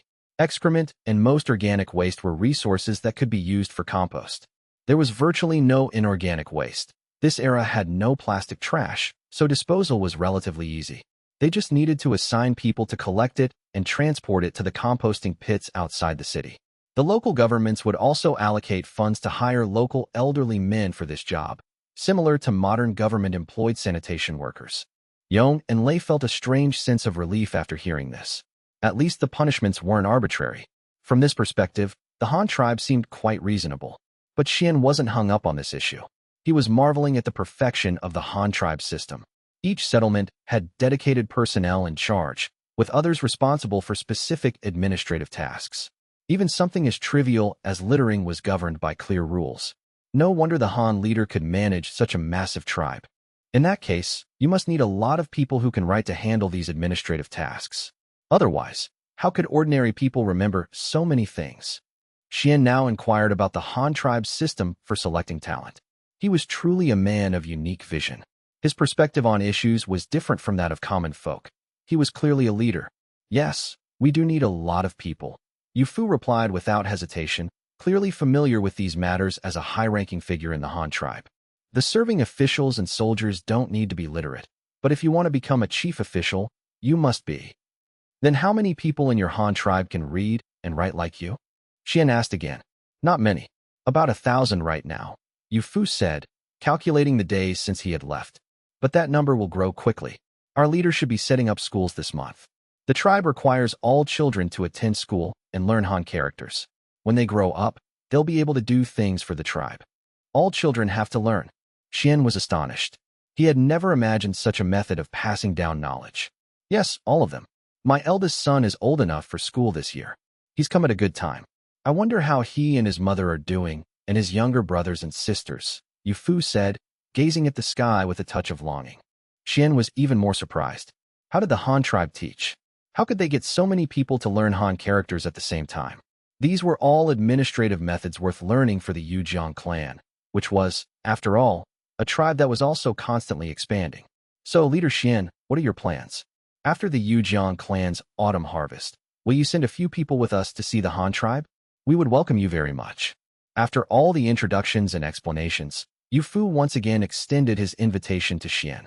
He couldn't stay here forever. He needed a straight answer, yes or no. The fleet couldn't neglect its real mission for the sake of a single Yujiang clan. That was out of the question. Well, let me think about it some more. We'll talk after the autumn harvest. If I do decide to go, I'll have to trouble you to take us there, Yu Fu. Xian thought for a moment, but still didn't make an immediate decision. Yu Fu's descriptions of the Han tribe were just that, descriptions. There was no way to verify them. The credibility of his words was still questionable. So, Xian needed more time to choose, to select the option with the least severe potential consequences. Of course. In that case, we'll leave tomorrow. The fleet needs to continue downstream. When we return in about a month, the Yujiang clan's grain should be harvested. We can take you with us on our way back to the city. There's no need to rush, Yu Fu said with a wave of his hand. And so, the two sides tacitly ended the conversation. That evening, Xian generously gave some millet and sorghum seeds to Yu Fu, saying it was in exchange for the technology of the plow and the trip hammer. This was what Xian had wanted most when he first invited them to his tribe. Now, though he hadn't managed to keep the people, he had acquired 2 new technologies. It wasn't a loss. Xian personally escorted Yu Fu and his men to the riverbank. After bidding each other farewell, Xian returned. But Yu Fu's fleet, of course, couldn't leave immediately. They had to pack up their camp and load everything onto the ships before they could depart. They were busy until nightfall and only set off downstream the next morning. Back in the Yujiang settlement, a man hurried back to the tribe and reported to Xian, Leader, those people from the Han tribe have boarded their ships and left. We didn't see them leave anyone behind on the shore. I know. You may go. Half a month flew by. It was August 28th, the day Han Feng had designated for students everywhere to report to school. The main purposes were to register student records, assign classes, find classrooms, and receive textbooks. All the tedious but necessary tasks. The second purpose was to see how many had failed to show up for whatever reason, and then to dispatch clerks to investigate. If anyone deliberately stayed away, they could expect to be punished. They had been given a full month. Even a minor surgery would have healed by now. To still dare not to come was simply inexcusable. Early that morning, Han Feng went to the 5th floor of the Hanyang City Government Building. Standing by the window, he looked down at the 2 teaching buildings on either side and the growing crowd of children and parents below the central flagpole. Reporting time was set for around 10 in the morning. Without watches, everyone had to go by the sun.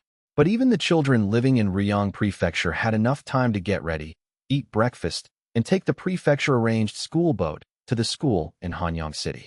Going to school by boat every day, it had a certain charm. More and more children gathered beneath the flagpole. They wore new robes their families had made for them this month, with hemp cloth shoes on their feet. The boys all had their hair tied up in a bun that looked like a little bump. The girls were different. They had all sorts of hairstyles, mostly braids or ponytails, rarely with their hair down. The most common style was 2 horn-like buns on top of their heads, which reminded Han Feng of Mo Xiaobei from My Own Swordsman in his past life. They carried their little school bags, some as cloth backpacks, others as satchels. There were even children from wealthy families, the second-generation rich, who came with leather backpacks and wearing leather boots. A group of about 10 of these kids stood out in the crowd. Han Feng didn't even have to guess whose children they were. Besides that fellow Shuda, no one in Ryong City was richer than him. Of course, there were others, like Yufu's children. Though he held no official title, every time he went out and returned alive, it was considered a meritorious deed, and Han Feng certainly wouldn't fail to reward him. Before they had currency, he was never short of rewards like cloth and leather. So, that fellow was also wealthy. But he wasn't home, and his wife was frugal. She hadn't dressed their children in anything flashy. At most, the fabric of their clothes was a bit thicker, and they wore the less common type of boots, but those were still made of hemp cloth. The little school bag on their back was also made of hemp. That was all. However, among these children, there were some who stood out, gradually becoming the center of attention. For instance, that boy Chu Bing, who was now 9 years old. After the Han tribe implemented a clear system of noble ranks, those without titles could no longer wear their hair in just any style. They were constrained by Han rights and couldn't be reckless. So, commoners could at most wrap their top knot in a square cloth, and even the color was restricted. Only black was allowed. Besides, black cloth was cheaper because the dye was cheap, made from chestnut shells, which the Han tribe had in abundance. But Chu Bing was different. He wore a gleaming, cloud-patterned bronze clasp in his hair. It was something Han Feng had given him for learning characters so quickly. A few other adults in the Han tribe had them too. The clansmen who had killed wolves while defending the tribe each received a wolf head badge. But later, as the Han tribe system became more established, they stopped issuing such things. Meritorious deeds were rewarded through the system of noble ranks by merit. They no longer gave out these metal-like hair ornaments. As a result, Chu Bing became an anomaly.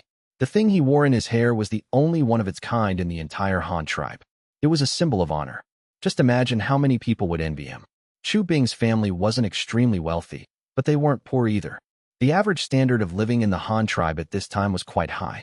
After all, with so many resources and a population of less than 100,000, they were naturally quite prosperous.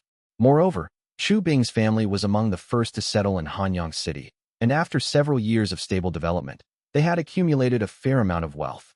Han Feng had also learned that besides cloth and tools, another item was selling extremely well in the market: puppies. The custom of raising dogs had spread throughout the Han tribe. They were excellent for guarding homes. The saying that dogs are man's loyal companions was absolutely true. Some people even took their dogs with them when they went to work in the fields. After all, this was still a primitive era, and wild animals were plentiful. Although patrol teams often hunted outside, some wild beasts would occasionally wander near the Han tribe cities. At such times, having a loyal dog by one side could provide a warning bark, and if the owner was attacked, the dog could help, couldn't it? So, many people wanted to raise dogs, but the supply was scarce. There were 2 main sources: the dozen or so gray wolf cubs Han Feng had raised initially, and the sheepdogs Yufu had brought back from the grasslands. Now, crossbreeds of the 2 had also appeared. As a veteran member of the Han tribe, Chu Bing had been given a dog long ago, and more than one. Dogs reproduce quickly and in large numbers. So now his family could earn a considerable amount of money each year just by selling puppies, because the new immigrants in the surrounding newly established prefectures and counties were all in need of dogs. Time passed quickly. As more people arrived, teachers began to organize the students into lines. They started registering their school information at a row of tables: name, place of origin, year of enrollment. There was a special form for this, printed with woodblocks over the past month. The students lined up to register their names one by one, and they had to have their family's household registration. The Han tribe's household register, a set of bamboo slips made from 2-finger-wide bamboo strips. Each slip recorded one person's information, and the whole family's slips were strung together in order. After completing the registration, the forms were handed to the students. They then went to line up behind the tables, waiting for the teachers to finish assigning classes and lead them to their respective classrooms, where the forms would be collected again. The class assignment system followed what Han Feng had previously laid out. They were divided by age. Older students were grouped together, and younger ones were kept separate. This was to tailor the teaching to their needs. Many of the older children were approaching adulthood and didn't have much time to waste in school. It was better to teach them to read first, and then teach them some skills to make a living. The Han tribe's compulsory education was no different in principle from the 9-year compulsory education of the modern era. Even in modern times, what kind of elite could be produced from a middle school graduate? At best, it was just about eradicating illiteracy. Han Feng's goal was the same. Within 2 or 3 generations, he hoped to make the Han tribe free of illiterates, with universal literacy. This was his highest ideal and goal, although it was almost impossible, very difficult to achieve. Not everyone was willing to rebel. When the common people gained wisdom, they could better understand the law and were less likely to be incited by those with ulterior motives. This was actually more conducive to the country's progress and the overall improvement of the nation's quality, helping the primitive people shed labels like ignorant and barbaric and become truly civilized people who valued quality, morality, and etiquette. In the long run, the benefits of this policy far outweighed the drawbacks. Just like the large characters painted on the walls of the teaching buildings on both sides. Education revitalizes the nation, secures the state, and stabilizes society. Study for the rise of the Great Han. This was both Han Feng's hope for the future and the national policy and long-term development strategy of the Han Empire. It was just that the return on investment in education was rather slow. But Han Feng had to do it. Without a legacy of knowledge, no matter how large he developed the Han tribe, it would ultimately be a castle in the air, a duckweed on water, destined to fall apart one day. On the open ground next to the flagpole, Niu Wei and the others also looked up at the words written on the wall. After hearing the translation, they too fell into deep thought. Study for the rise of the Great Han. Then for whom were they, the exchange students from the Exian tribe, studying? And how would their Exian tribe rise? Was the path they were taking right or wrong? Looking at the square full of children, in less than 2 years, the Han tribe would have thousands more people who could write. These people could all become officials. How many more territories and people would the Han tribe add then? How many more prefectures and counties? What currently limited the Han tribe's development was population and management talent. But in a few years, would this phenomenon still exist? The growth rate of the Han tribe was simply terrifying. Niu Wei was just feeling a momentary pang of emotion. In truth, today had nothing to do with them. The 50 members of the Exian tribe delegation who had stayed behind with him didn't need to be sorted into classes. They would just be bundled into one classroom. What was there to sort? Although Han Feng had planned to mix the Exian tribe exchange students with the Han tribe students to plant spies or turn some of them to the Han tribe's cause, that was a plan for subsequent exchange students. Those students would be younger, easier to brainwash and control. But the people with Niu Wei were mostly old hands. There was no hope of turning them. The most crucial thing was, even if it were easy to turn them, it would be too difficult to prevent their companions from finding out. These people had been together day and night for so long. Would a companion not know if someone had a change of heart? It was best not to be overly optimistic. Han Feng was never one for blind confidence. In his past life, the first thing he did when executing a mission was to prepare several backup plans. This was to consider what to do next if the original plan failed. To speak of failure before speaking of victory, that was the way to avoid mistakes and unnecessary losses. Niu Wei and his group were naturally received by the junior minister of the Court of State Ceremonial. But the Han tribe students were the main characters of the day. The students formed long lines to register at the desks, then took their forms to the open space behind to line up again. It was just like Han Feng remembered from his first day of school as a child. First, you found your grade level by age. Then the boys and girls each stood in a line, arranged by height, into 2 rows. They followed their respective teachers into the teaching buildings to get acquainted with their classrooms first. First, they had to remember which teaching building they were in. The teachers repeated this over and over so they wouldn't get lost when they came on their own in the future. Next was the floor, which wasn't difficult since there were only 3. Then came their individual classrooms. With 6 classrooms per floor, they were easy to find. The classrooms had signs above the doors, just like in modern times, with the class name written in both uppercase and lowercase. Fortunately, these children could all recognize characters. It was fine if they didn't know others, but they could all remember numbers. For no other reason than that they saw them so often and had to use them every day, since the Han tribe's coins had these characters on them. However, one thing was different from modern times. The Han tribe didn't have a clear grade system. They were simply divided into several levels based on age. So, the classrooms couldn't be called Grade 10, Class Y.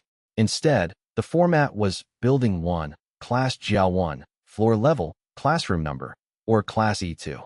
It sounded less like a classroom and more like a room number in an inn, but the Han tribe didn't have inns yet, and the clansmen wouldn't know what a grade was. The children chattered excitedly as they followed their teachers into the teaching buildings. Many of them had grown up in Hanyang City, but these tall buildings had been standing for a year or two, and few had ever been inside. Usually, they would guess what it was like inside while playing outside. Now, they were finally here, and they would be spending the next few years here. Most of them were very excited, especially when many of them climbed the stairs to the 2nd and 3rd floors for the first time. These little ones, accustomed to single-story courtyard houses, became even more thrilled. They immediately started chattering and discussing, without any of the atmosphere of being at school. It was more like a tourist visit. Since there were no protective bars on the windows, Han Feng had required that the older the students, the higher their floor. Little kids were mischievous and loved to play around. It was best to avoid any accidents of them falling from the building. Only when the children were a bit older and more sensible did Han Feng dare to let them stand higher. The children entered the classrooms and were arranged in their seats by the teachers. The classrooms were filled with single-person desks with a storage compartment underneath, each paired with a stool. They were arranged in pairs, and according to the height order from outside, the shorter children sat in the front. Some children were talking to the classmates around them, while some of the shyer ones were silent, just quietly looking out the window, hoping to see their parents standing outside watching them. However, none of them were crying. That phenomenon only existed in modern cities with spoiled little ancestors doted on by their parents and grandparents. The children who ran around with bare bottoms in the countryside wouldn't cry just because they were starting school. Just like the current Han tribe, though it was called a city, it was really no different in scale from a modern village. After all, just outside the city were farmlands, and families still raised chickens and pigs at home. On the 3rd floor of Building 2, in Class Bing 6, Chu Bing was sitting in the back row, curiously examining the classroom's decor. He was also constantly dealing with questions from the surrounding classmates. Some of the uninformed children were asking where he got the bronze clasp in his hair, since it was something you couldn't buy anywhere. The leader made this for me himself. It was a reward from the leader because I know a lot of characters. Some of the people around him were surprised, while others didn't believe him, thinking he was bragging. The leader was a man who did great things, managing so many people in the entire tribe. How could he have time for such a small matter? This was a common thought among the newcomers, as the Han tribe was already very powerful when they joined. How could the leader personally make this for you? You must be lying. I don't believe you. A boy sitting in front of Chu Bing said, turning around. What's there to lie about? I know a lot of characters. Do you? The leader taught us the characters I know. Back then, we all lived in that cave north of the city. The tribe only had a few dozen people. The leader had to do everything. What's so strange about him making a bronze clasp just for me? Chu Bing retorted disdainfully. This little fellow had always considered himself a veteran of the Han tribe, and it was true. Back then, the Han tribe lived in a cave, with only about 50 people in total. He, his mother, and his aunt were traded from the Xie tribe by the leader for pottery basins. It was said that the leader had even treated his illness and saved his life. At that time, the Shu tribe, the Xie tribe, the Black Rat tribe, who knew where they were? He was indeed one of the very first. Your clan joined the Han tribe that early? A little girl sitting at the same desk as Chu Bing asked in surprise. Before Chu Bing could answer, the teacher at the front suddenly tapped the blackboard and said, "Everyone, please be quiet. Today, I'm going to tell you what we'll be doing in a moment. It's not much. After we're done, you can all go home." The classmates quieted down and stared at the teacher at the front and at the large pile of things on the lectern. Others might not know what they were, but Chu Bing did. They were stationery and books. Although he hadn't read the contents of the books, he had seen these things before. Our main task today is to distribute the textbooks. Each person will get 4 books, 1 for poetry, 1 for Han rights, 1 for arithmetic, and 1 for nature. You all must take good care of these books, because you will be using them for the next few years. If they get damaged, you'll have to buy new ones. Also, since this is your first time enrolling, the leader said he wants to give each of you a gift. Everyone gets one. Alright, now starting from the first row by the door, come up and get your things. The rest of you, don't move. One by one. The students stared eagerly at the tall stack of things on the lectern. So, they were all gifts for everyone, and they were from the leader. What could they be? But the children didn't have to wait long. A little child went up. It was a girl. She was a bit timid and walked meekly to the side of the lectern, not daring to speak. Give your registration form to the teacher, the teacher said, rubbing her 2 hair buns and smiling at her. The girl obediently handed over her registration form. The teacher looked at the information on it and copied the girl's name onto a blank roster next to her. Then, she took 1 book from each of the 4 stacks, put them together, and handed them to the little girl. In addition, there were 2 pencils, a bamboo-handled brush with a mixed hair tip, and a palm-sized inkstone with a lid. The inkstone was made of fired clay and was very cheap, but opening the lid revealed a hidden world inside. It was divided into 2 recessed areas, a large one and a small one. The large one was empty, specifically for grinding ink. Next to it was a slightly deeper one, which held a small, black, ordinary ink stick. This was Han Feng's gift to these new students. One by one, the children went up, handed in their registration forms, and received their 4 new books, along with the gift from the leader, pencils, a writing brush, an inkstone, and an ink stick. However, there was no paper.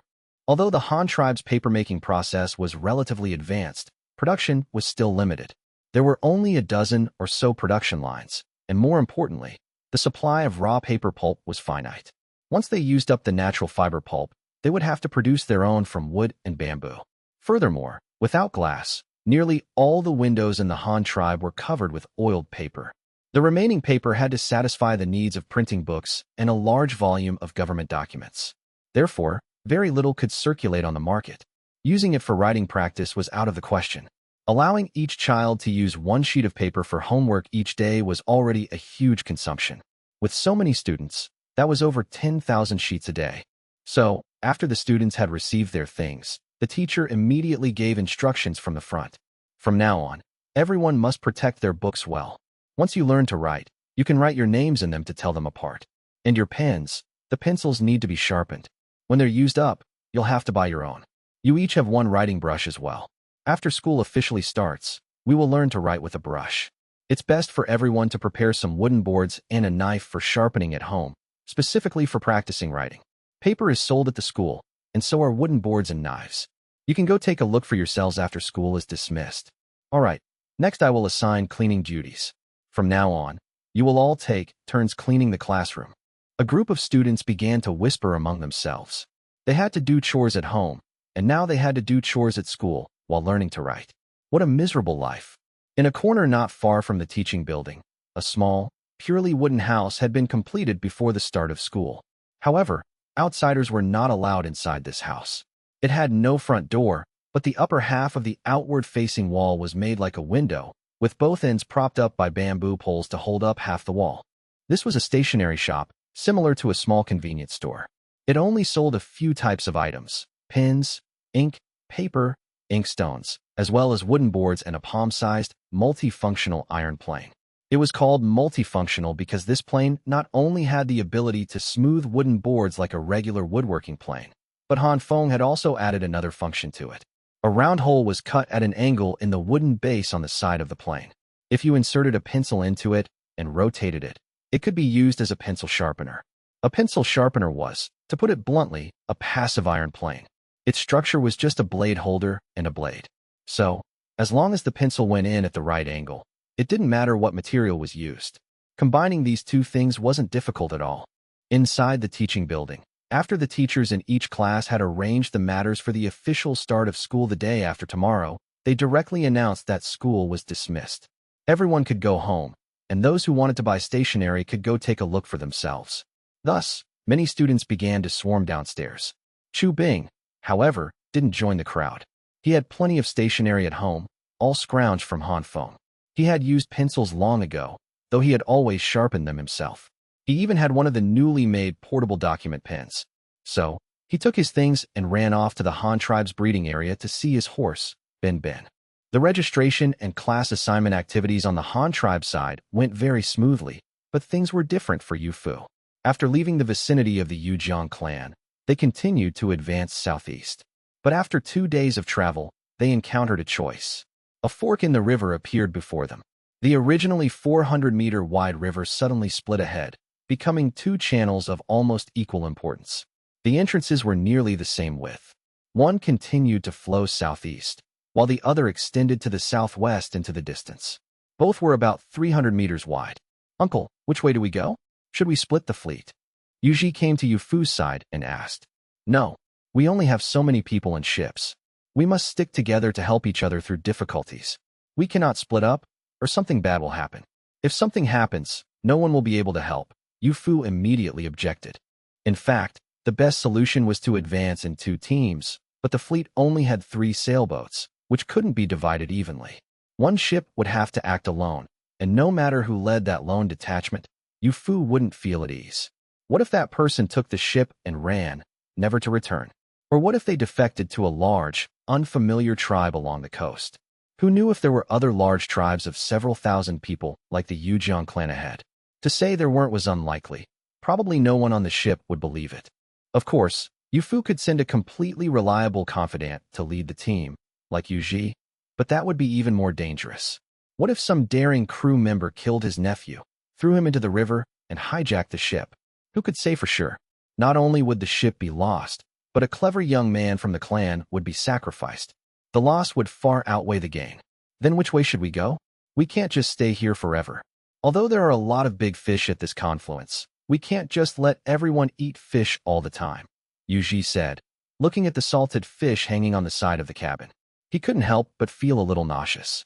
Even the most delicious food becomes tiresome if you eat it too much. The surrounding crew members didn't speak, all staring at Yu Fu, waiting to hear his plan. "Let's go southwest. We'll all go together," Yu Fu finally decided after a moment's thought. "Southwest? Why? Haven't we been going southeast all this time? Why change course?" the captain of the lead ship also asked. "Think about what mission the leader gave us," Yu Fu said, not directly answering with his own thoughts, but asking them a question instead. "To survey the hydrographic environment downstream? To open up a shipping route to the lower reaches?" The captain answered tentatively. "That's right, to open up a shipping route. But why open up a shipping route? Naturally, it's because the leader plans to develop the area downstream from us. But the southeast is so far away, all unfamiliar territory. What benefit is there for us to develop that area? Not only would the initial investment be huge, but the returns would also be slow." Yu Fu analyzed for the crowd. The others didn't understand, but they subconsciously nodded. Then they heard Yu Fu continue. "But the southwest is different. Our Han tribe is very familiar with that area. If we can open up a waterway to the southwest, it won't require any investment, and we'll see benefits in a short time.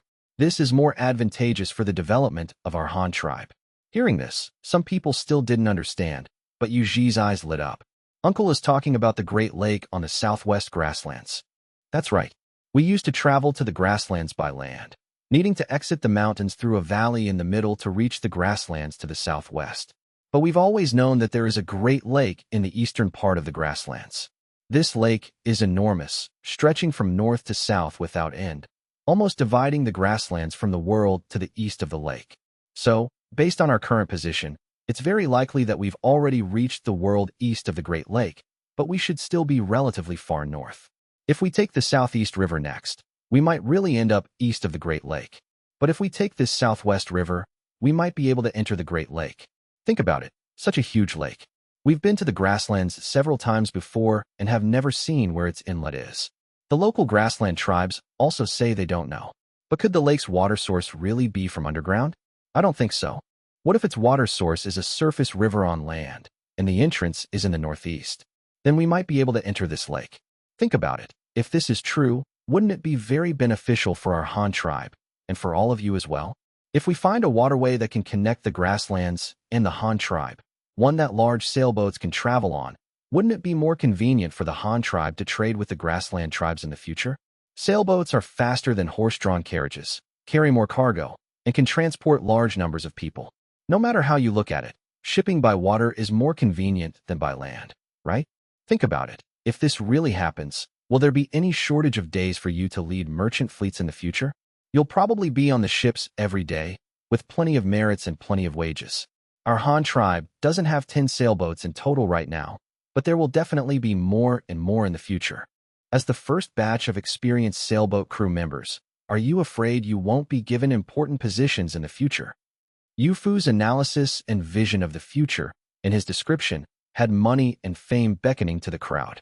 Everyone was fired up, wishing they could immediately blaze a new shipping route. And so, someone was heard waving their arms and shouting, "No need to say more, Captain. We'll follow you to the southwest." Another captain in the fleet said heroically, raising his fist to the sky. "Right, to the southwest," another person shouted. "To the southwest, to the southwest." Before long, as several of the fleet's leaders shouted one after another, even the sailors on each ship began to join in. The fleet weighed anchor and set sail again. The sailors adjusted the direction of the sails, and this time, they all headed towards the southwest tributary. The goal of opening up a new shipping route filled the hearts of everyone in the fleet. In addition, the fleet had ample supplies and didn't need to stop for replenishment. The space on the ships was limited, and even if they found anything else useful, they probably couldn't fit it on board. So this time, they simply didn't go ashore. The fleet never stopped. As long as the way ahead was navigable, they could keep going. The advantage of having enough personnel was that they could work in 3 shifts, sailing day and night without stopping. From the moment they entered the tributary, the sails were never lowered. They were always at full sail. After traveling like this for 5 days and 5 nights, the fleet made a new discovery. Another 3-way fork, Yuji said, standing on the second-level deck above the cabin, looking out. Such a wide river, and it's coming from the north. Could it be the Jinsha River below the Rushue River, flowing all the way south, and then merging with this tributary of the Luyang River? Yufu said, holding a compass, discerning the direction as he speculated. Very likely. Should we continue downstream? The captain of the lead ship asked. Of course, continue downstream. The Great Lake must still be ahead. It can't have moved behind us, Yufu said firmly. In fact, Yufu's judgment was sound. They were at an inverted Y-shaped river fork, and by the time they discovered the fork, they had already entered the wider river ahead. This time it wasn't a multiple-choice question, but a bonus question. The fork appeared behind them, and the only large river west of the Luyang River should be the Ruyang River and the Jinsha River. The Jinsha River also flowed southeast after exiting the Wu Gorge, but where it went was unknown. Now it seemed very likely that it had merged with the southwest tributary of the Luyang River. If this was true, then it was certain that one could also travel directly by boat from Hanyang Prefecture and Ruyang Prefecture to the Great Lake of the Grasslands. After this fork, the fleet traveled for another 2 days and 1 night at the same speed. At dawn on the 3rd day, the river was shrouded in a thick fog. Yufu had no choice but to order them to drop anchor and stop. To continue at full speed in this weather was to court death. They weren't in a hurry, so there was no need to take such a risk. "Uncle, have a bowl of porridge," Yuji said, ladling a bowl of meat porridge from the large pot and handing it to Yufu. What's that you've been carving these past few days?" Yufu asked with a chuckle as he took the bowl. And nothing." Yuji was startled and subconsciously covered his chest. Still hiding it from me. It's a comb, isn't it? A gift for that girl from the Yujiang clan." Yufu looked at his nephew with a mischievous grin. "You saw? Well, it's boring on the ship, and I had nothing better to do, so I just carved it for fun." Yuji scratched his head and smiled sheepishly. "What's wrong with that? You're not a kid anymore. We'll all have merits when we get back this time. Once you get your reward, you should get married soon. You like that girl named Lei, so we'll bring her along on our return trip and not let her go. Keep her as your wife," Yufu arranged casually. "Will that work? Will they be willing to join our Han tribe?" Yuji asked, not very confident. "What are you afraid of? Our leader will naturally find a way to handle this kind of thing. Once the leader finds out the Yujiang clan has over 2,000 people, do you think he'll let them go? He'll definitely do everything he can to absorb them. Besides, if your marriage to someone from the Yujiang clan can help make this happen, it might be another great merit." This is a good thing. You won't lose out either way, Yu Fu said, analyzing the feasibility of the matter for his young nephew as he drank his porridge. The two of them ate and chatted like this. By the time everyone on the ship had finished their meal, it was around 9 in the morning. The fog on the river began to dissipate, and rays of sunlight pierced through the mist, suddenly brightening the view ahead. Uncle, the river ahead is so wide. You can't even see the other side. Yuji shouted excitedly. It's the lake. That's the lake. We should be there. The entrance to the Great Lake is right ahead. Men, weigh anchor, hoist the sails, full speed ahead. In the eastern grasslands, there is a great lake that stretches for over 1,000 li from north to south, dividing the entire grassland from the world on the lake's eastern shore. In the eyes of countless grassland tribes, because the sun always rises from the lake's surface, the Great Lake is also known as the Sunrise Sea and is considered the birthplace of the sun. The thousands of li of shoreline are the summer pastures upon which the grassland tribes depend for their survival. Every summer and autumn, these nomadic tribes migrate to the lakeside. Here, the water and grass are lush, fresh water is extremely abundant, and there are numerous wild animals to hunt, making it their vital habitat. This process continues until late autumn. Before winter fully sets in, they migrate to the valleys in the western grasslands to spend the cold winter. There, forests provide them with fuel for the winter and food for their herds. However, it was still early September, far from the cold of winter, so the nomadic tribes naturally wouldn't leave the shores of the Great Lake. Autumn is the harvest season for agricultural tribes, and it's actually the same for nomadic tribes. They drive their herds to eat more grass, storing a thick layer of fat on their bodies to survive the cold winter. The Qianyang tribe was just one of the many ordinary nomadic tribes on the grasslands. They were stationed at the northernmost tip of the Great Lake's western shore, which could be considered the edge of the grasslands. Based on their geographical location, one could infer the Qianyang tribe's strength. They were just a tribe that didn't even rank. However, this very edge had its own unique advantages. It was very close to the northern mountains. A few years ago, a merchant caravan with more than 10 large carts emerged from the mountains, intending to trade on the grasslands. The first tribe they encountered was the Qianyang tribe, located in this remote area. The Qianyang tribe was very happy to trade with the Han tribe merchants, exchanging worthless livestock for some white salt, as well as their ceramic vessels and cloth.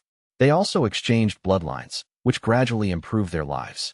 The following year, the Han tribe merchants came again, this time bringing iron pots, scissors, and other ironware, which made their lives much more convenient. The Han tribe merchants even took the initiative to reduce their livestock supply, proposing that they could trade goods for wool instead of sheep. As the leader of the Qianyang tribe, Qianyang Ili was very fond of such a good tribe. A few years ago, he had his wife entertain the Han tribe merchant. Now, the child was almost 3 years old and was considered his smartest child. They had always believed that the more distant the bloodlines, the smarter the offspring. But this year, Qianyang Ili waited and waited, but the Han tribe's caravan never came. At first, they thought the Han tribe might have been delayed, so they didn't come this year. But after waiting for half a year, the most suitable trading time had passed, and the Han tribe's caravan was still nowhere to be seen. The Qianyang tribe began to lament. Before the Han tribe sold salt, there was salt on the grasslands. It was brought by the Ecchi tribe from the far south on horseback. They didn't bring much, and it was ridiculously expensive. Most importantly, the Ecchi tribe merchants would never travel to the northernmost part of the grasslands.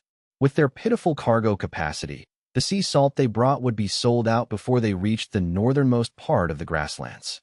What was the point of continuing north? They would just turn around and go home. So, the Qianyang tribe had always had difficulty obtaining salt. Before the Han tribe merchants came, they could only go without, relying on drinking the fresh blood of their livestock to supplement a little salt, or exchanging for some second-hand salt from the large tribes in the south at a very high price. They were always exploited by middlemen, which was unbearable. This year was even worse. The Han tribe didn't come in the first half of the year, and the Qianyang tribe went back to living without salt. But strangely, the Ecchi tribe also stopped selling salt. Instead, they traded all their salt to a nomadic leader in the southern grasslands named Maodan. Then this fellow spread the word that if you wanted salt, you had to bring livestock to him to trade.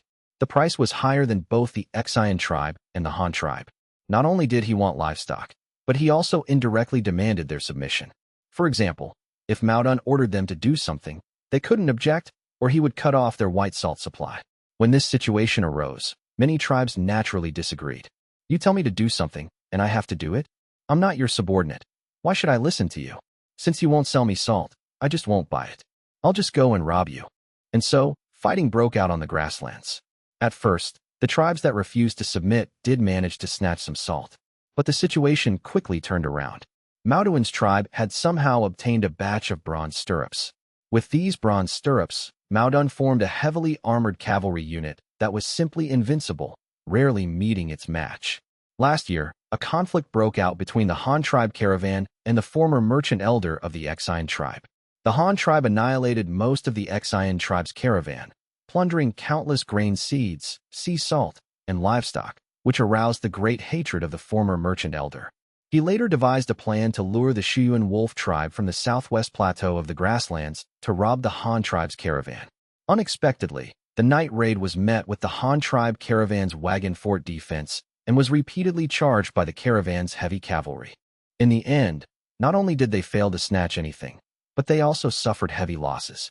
The Han tribe even used the enemy's corpses to build a victory mound on the grasslands, and the banner planted on it, "Those who offend the mighty Han shall be punished, no matter how far," is still flying today. After this battle, the Han tribe's fame shook the grasslands. Most nomadic tribes could only tremble in fear, and no one dared to mess with the Han tribe. But there were also a few powerful tribes who saw something different, such as the Han tribe's bridles, stirrups, high-bridge saddles, heavy armor, and long sabers. The improvements these things brought to combat effectiveness. Maudun was one of them. He learned from the Han tribe caravan's heavy cavalry and imitated a similar unit. After negotiating with the new merchant elder, Niuwei, he obtained bronze stirrups from the Exian tribe. Although he didn't have high-bridge saddles, the stirrups alone gave his warriors a qualitative leap. Stirrups gave the rider a point of support on the bumpy horse's back, allowing the rider to perform more tactical maneuvers, wear heavier armor, and wield heavier weapons. Mauduin's cavalry was just like that. They didn't have the Han tribe's grass lacquer and couldn't make the Han tribe's cowhide lamellar armor, but they could use ordinary rawhide to make clothes that could be used as armor. If one layer wasn't enough, they used two. He even learned from the Han tribe's heavy cavalry helmets and masks, using rawhide to sew barrel-shaped helmets for his cavalry. Their entire bodies were covered except for their two eyes. The heavy cavalry all discarded their bows and arrows, using long spears and javelins as weapons. This level of defense was simply monstrous to the other tribes on the grasslands. Since the nomadic tribes on the grasslands were not good at smelting metal, the arrowheads they used were made of bone and stone. Such arrowheads were useless against Mauduin's heavy cavalry. 2 layers of rawhide plate armor were enough to withstand such arrow attacks, while the javelins and long spears thrown by the heavy cavalry were something they could not withstand.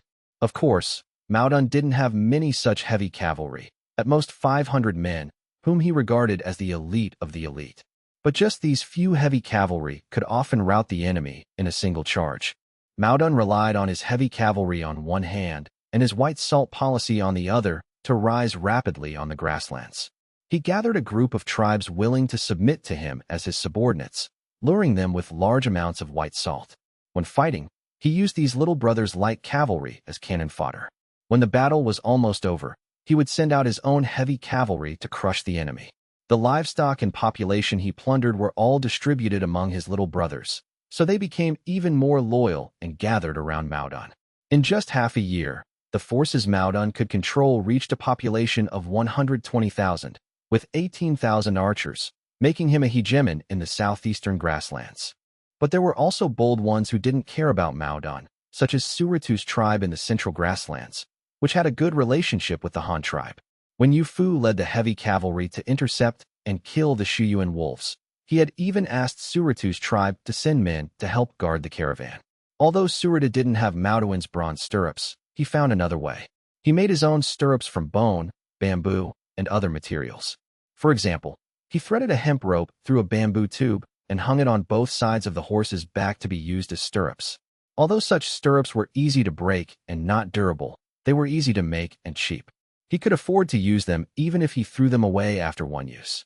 In addition, this fellow had previously bought some horse-drawn carriages from the Han tribe and actually learned to play defensive warfare with the Han tribe's wagon fort. Of course, these few carriages were definitely not enough, but Maodun had lost the hearts of the people on the grasslands. Many remnants of tribes he had plundered had defected to Surutu, as well as some tribes who had no confidence in being able to stop Maoduan's attack, and they also joined Surutu's camp. They gathered the vehicles they had bought from the Han tribe and used them, and also made defensive works with deer antlers and wooden fences. They also made some simple stirrups according to Surutu's method and formed a heavy cavalry team of several hundred people. Although the quality was still a certain distance from Maoduan's, they still blocked Maoduan's works and stopped his northern expedition to unify the grasslands in the central grasslands. However, Surutu's side was a tribal alliance. Everyone was just afraid of Maodan, so they found Surutu to unite and resist him, making him the leader of the alliance. They had not sworn allegiance like Maoduan's side, so Surutu could only maintain a defensive posture. It was impossible to attack. With such a motley crew with different intentions, it was fine to defend together, because everyone was afraid of death, and no one dared not to contribute. But if they were to take the initiative to attack, not to mention whether they dared, it was estimated that even if they sent troops, they would scatter and flee at the slightest setback. The two major forces on the grasslands thus temporarily formed a strange and stable situation. However, Maodan had salt in his hands, so he held the initiative and was not at all afraid of Surutu's stubborn resistance. In his eyes, it was just a futile struggle. His subordinates were loyal to him, and he also controlled the distribution of white salt. He was also on the offensive side, and the benefits of plunder could be distributed to his subordinates. To put it bluntly, he controlled the actual interests. What did Surutu have? He had nothing. Before long, this alliance without any interest ties would collapse on its own. He didn't even need to fight. He just had to wait. The remaining grassland tribes either took sides or stayed far away from the two forces, not participating in either, and avoided them. However, the Qianyang tribe was relatively stable. Neither side was close to him. He was just a small tribe in a remote area, and no one would care about him. Qianyang Ili was actually more at ease. It was just that the days without salt made life dull. Qianyang Ili looked at the mountains to the north with longing, hoping every day that the Han tribe's caravan would return to the grasslands and resolve this war started because of white salt. It wasn't just him. Surutu's alliance was also the same. The price of their resistance against Maodan was being cut off from the supply of white salt. The Ecchian tribe was now unreliable. Who knew what sinister agreement they had reached with Maodan to support him so one-sidedly? So the alliance could only hope that the Han tribe, which even the Ecchian tribe and Maodan dared not provoke, would appear again. More than half a year had passed, and Qianyang Ili hadn't even seen a shadow of the Han tribe. Just as he was about to give up, a strange team appeared. This team, which emerged from the great mountains to the north, actually flew the flags of both the Han tribe and the Ecchian tribe. What a strange combination. Weren't they fighting to the death last year? How did they get together this year? After making contact, Qianyang Ili learned that the Ecchian tribe had sent people to the Han tribe to sue for peace, and the Han tribe had agreed. So this time, the Han tribe was sending a delegation to pay a return visit to the Ecchian tribe, which was why they were together. But he didn't care about any of this. He just wanted to buy some white salt from the Han tribe. But after making this request, the delegation led by Shoya did not directly agree. They hadn't brought much salt in the first place, and this time was not for trading on the grasslands. They had brought a merchant team along just to provide logistical support for the delegation and to settle accounts with the Ecchian tribe. But at Qianyang Ili's plea, Shoya still agreed that before winter, when the merchant team was on its way back, if there was any surplus white salt, they would sell it to them. But this was not a definite promise. Shoya himself was not sure. Next, when the delegation continued south, Surutu's alliance also expressed their desire to trade for white salt. Shoya gave the same answer. We are not here to do business this time, but have other tasks. We didn't bring much. If there is any left when we come back, we will sell some to you. Surutu and the others had no other choice but to continue waiting. They also couldn't figure out why the Ecchian tribe and the Han tribe, the two major salt sellers, would come together. The Han tribe's caravan thus continued south. As autumn passed day by day, there was no sign of the caravan returning. The day of the winter migration was imminent. If they couldn't get enough white salt before the migration, the next 6 months would be very difficult for them. But just at this moment, Surutu's alliance suddenly saw the Han tribe's colorful flag again. However, it was not from the merchant team accompanying the delegation, but floated over from the Great Lake behind them. The grassland people, seeing a sailboat for the first time, were once again shocked by the Han tribe's powerful manufacturing capabilities. The Han tribe had actually floated over from the Sunrise Sea. "Uncle, look, we're about to reach the grasslands. There are so many sheep, and so many people. They're all looking at us and waving at us." Yuji once again stood on the second-level deck above the cabin, cheering. I see them. Men, give me the order. Lower the sails by half. Send out the hydrographic survey boats to scout the shore. We've never been to this part of the lake before. We can't have it be too shallow and run our ships aground here." Yufu also looked towards the western shore of the lake and gave his orders. 3 days earlier, when Yufu's fleet arrived at the Great Lake, everyone on board was ecstatic. They remembered the fame and fortune Yufu had spoken of just days before. But after the initial excitement wore off, a bucket of cold water was poured over their heads. They had run into a major problem. The Han tribe's development was astonishingly fast. From their very first wooden boat to the launch of their sailboats, only 3 years had passed. In the past, the Han tribe's vessels had always sailed in rivers, whether they were small rivers dozens of meters wide or great rivers hundreds of meters across. But they all had one thing in common. No matter how they sailed, they could always see the banks on both sides. But now, they had plunged headfirst into a great lake, surrounded by a boundless expanse of water. As far as the eye could see, everything looked the same. If they wandered aimlessly, they could very well get lost in this vast lake and never find their way back to the river channel. This was a very serious problem. How could they navigate on a seemingly endless body of water with no landmarks? Getting lost in a freshwater lake on land. It sounded embarrassing, but that was exactly what they were experiencing. The difficulty was plain to see and unavoidable. Fortunately, they hadn't completely lost their sense of direction. At the very least, they could still see the sun and the moon, and they had the compasses issued by their leader. Yufu reassured the crew and summoned the captains to his lead ship to analyze the situation. "Assuming this is the Great Lake in the eastern grasslands, then we are now at the easternmost entrance. If we follow the shoreline slowly, we definitely won't get lost. Even if we go the wrong way, we can turn around and retrace our steps." The men listened without a word, but all nodded in agreement. It was the safest plan. But that's too slow. We might not be able to get home before winter. Even if we retrace our steps, the return journey will take longer than the journey here. Don't forget, we came here with the current. Going back will be against it. Even if we can use the crosswinds, it will definitely take longer than it did to get here. The men nodded again. It was just as Yufu said. Some had forgotten this point, thinking they could return to the tribe in the same amount of time it took to get here, not realizing the return trip would be entirely against the current, and their speed would surely be slow. So what do we do now? Are we really going to plunge into the middle of the lake? There are no reference points there at all, the captain of the second ship asked. "We have no choice.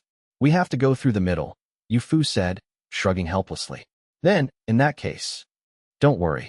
At our ship's speed, how big can this lake be? At most, it will take a few days of travel. No matter which direction we go, we'll be able to reach the other side. But we must remember one thing.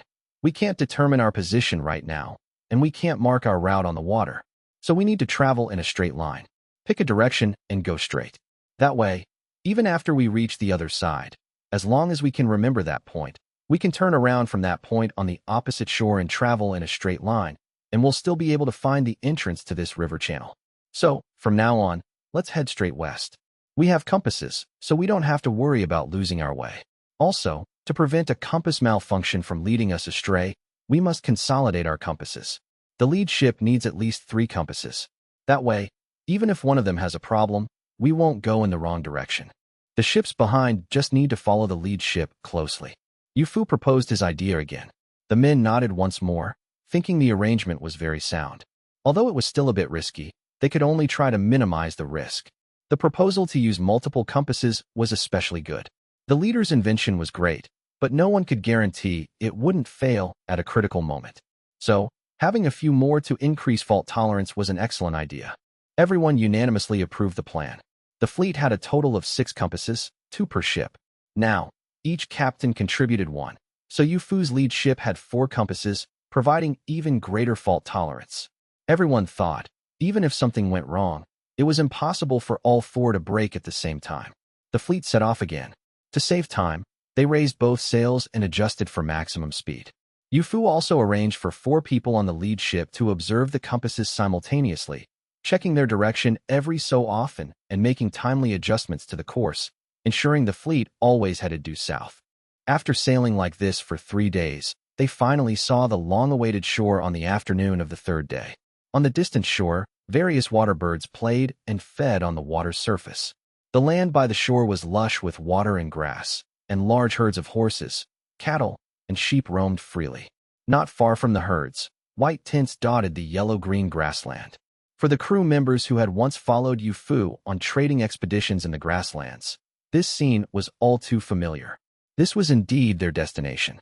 Lower the small boats. Go and see how deep the water is by the shore. Amidst the excited shouts of the crew, Yu Fu issued his own command. On the shore, the herders had long since noticed the unusual activity on the water. A rider immediately galloped towards his tribe to report to the leader.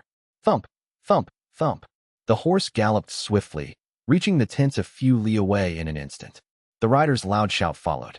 Leader, I saw the Han tribe's flag. Leader, the Han people are here. The rider shouted all the way as he galloped towards the leader's main tent, attracting the gazes of countless tribe members along the way. But he paid them no mind, only rushing towards the leader's tent. However, before he could arrive, Suratu himself emerged from the main tent. The Han people are here? Where? Is it the merchant caravan or the delegation returning from the south? Suratu asked as he looked around, but he didn't see the familiar wagon train or the unique flag of the Han tribe. He couldn't help but feel a little annoyed. Leader, the Han people are on the Sunrise Sea, the rider said hastily, hesitating halfway through his own words. People appearing from the water? If he hadn't seen it with his own eyes, he wouldn't have believed it if someone else had told him. What? On the Sunrise Sea? You've got some nerve, haven't you? Daring to lie to me with such nonsense. Can people come out of the water? You might as well say the Han people are transformed from fish. Suratu went up and kicked the herding rider to the ground. The poor rider felt wronged, but he couldn't fight back. He could only mumble, I'm not lying. They really came from the water in the east. If you don't believe me, leader, you can go and see for yourself. They were a little ways off just now. They should be near the shore by now. Hearing this, Suratu became half convinced. If it were any other tribe, he definitely wouldn't believe it. But the Han tribe, no matter how strange something was, if it was connected to the Han tribe, it was possible. Left with no choice, Suratu had to go and see for himself as the man had said. Ignoring the low-ranking herder, Suratu mounted his great yellow horse and galloped to the lakeside. As soon as he arrived, he saw a group of herders who had stopped their work and were gathered together, pointing at the distant lake surface. The Han tribe sailboats had stopped and were lowering small boats. After a while, several small boats, some with sails and some with oars, all headed towards the shore.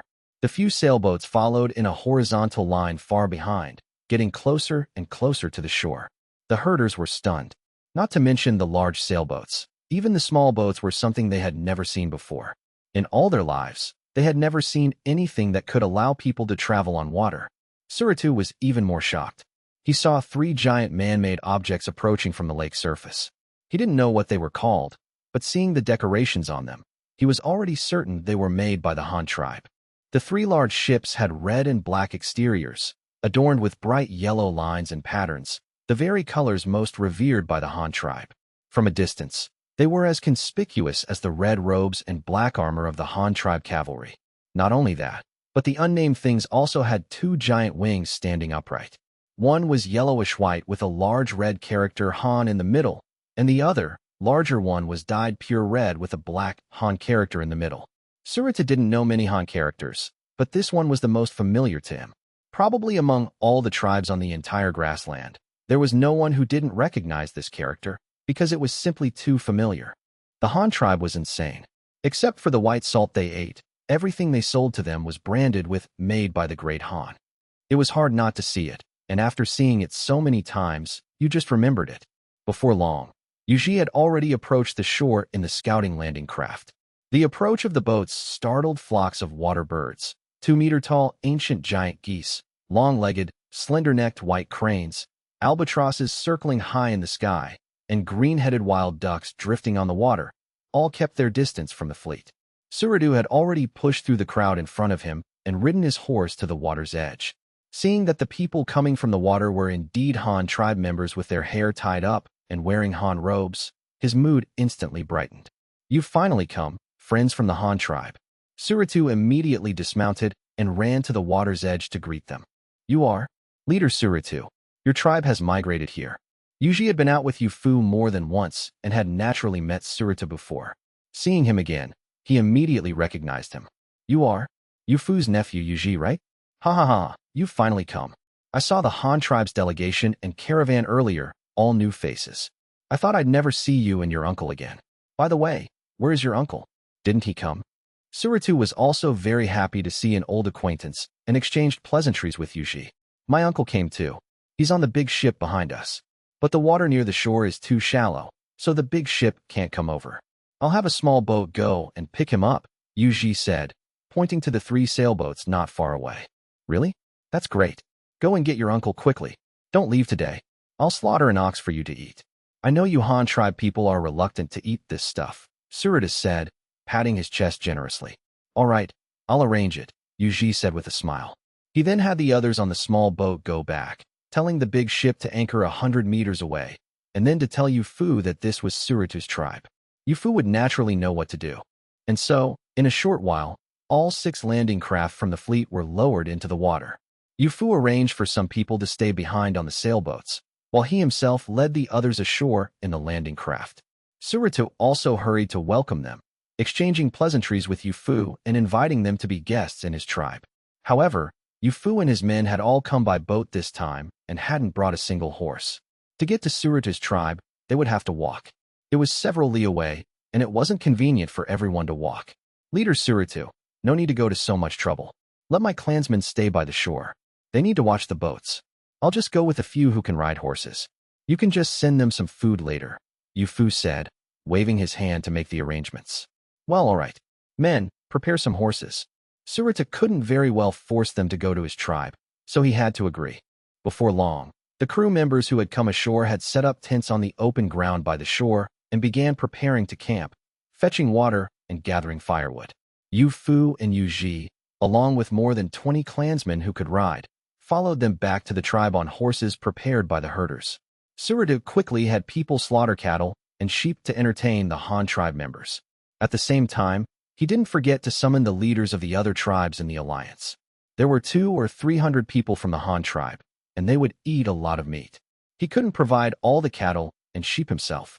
After welcoming Yufu into his main tent and having someone bring warm fresh milk, Surutu couldn't wait to pour out his grievances to Yufu. He spoke on and on, cursing Maoduan's various crimes, destroying the peace on the grasslands, bullying other tribes, killing their men, and plundering their livestock and people. As he was in the middle of his tirade, the other tribal leaders who had been invited heard that the Han tribe had arrived and also hurried over with cattle and sheep. As soon as they entered the main tent, they heard Surutu telling Yufu about this, so they all quickly joined in the denunciation of Maodan. So, you're all in desperate need of white salt now? And that Maodan won't sell it to you. After listening for a while, Yufu had a general understanding of what had recently happened on the grasslands. It could be said that all these changes were caused by the Han tribe. If the Han tribe hadn't attacked the Xian tribe's caravan and forbidden them from continuing to sell salt on the grasslands, the Xian tribe wouldn't have come up with such an idea, selling all their salt to one tribe. And it just so happened that their partner was an ambitious one. With a large amount of white salt in his hands, he began to stir up trouble on the grasslands. Yes, I don't know if you've brought any white salt this time. Can you sell us some? We really don't have much of the salt we stored before left. We met your, what was it, delegation earlier, and we asked to buy salt from them, but they wouldn't sell. They said they would see if there was any left when they came back. You see, Surutu said very helplessly, and the other leaders around him all echoed his sentiment. Their delegation has a different mission from ours. They have their own things to do. But I didn't bring much white salt this time either. I'm afraid I'll have to disappoint you all, leaders, Yufu said after a moment's thought. Upon hearing this, everyone immediately showed expressions of dejection. However, they didn't dare to complain about the Han tribe. The Han tribe was one of only 2 tribes capable of providing large quantities of white salt, and the other had completely sided with Maodan. They couldn't afford to offend the Han tribe as well, so their attitude towards Yufu remained respectful. As you know, we came by water this time, and it was our first time taking this route. We never expected to reach the grasslands, so we didn't prepare to trade with you.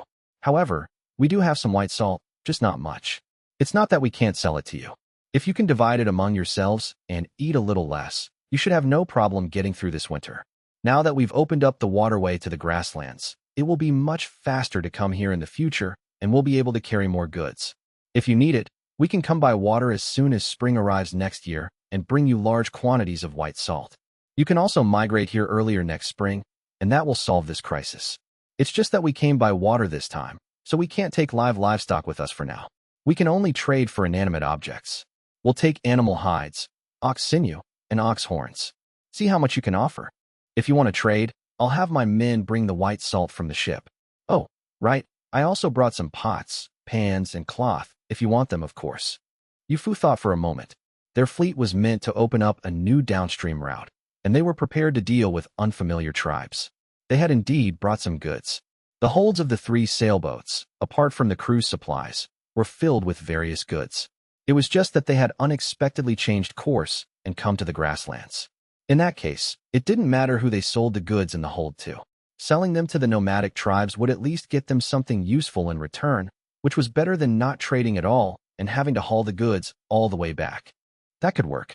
A little is better than nothing. We'll just have to get through this winter first. But there's one thing I'm worried about. As the leader of the alliance, Surita naturally had priority in decision-making. Seeing that the other leaders were silent, he voiced his thoughts with a frown. Worried about what? Yufu asked, puzzled. We have no problem with your arrangements, and migrating here earlier next year is fine. I'm just worried that Maodun will come and cause trouble. What if we come next spring and find that Maodun has occupied this place? We can't beat him, so how can we trade with you then? Surita said with a troubled look, spreading his hands and stealing a glance at Yufu's reaction. Yufu didn't reply immediately. Instead, he asked another question. Then what do you mean, Leader Suratu? What are your plans? We really didn't bring that much salt this time. If you don't believe me, I can let you on board to have a look. No, I don't mean to distrust you. We trust our friends from the Han tribe. I just have an idea, and I don't know if your Han tribe would agree to it, Surita said, waving his hands hastily. What idea? I think the reason that Maodun is so powerful is because he has the support of the Exine tribe, which gives them good horse tack and weapons. If the Han tribe could also sell us these things, we wouldn't be so passive right now. If nothing else, if we had the Han tribe's iron stirrups and iron arrowheads, we could definitely defeat that fellow Maodun. It would be even better if we had the Han tribe's steel sabers. As Surita spoke, he continued to observe Yufu's reaction. To his disappointment, he couldn't read anything on Yufu's face. As for your request, I don't have the authority to agree to it, and I doubt our leader would agree either. You know that although our Han tribe sells ironware, we never sell weapons. Iron pots and scissors are no problem, but the things you mentioned, it's a long shot. I really don't think the leader would agree. And do you know how difficult it is to make these weapons? Do you know how hard it is to smelt iron every year? Even if our leader agreed to sell them to you, you probably couldn't afford them. Forget it. The more Yufu spoke, the more agitated he became, finally waving his hand dismissively. The matter was simply impossible. Don't say that. We don't need the sabers, but arrowheads should be fine, right? If not arrowheads, then stirrups must be okay. It's fine if they're a bit expensive. We know it's not easy to make such good things, but we don't need many. Seeing that Yufu hadn't rejected him outright, but was discussing the price, Surita became even more enthusiastic. These were all good things. The price wasn't a problem, but he had to give them something. Once he had these things, he could go and rob that bastard Maodun. Would he still be afraid of the price then? Yufu narrowed his eyes, cursing inwardly. You want iron arrowheads? I wouldn't even dare give you sabers, let alone arrowheads. In war, those things are more lethal than sabers. After all, they're long-range lethal weapons. But after thinking for a moment, Yufu had another idea, one that would benefit the Han tribe. So he spoke to Suratu again. Leader Suratu, say no more. It's useless to talk to me about this. I don't have the authority to decide. Only our leader can decide what goods to trade. I can't make that call. However, regarding your concern, I do have an idea. I don't know if you think it's feasible.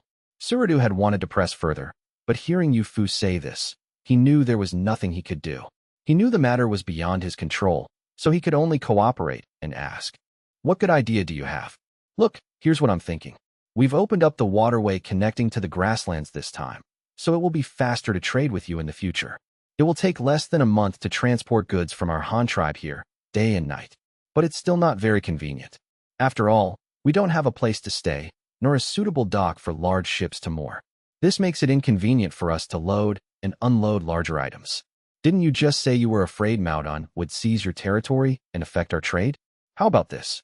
Why don't you tribes give us a piece of land, right here on the shore of this great lake? We can build a dock here for large ships to moor, and then build a few warehouses and station some merchants here long term. You can come and trade whenever you want. This way, this place will belong to our Han tribe. I don't think anyone on the grasslands would dare to trouble our Han tribe. I don't believe that Manhwa would dare to do anything to us then. Besides, he doesn't have the ability. Yu Fu's words instantly stunned the group of tribal leaders. They certainly liked the Han tribe's merchant caravans, and they liked the Han tribe's goods even more. But if the Han tribe also wanted to get involved in the grasslands, they really didn't know what the consequences would be. Think about it. Even the combined forces of powerful entities like the Ecchi tribe and Manhwa couldn't do anything to the Han tribe. If the Han tribe wanted to bully them, could they, the leaders, defeat the Han tribe? They couldn't just drive away a wolf only to welcome a pack of tigers. After all, it's easy to invite a god, but hard to send one away. But it was also hard to refuse this offer. On the surface, if the Han tribe could establish a permanent trading post on the grasslands, a market, as the Han tribe called it, it would be very beneficial for both the Han tribe and the nomads. Well, that is indeed a good idea. With Han tribe people permanently stationed here, I don't think that Manhwa would dare to do anything. I just don't know how big a piece of land the Han tribe needs. If it's too big, it will be difficult for us too. The land by the lake is fertile with water and grass, and we also need to graze our herds here in the summer and autumn. After thinking for a long time, Surita couldn't come up with a countermeasure. He might as well test Yu Fu's attitude first and ask about the size of the land before making a decision. As soon as he said this, the other leaders all nodded in agreement. Seeing them like this, Yu Fu chuckled to himself. Can you nomadic tribes even compare to the agricultural people's ability to manage land? But it was precisely this weakness of theirs, their inability to utilize land effectively, that he had seized upon to come up with this idea. It's not very big. 5 kilometers long and 5 kilometers wide. Yu Fu said after a moment's thought. 5 kilometers long and wide. How big is that? Suratu was clearly unfamiliar with the Han tribe's units of length, so he looked confused when Yu Fu said this. Well, I can't explain it to you clearly. It's getting late today.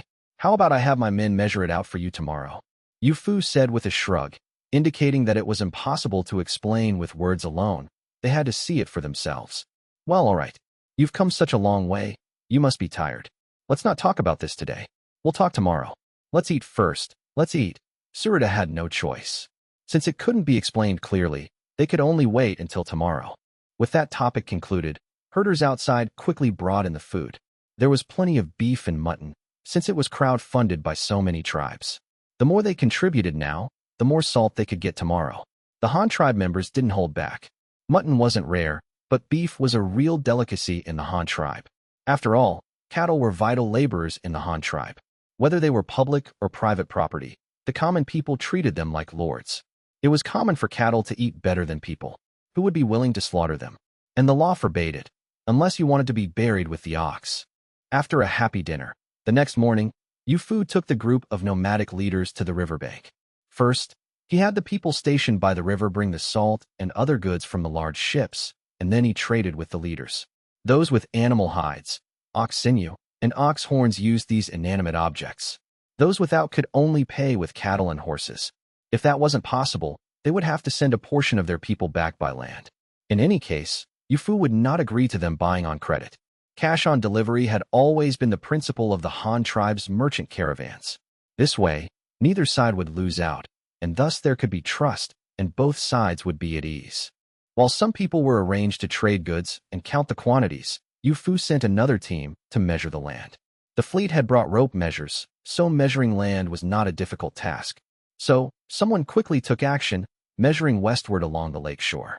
5 kilometers long and 5 kilometers wide. It was about the size of a small modern county town with a population of 1 million. In the current Han tribe, it was basically equivalent to a prefectural city. The largest prefectural city in the Han tribe now, Ryong Prefecture, had city walls 1 kilometer square, a population of about 10,000 within the city, and including the surrounding fields, it was about that size. If they could really occupy such a piece of land on the grasslands, It would basically be like adding a prefecture to the Han tribe. Of course, this was only possible with the Han tribe's management methods. For a nomadic tribe, by noon, around 11 o'clock, the crew had measured out the area. A plot of land 5 kilometers long and wide was beyond what the human eye could see at a glance. On the ground, this range was beyond the visible range of the naked eye, but in reality, it didn't take long to circle it on horseback. Yu Fu rode with Suritu and the other nomadic leaders around the plot of land, and then both sides burst into laughter. Ha ha ha. So this is what your Han tribe means by 5 kilometers long and wide. It's so small. This is no problem. Even if the other leaders don't agree, my Suritu's tribe can give this land to our friends from the Han tribe. I just hope that after the Han tribe's merchant caravan is permanently stationed here, you can give my tribe a discount when we trade. Suritu laughed heartily. Hey, how can that be? How can you, Suritu, take all the benefits? Our tribe can also give this little bit of land to our friends from the Han tribe. You should give us a discount when you sell to us too. Another leader who had circled with them said hastily. That's right. Our tribe can also contribute some. I think we should all just move our pastures out a bit and leave a settlement for a 1,000-person tribe for our friends from the Han tribe. Never mind 5 kilometers long and wide. Even if it were several times larger, it would be no problem.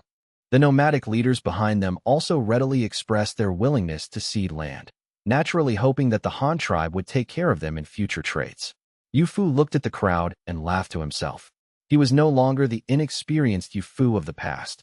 After trading on the grasslands for more than 2 years and eating and sleeping with the herders here, he had long since figured out the lifestyle and habits of these nomadic tribes. Their nomadic tribes were also generally divided into families, with one family living in one tent. The entire tribe was composed of individual tents. The herders' food all came from their livestock, but it wasn't meat, but various dairy products, such as cheese and yogurt. Beef and mutton every day? Sorry, you're thinking too much. Only the leader could afford such a diet. The herders at the bottom could only get a little meat in the winter. It wasn't impossible to eat meat. What to do? Hunt, of course. Weren't they by the lake? Water birds, fish, wild animals, wolves, couldn't they all be eaten?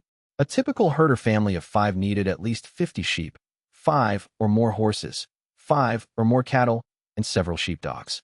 Per person, that meant a herder needed at least 1 horse to ride for herding, and 10 sheep and 1 cow to provide sheep's milk and cow's milk. This was just to provide the most basic foods like cheese. Meat and the sheepskins and wool for making clothes weren't even included. And according to the nature of the grassland cavalry, if a person wasn't equipped with at least 3 horses, they would be too embarrassed to call themselves cavalry. So this was just the minimum configuration. All in all, a family had 80 or 90 head of livestock. So many livestock, all relying on grazing, feeding on wild water and grass. How much grass would that require? Many people might not believe it, but a good pasture 5 kilometers long and wide was at most enough for 2 or 3 herder families to graze for a month. Those livestock, especially sheep, were practically plowing machines. They ate grass too quickly, but it was impossible for it to grow back immediately after being eaten, so they could only constantly migrate, chasing water and grass, which was why they were called nomadic tribes. So, the piece of land Yu Fu wanted, which was a prefectural capital in the eyes of the Han tribe, and could easily support several thousand people with the surrounding fields, was only the settlement of a few herder families in the eyes of these nomadic herders, so small that it could be ignored. Their different lifestyles and values were why they were so generous with the conditions Yu Fu proposed. But this was exactly what the Han tribe needed. The matter of the nomadic tribes ceding land to the Han tribe was quickly settled. The final agreed-upon area was 4 times larger, about 10 kilometers long and 10 kilometers wide. It sounded vast, but it was nothing in the boundless grasslands. However, the final location was not yet determined. It would have to wait for specific exploration and measurement. What the 2 sides had negotiated now was only the size. This meant that no matter where the Han tribe occupied in the future, they could only choose an area near the Great Lake, and the area could only be 10 kilometers long and wide. Any larger was not allowed. Of course, this was proposed by Yu Fu himself. The reason was, it didn't matter where the Han tribe took land. The purpose of this land was mainly to build a dock and warehouses, so we must first find the most suitable location for a dock. Otherwise, it would be useless for us to just mark out a piece of land. The nomadic leaders, led by Suritu, took the initiative to increase the size of the territory for the Han tribe. First, it was to show goodwill to the Han tribe and to win them over. Second, it was for the convenience of future trade. After all, most of what the nomadic tribes could exchange were livestock. After these livestock were traded to the Han tribe couldn't just take them away immediately. They would need a pasture to temporarily place them, right? So that's why they did this. Yu Fu was not afraid of this. Was it not good to have more land? The Han tribe never had too much land. With land comes output, with output comes money. Who would complain about having too much money? After agreeing on the terms, all the leaders who participated in the negotiations, including Yu Fu, under Surita's lead, planned to slaughter a cow and swear an oath in the grassland way. On the morning of the third day of their arrival on the grasslands, the leaders found a pure white heifer from somewhere. According to their nomadic tribe's beliefs, the white cow was the most sacred, a holy object that could communicate with the gods. Only by using a white cow as a sacrifice could their words reach the heavens and their oaths be heard by the gods. And so, on the crisp autumn grassland, several shamans dressed in ceremonial attire presided over the ceremony. An altar was set up, and surrounded by a group of leaders, the heifer was beheaded as a sacrifice to the heavens. Then, all the leaders, including Yu Fu, wiped their foreheads with the cow's blood. Then, one by one, they placed their hands on the cow's head and swore an oath. It was nothing more than that the nomadic tribes must abide by the oath and provide territory to the Han tribe, and the Han tribe must ensure fair trade with them. Whoever violated the oath would suffer the punishment of heaven. Finally, the shamans cut off the 2 cow horns, and Yu Fu and Surita each held one as proof of the oath. Although Yu Fu completed the entire blood oath ceremony with them, he was still not very impressed. Just 2 cow horns, with not a single word written on them. Could this thing be used as proof? And the entire punishment for violating the oath was placed on the ethereal gods, but there was no third party to guarantee it. The binding force of this treaty could only depend on how superstitious the oath-takers were. In 3 days, after trading all the things on the ship except for the return supplies for animal hides, ox horns, ox sinew, and other things with Suritu and the others, Yu Fu led the fleet to begin their return journey. The 3 sailboats sailed in a single file line straight east, retracing their route. This huge freshwater lake, like the autumn of the Han tribe in previous years, was filled with countless sea fish that had migrated from the sea to spawn. This important news was also recorded by Yu Fu in the ship's log. There is a great lake east of the grasslands, called the Sunrise Sea. The lake is full of fish, and water birds fly above it in countless numbers. The wetlands by the lake are home to tapirs, rhinos, and elephants, as well as tigers, leopards, jackals, and wolves, all of which can serve as an initial food source for the military and civilians building the city. Our Great Han's grassland trading city is to be expected. Han Feng looked at the letter sent by Yu Fu via Eagle, feeling happy and deeply agreeing with his words. The ancients had a saying, "All that have their backs to the sky are my food." That was so true. As long as a creature's back was facing up, what was there that our great foodie empire dared not eat? Even the Fujianese, whose backs were facing backward, we would dare to try. In his letter, Yu Fu briefly reported on recent events, from leaving the coal mine of the Lu tribe to encountering the barbarian tribe later, wanting to trade with them but being suddenly attacked, resulting in the loss of several crew members, to going to the sandbar next, encountering crocodiles in the water, and the Li tribe on the shore, and successfully tricking the Li tribe, including their raccoon cats, onto the ship. Then there was the discovery of the Yujiang clan downstream and the invitation of their leader to the Han tribe. He also emphasized that the leader of the Yujiang clan, Xian, was extremely difficult to deal with, and that this matter was not yet settled. Finally, there was their discovery of a waterway leading to the Great Lake of the Grasslands through a tributary, their successful arrival on the grasslands, the changes on the grasslands in the past 6 months, and the agreement between Yu Fu and the group of leaders led by Suritu about ceding land to the Han tribe. The end of the letter also stressed that if the leader agreed to build a city, he should arrange for the necessary materials, manpower, and more ships as soon as possible. Han Feng was very happy after reading the letter. It was naturally a good thing that the Han tribe had an opportunity to develop. However, the Han tribe was developing too fast, resulting in a shortage of manpower everywhere. Materials were not a problem, but the labor issue was really difficult. He had to find a way to solve it. Fortunately, the basic construction of the newly established prefectures and counties was almost completed this year, so the cannibal slaves could be freed up. But of course, Han Feng would not let them idle and retire. Now that there was a new construction project, wouldn't it be wonderful to send them all there? And that barbarian tribe, how dare they kill the people of my Han tribe? They truly deserve to die. But considering that heaven has a virtue of cherishing life, and I, Han Feng, am not a bloodthirsty person, why not give them a chance to reform through labor? Just capture them all, and make them work for the Han tribe to atone for their sins. But as soon as he thought of this, Han Feng became worried again. Capturing people was easier said than done. Who would go and capture them? He couldn't go and capture slaves himself, could he? So he still had to form an army, which still required talent. Well, after going around in circles, he was back to the original point. Still a shortage of people. How difficult is a new empire? Han Feng just wanted to say, I'm having a hard time. In the past, during the spring and autumn and warring states periods, the Qin's unification of the 6 states, and the Ming's expulsion of the Mongols, the armies involved in these wars were all over 1 million strong. Where did they get so many troops? Was their productivity higher than the current Han tribe? No, some aspects of the Han tribe's technology even surpassed theirs. So why did the Han tribe have no soldiers? It was because of the system and background. Back in the Warring States period, any of the 7 states could easily muster at least 200,000 troops. Why? Because they had stored grain, and because they used a compulsory military service system. What was a compulsory military service system? It meant no military pay, no clothes and shoes. If you survived the battle, you might get some merit. If you died, you wouldn't even get a pension. And this compulsory military service system also had to ensure that only sons were not conscripted.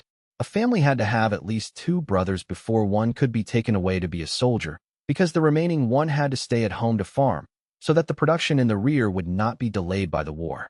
By the Ming Dynasty, it was even more insane.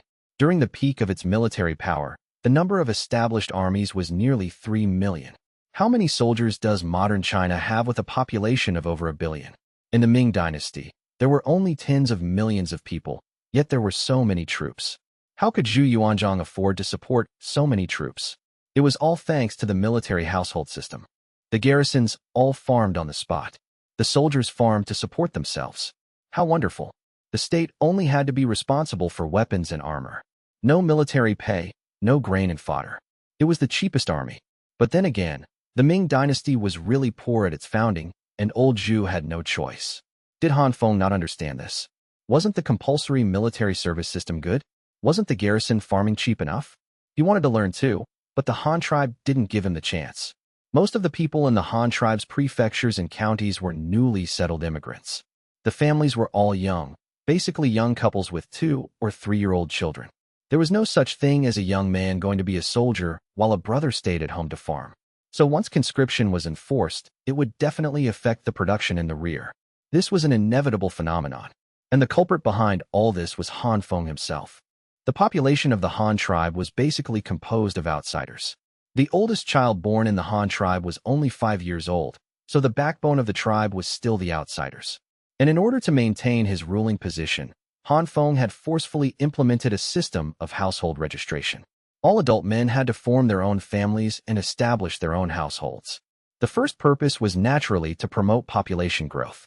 The second purpose, and the most important one, was to divide the clan forces, or rather, the forces of the clans and small tribes. You're from the same clan, aren't you? You're the clan leader, aren't you? Then I'll break up all your clansmen and move them to different places. What capital do you have to challenge me?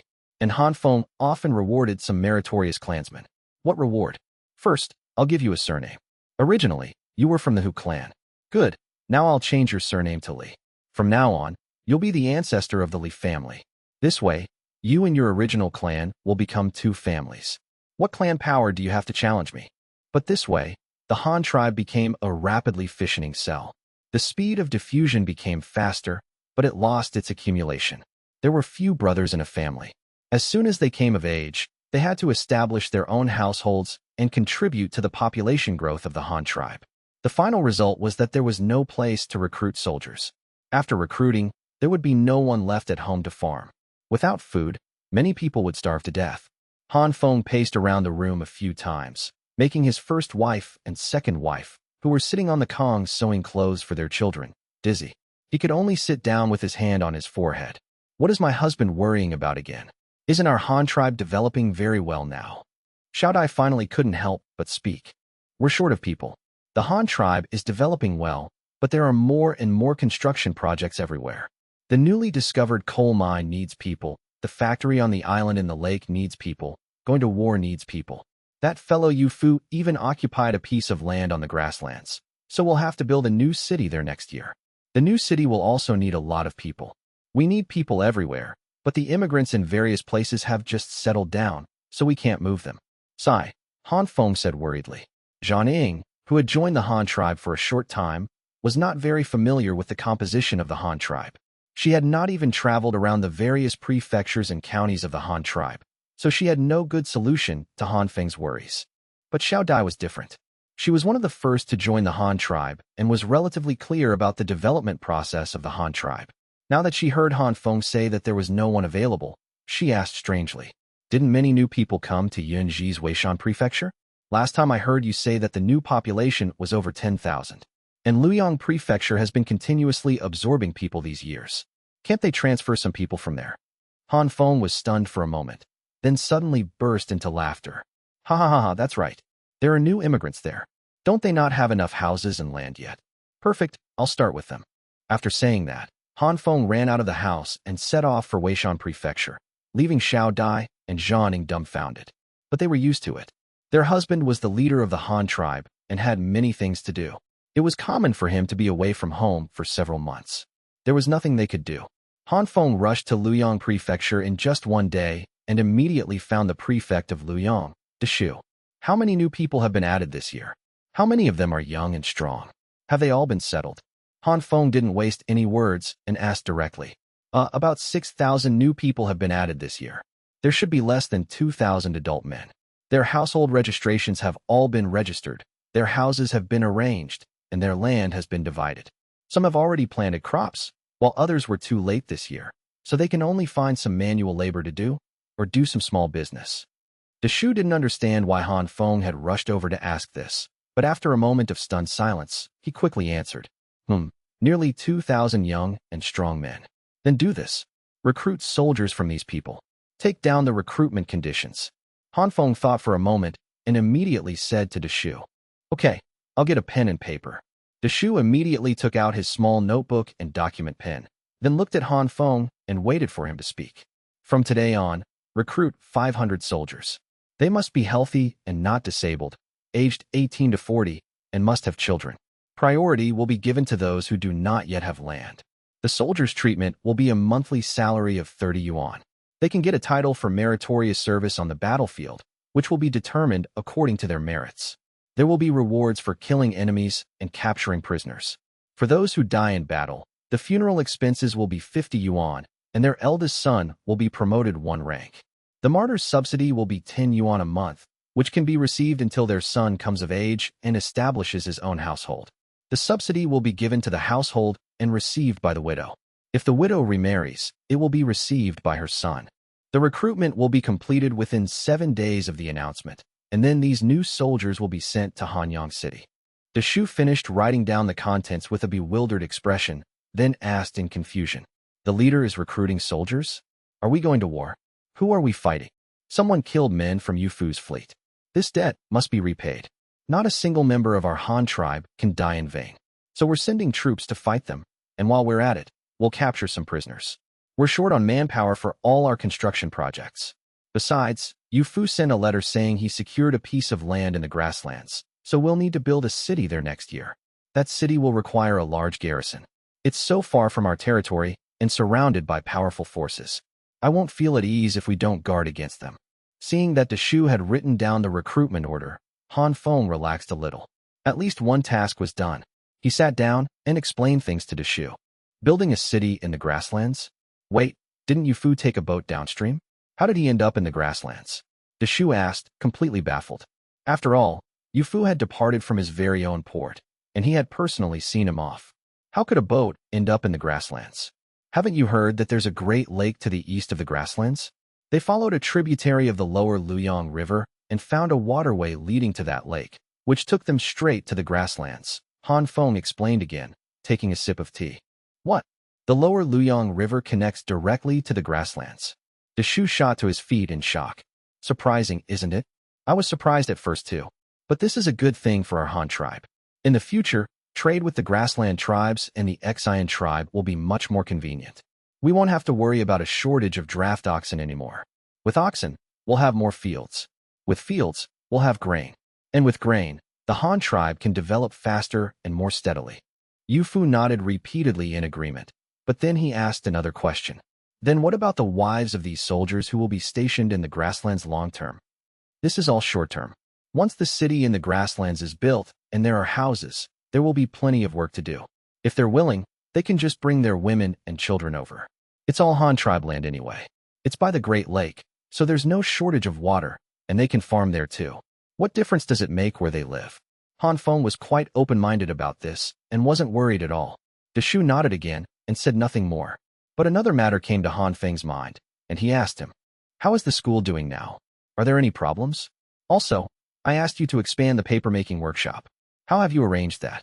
The school is running very well, no problems. Besides, it's only been a few days. If problems arose so quickly, it would mean our initial preparations were flawed.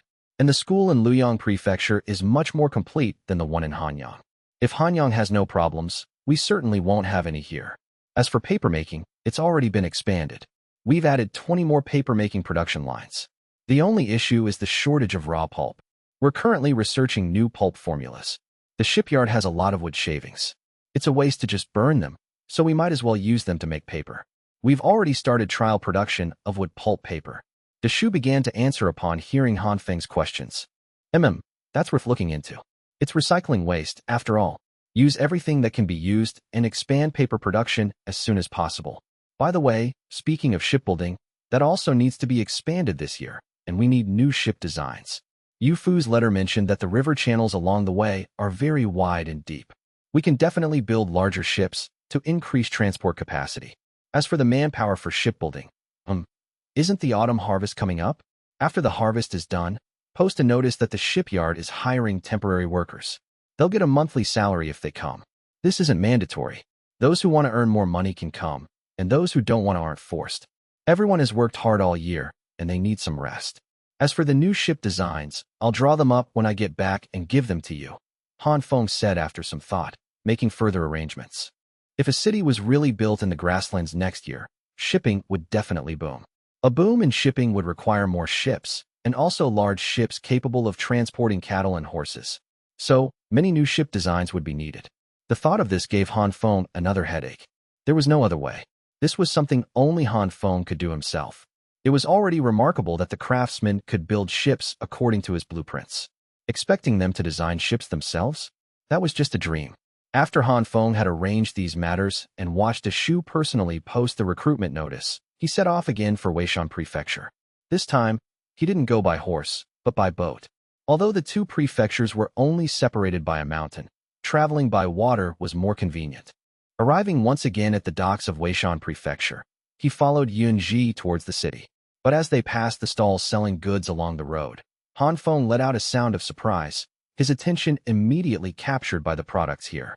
At a small stall specializing in ceramics, what was displayed were not plates, bowls, and pottery basins, but some strange and curious items. For example, a figurine of a woman in Han-style clothing holding a lotus flower, about the size of a handheld model. It was made of white porcelain and painted with colored glaze. In reality, it was a ceramic oil lamp. The lotus flower held by the maiden was where the lamp oil was placed. Needless to say, this was a specialty of the Ling tribe, or rather, the swamp tribes. After all, only they would frequently come into contact with lotus flowers. It was only natural to incorporate the image of the lotus into the creation of oil lamps. A lamp like this could no longer be called a mere utensil. It could be considered a work of art. If it were discovered by archaeologists in the future, oh my, a ceramic oil lamp from thousands of years ago, who knows what astronomical price it would fetch. In addition, there were oil lamps shaped like animals, such as a long-legged, long-necked white crane with a lotus-shaped lamp dish on its back. Of course, if it were just oil lamps, that wouldn't be much. What surprised Han Feng the most was that there were even piggy banks shaped like fat pigs, with a thin slit on their backs. How strange. Han Feng couldn't help but ask in surprise. Who came up with all this? It was the ceramic craftsman. If they only sell plates and bowls, those things aren't consumables. Unless they're accidentally broken, who would buy them every day? But the kills can't just stop, can they? So the craftsmen racked their brains and came up with these things. Yunji explained quickly, seeing Han Feng's interest in these objects. Not bad. This person has a brain, Han Feng said with a nod of praise, and then said no more. Since the Han tribe used coins as currency, it was normal for some thoughtful person to invent a piggy bank to save money. It was impossible for it to be a coincidence that another transmigrator had appeared in a county under the Han tribe. Han Feng felt that was unlikely. If it were really a transmigrator, he would definitely have made himself known. Shaking his head to clear these messy thoughts, Han Feng followed Yunji to the prefectural government office of Weishan Prefecture. As it happened, Yi was also there. Perfect, everyone was here. Han Feng once again asked them the same questions he had asked Shu. How many new people have been added to Weishan Prefecture? How many people? How many households? How many young and strong men? How many have been allocated land? And how many still don't have land? Report it all. There are probably about 18,000 people now. The tribes from the Lakehard Islands that hadn't moved before have now finished their harvest and just arrived less than a month ago. And the tribes around the lake have also recently come after finishing their harvest. Also, many of the tribes we bought sweet sorghum from this year have agreed to come over. But their sweet sorghum for the second half of the year hasn't been harvested yet, so they probably won't be able to move until before winter. As for household registration, we do it for them as soon as they arrive. There are now nearly 5,000 households. The young and strong are the heads of the households, so there's not much difference. As for land distribution, as the leader knows, these people have only just moved here. Even if land were distributed, it would be too late to plant anything this year. So most of them are idle. But they brought their harvested grain with them, and since they just came to our Han tribe, I haven't collected taxes from them. They can store all this grain for themselves, so they won't run out of food before next year's harvest. The leader can rest assured on this point. Also, although their land is idle now, we have already dug the irrigation ditches. By next spring, after we turn the soil, it definitely won't affect the spring planting. Yunji knew that he had begged Han Feng for this position as prefect, but he still hadn't brought in the 50,000 people he had promised, and the land distribution was not yet done. He was very worried that Han Feng would be dissatisfied and then get rid of him, or revoke his position as prefect. So, by the end, he was basically defending himself, hoping Han Feng would understand his work. But he didn't expect that Han Feng wasn't angry at all. In fact, he was very happy, which surprised Yunji. It's even better that they haven't started planting. Here, I have a task for you. Recruit soldiers in your Weishan Prefecture. Let's recruit 2,500 for now. The recruitment conditions are here. Just copy this notice a few times and post it. If there's anything you don't understand, have Yi help you. Get it done within 7 days, and then have them sent to Hanyang City. Han Feng thought for a moment, then took out a copy of the recruitment notice from Deshu's side and handed it to Yunji, telling him to follow the rules on it. Recruit soldiers? What do you mean? After all, Yunji had been in the Han tribe for a short time. Although he was talented in managing civil affairs, he didn't know much about the Han tribe's soldiers and military system. Soldiers are warriors. That's what we call them in the Han tribe. They're specifically for fighting. Usually, they're responsible for defending the city and things like that. Yi explained to Yunji, seeing that he didn't quite understand. Then he suddenly asked Han Feng, "Leader, why are we recruiting so many soldiers? Are we going to war? Who are we fighting?" "We are going to war, but more importantly, for garrisoning. Your brother is on his way back now. When he returns, have him explain it to you." Han Feng replied non-committally, narrowing his eyes. "Then can I go? I want to go to war too. I'm either transporting people or drawing maps everywhere these days. I haven't changed places in a long time," Yi said, getting excited as soon as he heard Han Feng say they were really going to war. "This has nothing to do with you. You stay here and behave. First, cooperate with Yunji and get those 50,000 people he promised me settled. Don't even think about doing anything else before that. You have to finish what you start, understand? Since you took on this task, you have to do it well and finish it." Han Feng scolded Yi directly. This guy was still not as reliable as his brother. His heart couldn't settle down. He was too impetuous. What great things could he accomplish? Well, all right then. Yi could only agree helplessly after hearing Han Feng say this. "Leader, I have another question. You're taking so many young and strong men from Weishan Prefecture now. What will we do for manpower for spring planting next year when we don't have enough?" Yunji asked, seeing that Yu Yi had nothing more to say. Didn't you say another batch is coming before winter? Let the newcomers help them. Those who are willing to help will get a 10% reduction in their grain tax next year. As for the labor shortage, I'll find a way to transfer more draft oxen to you. Don't worry, by the second half of next year, our Han tribe won't be short of draft oxen, Han Feng said after some thought, immediately making arrangements. Oh, then I have no problem. I will recruit the soldiers within the specified time. Since the leader had already thought of a solution, he just had to follow orders. And with more draft oxen being allocated, that was even better. Why were those tribes willing to join the Han tribe? Many of them came because of the better grain, the Han tribe's advanced farming technology, and the large number of draft oxen. Who wouldn't want to work a little easier and end up with several times more grain? After Han Feng had arranged matters in Weishan Prefecture, he set off again without stopping.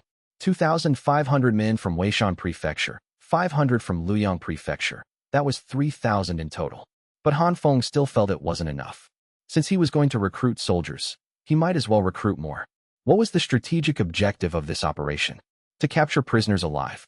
If it were just for killing, with the Han tribe's military level and equipment, 500 men would be enough to crush the 2,000+ men of that barbarian tribe.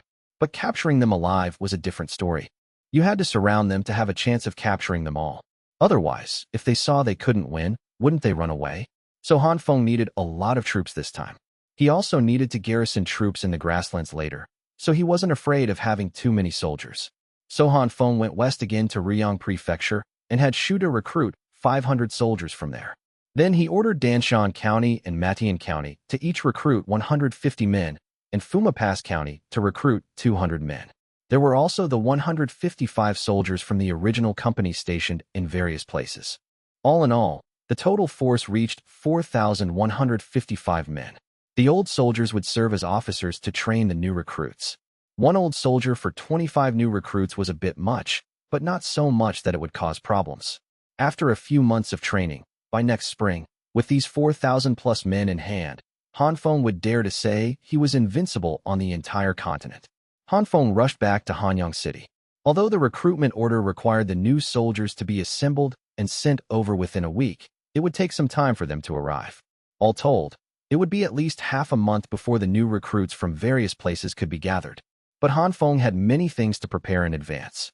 Where to set up the military camp, where to put the training grounds. This was over 4,000 men, requiring a very large area. Then there was food and supplies, weapons and equipment, carts and horses, and officers. A mountain of things needed to be arranged. It was a proper army, which was great, but it burned through money like nothing else. The first problem to solve was the barracks. It needed a large open space, but it couldn't be too far from the Han tribe, otherwise communication would be inconvenient. After much thought, Han Feng decided to set up the camp outside the valley north of Fuma Pass. It was all open land there, close to Fuma Pass, and not too far from Hanyang City, making it a relatively suitable location.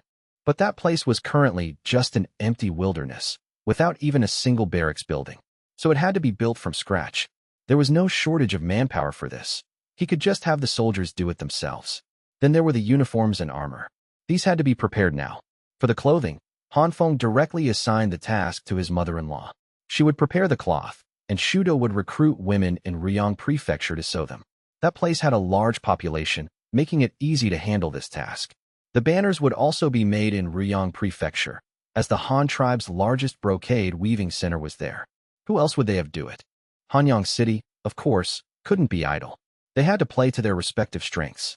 Thus, the task of making weapons and equipment fell to Hanyang City. What Han Feng was most concerned about were the crossbows that had been in production since last year.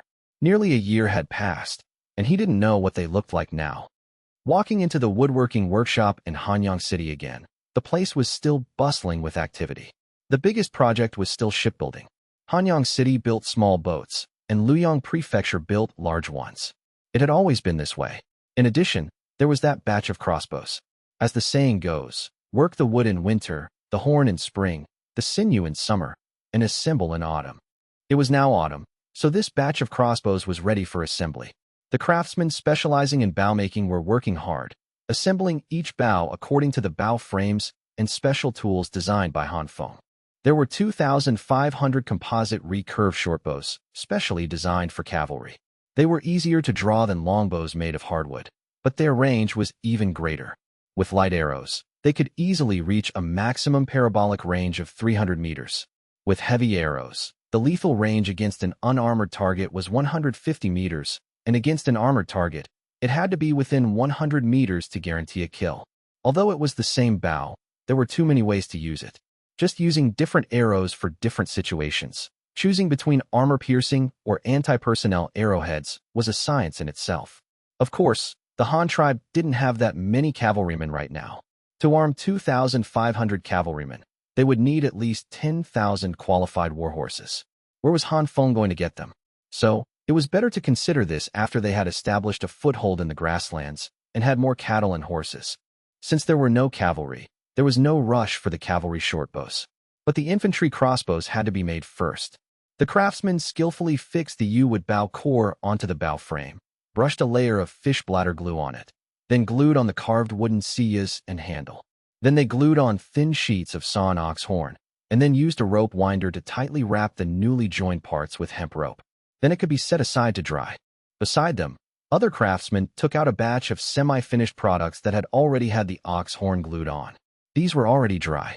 Then, using the same steps, they fixed the semi-finished product onto the bow frame, brushed fish bladder glue on the side of the bow core that hadn't been covered with ox horn, and then glued on a layer of sinew fibers made from ox sinew. After pressing it firmly, they brushed on another layer of glue and glued on another layer of sinew fibers, until the entire bow body was leveled with sinew fibers. This step was crucial, because the so-called draw weight of the bow depended entirely on the thickness of the ox sinew applied. So, they had to use a vernier caliper to measure the thickness of the sinew layer. Gluing ox horn and sinew on both sides of the wooden core was not the end. After it was completely dry, they had to brush on another layer of glue and wrap it with a layer of birch bark, 1 for aesthetics, and 2 for waterproofing, moisture-proofing, and wear resistance. The bow body wrapped in birch bark was very smooth and flat, but it wasn't finished yet. It still had to be painted on the outside for further decoration and waterproofing. The final painted product was radiant and looked seamless. If one hadn't seen the assembly process of the bow body with their own eyes, no one would believe it was pieced together from so many things. After the composite bow was made, it was mounted on the front of the prepared crossbow stock. Then, a D-shaped iron stirrup forged by the metallurgy workshop was brought over, and finally, everything was fixed with pins and mortise and tenon joints. The only thing that Han Feng found very familiar was that the stock of this crossbow was his favorite style. The comfortable forend was shaped like a rifle's handguard, the trigger was a round trigger guard, and the butt of the crossbow was also made in the shape of a modern rifle's curved stock. If you only looked at the back, you might mistake it for a famous rifle from World War II. After all this was assembled, the only thing left was to string it. However, the workshop would only temporarily string it for a few test shots to check if the arrow groove was smooth, the trigger was normal, and if there was any deviation in the measured distance of the sights on the foresight. After all checks were passed, the bowstring would be removed and would not be restrung until it was issued to the soldiers, so as to prevent the elasticity of the bow limbs from deteriorating and reducing its service life. Han Feng took a newly produced crossbow and test-fired it a few times, then asked Mu Tong beside him, "How much longer will it take to finish making these divine arm crossbows?" Reporting to the leader, "We have made a total of 2,500 recurve shortbows and 3,500 divine arm crossbows. We have now completed 600 divine arm crossbows, and the remaining number can be completed within a month. The shortbows can be completed before winter." Han Feng nodded. This speed was within his expectations. He couldn't say they were slow. After all, this thing was different from swords and spears. It really couldn't be rushed. The subsequent weapons must also maintain this quality. It's fine if they're a little better, but they must not be worse than this batch.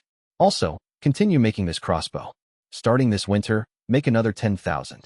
In the future, every city in the Han tribe must be equipped with some.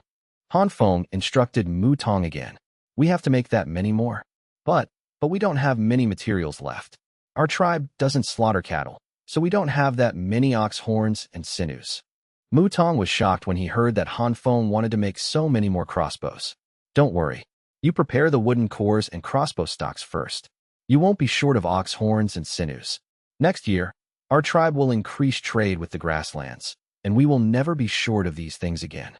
Then I have no problem. This thing is good. Although it's a bit troublesome to string and the rate of fire is a bit slow, it doesn't require that much practice and is relatively easy to learn. If every city is equipped with some, even women and children can pick them up and use them in case of trouble. Don't worry, leader, we will do a good job. When Mutong heard that there was no shortage of materials, he had nothing to worry about. More weapons would make the Han tribe stronger, which was a good thing. Besides, the craftsmen could earn more wages if they made bows.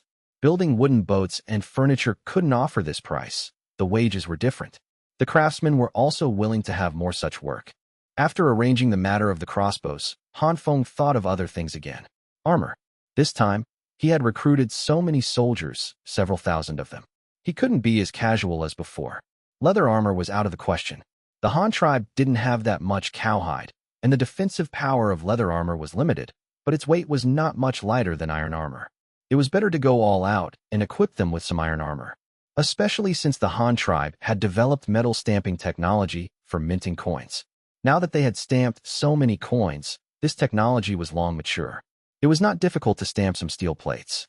The principle was the same as making coins, just the shape of the pressed product was different.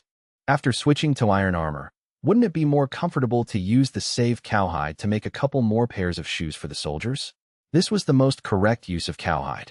Little did they know that the most worn-out item in the army was not weapons, but shoes. Those who often marched and fought would wear out countless pairs. No sooner said than done. Han Feng immediately went home and began to draw up the blueprints for mountain pattern armor, fish scale armor, and lamellar armor, marking the specific dimensions, and then handed them over to the metallurgy workshop. However, they didn't have to go through that much trouble. The workshop only needed to first use a rolling machine to press out steel plates of suitable thickness, then change the die head of the stamping machine, and finally stamp out the required steel plates. As for the matter of weaving the armor, it could be completely handed over to the women who sewed clothes, or even the soldiers themselves. Anyway, when it was issued to them, if the size was not suitable, it would have to be modified again. It was better to get it right the first time. The various preparations were proceeding in an orderly manner. Finally, a week later, Hanyang City welcomed the first batch of soldiers. However, they were not from Luoyang Prefecture and Weishan Prefecture. They were farther away, so they would be a little slower. The ones who could assemble so quickly and arrive in Hanyang City were the soldiers from Ruyang City, Danshan County, and Matian County. Since the military camp was located north of Fuma Pass, Han Feng simply didn't have the soldiers from Fuma Pass come over, but ordered Rui to organize them to transport supplies to the garrison first. Although there were not many soldiers from these three places, they added up to 1,000. They didn't stop in Hanyang City. The 1,000 new recruits received vehicles, livestock, grain, as well as tents and tools from the large warehouse here, and directly went to the garrison under the leadership of Shui Tuesday. They had to set up temporary tents there first. After these people had left, another 5 or 6 days passed before a team of 3,000 people came from the east of the Rushui River. At this time, all the soldiers had arrived. Han Feng also began to personally lead them to the camp north of Fuma Pass. The team of 3,000 people was vast and mighty. Although these people were all marching in formation, they still seemed scattered. But Han Feng didn't care. After all, they hadn't been trained yet. This really couldn't be rushed. The later batch of new recruits escorted a large convoy of vehicles and continued to advance towards the military camp with Han Feng. But they didn't know what was loaded on the carts. The boxes were packed full and were exceptionally heavy to lift. They didn't know what they were. The new recruits who had enlisted were discussing in low voices as they marched. Most of them had different reactions.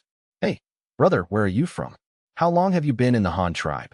A young man in his early 20s asked, taking out a handful of roasted beans from his pocket and handing them to the person next to him.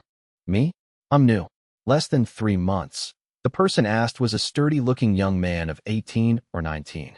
He spoke in a gruff voice, looking a bit like a simpleton. "From Weishan Prefecture, right? Are you used to the Han tribe yet?" "It's okay. The prefecture gave us a brick house, the kind with a fire inside. My wife and children can live in a warm house this year. I don't have to worry about them freezing anymore." The simpleton replied honestly again.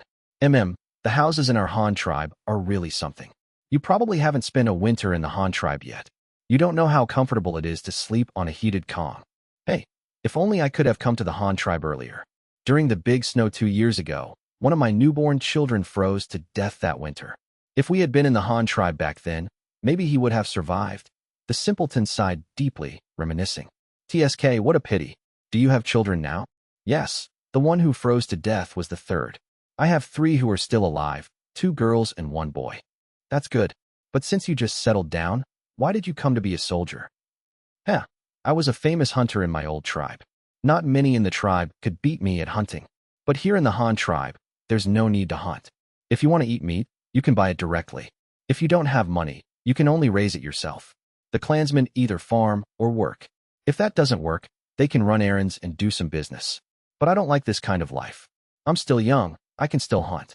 I don't want to spend all day digging in the dirt. This recruitment said they were looking for warriors, right? I can earn money and fight.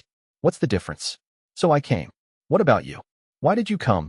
The simpleton said with a smile, not forgetting to ask back. Me? For military merit to get a title, I guess. I'm not very capable. I'm not smart enough to be as eloquent as others. I don't know any useful medicinal herbs, and I can't write. When can I get a title by farming at home? There's no chance at all. Didn't the recruitment notice say that you can get a title for meritorious service? Even if I die in battle, I can pass the title to my son. Opportunities like this are rare. After all, our Han tribe is so big, there aren't many who dare to provoke us. So I figured I couldn't miss such a good opportunity, so I came. Is that title very important? The newly arrived simpleton asked with a bewildered expression, clearly not understanding the Han tribe's system of nobility. P.S. Recommending a friend's book, The Salted Fish Monster works hard. These days, being a monster is a tough job. You get beaten by Ultraman, by magical girls, by Kamen riders, even by ordinary people. Xiang Xinyu just wants to say, wait until I gather 7 sand sculptures, and I'll show you what cruelty is. And then, this is too hard. The newly arrived simpleton didn't understand why so many people were so keen on that noble title. After all, he wasn't very familiar with the Han tribe yet. The reason he had signed up for the army was simply because he wasn't used to grubbing for food in the fields every day. And he wasn't the only one who had joined the army for such reasons. The farming and animal husbandry life of the Han tribe was good and very stable, but their deeply ingrained hunting skills had almost become instinct. Now that there was an opportunity to stir things up, how could they give it up? Besides, being a soldier came with a salary. It wasn't like they weren't earning money. Why not do it? Then there were the older members who aimed to gain a title through military merit.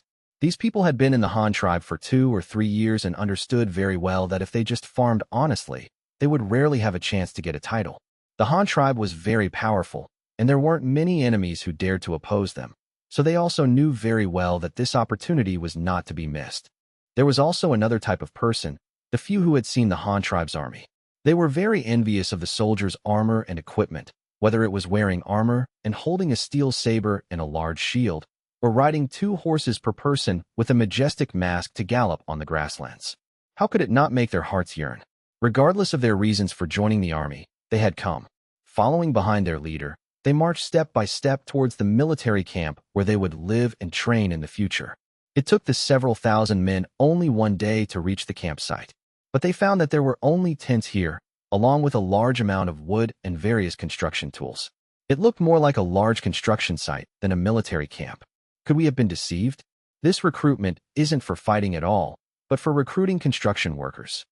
The 4,000 new recruits were dumbfounded, but they didn't dare to say anything. After all, they had just arrived, and the leader had come with them this time.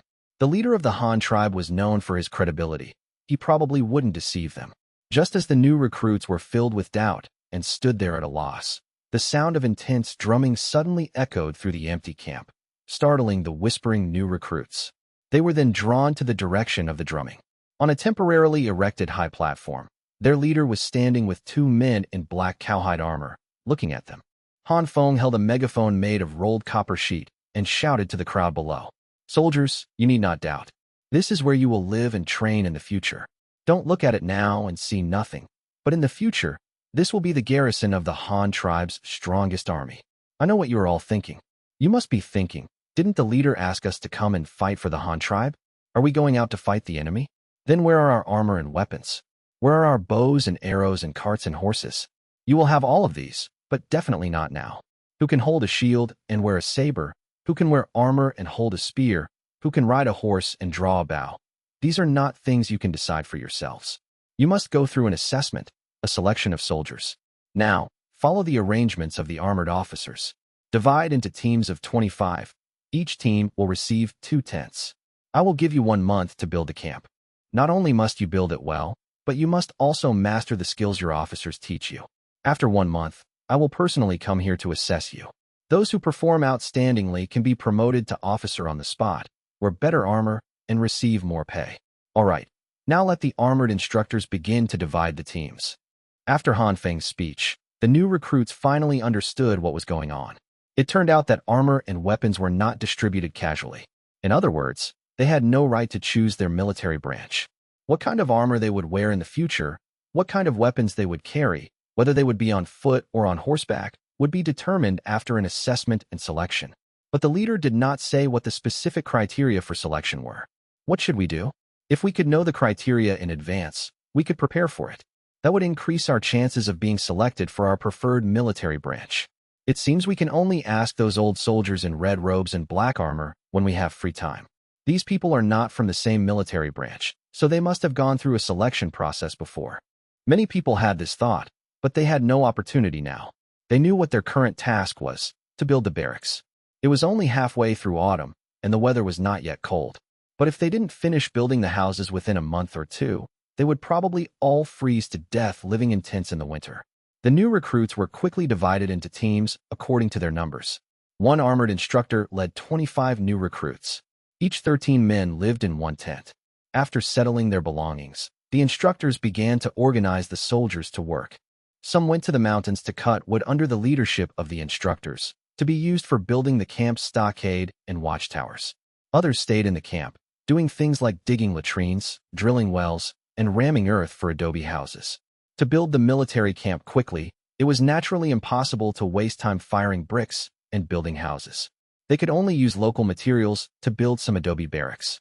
The barracks were not large, with only one room and a very long heated kong inside. One room housed a small squad of 12 men, similar to the current number in the tents. After the assessment a month later, they would be reorganized, and the current 25-man teams would be divided into small squads. By then, the houses should be ready to live in. From this day on, strict military management began in the camp. The wake-up drum was beaten at about 6 in the morning. The drum was beaten 100 times. Anyone who was not dressed and present on the training ground within the 100 drum beats would be publicly caned. After 2 days of this, there were no more new recruits who overslept. They all obediently got up and stood in line. After assembling, they would line up and circle the training ground under the leadership of the instructors. This torturous activity was affectionately called morning run by the instructors. After the morning run, the men were dismissed and required to go back to wash up and tidy up their personal affairs. Of course, there were no personal affairs to tidy up. They didn't even have quilts, so they couldn't be expected to fold them into tofu blocks. It was already good enough if they could put their tableware in the designated place, clean the tent, and open the curtain for ventilation. After cleaning up their personal affairs, they would line up again to eat breakfast, and then they would start working under the leadership of the instructors. After a short break for lunch, they would practice drills. In the afternoon, they would continue to work. In the evening, they would be organized to study military law. While studying military law, they would use military law to learn to read. A group of people would use tree branches to practice writing on the ground in front of them, 5 characters a day, no more, no less. Life in the military camp was monotonous and boring. The new recruits had gradually learned the rules here. No matter what they did, they were required to be neat, fast, and to work as a team. Just like the morning wake-up drum, they had to be dressed and assembled before the drumming stopped, or they would be beaten. After a week of this, the military camp finally began to look a little like what Han Feng wanted. A circle of high wooden fences had been erected, with a wooden watchtower at regular intervals. There were also soldiers on guard at the main gate of the camp. The public toilets and wells in the camp had also been dug. Now, all that was left were the barracks, warehouses, and livestock pens. At the same time in Hanyang City, Han Feng was in the metallurgy workshop, leading people to trial-produce copper bugles. A bugle was actually the simplest musical instrument. To put it bluntly, it was a horn that had been twisted once. The sound was produced entirely by blowing air with the mouth, and the pitch was determined by the vibration of the lips and the amount of air exhaled. There were no complicated pitch adjustment devices. It was a case of one tube to start. All sound depends on the mouth. The technology of rolling copper plates was already very mature in the Han tribe. The production of bugles was nothing more than cutting thin copper plates into the required shape.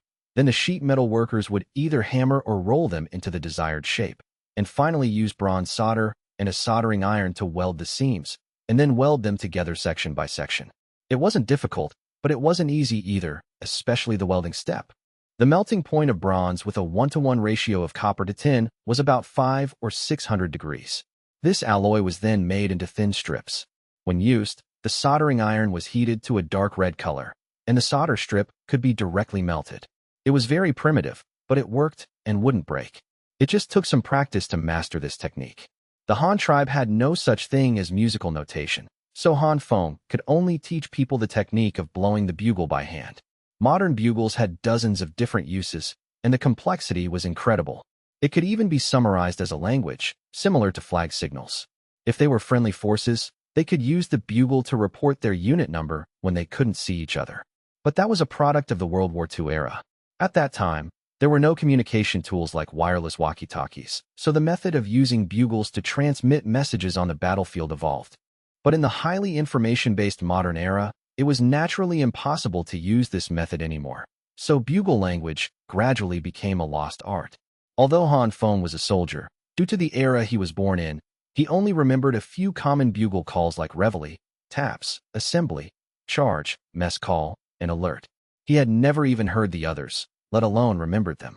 Not only was Han Feng busy, but the other departments responsible for preparing supplies were not idle either. They were gathering medicinal herbs and sewing clothes.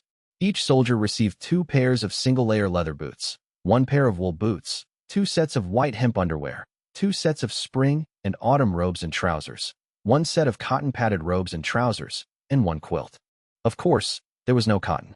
The Han tribe's quilts were all made with hemp cloth covers and a core of 3 layers of wool felt. Even the soldiers' winter cotton-padded clothes were the same. Due to the tight supply of materials and the high cost, each person only received 1 quilt and 1 set of cotton-padded clothes. Anyway, they had underwear to wear in all seasons, and they had to wear underwear when they slept, so they could just wash and change their underwear frequently. It was not convenient to wash the outer clothes, so it didn't matter if they were washed less often. In addition, there were the steel helmets issued this time. The helmet shell was directly stamped from thin steel plates. There was nothing worth mentioning about this. What was worth mentioning was the helmet's liner. A steel helmet must have a liner, and it must have both support and cushioning functions. If you put a steel helmet directly on your head without a liner, there were only 2 results. The first was like the Guandong army of the Little Japanese. When they were first issued steel helmets, they had no liners. As a result, when they went to the Soviet Union, the soldiers' scalps were frozen to the helmets in the winter. When they took off the helmets, they would tear off their scalps along with them. That's why the Japanese soldiers later had helmets with a flap at the back. The second was that because there was no cushioning layer, when the head was hit hard, the helmet would deform, and the head would be stuck in the helmet and could not be removed, and even cause secondary damage.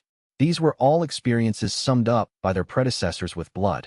In his previous life, a certain rabbit had crossed the river by feeling the stones of the eagle.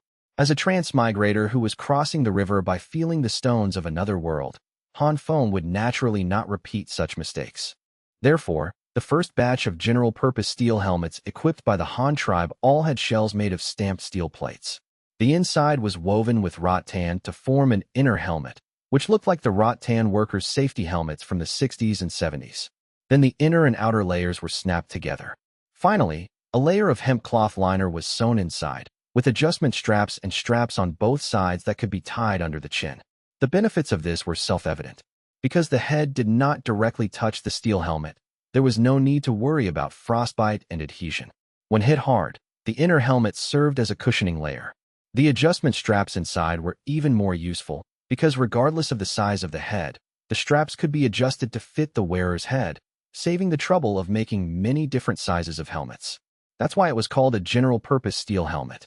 Another advantage of the general-purpose steel helmet was that it had a bayonet groove on the front for attaching a mask and a circle of small holes around it for attaching a neck guard to adapt to various different military branches. If they needed to modify it, they could also do it themselves. 1 word, sturdy. 2 words, money-saving. While the Han tribe was busy producing and developing military supplies, Yu Fu's fleet had already arrived at the docking point near the Yujiang clan according to the original route. Of course, this place was still half a day's journey from the Yujiang clan. Yu Fu had no choice but to send his nephew Yu Ji to invite them. The journey was smooth. Yu Ji also found the Yujiang clan settlement according to the route in his memory, and once again met their wise leader, Xian, and on behalf of Yu Fu, extended an invitation to return to the Han tribe together. In the months since Yu Fu had left, the Yujiang clan had completed all the matters of autumn harvest and winter storage. But their leader, Jiang Xian, had not been idle. He had been thinking about whether to go to the Han tribe to have a look. This was a tribe that was highly developed in both culture and technology, and it had a fatal attraction for Jiang Xian, especially in terms of culture. Technology could be studied slowly. As long as the clansmen could eat their fill, there would always be time to slowly study tools. But how should culture develop? Although the Yujiang clan had its own set of inheritance, Jiang Xian was confused about the future because he did not know the future direction. How should the Yujiang clan develop? In modern terms, he had not planned a clear national development strategy. After thinking for a long time, Jiang Xian still decided to go to the Han tribe to have a look first. He could not work in isolation. Going to the Han tribe to broaden his horizons might even open up his mind. And so it was settled. Jiang Xian arranged for a temporary administrator for the clan, and then, with Yong and Lei and 10 warrior guards, he boarded Yu Fu's sailboat and sailed upstream towards the Han tribe in the northwest. There were many people on the sailboat, which made Jiang Xian and his entourage very uncomfortable. A 20-meter-long boat wasn't small, but it couldn't handle so many people.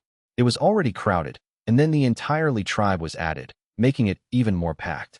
Fortunately, at full speed, the remaining part of the journey wasn't too long. When Yu Fu and his crew first set out, they had to stop and survey every unfamiliar place they came to.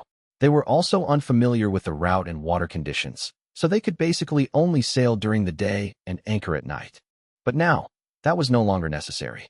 The route had been confirmed to be safe, so there was no problem sailing day and night without stopping to dock. Therefore, the return journey was a bit faster. Although the headwind was a factor, they were still faster than when they came.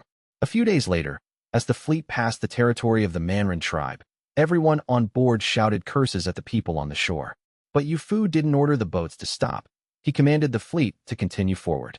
The people of the Yujiang clan didn't know what was going on, so Jiang Xian went to Yu Fu's side and asked, "Captain Yu, I was wondering about your relationship with that tribe on the shore."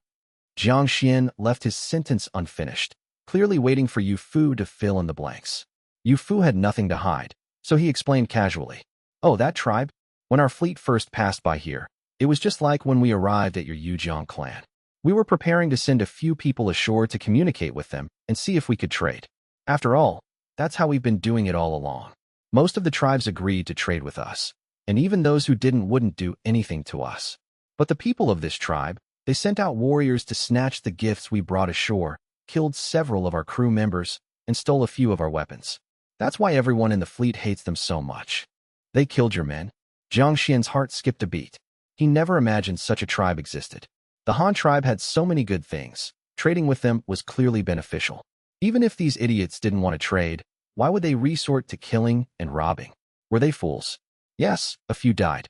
Their bodies were cremated and put in urns. "They're on this boat. I promised to take them home," Yu Fu said, his face dark. "So what happened in the end? Did you just let it go?" Jiang Xian asked tentatively. He was very curious about the Han tribe's attitude toward such matters. Although they stole our things, they didn't get much of an advantage. The few men we sent ashore with gifts also killed dozens of their people, and in the end, they didn't even manage to keep one of our bodies. So, in a way, we didn't lose out. But this matter can't just be forgotten. Our Han tribe people will not die in vain. They will be punished," Yu Fu said with a cold smile, his words sending a chill down the spine. Jiang Xian was once again amazed by Yu Fu's words. The Han tribe had killed dozens of the enemy with just a few men sent to deliver gifts. Their combat effectiveness was too terrifying. Of course, he couldn't rule out the possibility that Yu Fu was bragging, but the Han tribe, with their sharp weapons, could certainly kill some. How many, however, was unknown. "Then will your Han tribe send men to attack them again?" Jiang Xian probed again. "I can't make that decision. It's all up to our leader. If the leader agrees, then we will definitely go." Yu Fu gave a casual excuse to brush him off and said no more. He returned to the cabin to write in his ship's log. Jiang Xian remained on the open deck of the second level, looking thoughtfully at the Manhwa tribe. He wondered what the outcome would have been if the Yujiang clan had clashed with Yu Fu and his men back then. The fleet continued to sail northwest.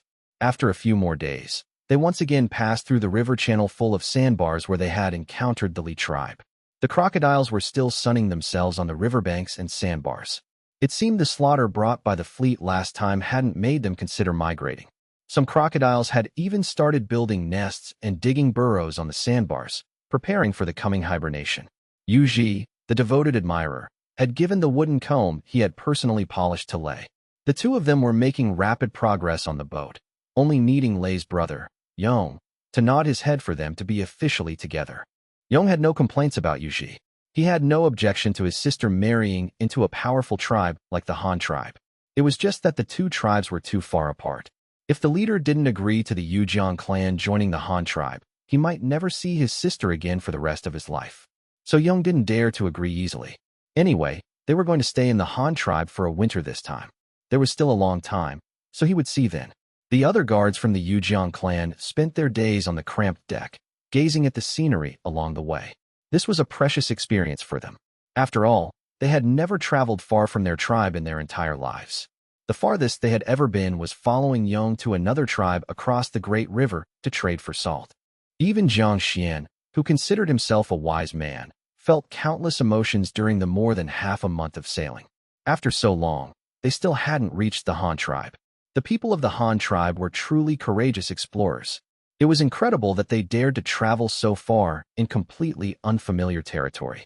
It wasn't until they had been sailing for nearly a month that Jiang Xian saw a flag with the character Han on the riverbank. There was a large dock there, and a very large complex of buildings, as well as farmland reclaimed along the riverbank. But now it had all been harvested, leaving only the half-stalks of straw close to the ground. Have we reached the Han tribe? Is this a city of the Han tribe? Jiang Xian asked, standing on the second-level deck and pointing at the buildings on the riverbank. No, this isn't a city. It's just a dock built by the Han tribe outside, and our people are engaged in production here. It can't be considered a city yet, just a stronghold, or a base. So we won't be stopping here.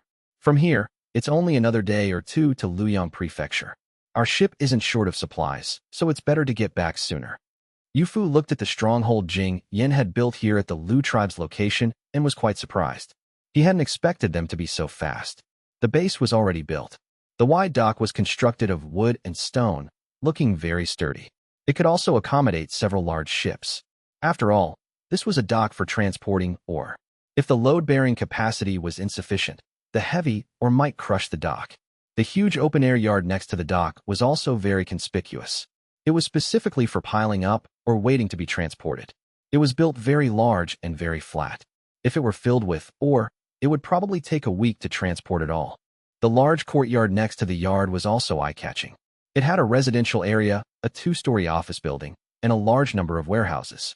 After all, although this place produced coal, it needed a continuous supply of tools and other living materials from the Han tribe.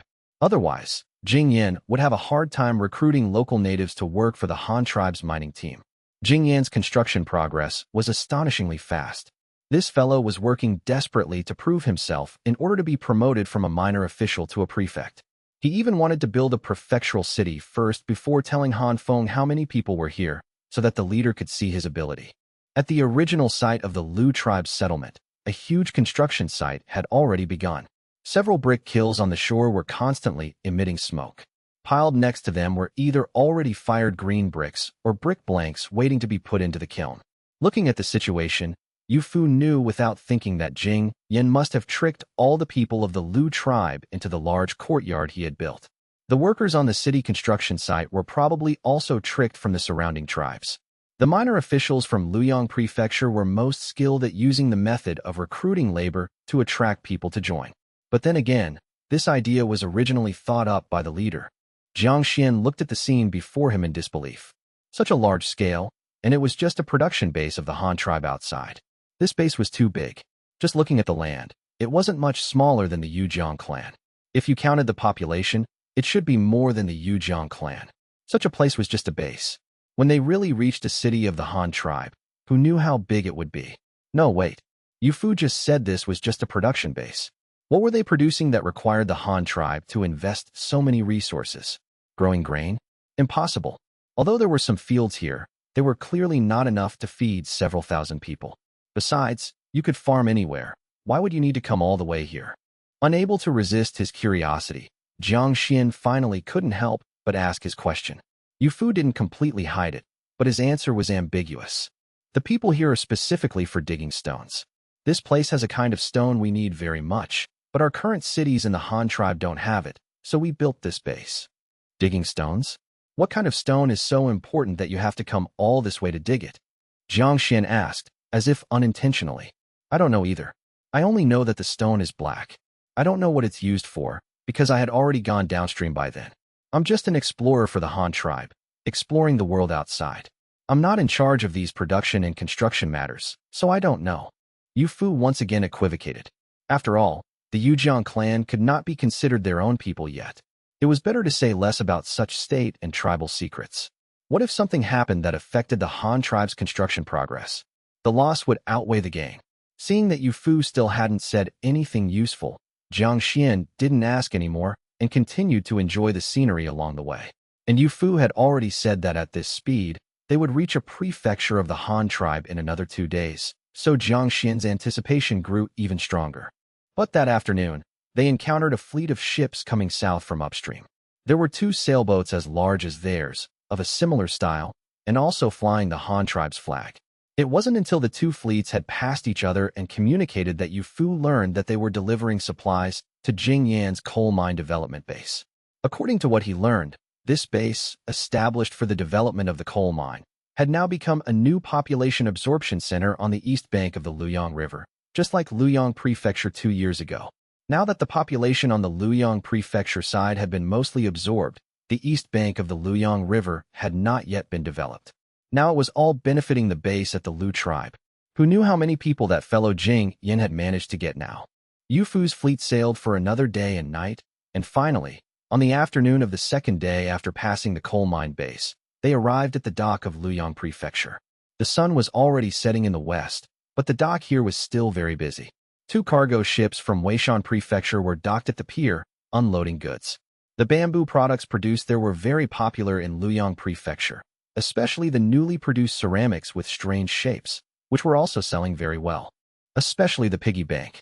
It wasn't just a piece of porcelain being sold, but also the concept of saving money among the common people, giving those who didn't know how to save money or why to save money the idea of saving. It was just that the Han tribe's imperial bank had not yet provided deposit and withdrawal services, so the common people came up with this idea. Hearing the news of the return of Yufu's fleet, Deshu personally came out of the city to the dock to greet them. The people of the Yujiang clan and the Li tribe, who were following Yufu, were shocked by the huge settlement before them, their eyes wide. This is a city of the Han tribe? This is the capital of a Han tribe prefecture? It's too big. The farmland alone stretches as far as the eye can see. After Yufu introduced the delegation of the Yujiang clan and the immigrants of the Li tribe to Deshu, he began to lead them towards the market area of the government district. It was already evening, and it was impossible for them to travel to Hanyang Prefecture overnight, so they could only stay here for 1 night. Fortunately, there was plenty of room for them to stay here, and many of the crew members in Yufu's fleet were locals of Luyang Prefecture. They could just go home. When the rewards would be given out, and when the fleet would set off again, all depended on the leader's arrangements, so not many people went with Yufu. Jiang Xian and Zhang Yong led their clansmen and followed Yufu into the city. On the wide road, many pedestrians were driving ox carts, horse-drawn carriages, and donkey carts home. The carts were loaded with bundles of corn stalks, which were to be transported home and stored as fodder. It was still early October. Except for the early maturing corn that had been harvested, crops like beans and wheat were still stubbornly in the fields. The others had been mostly harvested. The most common thing they saw along the way were vehicles carrying a lot of things, all pulled by livestock. This made Jiang Yong and Jiang Xian, who had never seen a cart before, stare with wide eyes. However, the population outside the city was still not very large. Although there were many people, they were scattered over such a large area, which inevitably made it seem a bit sparse.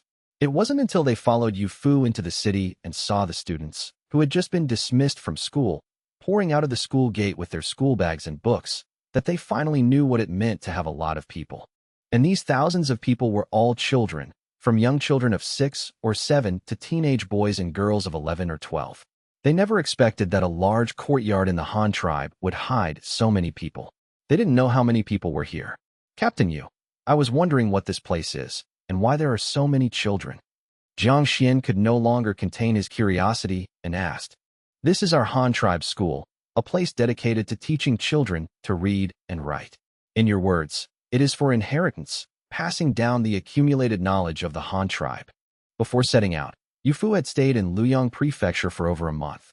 He spent his days on the ship training in sailing skills and his nights here. So he had long known that this enormous courtyard was the school of Luoyang Prefecture. It was just that school hadn't started back then. Seeing the scene before him now, it was clear that school had been in session for some time, which is why Yu Fu introduced it to Jiang Xian this way. You gather so many children to teach them all at once. Jiang Xian asked in disbelief. Yes, as you can see, they are all in this courtyard. Our leader calls this kind of teaching place a school, Yu Fu replied. Then, can I go in and have a look? Jiang Xian asked, his face full of anticipation. Well, since this wasn't his territory, Yu Fu couldn't just agree. He turned his questioning gaze to Shu. No problem. You can go in and walk around. I've already had someone prepare a guest house and dinner for you. It's not ready yet, so a little tour won't hurt. Shu knew what Yu Fu meant by delegation. They were most likely people Yu Fu had tricked into coming. Once their leader witnessed the prosperity of the Han tribe, the chances of them joining would be much higher. Shu had done this sort of thing many times before, so he naturally knew how to cooperate. He agreed without a second thought. All right, then let's go in for a look. Leader Jiang, this way please. Seeing that Shu had no objections, Yu Fu led the group from the Yujiang clan and a few people from the Li tribe, including their leader, into the school. The school gate was a gate tower-style structure. The wide entrance was flanked by 2 tall gate towers. The base was built of brick, stone, and rammed earth, while the top was a pavilion with flying eaves and tiled roofs. This was what was known as a K. From the old Qin dynasty to the mighty Han, and even into the prosperous Tang, this architectural style remained popular. The original purpose of the K was likely to serve as 2 watchtowers on either side of the gate, somewhat like modern gatehouses. However, the symbolic meaning of the K was more significant. The 2 gate towers of this school were not watchtowers, because there were guards inside the gate. Walking through the main gate, they were met with a paved ground of green bricks. Directly opposite the gate was a huge flower bed, filled with glowing flowers and plants transplanted from the Dreamwater Valley. In front of the flower bed stood a massive stone sculpture, not of a person or an animal, but of a giant book. The stone book was open, and on it were carved the school's construction date, its name, and the leader's message to the students: study for the rise of the Great Han. Beyond the flower bed, the path was still paved with green bricks, lined with transplanted tung oil trees and fluorescent willows as street trees, winding its way to the various buildings of the school. A short walk further, and the group saw the teaching buildings in the center of the school. 3 long, dormitory-style buildings, each dozens of meters long, were arranged in a triangular formation. In the middle, directly facing them, was the flagpole, where the great banner with a black Han character on a red background fluttered high on its pole in the wind. The people of the Yujiang and Li tribes stared at these massive buildings, their eyes nearly popping out of their sockets. They were giving a live performance of the best interpretation of dumbfounded. Human hands could actually construct such magnificent buildings. Compared to their own tribes, the tallest structure of the Yujiang clan, the stone altar, was nothing but rubble. The Li tribe was even worse off. Their level of civilization was lower than that of the Yujiang clan. The straight walls were built entirely of bricks, their square shape exuding a sense of order. Rows of red-lacquered lattice wooden windows were covered with clean, white window paper. The dugong brackets on the roof supported each other, extending outwards, firmly holding up the 4-sided, glazed tile roof above. The eaves tiles, cover tiles, and tile supports were all in place, shimmering dazzlingly in the light of the setting sun. Although the Yujiang clan had its heritage, Jiang Xian at this moment could not find a single word to describe the magnificence and exquisiteness of the building before him. He stood there, stunned, just looking. Some of the students who were leaving late had just come out of the teaching building and were secretly pointing and whispering in their direction, discussing something. Ahem, this is where the children of our Han tribe study. Leader Jiang, would you like to go in and see? Yu Fu saw that the man was completely stunned, but he couldn't just stand there with him, so he spoke up to remind him. Ah, oh, see, can I really go in and see? Startled by Yu Fu's question, Jiang Xian suddenly came back to his senses, but he felt a sudden reluctance to enter, as if the building before him were a palace of the gods, and he, a mortal, would desecrate it by entering rashly. Although he had imagined how developed the Han tribe would be before he came, and that it would certainly be much stronger than the Yujiang clan, Jiang Xian had never imagined it would be like this. In other words, he probably couldn't even imagine such a magnificent building, even though in Han Feng's eyes, it was just a 3-story dormitory building. Of course you can. This place is meant for people to enter. Come with me. With a casual reply, Yu Fu led them into the main teaching building in the center. The group ascended the steps to the platform in front of the main hall. 8 double-leaf lattice wooden doors stood 3 meters tall, and the wooden threshold in front of the doors was a foot high, further enhancing the building's majesty. Walking into the main hall, they were directly opposite the stairs leading up. On both sides were long corridors. Yu Fu didn't take them upstairs directly, but started by touring the classrooms on the first floor. Pushing open the wooden door of a classroom, they found that not all the students had left. A few were still on cleaning duty, while others were furiously copying math problems from the blackboard. To save paper, the teachers often wrote the homework on the blackboard and had the students copy it down to take home. Seeing Deshu enter the classroom with a group of people, the children immediately stopped what they were doing, stood up, and bowed with their hands clasped, calling out, "Greetings, Lord Lin." Deshu's surname was Lin, and he was the prefect of Luoyang Prefecture. The common people usually called him Prefect Lin, surname plus official title, simple and direct. But these children in the school, having just studied Han rites for a month, already showed some polish. It wasn't appropriate to call him prefect in the school, but he was a very famous male elder, so using his surname plus the character Gong to show respect was most appropriate. Hence the address, Lord Lin. As for the others, the students didn't know them. Since the prefect was here, it was right to address him. Finish your cleaning and go home early. Don't linger at the school for too long. Yes, sir, the students replied, bowing again. But Deshu noticed a child still writing with a pencil. He went over and saw that the boy had not only finished copying the problems from the blackboard, but was also doing his homework right there. So he asked, "Aren't you supposed to copy these math problems from the blackboard and do them at home? Why are you doing them here instead of going home? What if your parents are worried?" Deshu asked, puzzled. Replying to Lord Lin, "My younger sister is young and cannot walk on her own yet. She always cries in the evening. My mother is worried about my studies, so she lets me finish my homework at school before going home," the 7-year-old boy replied, putting down his pencil and standing up. Deshu nodded, stroking his not-so-long beard. "Then you should write quickly. Go home early so your parents won't worry." "Yes, I will remember," the boy said, bowing before sitting down again and continuing to write furiously, muttering the multiplication table under his breath. Seeing that there were still people in this classroom, the group didn't want to disturb them, so they left and found an empty classroom to tour. But Jiang Xian, besides looking at the Arabic numerals on the blackboard that he couldn't recognize and the layout of the classroom, was most focused on the students' every word and action. And suddenly, he noticed something that Yu Fu hadn't explained clearly before. The Han tribe actually had a rigorous system of rites. This was a watershed moment in the level of a culture. What were rites? This was the difference between barbarians and civilized people. This was a symbol of true enlightenment, far beyond what his own Yujiang clan could compare to. They entered another empty classroom. It had been swept spotlessly clean, and the desks and chairs had been neatly arranged by the students on duty. The homework on the blackboard had not yet been erased. Although Jiang Xian didn't know what was written, he could clearly see that it was different from the previous class, though not by much. In any case, he didn't recognize any of it. Yu Fu explained the Han tribe's teaching methods to them one by one, the use of blackboards and chalk, how the students learned, and so on. Then he led them up to the second floor. The creative idea of placing stairs inside a multi-story building was incredibly magical to both the people of the Yujiang clan and the Li tribe. They were filled with even more admiration for the founder of this type of multi-story building. Are these stairs sturdy enough?" Jiang Yong asked cautiously, placing one foot on the stairs with great hesitation. "Don't you worry. See those beams under the stairs, thicker than a man? Even if the stairs were packed with people, they wouldn't collapse." After saying this, Yuji directly pulled Zhang Lei up the stairs in a few steps, chasing after Yu Fu and the others. Zhang Yong was left below, hesitating for a long time before finally steeling himself and walking up, still clutching the handrail tightly.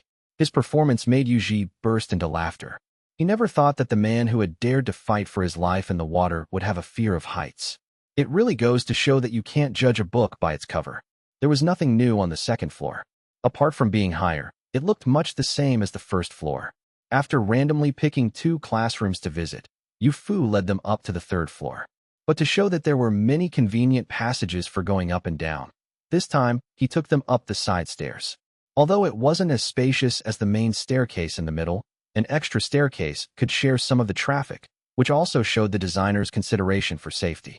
It wasn't until they reached the third floor and Jiang Xian and the others stood by the window of a classroom that they truly felt the immense scale of Luoyang Prefecture. Looking out from the window, they could see several city blocks of the same size arranged in order. The streets and houses within the blocks were densely packed.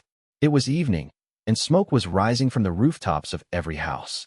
Children who had just been dismissed from school and yellow dogs in the alleys were playing games. Looking further into the distance, they could overlook the entire dock. Countless large and small boats were moored by the river, and vehicles pulled by cattle and horses were also carrying various goods, rushing towards the various city blocks. It was truly a scene of a paradise on earth. The kingdom of gods and dreams could not be more beautiful. The group, who had never been in a tall building before, stood blankly at the window, gazing at the distant scenery. It wasn't until Yu Fu called out to them that they came to their senses and went to see the view from the classrooms in other directions. It turned out that the teaching building, as one of the few multi-story buildings in Luoyang Prefecture, did indeed function as a viewing tower. From the east-facing windows, they could overlook the neighboring city block and the dock. From the south-facing windows, they could see the farmland, divided and planned by a network of canals. The size of the farmland was even more terrifying to Jiang Xian. He couldn't even imagine how the Han tribe could cultivate it all without their advanced farming tools and livestock. And the canals that brought the water were even more exaggerated. He didn't know how much labor would be needed to build them. And there were those outstanding designers who had come up with this method of irrigating farmland with canals. If the Yujiang clan had this ability, they wouldn't only be reclaiming farmland by the river. They could develop large areas of land far from the river, just like the Han tribe. Walking to the north and west-facing windows, they saw another scene. The school's other 3 equally tall teaching buildings, as well as facilities like the stationery store, cafeteria, and playground. And beyond the school, the various workshops, the nearby prefectural government office, and the independent courtyards for the various subordinate departments to work in, all showed a well-ordered and robust style. The streets in the city were also well-planned, not only being accessible from all directions, but also having trees and green belts planted on both sides. Having witnessed such a Han tribe with their own eyes, the people of the Yujiang clan only felt more and more inferior. The few people from the Li tribe, on the other hand, were in a good mood. After all, they had already clearly stated that they wanted to join the Han tribe, which meant that they would be a part of this place in the future, so there was nothing to be envious of. Captain Yu, I was wondering how many people are in this Luoyang Prefecture, and how many settlements as large as Luoyang Prefecture does the Han tribe have? After leading Jiang Xian and the others on a tour, they finally returned to an official guest house that resembled an inn. A sumptuous meal was laid out on the table, and it was then that Jiang Xian asked this question he had once asked Yu Fu before. Although he had heard Yu Fu say it before, hearing it from someone else was one thing, and seeing it with his own eyes was another. The direct impression it gave was very different. Yu Fu didn't know the current population of Luoyang Prefecture, so he could only look at the Shu beside him. There are probably over 20,000 people in the city blocks of Luoyang Prefecture here, and the newly established villages to the west also have over 2,000 people, Deshu answered simply. Jiang Xian nodded after listening. Deshu's answer was similar to what Yu Fu had told him before. Now that he had personally visited the place they called Luoyang Prefecture, it confirmed that Yu Fu had not been bragging or lying. A settlement called a prefecture with a population of over 20,000 was indeed not an exaggeration. Last month, the leader came for a visit and also went to Weishan Prefecture to have a look. Weishan Prefecture now has about 20,000 people as well. Our 2 prefectures combined have at least 40,000. Riyang Prefecture over there must have over 10,000. Hanyang Prefecture's capital city plus the 3 surrounding counties, should be close to 20,000. Oh right, I haven't counted Sitong County, nor the iron and copper mines, nor Jingyan's new base over there. But if you add them all up, our Han tribe has at least 80 or 90,000 people. Deshu counted the populations of the various prefectures and counties on his fingers, but Jiang Xian couldn't quite follow. He only heard this many here and that many there, and then he realized that in just a short while, Deshu had mentioned several place names. It seemed the Han tribe was truly vast. After a moment of reflection, Jiang Xian focused on the delicious food before him, trying the various delicacies of the Han tribe that he had never seen before. When Yu Fu had visited the Yujiang clan, he had only offered them some pickled vegetables and meat porridge. But that was due to the limited conditions on the boat. Now it was different. Luoyang Prefecture had everything one could ask for. There were all kinds of vegetables and fruits, as well as various meat products. Even the grains were of several different types: boiled corn on the cob, steamed rice, zongzi, pan-fried flatbreads, steamed buns. You could take whatever you wanted. The guest house had an ample supply. The food made by stir-frying plant leaves and meat was a wonderful experience. The Yujiang clan, without iron pots and oil, could not taste the deliciousness of stir-fried dishes. Just like the dish in front of him, made with stir-fried chives, diced pork skin, soybeans, chili peppers, and corn kernels. It looked beautiful and delicious. Jiang Xian, who was already not very skilled with chopsticks, almost threw them down in frustration when he saw this dish. Fortunately, there were also wooden spoons prepared here, which saved Jiang Xian from the embarrassment of seeing the food but not being able to eat it. As the saying goes, to understand the level of a civilization, you must first look at what they eat. There is indeed some basis for this, because the variety of dishes alone can show how many kinds of ingredients this civilization has mastered. Judging from the dishes on the table, the Han tribe was definitely very powerful.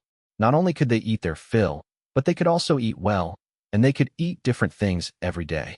How could those who worried about what to eat for their next meal compare? There was definitely no comparison. After a wonderful feast, the next morning, Yu Fu began to lead them towards Hanyang City.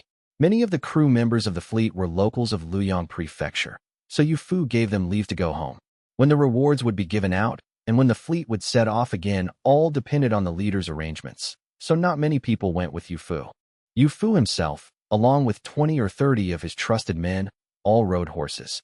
The people of the Yujiang clan and the Li tribe traveled by horse-drawn carriage. The sides of the wide four-wheeled carriages were let down to become 2 long rows of seats. One carriage could seat 10 people with plenty of space left in the middle for some things. This mode of travel by carriage once again captivated the people of the Yujiang clan and the Li tribe. Unlike the sailboats, which were very stable when sailing in inland rivers, with only slight and not very noticeable rocking, and were only a bit crowded when there were many people, the short-distance land transportation could better reflect the Han tribe's transport capacity. To be honest, the feeling of riding in a horse-drawn carriage was not very comfortable. The carriage was fine, but the road was the problem. There was originally no road from Hanyang City to Luoyang Prefecture. As the saying goes, there was no road in the world to begin with, but when many people walk on it, it becomes a road. This road was also made in that way by the constant passage of vehicles, which had pressed out a road. The ruts on the road were very deep, and the wheels of the horse-drawn carriages were basically stuck in those ruts. Those who didn't know might think it was some kind of light rail, but whether it was comfortable or not was not important to Jiang Xian. As long as it could pull things, that was enough. With such a convenient means of transportation, one should not ask for more. In other words, one should be content. But it was obvious that the Han tribe was a tribe that was not content, especially the high-level management of the Han tribe. In other words, the leader of the Han tribe. Our leader plans to dig an artificial canal from Luoyang Prefecture all the way to Hanyang City. This will be more convenient for transportation between the two places. And more canals can be dug along the canal to create more farmland on this plain west of Luoyang Prefecture, Yu Fu said, riding his horse next to the carriage and introducing the canal they had just seen to Jiang Xian. Jiang Xian thought for a long time, but still couldn't understand this theory. Why, when they already had such a good thing as a horse-drawn carriage, would they waste manpower and resources to dig such an artificial river? Weren't they just bored? Besides, with such a large project, how long would it take to dig this river through? Does the Han tribe need to transport a lot of things back and forth? Why do you need to reclaim so much farmland? Is the Han tribe's current grain supply not enough? Jiang Xian, who couldn't figure it out after thinking for a long time, simply asked directly. Transporting things is definitely necessary, and there will only be more and more in the future. An extra fast channel is better than none. Reclaiming farmland is also necessary. Although the Han tribe is not short of grain now, it will be in the future. Every household is constantly having children, and our leader even has rewards for having children. As long as you have a child, you can get 5 mu of tax-free land. Who wouldn't want to have more? But these children will also have to establish their own households when they grow up. They will also need to be given land then. Without more canals and farmland, what will happen when they grow up? So it's better to start preparing now. Since digging the river is slow, let's just dig it slowly. If we don't finish it in our lifetime, there's still our son. If our son doesn't finish it, there's still our grandson. As the saying goes, sons and grandsons are endless. The Han tribe will dig this river through sooner or later. Besides, with our leader's impatient temper, he won't wait that long. Don't worry, our leader will find a way to finish it in our generation. After hearing Yu Fu's words, Jiang Xian began to doubt life even more. So he asked again, why are you people of the Han tribe so confident in your leader? You believe whatever the leader says. If the leader told you that this carriage could run on its own without horses, would you believe it? Hey, what's not to believe? As long as our leader says it can be done, it can definitely be done. Besides, who told you that a carriage can't run without horses? Our Han tribe already has windmills and water wheels. Those things really can turn on their own without horses. Didn't the sailboat you came on also move with the wind? What's so strange about that? Before Yu Fu could speak, Yu Ji, who was riding on the other side, retorted, even using the sailboat as an example, which immediately left Jiang Xian speechless. But this way, Jiang Xian became even more interested in this leader of the Han tribe. Could this young leader really be omnipotent? He really had to take a good look this time. But his wish was destined to be unfulfilled. When Yu Fu and his group arrived at Sitong County for lunch, they saw a convoy of vehicles also leaving Sitong County and heading towards Hanyang Prefecture. When Yu Fu came to one of the carts and lifted the straw curtain, he found that it was loaded with a lot of copper ore. The scale of these convoys transporting or far exceeded the past, revealing a hint of something unusual. Hanyang Prefecture actually needed so much copper? What did the leader want to do? Were the coins not enough? Yu Fu couldn't help but guess wildly, but he didn't pay much attention to it. He just took Jiang Xian and the others into Sitong County for lunch. In fact, the reason why Han Feng suddenly increased the demand for so much copper was really because the currency was not enough. Although there was no problem now, after the city on the grasslands was established, he planned to promote the Han tribe's currency to the Xian tribe and the grasslands. With so many new users at once, if he didn't start preparing in advance, would he wait until the money was not enough and then be in a panic? But the real situation was more than that. As the sun gradually sank into the western sky and 2 bright moons rose into the sky, Yu Fu and his group had already arrived at the bank of the Rushui River with torches. But they saw an incredible scene. The dock of Hanyang City on the Rushui River was still brightly lit. Many people were carrying lanterns and holding torches, moving things on the dock. So many brown hemp cloth quilts were being loaded onto boats. Carts full of cowhide boots were being pulled into the city. And the crimson military uniforms were even more conspicuous, too many to count. How many soldiers would it take to use so many clothes? What was the leader trying to do? Was he planning to take revenge immediately? That was really possible. The clerk with a lantern on the dock was also shouting loudly, "Hurry up! Hurry up! After we finish unloading this boat, everyone can go home and rest. Everyone be quick. The city gates will be closing soon." As he spoke, he didn't forget to use the bamboo slip in his hand to record the data. This scene made Jiang Xian even more bewildered. But seeing so many clothes and shoes, they were also envious. They didn't know what all these things were for. But before he could think much, the carriage had already climbed onto the wooden bridge of the Rushui River. The creaking sound startled everyone in the carriage. Looking to both sides, they saw a road that crossed the water. But because it was dark, they couldn't make out the specific appearance. It wasn't until they reached the city gate of Hanyang City that Jiang Xian took the initiative to get out of the carriage and walk into the city. This was the 3rd city he had seen. Every time he came to a new city, he would walk in, because Jiang Xian felt that only in this way could he see more things. But today was obviously not a good time for sightseeing. The already not-so-large Hanyang City looked exceptionally crowded. The ring road near the city gate was parked with rows of large carts, loaded with various supplies. There were also people holding torches standing guard next to the convoy. More supplies were continuously being transported into the city from the dock outside. They were all parked on the side of the road, not moved into the warehouses. This meant that these supplies were only being stored temporarily for one night. They might be transported out tomorrow morning. But these were all military supplies, and there were so many of them. Where was the leader planning to transport them? Yufu could tell that these were military supplies because he had seen the Han tribe's army and had also carried out missions with the heavy cavalry, so he could tell at a glance. But Jiang Xian, who had never seen the Han tribe's army, was also breaking out in a cold sweat at the sight of these supplies. Just now outside, he had only seen quilts, clothes, and shoes, which was nothing. The only strange thing was that they were all the same. He hadn't thought about the army yet. But just after entering the city gate, seeing the other supplies was not just clothes and shoes. Carts full of arrows, iron armor, steel helmets, shields. If these were still not recognizable, then the bundles of steel spears, long spears, iron halberds, and waist sabers, which were obviously weapons, were enough to show what this batch of supplies was for. In addition, there was another strange thing that was also loaded on many carts. It looked like a bow, but was much more complicated. He didn't know how to use it, but if someone told him it was a farm tool, he would definitely use it to smash the other person's head. Even a fool could see that such a precise thing would never be a farm tool. The long convoy of carts filled 2 streets. Jiang Xian walked and looked at the things on the carts. At the end, he suddenly found that even the small short-handled shovels that Yu Fu and his men used were loaded on several carts. The Han tribe was too rich. They actually had so many good things. Although Yu Fu was also quite shocked, he wasn't so shocked that he would just grab someone and ask questions. With his status, if he wanted to know the truth, he might as well ask the leader himself. The leader wouldn't hide it from him.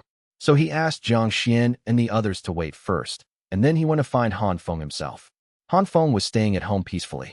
He hadn't gone anywhere these days. Besides teaching others to blow the bugle, he was cooped up at home drawing new ship designs and spending time with his 2 pregnant wives. Because starting tomorrow, Han Feng would have to go to the military camp to stay for a while again. Knock, knock, knock. Someone knocked on the door of Han Feng's house. Who is it? Leader. Yu Fu has returned from Luoyang Prefecture and has come to report to you. A guard said loudly, standing at the main gate. Oh, he's back already? Tell him I'm coming out. Han Feng's voice came from inside the room.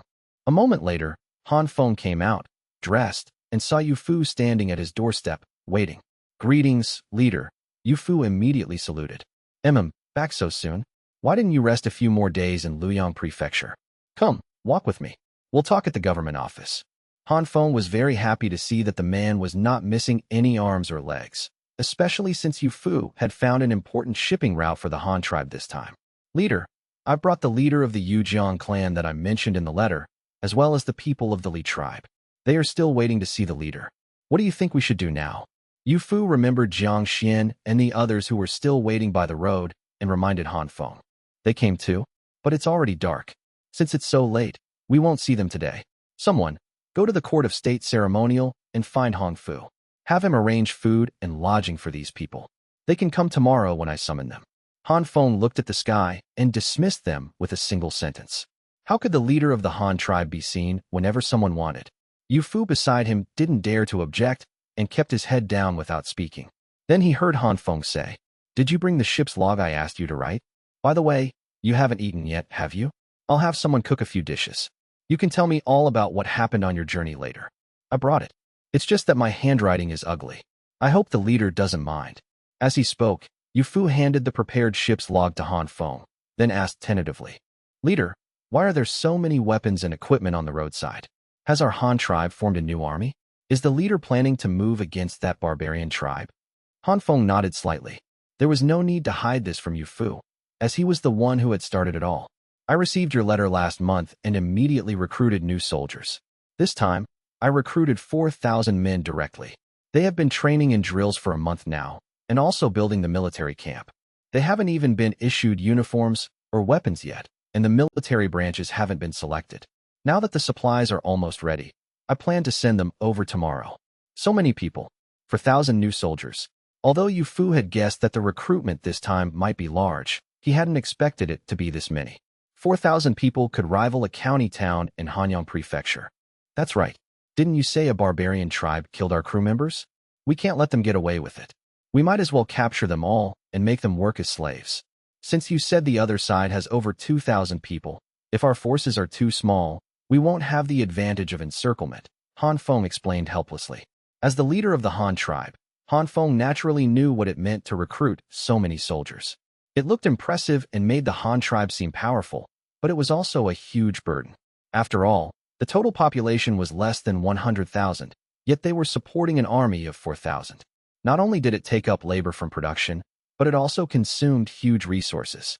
For example, the iron armor and weapons. Wouldn't it be better to use the same iron to make tools and farm implements? But there was no other way now. If things continued like this, the Han tribe would experience a population explosion in less than 10 years, followed by rapid expansion. They had to expand. Didn't the new population need to eat? Eating required more land. Without a large number of cattle and horses, how could they farm? So now that there was an opportunity, the Han tribe naturally had to get involved in the grasslands to seek greater benefits for itself. And after the population expanded, the demand for metal would also surge.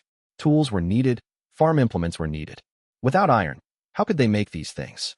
But to increase steel production, they had to get the coal mining and coking industries up and running. But where would they get so many people to mine coal?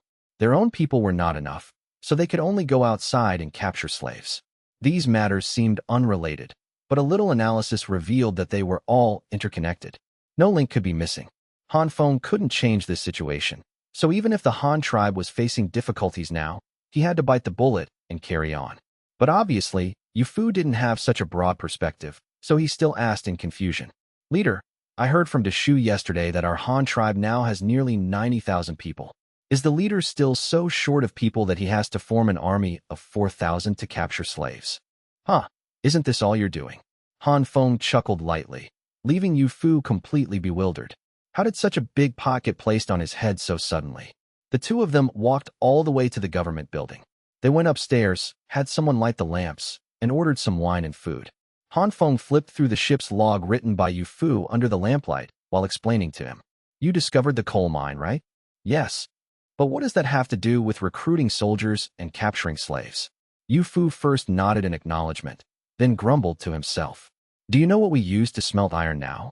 Charcoal. Yu Fu asked tentatively. That's right. But making charcoal is too troublesome, the efficiency is slow, and it requires cutting down a lot of trees. This is not a long-term solution.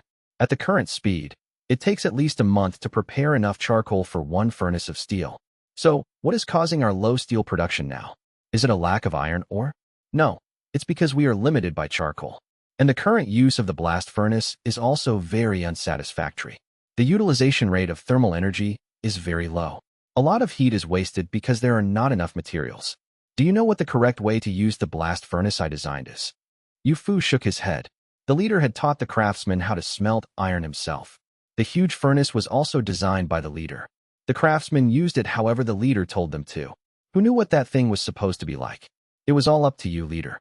If there are enough materials, especially carbon, if there is enough carbon, the blast furnace can be continuously fed with materials, producing molten iron day and night. The output of one day can be equal to the current half-year output. Once the blast furnace is lit, it generally cannot be stopped. After all, the furnace is so large, and every time it is relit, a large amount of carbon is wasted to heat the furnace to the temperature that can melt iron. We now smelt once a month at the fastest. Do you know how much heat is wasted every time it is extinguished?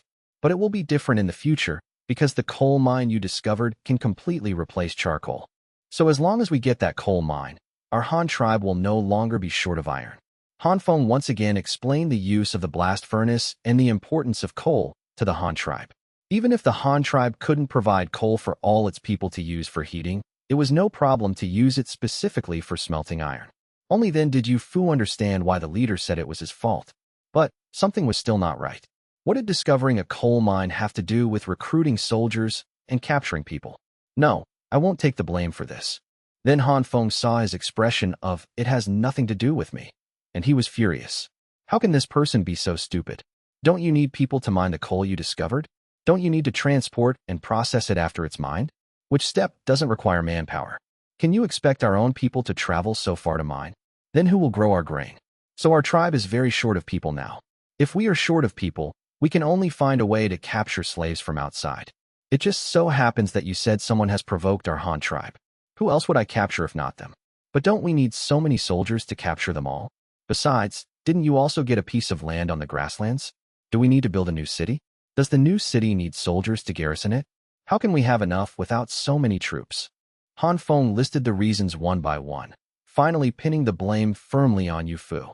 Hearing the leader talk about the coal mine and the grasslands, Yu Fu knew he couldn't escape. He gave Han Feng a resentful look. I'll take the blame. I'll take it, okay? It's as if I caused all this. Han Feng ignored Yu Fu's look, pretending not to see it, and quickly flipped through the ship's log in his hand. When he saw that the fleet had reached the sandbar, captured crocodiles, and encountered the Li tribe, not only subduing that tribe, but also finding many new ores in the area, he couldn't help but ask, what's the deal with that sandbar? How far is it from Luoyang Prefecture? Tell me in detail. Well, the sandbar is like a small island in the middle of the river, but it's all made of river sand washed down from the river, so it's very loose. That section of the river is particularly wide, and there are many such sandbars. It's also rich in a kind of big fish with 4 legs, a very long mouth, and it can climb ashore. We killed a lot of them there. As for the Li tribe, I recruited them because they raise an animal that looks like a lynx, but smaller. I originally planned to buy a few from them to bring back and raise, but those idiots refused to sell, saying it was their god. I had no choice but to trick them into coming with me to get that animal. As for the minerals there are several kinds. We can't distinguish them specifically, but I had people collect samples. We recognize one kind of copper ore. There is definitely copper there, but we don't know how large the reserves are, what the quality is, or how easy it is to mine, because we haven't explored it in detail. Yu Fu recalled the events of the past month and reported them to Han Feng one by one. Just then, the food Han Feng had ordered arrived. A clerk came in, placed the wine and dishes on the table, and then left again. Did you bring all these things you mentioned? I brought them all. They're waiting outside. If the leader wants to see them now, I'll have them come in, Yu Fu said, pointing to the door. There were many of Yu Fu's subordinates outside, waiting with the samples. No rush. Let's eat first. We'll talk after we eat. The two of them ate and chatted. Han Feng flipped through the ship's log in his hand, asking about anything interesting he saw. By the way, you mentioned that sandbar in here. How far is it from Luoyang Prefecture? You didn't say just now. And did you collect samples of the sand? Did you bring them back? It took us about half a month to get there. We stopped at the Lu tribe for a few days in the middle, and then we sailed during the day and stopped at night. If we go again next time, we can travel day and night, and it will probably take about 5 days to get there. We also collected samples of the sand. But leader, is that sand useful for anything? Yu Fu first calculated the distance and time, then suddenly asked curiously. As the saying goes, everything has its use. Since this substance exists in the world, it must have its use. This sand is no exception. If it's coarse sand, it can be mixed with lime, gypsum, and crushed stone to make concrete, which is a very useful building material for building bridges, paving roads, and constructing buildings. If it's very pure fine sand, it can be heated and smelted with carbon, alkali, sulfate, chalk, and other things. What can it be smelted into? Yu Fu asked curiously. Could sand also be some kind of, or? Have you heard your brother Yu Yi talk about crystal? Han Feng prompted. Yes, I've heard of it. Didn't the leader melt that thing and then cast a magnifying glass? Yu Fu answered tentatively. That's right. The things I just mentioned, plus sand, can also be fired into something like crystal. In other words, it can also be made into a magnifying glass.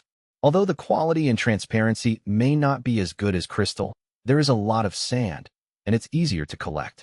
That is to say, the glass made from sand has a lower cost and a cheaper price, so even ordinary people can afford to use it, Han Feng explained again.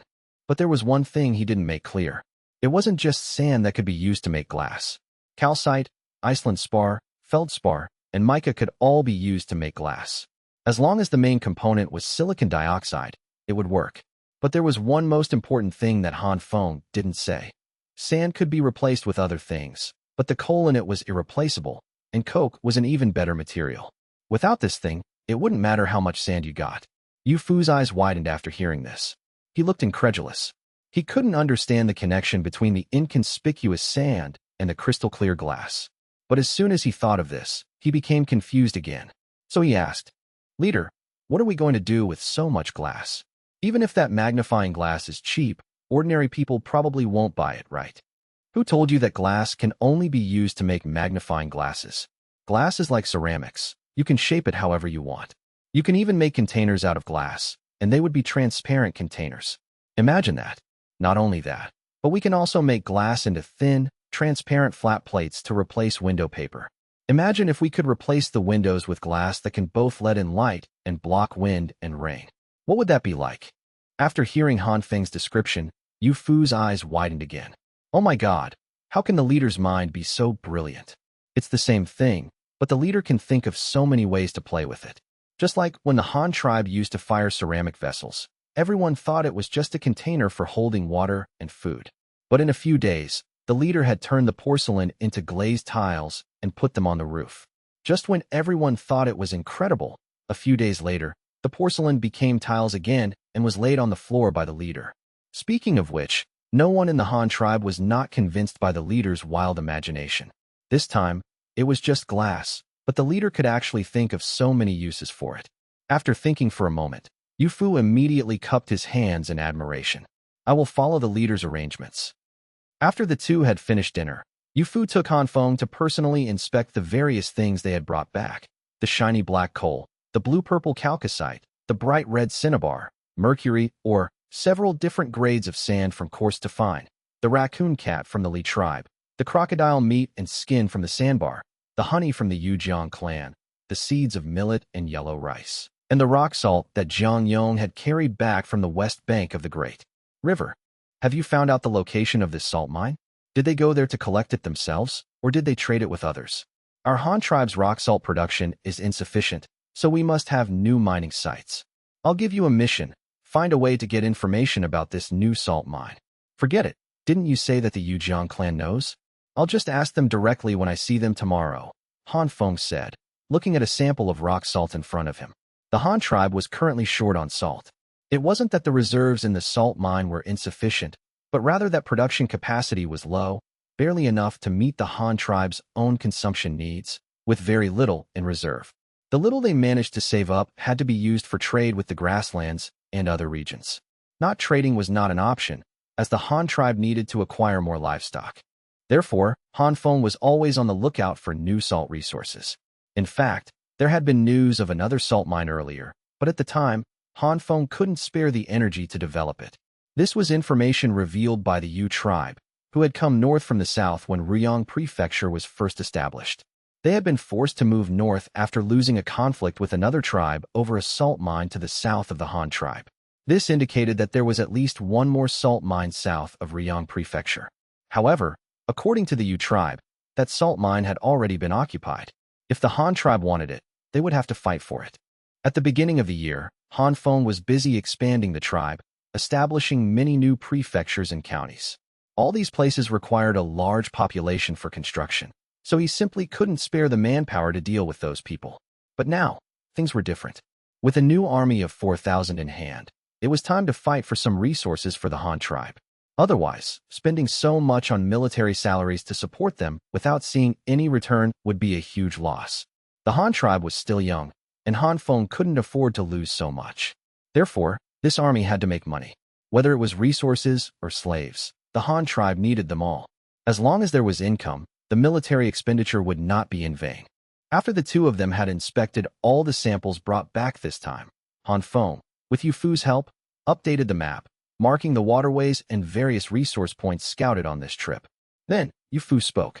Leader, if you want to attack that barbarian tribe and intend to annihilate them completely, I'm afraid it will be very difficult. This section of the river is very wide, and if we have enough boats, transporting troops will be convenient. The riverbank is also very flat. If we prepare enough small boats for a beach landing, with several thousand men landing at once, I estimate the enemy won't be able to stop us. However, when they see so many of us, with equipment far superior to theirs, they might be scared off and run away. We'll be arriving entirely by boat, without carts or horses. If they decide to flee, how will we pursue them? Moreover, they have the advantage of familiar terrain. They might even set up some ambushes for us. I'm afraid this battle could be a defeat. Of course, I mean we might not be able to annihilate them completely, and some will escape. But our casualties will certainly be limited. With their weapons, the damage they can inflict on our fully armed soldiers is very limited. Yu Fu analyzed the possible battle situation and reminded Han Feng. In the end, perhaps fearing that Han Feng wouldn't want to hear the word defeat, he rephrased it more tactfully. Huh, that's not how you fight a war. Who told you that just because we have more men, we have to use a brute force strategy? I recruited 4,000 soldiers with the aim of surrounding and fighting them. And you want me to do a mass charge, a beach landing? Let's not even talk about whether the enemy will run. First, you calculate for me. If one landing craft carries 40 soldiers, how many boats do I need to land 4,000 troops simultaneously? At least 100 landing craft. Where are we going to get them? Doesn't it cost money to build so many boats? Even if we had that many landing craft, tell me, for 100 landing craft to land in a cluster, how large a landing area would we need? Assuming one boat takes up 8 meters, the landing line for 100 boats would be 800 meters long. How would you ensure command and coordination? What if there's an accident during the process? What if boats collide? What if a boat capsizes? Can you guarantee that there won't be a single mistake? And as you said, what if the enemy gets scared and runs away when they see hundreds of boats landing at once? Wouldn't all our preparations be wasted? Hearing the leader's words, Yu Fu's head immediately started to ache. He then realized that he was indeed not cut out for leading troops in battle. He hadn't even considered the problems the leader had mentioned. Han Feng, however, didn't blame Yu Fu. He patted him on the shoulder comfortingly.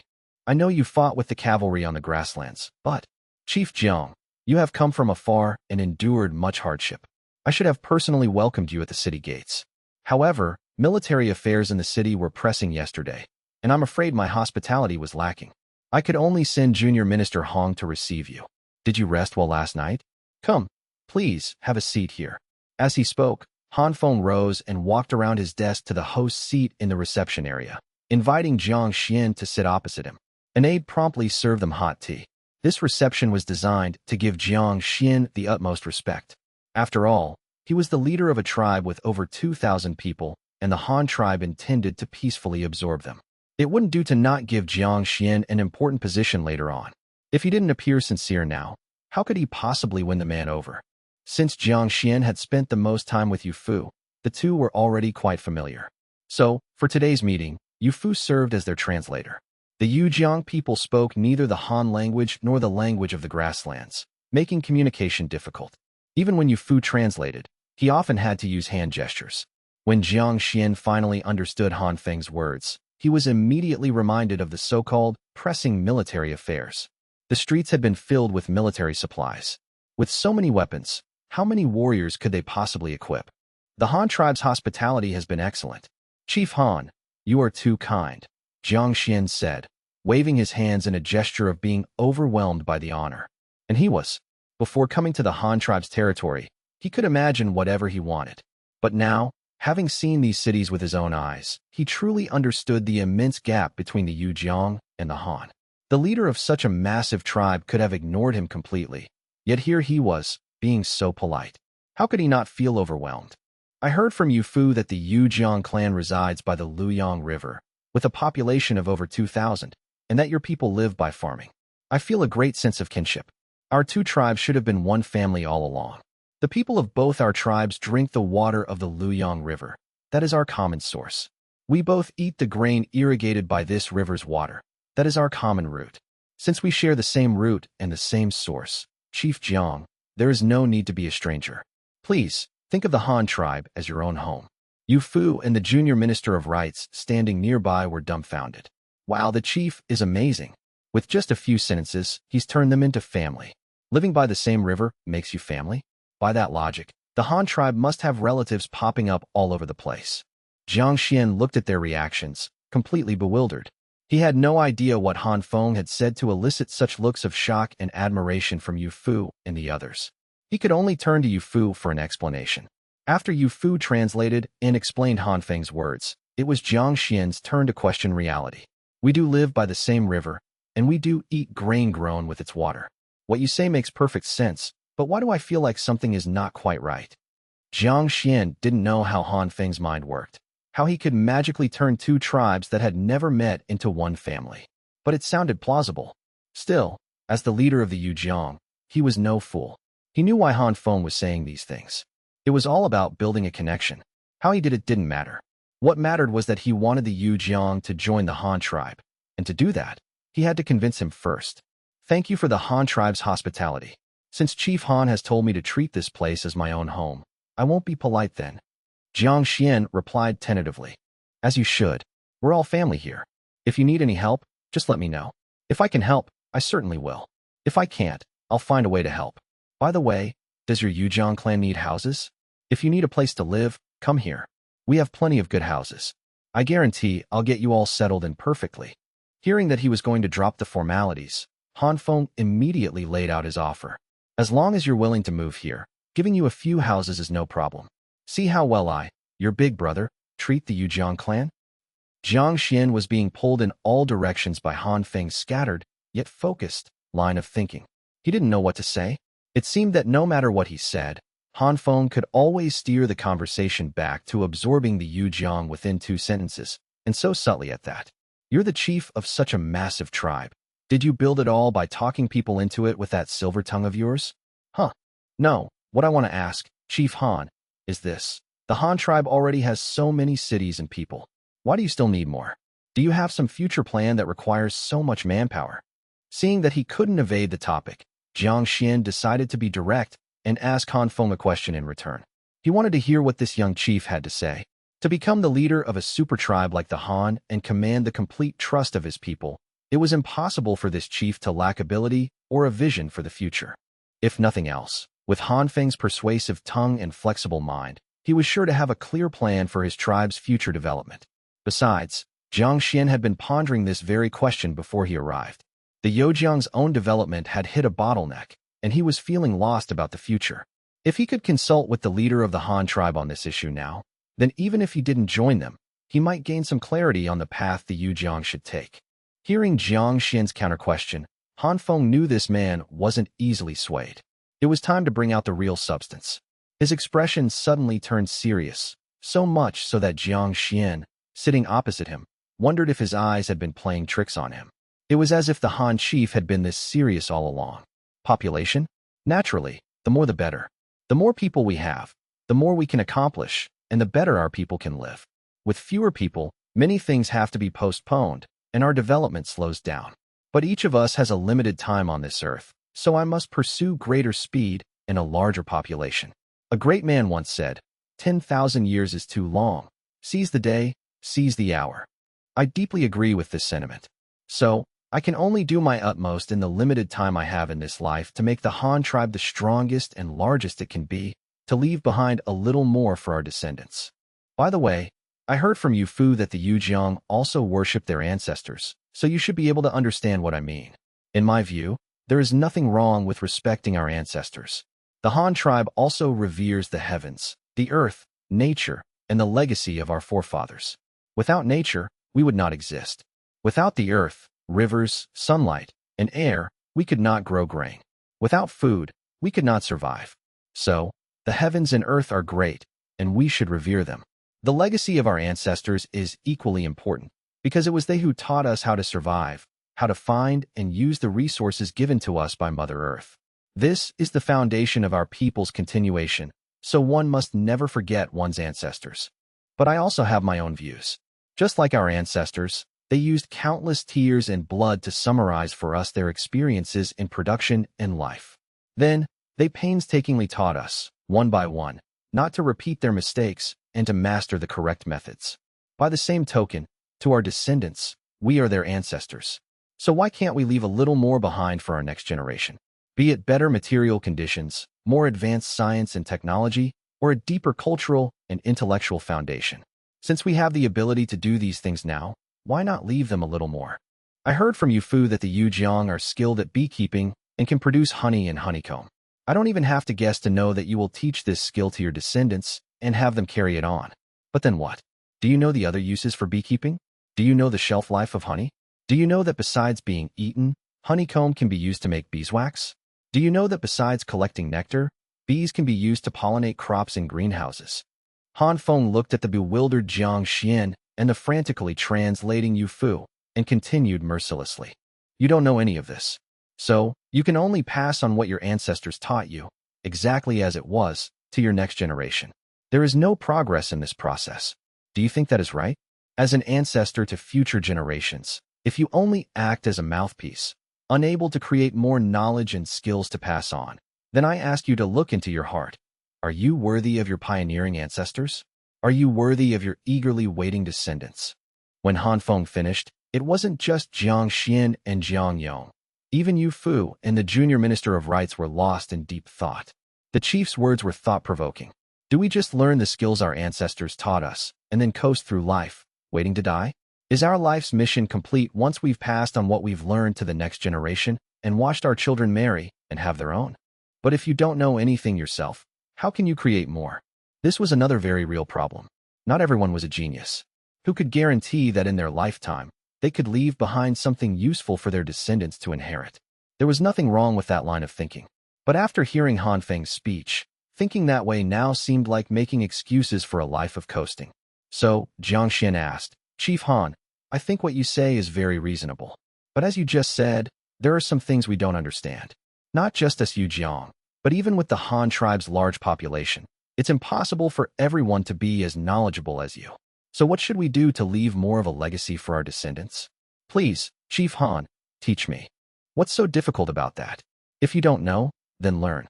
Not everyone is a creator, not everyone is a genius.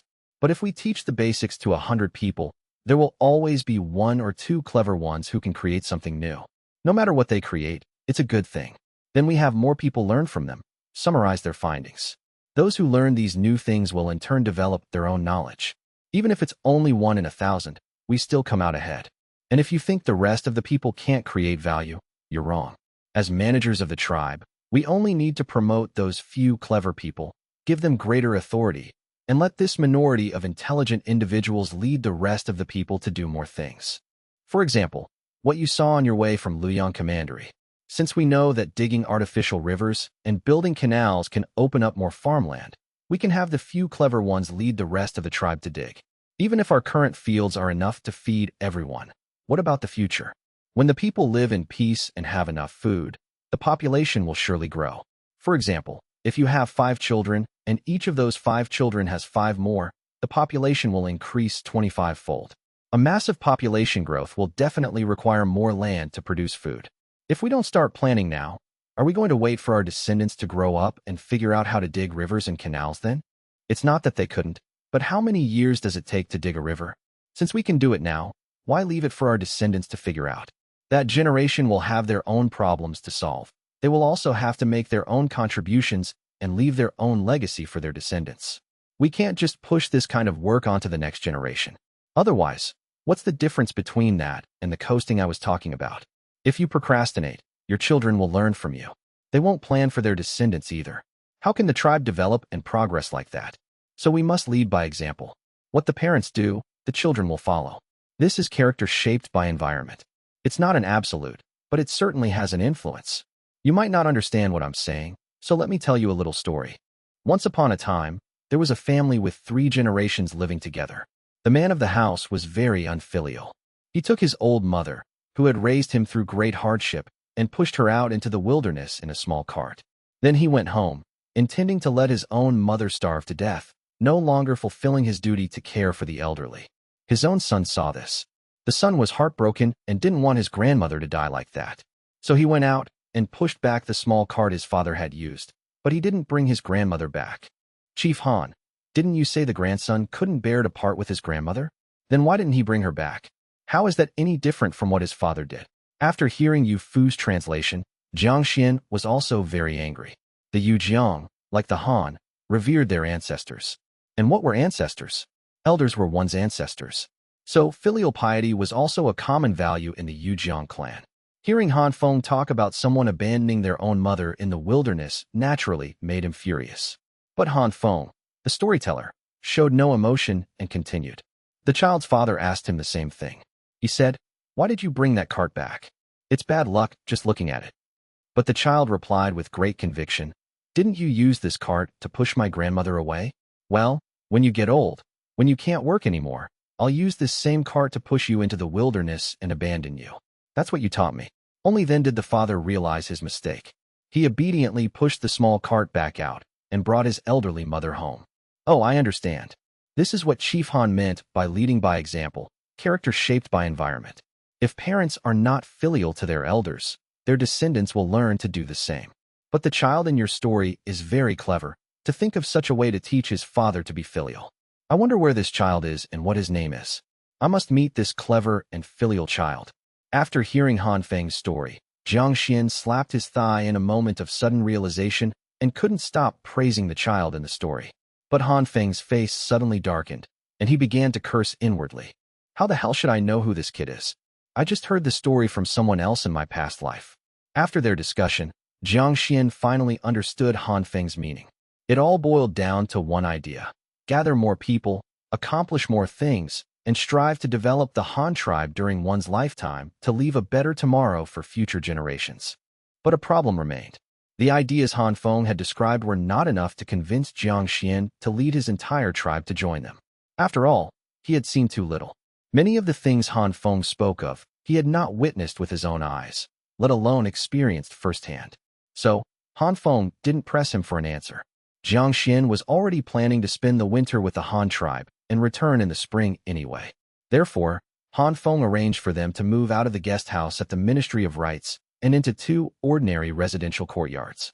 All their living supplies and food would be provided by the Han tribe, allowing them to fully experience life among its people. Furthermore, to prevent gossip about them living off the tribe for free and being ostracized by the locals, Han Feng also assigned them some work. Since it wasn't winter yet, he had a piece of wasteland marked out for them outside the city to clear. Although it was too late to plant anything, it was a good opportunity for them to learn the Han tribe's farming techniques. Once winter fully set in, they would be assigned to work at the livestock farm in Hanyang City, cleaning stables and feeding the animals, learning how to raise livestock. Everyone who worked would receive a monthly salary of 20 coins. While their living supplies and food were provided by the Han tribe, they were not allowed to take them away. So, if they wanted to purchase any personal items, they would have to use their wages to buy them within the Han tribe. This amount wasn't much in a tribe where the average monthly salary was 30 coins, but it was enough for their pocket money. It was more than sufficient for buying some clothes and cloth shoes. Han Feng chose to pay them a salary rather than providing everything directly for 2 reasons. Besides preventing gossip, his other goal was to let them deeply experience the benefits of monetary transactions, the ways to earn currency in the Han tribe, and how to use it. It would also give them some understanding of the Han tribe's financial system. In other words, it was to familiarize them with the rules of the game. Jiang Xian was very satisfied with this arrangement. In fact, it was exactly what he had hoped for. They weren't afraid of working here. As long as they could work, they could learn things their own tribe lacked. Moreover, this immersive lifestyle would allow them to better experience the living conditions of the common people of the Han tribe. After all, even if the Yu Jiang joined the Han, not everyone could become part of the upper class. Most of his people would have to become ordinary citizens. Han Feng wasn't worried about important technology being leaked. The jobs he assigned them were either in agriculture or animal husbandry. They were not allowed to participate in any of the manufacturing sectors. They had no opportunity to learn those skills. Until the Yujiang officially joined the Han tribe, Han Feng would not grant them that access. Chief Han, I have no problem with any of this, but I still have a few questions. I hope you can enlighten me, Jiang Xian said after they had settled the arrangements for his people. Oh, what is it that you don't understand, Chief Jiang? Please, feel free to speak, Han Feng said with a smile, taking a sip from his teacup. All right, then I'll ask. You mentioned the common people several times. In the Han tribe, who is considered a common person? That's simple. Anyone who is a member of my Han tribe can be called a common person. Our population is large, but as you know, many of them came from smaller tribes that sought refuge with us. These tribes often joined as clans, each with a different surname to distinguish them. This is mainly to differentiate bloodlines within the tribe to facilitate marriage. After all, the Han tribe is a multi-clan tribe. We don't need to marry outsiders to solve the problem of reproduction. With surnames and given names, everyone can be distinguished from one another. Just like your Yu Jiang clan, if you join the Han tribe, you will also use the surname Jiang plus a given name for identification, making it easier to intermarry with people of other surnames within the tribe. So, within the Han tribe, there are many surnames, and all these people of different surnames are collectively referred to as the common people. It's a general term for all our members. If we're talking about the system of merit and nobility, that's another matter. If you're interested in that, I can arrange for you to audit classes at the school. My book, The Book of Han writes, explains the different ranks of nobility in the Han tribe and the different etiquette associated with each rank. What do you think of that arrangement? As the chief of the Yujiang, you wouldn't have to go to the livestock farm like the others. Han Feng first explained the meaning of common people and the deeper system of nobility, finally suggesting that Jiang Xian attend school. But unexpectedly, Jiang Xian had other ideas. Chief Han, it would be wonderful to attend the Han tribe's school, but I've heard it takes several years for a student to complete their studies. I have to return next spring. Even if I audit classes now, I'm afraid I won't learn much. How about you let me follow you instead? As long as you can spare some time to talk to me, that would be enough. Would that be possible? What? You want to follow me? But I don't have the time. I just told you, military affairs in the city are pressing. If I didn't have to meet with you today, I would already be at the military camp. Besides, even if I'm not at the camp, I'm always running around. What could you possibly learn by following me? And I really don't have the time. The Han tribe is so large, with so many people, the number of things that need managing is beyond your imagination. You should just go audit classes at the school. How about this? Since we're all family now, I'll give you a set of school books. You can go to the school first to learn our characters. Once you've learned them, you can slowly study these books. I can also give you a set of brushes, ink, paper, and an inkstone. Just please don't follow me. The thought of Jiang Xian tagging along with him gave Han Feng a headache. He had so much to do. Build a new city on the grasslands next year, direct the construction of new, large sailboats in Luoyang Commandery, and manage the coal mine and coking plant. He had no time to lecture this guy every day. It was better to get rid of him quickly. Beside him, Yu Fu shot Han Feng a helpless look, as if to say, "See, Chief? I told you this guy was persistent. I know you're very busy, Chief Han. How about this? I would like to go with you to see the Han tribe's warriors. After that, I'll go back to the school to learn the characters. How does that sound? If you agree, I promise I won't cause you any more trouble." Hearing about all the things Han Feng was involved in, Jiang Xian naturally wanted to stick by his side. It would be a perfect opportunity to learn how to manage a large tribe. However, he also knew that the things Han Feng was personally involved in must include many secrets he wasn't privy to. So, he gave up on that hope and only asked to see the Han tribe's army. He had seen so many military supplies when he entered the city last night. There were many things he had never even seen before, let alone knew their purpose. And he was extremely curious about what kind of warriors could be armed with these nameless things. Although he knew the Han tribe was strong, just how strong was its military? This was a mystery to many. After all, the army had just been reorganized. Even the old members of the Han tribe couldn't imagine the combat effectiveness of such a force. Han Feng saw Yu Fu's look and heard Jiang Xian's request. He was speechless. What kind of mess was this? He thought he could easily talk over 2,000 people into joining, but it turned out to be this much trouble. Since the guy wanted to see the army, letting him see it wouldn't hurt. It would be a good opportunity to show off the Han tribe's strength, like a military parade or a deterrent exercise. Modern countries did this all the time, right? Fine. I can agree to let you follow me to the military camp for 2 days. But you can only look, not speak. Even if you ask questions, I will not answer you. If you still want to go, you can come with me in a moment. You can have Jiang Yong lead the men you brought. I will make the arrangements for your people, as we discussed. So are you still going? Han Feng reluctantly agreed, but he laid out the conditions up front. Military affairs involved many secrets. You can look, but I won't explain anything. How much you can understand is up to you. Another point was that Han Feng wanted to intimidate Jiang Xian a little, to make him understand his place. He shouldn't think too highly of his 2,000 people. If you want to join, the Han tribe welcomes you with open arms. But if you don't, we don't care. With an army of several thousand, I could wipe out a tribe like yours whenever I want. Besides, the new recruits had only just completed a month of basic training, which was mostly familiarizing themselves with military regulations and drill practice. Most of their time had been spent building their barracks and camp. They hadn't been taught much of substance yet. They hadn't even been issued uniforms. Jiang Xian didn't even speak the language. What could he possibly learn from watching such new recruits for 2 days? Han Feng wasn't worried at all. Other than their numbers and discipline, what else could he see? Deal. I have no problem with that. I promise to only look and not speak, and to follow your arrangements at all times. Hey, Yong, after I leave with Chief Han, tell our people not to worry. Follow Chief Han's arrangements. Get everyone settled in those 2 courtyards, and then learn the farming techniques from our Han brothers. I'll be back in a few days. Seeing Han Feng nod in agreement, Jiang Xian accepted without hesitation. The opportunity to see the so-called military camp was already a rare chance. How could he be greedy and ask Han Feng to teach him other things? He gave some instructions to Jiang Yong beside him and then left the administration building with Han Feng. Han Feng hadn't been lying. The military supplies had arrived last night. If Jiang Xian hadn't shown up at that exact time, forcing him to meet, he would have been on his way to the military camp with the supplies that morning. Four-wheeled cargo wagons, loaded with supplies and covered with straw mats, lined the streets. Each wagon was pulled by 2 draft horses. After the entire convoy had passed through the west gate, the thunderous sound of hooves on the ground echoed from the gate behind them. These were the war horses for the cavalry, different from the draft horses pulling the wagons. There were over 1,000 of them, all strong, healthy, dark-coated, and with excellent stamina. Aside from a few assigned to officers, the remaining 1,000 would be used to form 2 cavalry squadrons.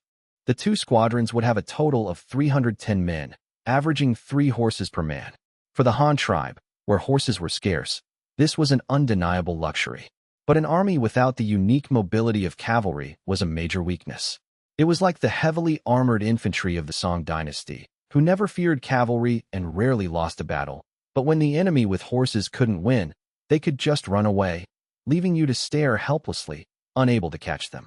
It was utterly frustrating. Losing the 16 prefectures of Yin and Yun, they mock our central plains for having no horse pastures. So, Han Feng's philosophy was quality over quantity. After all, horses were scarce for now. If the Han tribe had both a large population and many horses, he would build a cavalry of 10,000. He would even turn the infantry into mounted infantry like in the Tang dynasty, riding to the battle and dismounting to fight. But this goal was not so distant for the Han tribe. Once the new city on the grasslands was established next year, the Han tribe would certainly expand its livestock trade on the plains. A steady stream of high-quality livestock would then flow into the Han tribe's rear areas. From then on, the Han tribe would never again lack fine war horses and plowing oxen. Jiang Xian couldn't ride a horse, so he had to sit in a cargo wagon again. Watching the 1,000 horses behind them, the clatter of their iron-shod hooves on the ground seemed to pound in his heart. This was the strength of the Han tribe. The number of these animals alone was far greater than the population of the Yujiang. What kind of army could be equipped with so many animals? Jiang Xian's heart was filled with both anticipation and a faint sense of fear. He couldn't be blamed for overthinking. There were 1,000 war horses behind the convoy, and countless more pulling the wagons in front. More importantly, behind the horses followed a large flock of antelope and sheep, and even pigs. Curious, Jiang Xian asked the driver in front about the purpose of these animals. The sheep and pigs didn't look very big. Although they were generally larger than the domestic sheep Han Feng had seen in his previous life, they were dwarfed by the horses next to them. The driver next to him laughed and said, "Those pigs and sheep aren't for riding. They're what the chief is bringing to reward the soldiers." "What is rewarding the soldiers?" Jiang Xian asked, not understanding. "It's for the warriors to eat. It's meat to reward them." Jiang Xian was shocked again. The warriors of the Han tribe ate that well? In fact, it wasn't just that. The supplies Han Feng brought were not limited to livestock like pigs and sheep. There were many other things as well. He had received a report a few days ago stating that the military camp's construction was nearly complete, basic training had been wrapped up, and the supplies from Riyang Commandery were fully prepared. Only then did Han Feng set out for the camp. The distance from Hanyang City to the valley outside Fuma Pass wasn't far, only about 50 li, approximate 25 kilometers. Han Feng's supply convoy consisted entirely of carts and horses, so their speed was decent. The group set out in the morning and reached their destination halfway through the afternoon. When they passed through the county seat of Fuma Pass along the way, Jiang Xian was startled once again. He hadn't expected the Han tribe to have another city so close to Hanyang City. The convoy transporting military supplies didn't enter the city of Fuma Pass, but bypassed it directly. They passed through the Barbican on the north side of the county seat, and as soon as they exited the valley, the military camp located just outside came into view. Having not seen it for a month, the camp had completely changed its appearance. Not only had the surrounding wooden stockade been significantly reinforced, but adobe barracks inside had sprung up like bamboo shoots after a rain. Facilities such as granaries and stables had been perfected. The camp entrance now boasted 2 sturdy gates, flanked by square, 2-story adobe watchtowers. The path in the middle was blocked by tall wooden cheval de frise barriers. The sentries at the gate looked sharp, even though they were still wearing their own civilian clothes and holding shovels used for work instead of weapons. The recruits had undergone basic training and built such beautiful barracks. They had been eagerly awaiting the military equipment the chief had promised them, looking forward every day to his arrival with the supplies. After waiting so many days, he was finally here. However, although the sentries at the gate were filled with joy, they dared not open the gate casually. The military camp operated under martial law, which was even stricter than the Han laws governing ordinary citizens. This was especially true regarding entry and exit. Not just anyone could come and go as they pleased. Previously, during the initial setup, there weren't so many rules. But when Han Feng left last time, he had given specific instructions. Unless someone came bearing his personal sword, no one was allowed to enter the camp without authorization, nor did anyone have the power to mobilize troops for any mission. So, even though Han Feng had arrived in person carrying his sword, he still had to wait for the sentry to call the officers inside to confirm his identity. Han Feng waited at the gate for the people inside to come out. He wasn't angry. These were the rules he had set himself. Besides, it wouldn't be this troublesome in the future. The new army didn't have clear designations or organization before, but this time he had brought everything needed: seals, command tokens, tiger tallies, military flags, and so on. These would be distributed once the selection was over and the unit designations were formally awarded. Before long, Ing Rue and Xue Tu ran out together. They didn't need a sentry to notify them. Such a massive convoy arriving outside the camp was visible without anyone calling out. They knew it had to be the chief, so they immediately came out to open the gate. "Greetings, Chief." Ing Rue and Xue Tu arrived at the gate, saw that it was indeed Han Feng, immediately ordered the gate opened, and bowed in salute. "Rise. It's getting late. Get the supplies into the camp first. I want everything counted before dark," Han Feng said, gesturing for them to stand without dismounting. "Yes, please enter the camp, Chief." The two cupped their hands in agreement again and welcomed Han Feng inside. Jiang Xian followed silently behind Han Feng. Han Feng had told him not to speak, and he truly didn't say a word, though his curious gaze couldn't help but sweep over everything.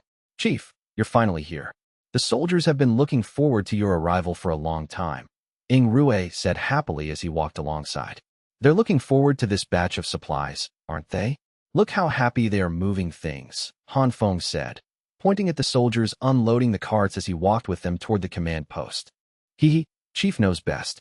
These recruits have been eyeing these supplies for more than a day or two. They worked so hard building the barracks, just thinking about finishing early so they could wait for the chief to come," Xue Tu added with a chuckle. "What are you eyeing these supplies to?" Han Feng looked at Xue Tu's cheeky grin and asked curiously. Xue Tu had been promoted to an officer back when the Han tribe formed its first batch of regular troops. At that time, Shuda was the company commander, Xue Tu was the vice commander, and Shoya was the company Sima. He was considered a top figure. Later, as Shuda left the army to become the governor of Rion Commandery, and Shoya was sent as an envoy to the Exian tribe, Xue Tu remained the only high-ranking military officer. However, the Han tribe's only company of troops was scattered at the time. Chai Duo and Humant Song, the two platoon leaders, had been transferred to Danshan County to organize city construction and canal digging, so Xue Tu didn't have many troops under his direct command. But no matter what, he was part of the earliest regular army. What good things hadn't Xue Tu seen? Why would he covet Han Feng's batch of supplies? After all, while the recruits didn't even have uniforms, these veterans were fully equipped with uniforms and armor, and they lacked no weapons. Logically, they shouldn't be jealous of the recruits' gear. "Chief, I heard there are newly made iron armors and divine arm crossbows this time. Those are good things. I haven't even seen them yet." Xue Tu didn't act coy and openly stated what he wanted. "Oh, so that's what you're thinking about. There will definitely be armor for you, don't worry. This time, not only the recruits, but your 100+ veterans will also have to turn in your leather armor and switch entirely to iron armor. As for the divine arm crossbow, what does an officer like you need that for? Do you plan to go to the front lines and fight personally? Just focus on learning command and leadership for me." Han Feng suddenly understood. So Xue Tu was eyeing those items. "But you're a senior officer. Instead of thinking about tactics and command, you're thinking about gear? That won't do." He couldn't help but scold him a little. Xue Tu didn't mind and said with a silly smile, "It's enough to have the chief command. As long as the chief gives the order, Xue Tu guarantees to charge at the very front." No matter who the enemy is, I'll handle them for the chief. As for command, I don't know how to do it, so let's skip the learning. Hearing this, Han Feng's face sterned. Don't interrupt. I'll check your homework later to see how many characters you can write now. Shuetu immediately put on a bitter face and dared not say another word. Once the group entered the command post, Han Feng first checked the construction quality to ensure no corners were cut. Then, he lifted the curtain and walked into a large hall.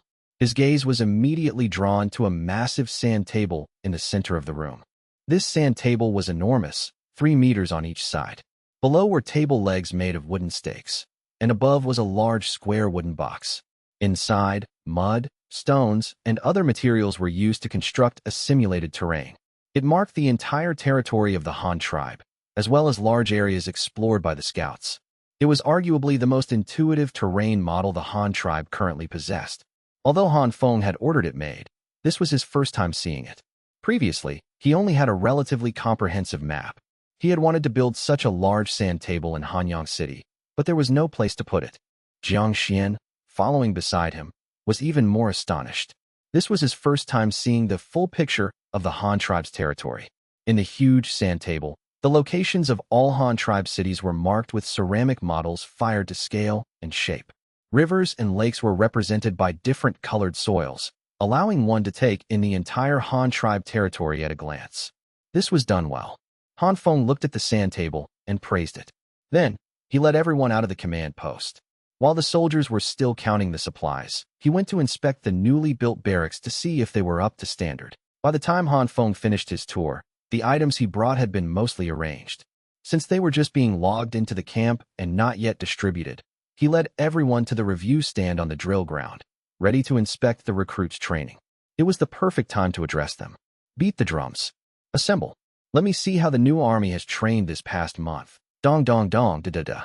As the assembly drums sounded, the soldiers who had just finished counting supplies or were gathered in groups around the camp heard the familiar soul-summoning drum.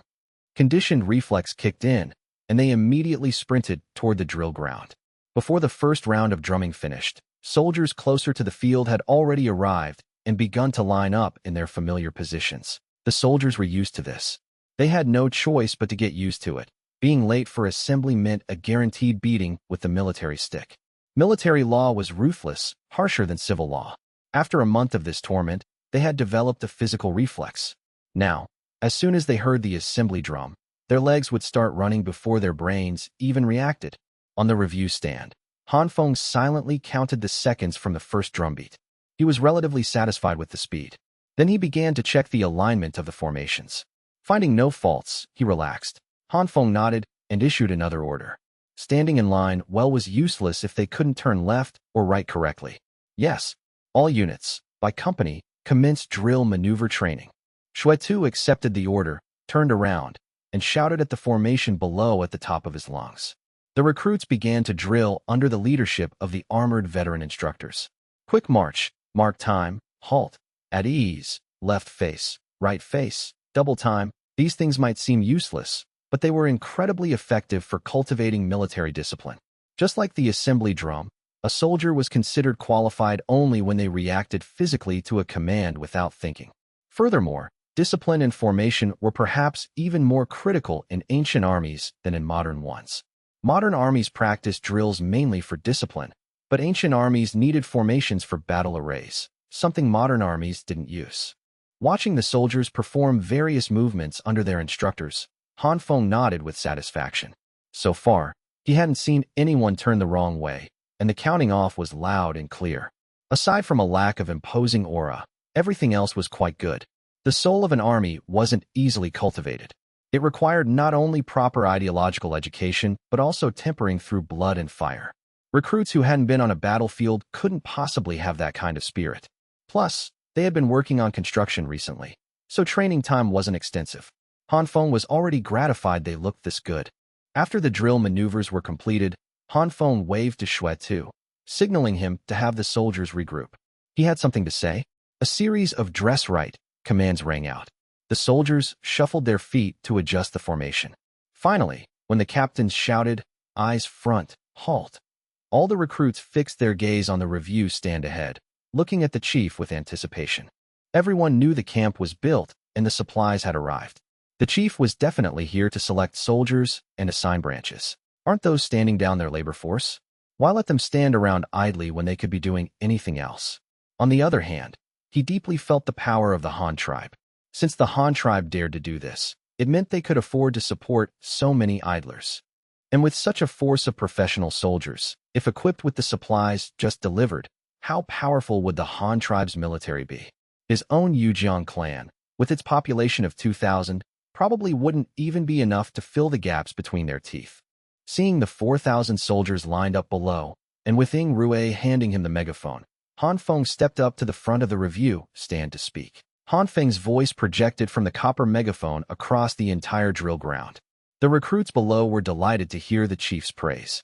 Since the chief said they were true soldiers, surely the supplies would be distributed now? Sure enough, they immediately heard Han Feng continue.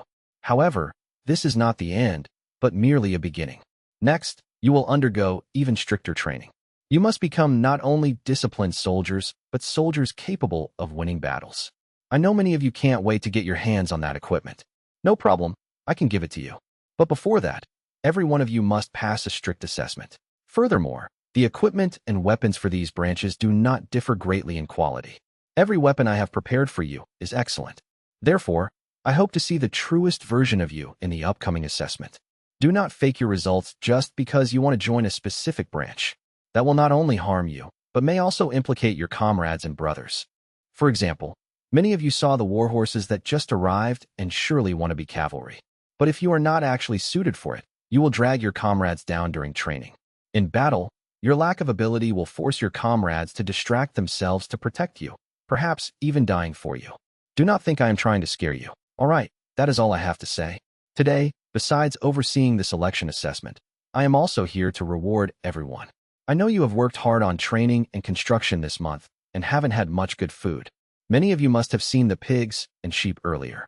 Those are prepared for you, specifically to add a meat dish to your meal. Next, I will explain the schedule for this afternoon.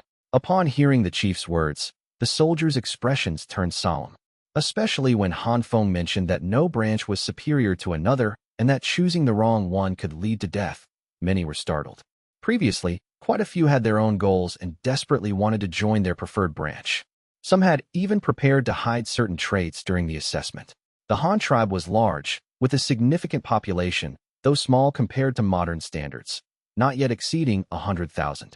Thus, Han Feng, as the chief, held immense prestige within the tribe.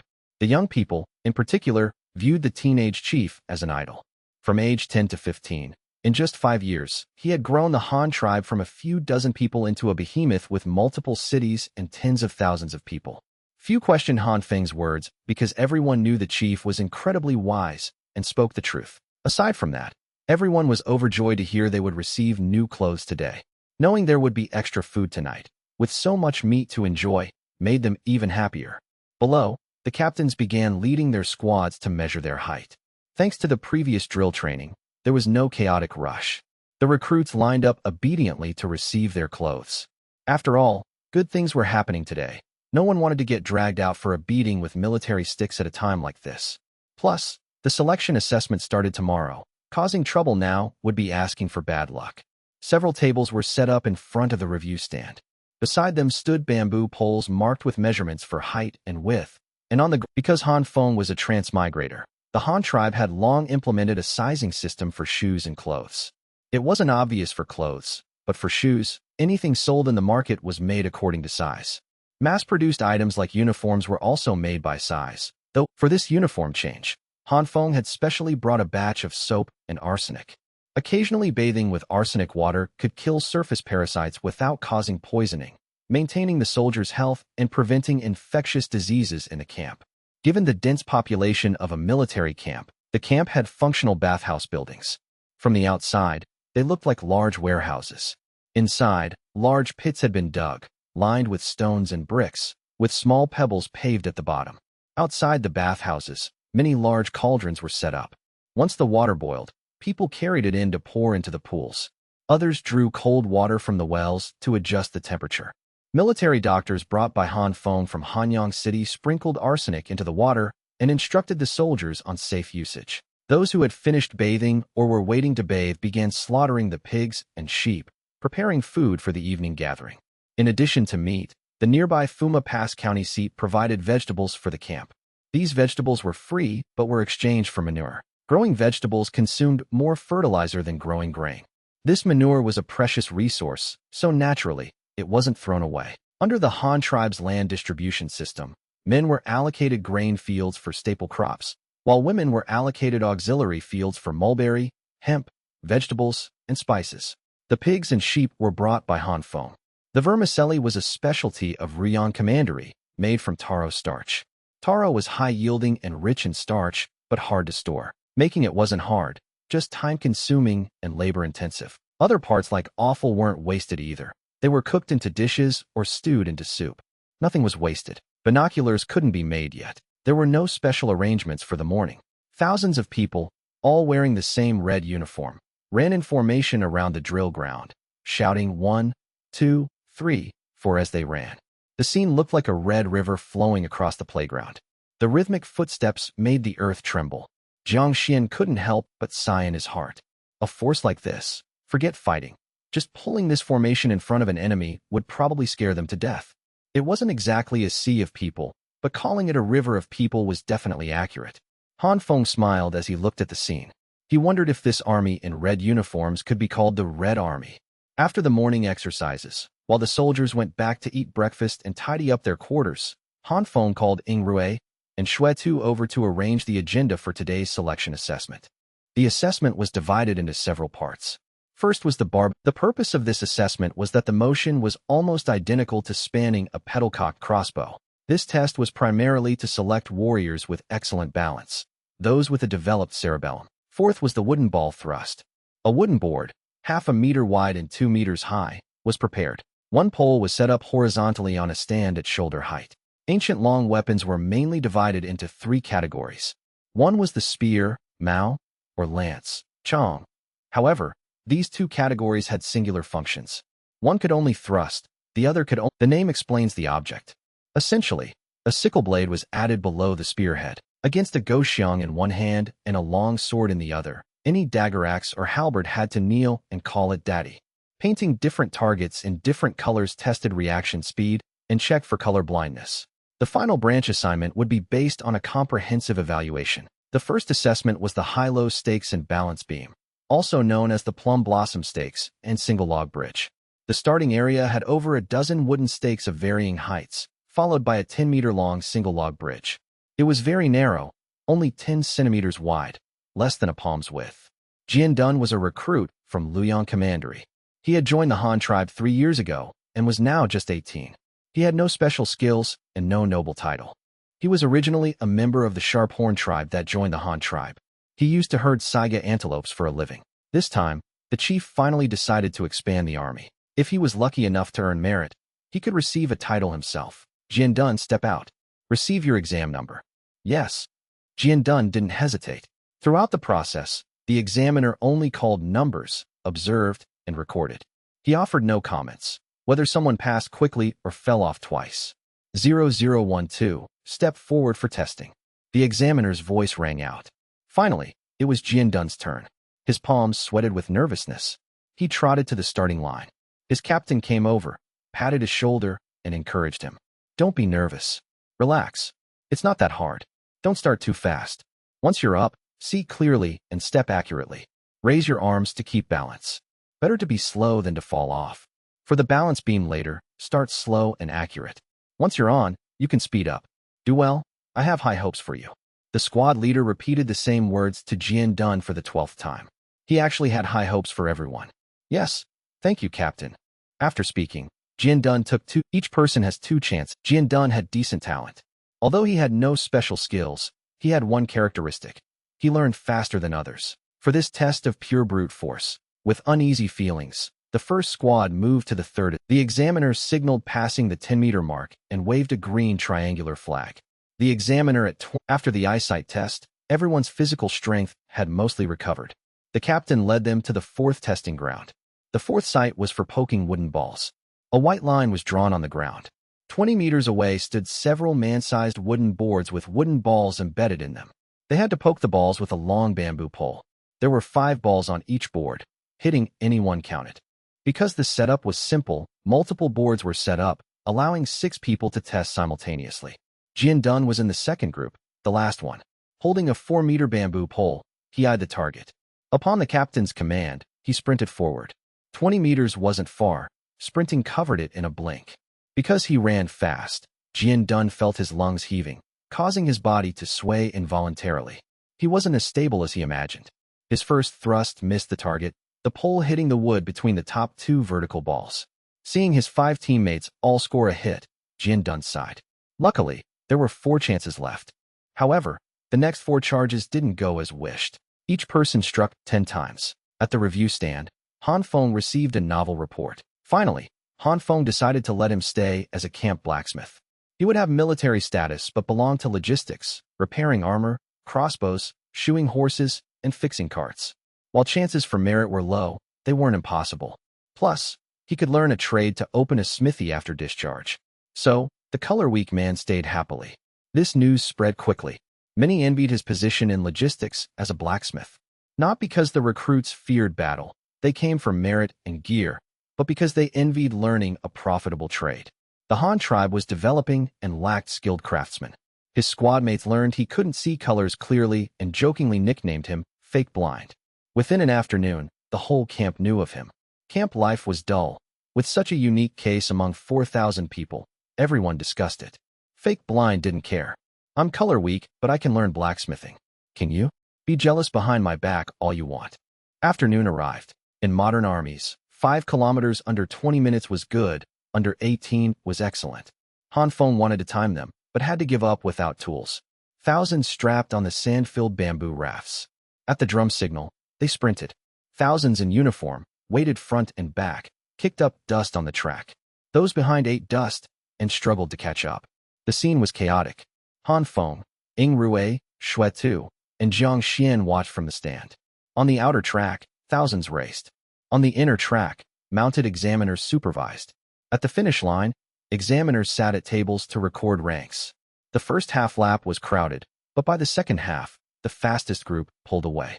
By 3 kilometers, the crowd thinned out, though with 4,000 people, it still looked massive. Jian Dun was in the fastest first group, though not the fastest. He gritted his teeth to keep up with the long-legged tough guys. Passing 4 kilometers, the bamboo tubes felt like they weighed 1,000 jin, but he persisted. His dream was to be a shield bearer. His captain once used a rhyme to describe shield bearers. Where the thickest armor, take the harshest beatings. It was said to come from the chief. Shield bearers had the thickest armor and heaviest shields. They stood in the front row to withstand direct attacks, requiring immense strength. Their usual load was the heaviest. Without sufficient stamina, one couldn't be a shield bearer. So Jian Dun gritted his teeth, sticking to the first group without falling behind. 1 lap passed. Everyone was still running, though some were walking. Some vomited and knelt, dry heaving. People on the inner track dragged the collapsed recruits away. Others continued. 2 laps passed. Even Jiang Xian, who had no right to speak, thought these soldiers were amazing. He couldn't understand why Han Feng looked dissatisfied. Finally, after over an hour, the groups crossed the finish line. Some collapsed instantly. Examiners busily recorded scores. On the stand, Han Feng immediately ordered Ying Rui and Shui Tu to force the lying soldiers up. Lying down suddenly after intense exercise could be fatal. Hearing the severity, the two ran over to chase the lying soldiers up. With the lives of so many recruits at stake, Ying Rui and Shui Tu dared not be careless. They hurriedly sent men to chase up the soldiers paralyzed on the ground. Those 2 exhausted to move were carried back to the barracks. Later, after recording all the assessment scores, Han Feng ordered the entire camp to rest. The soldiers were allowed to go back and lie down for the remaining half of the afternoon. After arranging personnel to patrol the barracks, Han Feng began selecting and sorting the soldiers with the examiners based on their scores. The assessment results were recorded in tables, one for each squad of 25 people, detailing their specific parameters in the 6 tests. 160 score sheets were compiled on the long table in the council hall. The entire distribution process involved Han Feng giving the headcount quotas and the examiners, the scribes brought by Han Feng, filtering candidates based on their scores. This time, A total of 4,000 recruits were enlisted. Han Feng planned to form two-way guard/garrison units. One way would have 1,782 men. Two-way meant 3,564 spots. This left over 400 men unassigned. So, an additional company of scouts would be added to each way. The remaining few dozen would be assigned to logistics. This way, everyone was accounted for clearly. First were the two cavalry companies, totaling 310 men, one for each way. Based on the balance beam scores, they picked from the top down. As soon as Han Feng spoke, the scribes began counting heads, picking out the top 310 with the best balance. To ensure fair strength distribution between the two-way, the assignment followed an ABAB system, alternating between the two units. Ing Rue and Shuetu had no objections to this. Next were the two scout companies, also 310 men. The selection criteria were the top 500 fastest runners, filtered for the best 400 eyesight scores, and then the top 310 with excellent balance. The distribution method was the same, alternating between the two-way. Aside from one cavalry company and one scout company, each way had 10 regular companies, each with 155 men. The composition was 30% shield bearers, 30% spear/halberdiers, and 40% archers/crossbowmen, maintaining absolute long-range strike capability. Therefore, the remaining three branches had to start with the archers. The archers for both way, plus officers, totaled 1,392 men. Priority was given to those with good eyesight and arm strength, picking from the top down, then alternating between the two-way. Next were the shield bearers. With this, the reorganized two-way each had 2,151 men. The extra personnel included the supreme commanders directly appointed by Han Feng, the reassigned veterans, the promoted ones, and some civilian and logistics staff arranged by Han Feng, such as scribes, craftsmen, and military doctors. Finally, the two-way were formally awarded their designations. Qinyo Wei, 1,000 Bull Guard, total 2,151 men. Jurisdiction: 1 cavalry company, 155, 1 scout company, 155, 1 Guan battalion of shield bearers, 541, 1 Guan of spear/halberdiers, 541, 1 Guan plus 1 company of archers, 696, logistics platoon, 63. Former cavalry platoon leader Chai Duo was appointed commander of the Qinyo Wei. Former archer platoon leader Tan Jian became vice commander. Former magistrate of Fuma Pass Ing Rue became the Wei Sima. Former criminal division scribe of Hanyang Commandery Zhong Yin became the Qinyo Wei adjutant, Qinjun. Of these 4 top officials, 2 were parachuted in, and 2 were promoted from below. The commander held command authority but not mobilization authority. During war, he commanded the battle and had full discretion, but in peacetime, he could only mobilize 1 company. The vice commander assisted in command. The Wei Sima held mobilization. Han Feng arranged it this way to clearly separate military and political commanders, creating checks and balances for easier control. One managed the military, the other managed life and logistics. Clear functions, each performing their duties. The reason for appointing these specific commanders was that Han Feng planned to station the Qinyo Wei in the new city on the grasslands to oversee its construction and defense. Thus, he chose Chai Duo, the former cavalry leader, as the military commander. He had experience with cavalry tactics, so even if they fought nomadic tribes on the grassland, they wouldn't suffer from not knowing the enemy's methods. Tan Jian, the former archer leader, was made vice commander because of his experience leading archers. Infantry fighting cavalry relied heavily on strong crossbows. Ing Rue was made Wei Sima firstly because he was formerly the patriarch of the Eagle clan, skilled in taming giant eagles, which was convenient for intelligence work. Secondly, having served as a magistrate for a year and a half, he had experience in personnel management, education, and logistics. Finally, Han Feng trusted him. Although Ing Rue had no outstanding strengths, he was obedient and honest. Han Feng trusted him with mobilization power. As for the adjutant, it was a civilian post. A smart, experienced manager good at planning was enough. The power wasn't actually large, so Han Feng simply picked a skilled scribe from the Hanyang Criminal Division. The other unit was designated the Huban Wei, Tiger Brave Guard. Its composition was the same as the Qinyo Wei.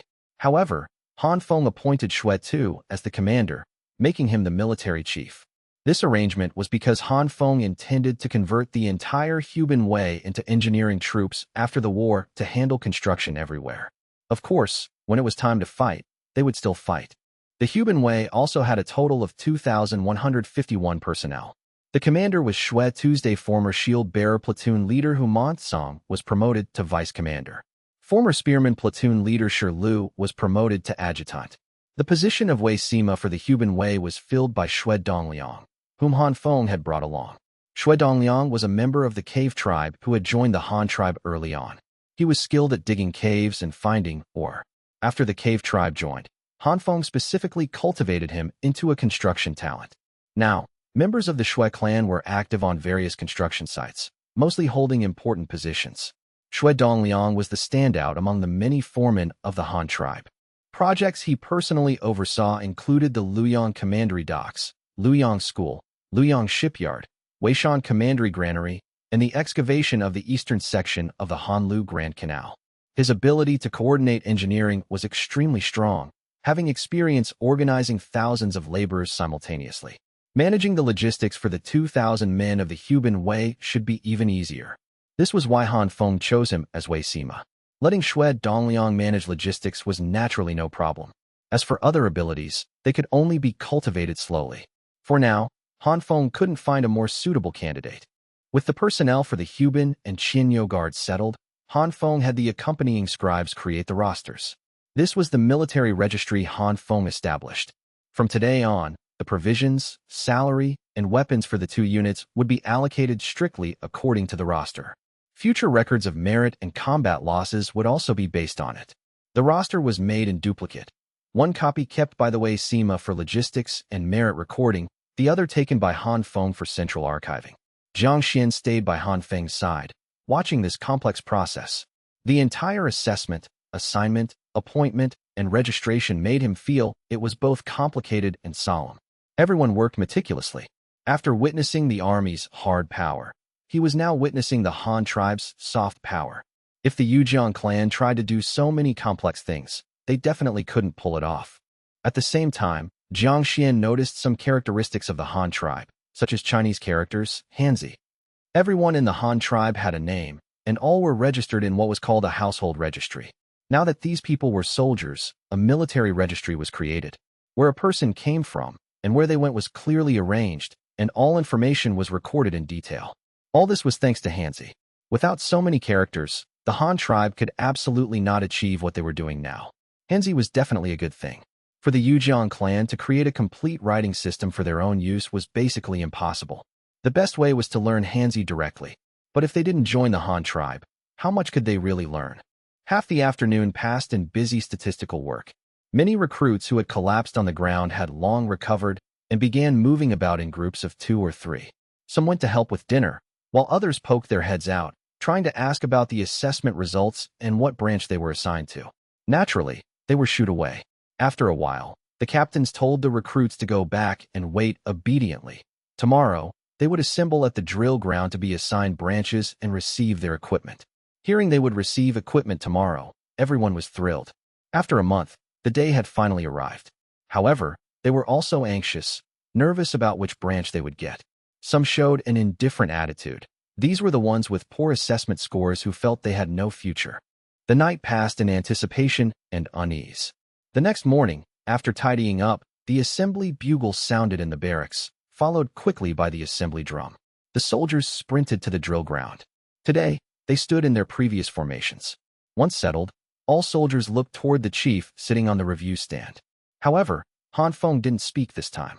He handed the assignment duties to the generals of the two Wei.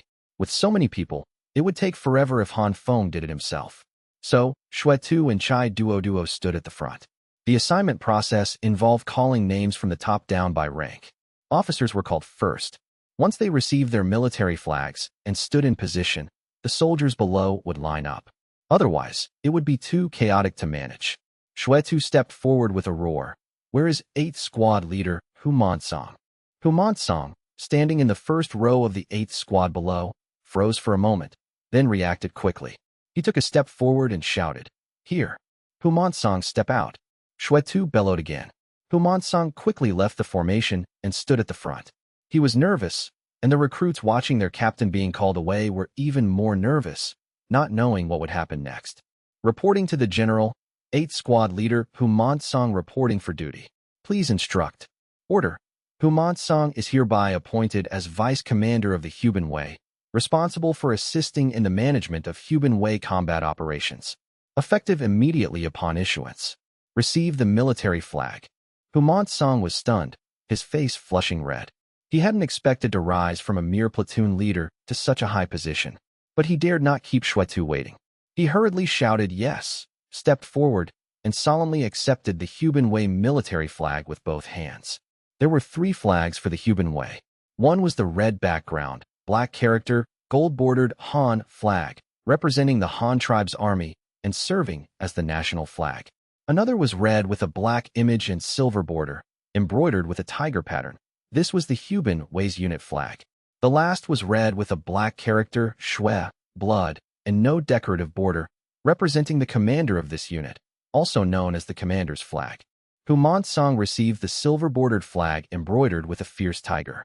He stood at the front of the stage, chest out, holding the great flag with one hand. Next, Shwetu called the 1st Squad Leader, Shirlu, appointing him as adjutant of the Huban Way. Shirlu received the commander's flag and stood on Song's other side. Finally, Shwe Dongliang was called and appointed as Wei Sima of the Huban Way, holding the national flag and standing between the two. After announcing the top appointments, next were the highest officers for the 3 major branches, shield, spear/halberd, and bow/crossbow. These were the battalion commander, Guanzhong, vice commander, and battalion Sima. A Guan, battalion, was a subordinate unit of the Wei, similar to a battalion. A Guan had a formal establishment of 541 men, commanding 3 gu, companies, plus 2 platoons. However, the bow/crossbow unit had 4 companies. The extra company was assigned as the Wei Command's personal guard or security force, directly under the Supreme Command. 9 officers, the commanders for the 3 branches, were called up to take office. They were each awarded flags and then stood holding them, waiting for their soldiers to line up. Next called were the company commanders, Guzhong, similar to the company level. Each gu also had a commander, vice commander, and Sima. This time, in addition to the 9 company commanders under the 3 major branches, the 3 directly subordinate company commanders were also called out. The Guard Company, Scout Company, and Cavalry Company. 12 companies in total. In modern terms, 36 company-level officers. These officers collected their flags and stood in line behind the others, waiting for the next arrangement. Further down were the platoon leaders, Zongqi. Each platoon had a commander and vice commander. Each company commanded 4 platoons, so 96 platoon-level officers were called out directly. The 100-plus veterans weren't enough to fill these spots, especially since half had to go to the Qianyo Way. So, at the platoon leader level, officers had to be selected from the outstanding recruits. At this moment, the Shield Battalion commander shouted, holding an appointment list, 1st Squad, number 0012, Jian Dun, step out. Jian Dun froze when he heard the officer call his name. He hadn't expected to be called at the platoon leader level. Did this mean he was becoming an officer directly? A platoon leader of the shield bearers? He felt it was incredible. A platoon leader commanded 3 squads, managing over 30 people. Wasn't that more than his original captain managed? While he stood there dazed with wild thoughts, a recruit comrade beside him pinched his thigh, making him grimace in pain. Go. They're calling you. You're a platoon leader now. Don't forget your brothers when you come back. Jian Dun snapped back to reality, grinned, and trotted to the review stand. He received a red flag, 75 centimeters long and half a meter wide, from the Shield Battalion commander. The flag wasn't embroidered but printed using wax-resist dyeing. It had a red background with a black shield in the center, crossed by 2 goosequill sabers. It looked majestic and domineering. Jian Dun happily took the flag and stood in the back row. Not only did he get his desired branch, but he also became a minor officer directly. How could he not be ecstatic? Next was the squad leader, Xiaoqi, level, equivalent to a squad leader. However, each Han tribe squad had 12 men, with a commander and vice commander. In combat, they could lead 5 men each, forming flexible small formations against the enemy. This might be useless in the era of firearms, but in cold weapon combat, the effect was significant. Even the invading Japanese army in World War II used a similar method. The Japanese squad leader, called a gunso, usually had a small flag on his rifle bayonet. In bayonet charges, surrounding soldiers would automatically rally to the flag. When fighting our troops, it was usually 4 or 5 against 1. They never fought alone. Thus, the Japanese bayonet capability was extremely strong, and our troops often suffered losses in melee. Although they were enemies, good things should be learned with an open mind. Besides, ancient China had similar tactical models, like the Mandarin Duck formation of the Qi army in the Ming dynasty. It was also a small formation of 5 or 6 people, but extremely effective against enemies. Han Feng established 2 officers per squad with this idea in mind. They could form 2 teams, each holding a flag. In battle, other members would rally to the flags to occupy advantageous formations, unleashing greater combat power. Once the 600 or 700 squad leaders were in place, they began calling people to join each squad directly. The 2,000-plus people on the drill ground were instantly divided up. The rest belonged to the Qinyou Wei. The appointment ceremony for the Qinyou Wei was hosted by Ing Rue. The process was the same as the Huban Wei, calling officers level by level to accept appointments, receive flags, stand in line, and wait for the basic members. After the regular troops were assigned, only 100 or so recruits were left standing loosely on the drill ground. They felt bitter. They knew their performance yesterday. Many hadn't even finished the 10 kilometers run, and they were bottom tier in other items. Now that the troops were assigned and they were left hanging, were they going to be sent home? Many felt dejected. But then, the Wei Simas of the 2 units took out another list and began calling names. They swept up the remaining 100-plus men. These men were divided equally between the 2 Wei, forming a reinforced logistics platoon each. Unlike combat platoons, the logistics platoon commanded 5 squads, 2 more than combat units. A group of bottom-tier failures assigned to logistics. This was unexpected, but it was fine. They might be bad at everything else, but they had strength. Moving things, driving carts, cooking, and repairing items was no problem. Someone suddenly thought, right, that colorblind fake blind is also in logistics, right? I heard he was made a blacksmith. Since we're also logistics, does that mean we can learn a trade too? Logistics troops can learn trades? I want to learn carpentry. That way, when I retire, I can go to the Luoyang shipyard. The wages for shipwrights are high. A master can earn as much as several people. But you have to read blueprints. If I can learn carpentry and become a master shipbuilder, that would be great, a logistics soldier fantasized. Yeah. Looking at it this way, being a logistics soldier isn't bad. Even if we retire, we can learn a skill. This arrangement is pretty good.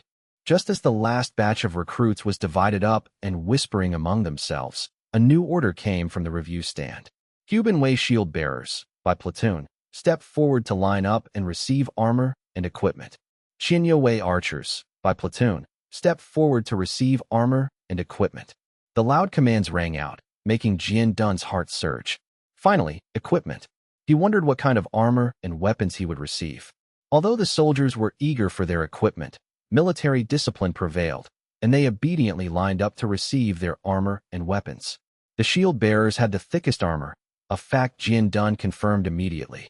However, unlike the leather armor he had seen the instructors wear, this was all gleaming silver iron armor. It was heavy to lift, and to his surprise, even the instructors hadn't seen this type before. Triangular iron plates interlocked with each other, with no iron rings or cords visible on the surface. It was impossible to tell how so many plates were fixed together just by looking, but the sturdiness was evident. Indeed, the shield bearers were equipped with mountain pattern armor, shanwenjia.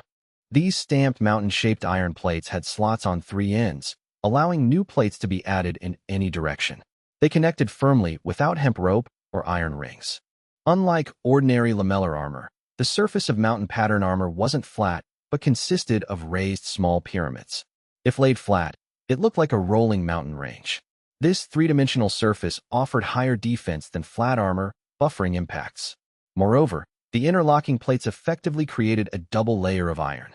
Under the officer's guidance, Jian Dun put on the mountain pattern armor. Flipping the heavy armor open, he immediately saw a lining of thick, natural-colored hemp cloth. This prevented the locking tabs on the back from snagging clothes. The edges of the armor, both the outer iron and inner hemp, were bound with tanned black sheepskin for fixation and to prevent the protruding tabs from injuring the wearer. The heavy iron armor was draped over his body, secured at the waist with a wide, thick cowhide belt. Finally, he put on the helmet with a red tassel tying the straps under his chin. The suit was complete. Jian Dun hopped in place. The load was significant. The armor alone weighed at least 40 jin, approximate 20 kilograms. It was then he suddenly understood the purpose of yesterday afternoon's weighted run. It was to select shield bearers. After the armor was on, other weapons were distributed. Every soldier received an entrenching tool, military shovel, to use as a tool and sidearm. A sharpened carbon steel goosequill saber, Yinling Dao, was hung on the belt. This was the weapon Jian Dun had dreamed of. Carbon steel had a downside. It rusted easily. But it had an advantage other steels lacked. It became extremely sharp with just a little sharpening. This was crucial for daily maintenance. Finally, there was the shield bearer's specialty weapon, the large shield. The Han tribe had always used wooden shields made of solid oak, 2 centimeters thick. This hardwood was sturdy enough to withstand common attacks of this era, including arrows, spears, clubs, stones, and stone axes. Most importantly, wooden shields were cheap, low cost, and easy to mass produce. For military equipment, that last point was enough. The shields were painted inside and out to prevent rot, moisture, and insects. The inside was coated with tung oil as a varnish, while the outside had a red base with a black painted logo. The Qinyo Wei's shield featured a bull, a design provided by Han Feng that looked suspiciously like the Lamborghini logo, because he had copied it. The Huban Wei's shield featured a pair of tigers standing on hind legs facing each other, looking somewhat like the Peugeot logo, except the lions were replaced by saber-toothed tigers. Jian Dun was extremely satisfied with the armor and weapons. They far exceeded his expectations. He carefully drew the saber slightly from its black ironwood scabbard and immediately noticed small characters on the guard, Suba Hanyang, Metallurgy, Jinheng. These represented the place of origin, Hanyang City, the manufacturing unit, Metallurgy Workshop, and the specific craftsman responsible, Jinheng. Upon closer inspection, Jian Dun found these signatures on the shield and entrenching tool as well. This showed how strict the manufacturing requirements were. Inscribing the craftsman's name on the object was a method for individual accountability. If this blade failed in the future, Jian Dun could imagine that the craftsman named Jinheng would face severe consequences. The shield bearer's equipment was distributed quickly. The archers nearby weren't idle either. Since archers generally didn't charge the front lines, their armor was reduced to iron lamellar armor strung with hemp rope. It looked similar to the old leather armor, perhaps even less substantial, but it significantly reduced their load, making them much lighter. The archers' weapons included an entrenching tool, a pedal-cocked divine arm crossbow, and a waist-mounted cowhide quiver containing 50 crossbow bolts. Crossbow bolts differed from arrows. They were generally shorter, had only 2 fletchings, and used small-diameter triangular heads for easy placement on the crossbow arm. Bow arrows were longer, had 3 fletchings, and often used larger, sometimes barbed, heads. Without exception, these weapons also bore their respective origin and responsibility marks. After the shield bearers and archers finished, the spear and halberd troops received their gear. They also wore mountain pattern armor. The long spearmen were equipped with a 7.5-meter spear with a short 15 centimeters head as their main weapon, an entrenching tool as a sidearm, and a round shield half a meter in diameter with a semicircular cutout for resting the spear. The halberdiers had only a 3.5-meter iron halberd and an entrenching tool, with no shield. These were the mass-produced basic weapons. The most complex equipment belonged to the scout company. Scouts didn't wear iron armor. Each was equipped with a set of half-body black leather armor made from crocodile skin brought back by Yufu. Tanned and painted black, the texture was beautiful, and the defense was high while remaining soft and tough. Scouts also lacked iron helmets, instead wearing wrought tan-woven conical hats, doli, that could double as small shields. Their weapons were diverse. A choice of recurve composite bow or divine arm crossbow, a quiver with 20 arrows, a dual-purpose pick shovel entrenching tool, a short hunting knife at the waist, a pocket compass, a strap dagger, a bamboo blowgun with 100 darts, a jar of hallucinogenic mushroom anesthetic, a flint striker, a jar of grease, a coil of sisal rope, a cowhide backpack, and a 2-meter short spear. They only lacked binoculars, which couldn't be mass-produced yet.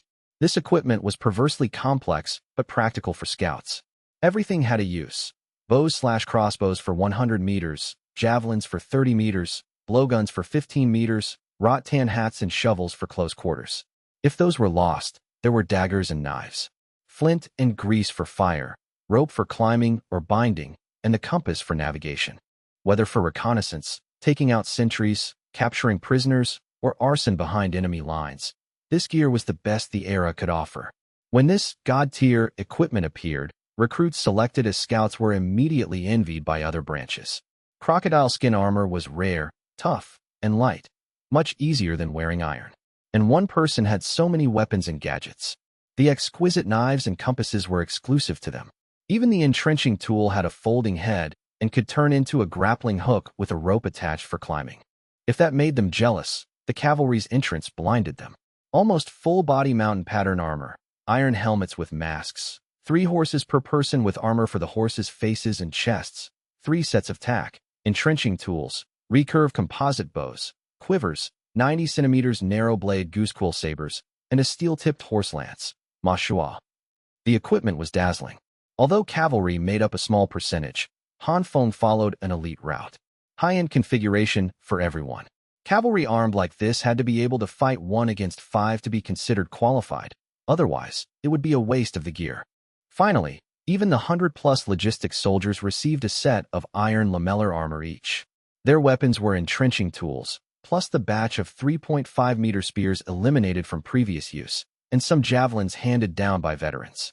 After the soldiers received their equipment, the 8-way-level commanders were personally awarded equipment, weapons, seals, tiger tallies, command arrows, and tokens by Han Feng. The generals wore uniform fish-scale armor and cloudwing helmets.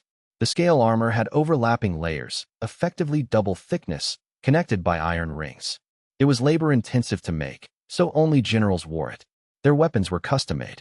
Ing Rui had an 8-sided longsword, Jian, Shui Dongliang a Tang straight sword, Hung Dao, both with military whips.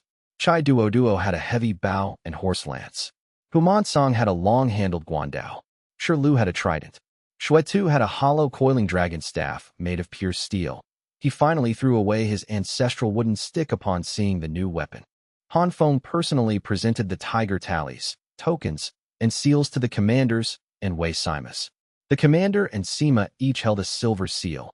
Documents sent to the central command required both stamps to be valid. The token was proof of personal identity, used mainly for entering cities or delivering urgent messages, cast from solid bronze. As for the tiger tally for mobilizing troops, there were 3 pieces. It was a 3-dimensional object, a tiger split down the middle. The commander and Wei Sima each held half, 1 for commanding, 1 for mobilizing. Han Feng held a master token that could override the tiger tally to reclaim military power, possessing both command and mobilization authority. The token actually served as the base for the tiger tally. It had a slot where the 2 halves of the tiger could be combined and attached, forming a small statue of a tiger standing on the token. It was exquisite. Command arrows were made of wood, 3 fingers wide and 1 foot long. Every combat order had to be written clearly on a command arrow and stamped with the military commander's seal, or the order was invalid. These arrows had to be sealed and submitted to the Central Archive after the war to judge if the commander hid intelligence or made errors.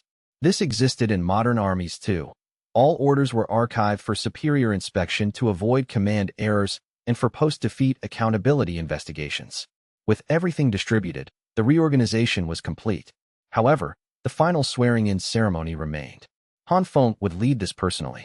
It was a prime opportunity for brainwashing. No, for ideological education, and could not be skipped. Over 4,300 armored soldiers stood in formation on the drill ground. Han Feng stood alone on the review stand, with Jiang Xian and others behind him. Then, Han Feng roared, "Raise the flag, beat the drums, sing the army anthem." At Han Feng's command, 8 highest-ranking officers stepped forward, carrying a giant Han national flag to the flagpole. As the flag was attached, the recruits, led by the veterans, began singing the army anthem Han Feng had written, "Sons of the Great Han." Long blades point forward, straight at the wolves of the north. The setting sun like blood, flowing on the road south. Banners fluttering, leading the soldiers east. War drums thundering, echoing on the battlefield west. 1,000 sails stand tall, sailing to the distant ocean. The Han family has always had good sons, stirring the soul and heart. Amidst the impassioned anthem, the Han tribe's national flag slowly rose to the top of the pole. The momentum of thousands shouting the same song infected everyone present. Even Jiang Xian, who didn't understand Chinese well, was deeply shaken. After the flag-raising ceremony, the 8 officers turned around and shouted to the thousands of soldiers below. All units, raise your right hand and swear an oath under the national flag. Clang. The sound of iron armor rubbing together filled the air as over 4,000 soldiers raised their clenched right fists in unison, looking solemnly at the fluttering flag. Led by their officers, the soldiers began the oath. I am a soldier of the Great Han Empire. I swear to obey the chief's leadership, serve the people wholeheartedly, obey orders, remain loyal to my duty, strictly observe military discipline, keep secrets, be brave and tenacious, fear no sacrifice, train hard in the skills of killing the enemy, be ready for battle at all times, never betray the army, and defend the empire to the death. Those who offend the mighty Han will be punished, no matter how far. Those who offend the mighty Han will be punished, no matter how far. Those who offend the mighty Han will be punished, no matter how far. The oath of thousands merged into a single voice. The sheer magnitude of the sound not only awed the outsider Jiang Xian, but also deeply infected the officers and soldiers present. This was the psychology of conformity. The stricter the rules and the more enclosed the environment of the military camp, the easier it was to manage such emotions. Of course, if something bad happened, it would also spread the fastest. However, having just received their weapons and equipment, morale was at its peak. Not long ago, these men wore varied personal clothing. Now, everywhere they looked, front, back, left, right, everyone wore the same uniform and majestic armor as themselves, holding identical brand-new weapons. A sense of pride. I am a member of the Great Han Army, welled up spontaneously. It could be said that from today on, they were truly a cohesive unit. Han Feng didn't leave immediately after reorganizing the army. He still had many things to do. The morning and evening formation runs were changed to armored drills. This added weight to their training and helped them get used to fighting in armor sooner. Copper whistles were distributed to all squad leaders, 1 per person. In the past, shouting commands daily to drill the troops would make voices hoarse. Now, with the artifact of the whistle, the drill ground was filled with the beep beep beep of copper whistles and the occasional shout of slogans. The grassroots officers treasured these whistles dearly. Additionally, most drum signals in the camp were replaced by bugle calls. Many signals that could be expressed by bugle were switched over. New buglers were selected from the personal guards of the two-way and trained, deployed down to the company level. The bugler instructors were the few people Han Feng had taught personally before. Besides this, Han Feng personally trained the several hundred scouts. The main task was teaching them to use their equipment, followed by extensive practice. He also taught them grappling techniques and military boxing, CQC, from his previous life, as well as how to take out sentries, conduct reconnaissance, what to look for, how to capture prisoners, and how to interrogate them for intelligence. To Han Feng's surprise, this batch of scouts learned very quickly. Their military boxing and grappling were mediocre, but they mastered the equipment and reconnaissance techniques with incredible speed. Later, Han Feng summarized the reason and realized. These men came from various tribes joining the Han, and before joining, who among them hadn't hunted? Essentially, reconnaissance and wilderness survival might need to be taught to modern soldiers. But for these Han tribe soldiers in this era, it was an innate instinct. It wasn't much different from hunting. Spot the prey, track the prey, capture or kill the prey. The only addition was perhaps the torture methods for interrogation. As for the speed of mastering equipment, scout gear wasn't much different from the primitive hunter's 3-piece set. The entrenching tool was like a stone axe, the javelin was still a javelin, just with an iron tip, and the 2 knives were like bone or stone knives, just sharper and handier.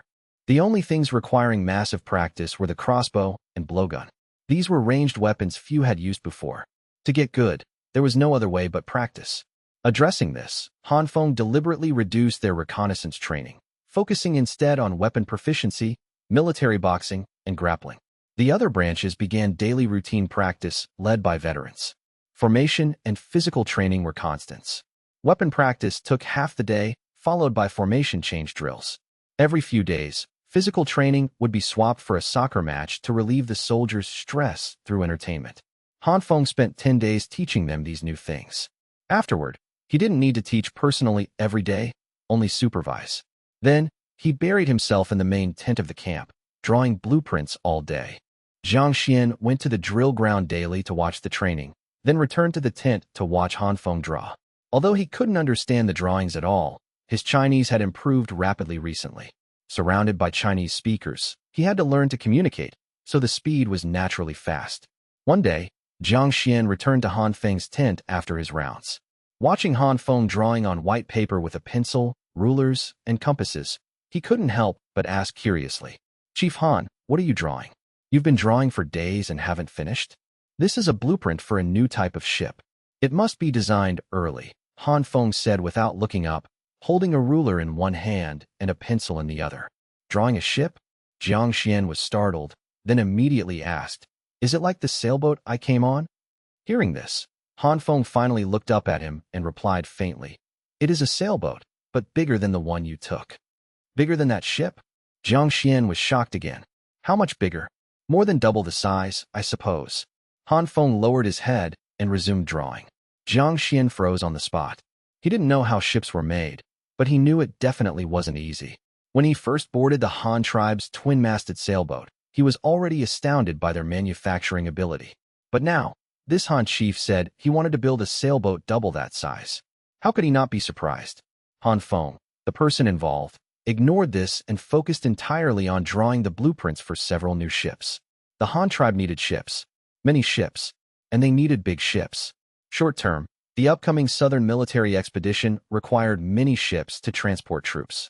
Otherwise, how could Han Feng deploy over 4,000 soldiers at once? After the battle, they would need to transport many captives back, requiring a large number of transport ships. Long term, whether building a city on the grasslands or transporting coal, copper, mercury, sand, and other minerals downstream, they needed more suitable transport vessels. The design indicators required high load capacity, ease of operation, and speed. Transporting coal with the current twin-masted sailboats? No way. Therefore, developing new ship types was urgent. They needed big ships. The Han tribe's shipbuilding history had gone from 8-meter skiffs to the current 20-meter-long, 6-meter-wide twin-masted sailboats. Now, they couldn't meet the transport demand. So, Han Feng was designing a big ship with a load capacity of over 400 tons and a displacement exceeding 500 tons. How big was it?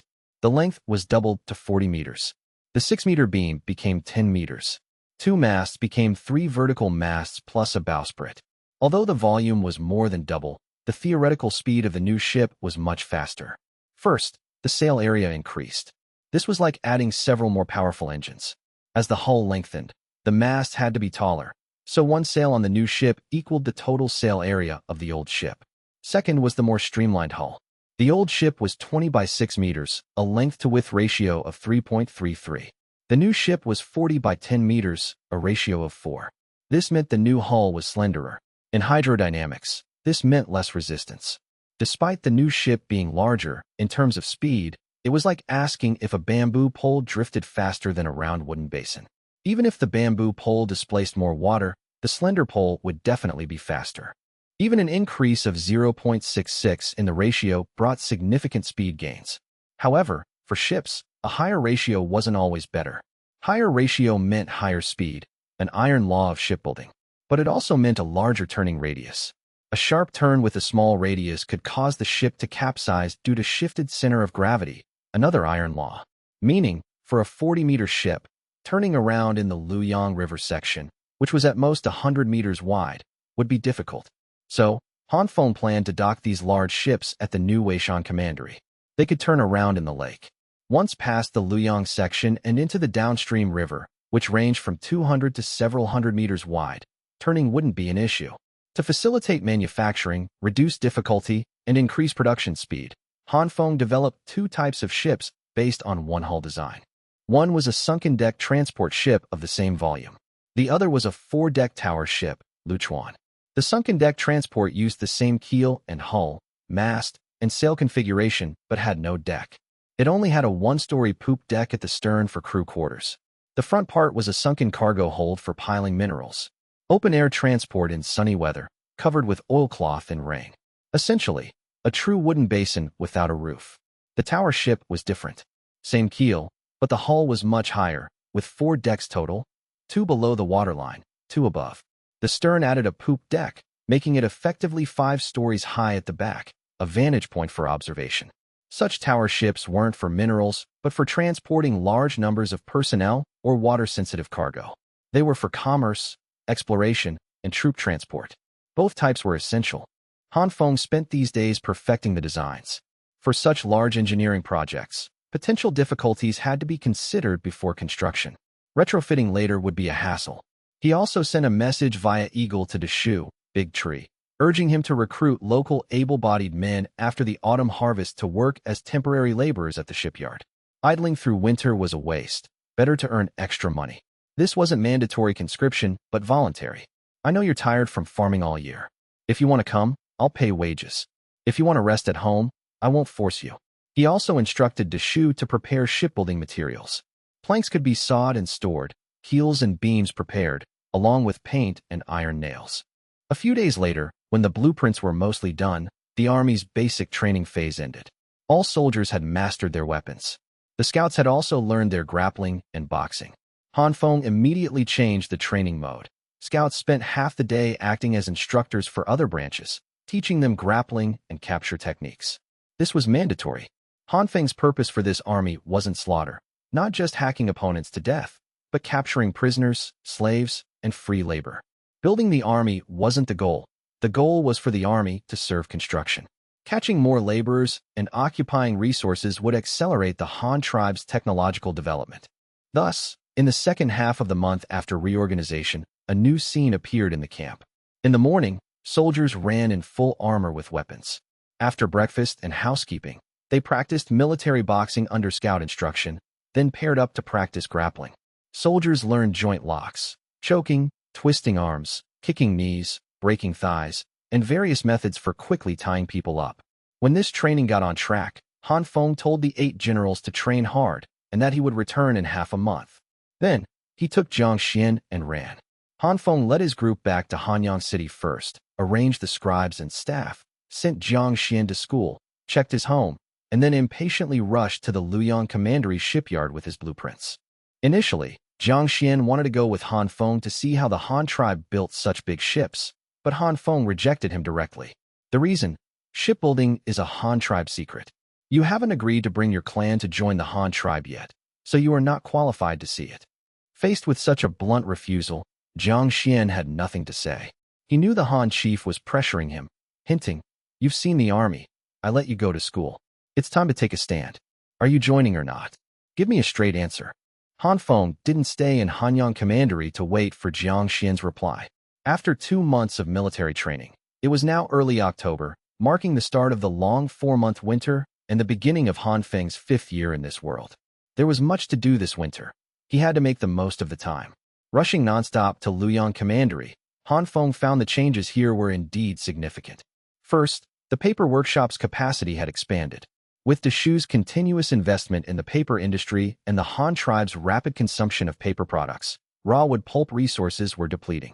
Luoyang Commandery began producing a large batch of papers from various other materials. Bamboo paper, hemp paper, straw paper, bark paper, mixed paper, and straw-colored stock paper. These new varieties were finally produced under Han Feng's deliberate guidance, greatly alleviating the Han tribe's demand for paper products. Then there was the extension of the artificial river and the construction of villages along it. Facts proved Han Feng's decision was correct. Digging an artificial river from the Luoyang River to the Ruyang River wasn't just for transport between the two places. More importantly, the plain areas along the river could reclaim vast amounts of farmland relying on the abundant water source. Indeed, these villages outside the city had begun reclaiming large amounts of farmland on both banks of the artificial river. These would all yield produce and tax revenue. The more farmland there was, the stronger the Han tribe became. After inspecting these, Han Feng, accompanied by Deshu, went to the shipbuilding industrial park in Luoyang Commandery. There was a dedicated market here, with various facilities serving the shipyard. Han Feng called it a park, not just because of its large area, but because it spawned many subsidiary industries related to shipbuilding. For example, the newly built nail factory produced various iron nails, mostly for shipbuilding. There was also an ironware workshop, essentially a large, government-owned smithy, producing iron goods for the 20,000-plus residents of Luoyang. But beyond farm tools and cookware, its highest output was various shipbuilding tools, saws, hammers, anchors, pulleys, chains, hinges, and so on. The only regret was that Luoyang Commandery still couldn't produce raw iron. It only processed products. All raw iron had to be transported from Hanyang Commandery, as only Hanyang had blast furnaces for smelting. Besides these two iron factories, the largest was the timber processing plant.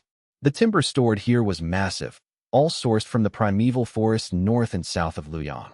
Logs were piled up for reserve.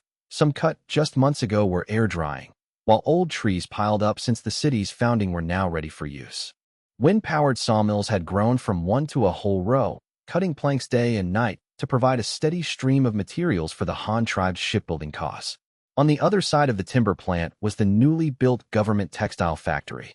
It produced many products: felt, wool cloth, linen, and a workshop specifically for hemp rope. Without exception, its products mainly served the shipyard. Hemp rope became cables and rigging, while cloth became vast sails. Raw materials here came mainly from two sources: government-run farms and taxes from private auxiliary fields. Since the implementation of the land distribution system, the government received a batch of private taxes every quarter. Men farmed grain fields for food. Women farmed auxiliary fields for mulberry, hemp, and vegetables. The Han tribe didn't tax vegetables, but hemp bark and silk were taxed. These in-kind taxes eventually entered these government workshops. During the long 4-month winter, not everyone wanted to be idle. Some women chose to work in the textile factory to weave cloth, earning wages to supplement the household or save money to buy stationery for their children in school. Men chose to join the shipyard as helpers, also earning monthly wages. Others, unwilling to do boring assembly line work in workshops, gathered in groups to cut trees in the mountains. Winter was a good season for logging. The wood had less moisture and no leaves. Winter-felled timber generally fetched higher prices because it dried faster. Transporting it to the timber plant meant instant cash. There was no worry about sales. Besides logging, lucky ones could hunt game in the mountains. Whether kept for food or sold in the city, these extra harvests brought in good money, especially furs, which were best sellers in the Han tribe. This situation arose mainly because the Han tribe lacked sufficient winter clothing. Without cotton, there was no suitable filler for padded clothes. Felt was okay but limited in production, so animal skins became one of the few choices. If they didn't want to freeze outside, they could only hole up on their heated Kong beds at home. But staying in for 4 months? Who could stand that? After inspecting these new workshops, Han Feng finally reached his destination, the Luoyang Commandery shipyard. The shipyard had 4 slipways operating in a continuous assembly line. According to the work model Han Feng established, 4 steps proceeded simultaneously: keel laying, planking, waterproofing/sealing, and launching/outfitting. There had to be a ship at each stage constantly, otherwise it was inefficient.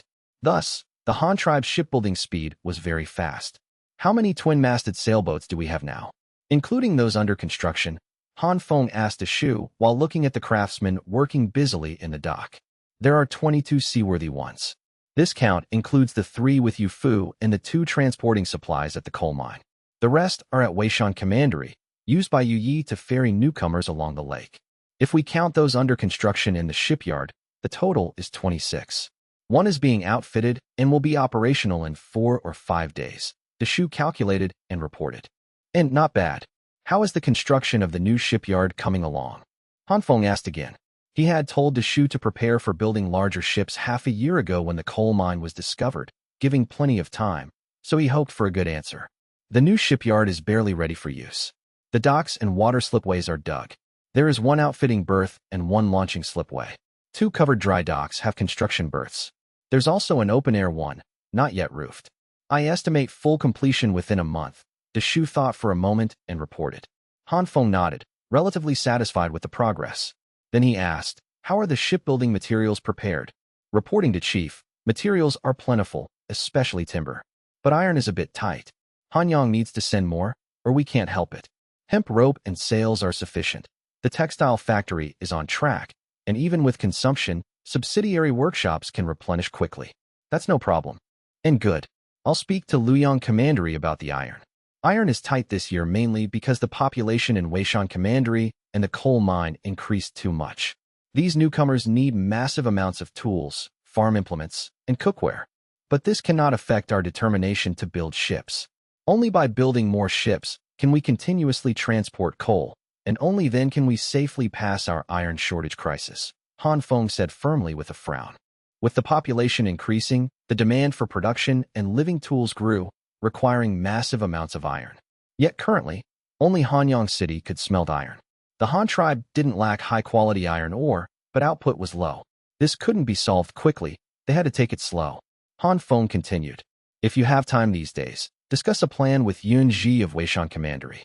You provide 3,000 people, he provides 5,000, plus some slaves. After spring plowing, move these people to Xingang, New Steel, Commandery. We aim to build Xingang Commandery within next year to solve the steel capacity issue early. Deshu frowned. This plan was different from what he thought. He asked, Chief, didn't you say coal must be turned into coke to smelt iron? Did we get the order wrong? Shouldn't we prioritize building the coking plant next year? If we build Xingang Commandery without sufficient fuel, we still can't smelt iron, right? Han Feng smiled and explained. Distilling coal into coke is mainly to remove impurities. Natural coal has many impurities, especially sulfur.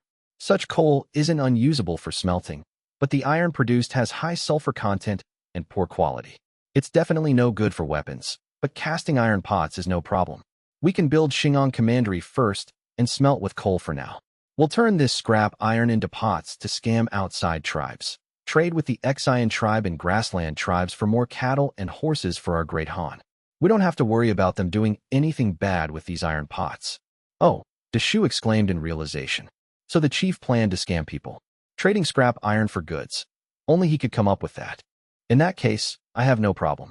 I'll work out a migration and city building plan with Yunji as soon as possible for your approval. And good. Bring the plan when ready. Also, arrange to call all the master shipwrights this afternoon. I want to hold a work meeting regarding the new ship construction. Everyone must attend on time. This project must start immediately. Yes, I'll arrange it right away. Deshu responded and quickly sent people to prepare. In the afternoon, since the school hadn't started winter break yet, there were no empty classrooms. Deshu set the meeting location in the large conference room of the Luoyang Commandery Government Office, which also had a blackboard, meeting Han Feng's needs. Han Feng arrived after lunch. He drew the new ship's structural diagrams on the blackboard in advance, ready to explain the construction steps and key points to the craftsmen. The master shipwrights had long heard rumors of the new ship. After all, the new shipyard next door had been under construction for half a year. They knew the chief wanted to develop a new ship type, so they paid close attention. These masters who had risen to become foremen were undoubtedly the pride of the Han tribe. Many large ships came from their hands, contributing immensely to the tribe's construction. This made them very proud. Simultaneously, high wages drastically improved their living standards. In terms of social status, Han tribe craftsmen were envied by all. Many who volunteered to work at the shipyard in winter did so for this reason. They wanted to learn a trade during the farming off-season. Making anything, even a small stool, meant money. Learning a skill was a tangible benefit for improving life for those who had recently joined the Han tribe. Because Han Feng, the chief, placed great importance on manufacturing, the historical phenomenon of low status for craftsmen did not appear in the Han tribe. The master shipwrights trickled into the conference room. Upon entering, many saw the two new ship structural diagrams on the blackboard. The completely new design piqued their interest, and the listed dimensions astonished them. 3 vertical masts, 1 bowsprit. This rigging arrangement meant stronger wind catchment, implying faster speeds. The sunken hold structure meant increased load capacity and a lower center of gravity for greater stability. The other type, the tower ship, had the same main structure as the sunken hold type, but the foredeck design represented stronger transport capacity for personnel, though loading large cargo would be inconvenient. Finally, looking at the dimensions, good heavens, it was more than double the current twin-masted sailboat. 40 meters long, 10 meters wide. Such a massive construction task excited many old shipwrights. This was a brand new behemoth and a challenge, but their eyes showed no fear, only a gleam of determination. Clap, clap, clap, clap. At that moment, Han Feng walked in from outside, smiling and clapping his hands, instantly drawing everyone's attention. Han Feng entered the conference room and clapped his hands, immediately drawing everyone's attention. The crowd hurriedly stood up to pay their respects. The Han tribe didn't practice kneeling ceremonies. Except for formal sacrificial occasions, even when meeting superiors or nobles, they only bowed with cupped hands. It was the same for meeting the chief, unless it was a particularly formal occasion. Greetings, chief. The craftsmen bowed in unison. Good. It's meeting time. No need for formalities. Everyone sit. Get ready to take notes. Han Feng nodded and gestured for everyone to sit. The craftsmen below took out their small notebooks and pencils. Pencils had become popular in the Han tribe. Not only students used them, but many carpenters did too. Especially for drawing short lines or making marks, they were more convenient than ink lines. More importantly, they could mark data on wood or write calculations on boards instantly. It was very handy. Once everyone was ready, Han Feng stood before the blackboard and began the work meeting. Today, we will mainly discuss the structural characteristics of the new ship, the construction process, and the production goals for the 4 months of this winter. I've drawn the structural diagram of the new ship on the blackboard. I believe you can all understand it. It's not much different from the previous twin-masted sailboat. The construction method is the same, just the volume is a bit larger. The main construction process still has 4 parts: keel laying, planking, waterproofing, and outfitting. Here, I want to talk mainly about the keel and the planking. Due to the lengthening of the hull, many timbers won't reach the full length of the ship. What to do? We can only splice them.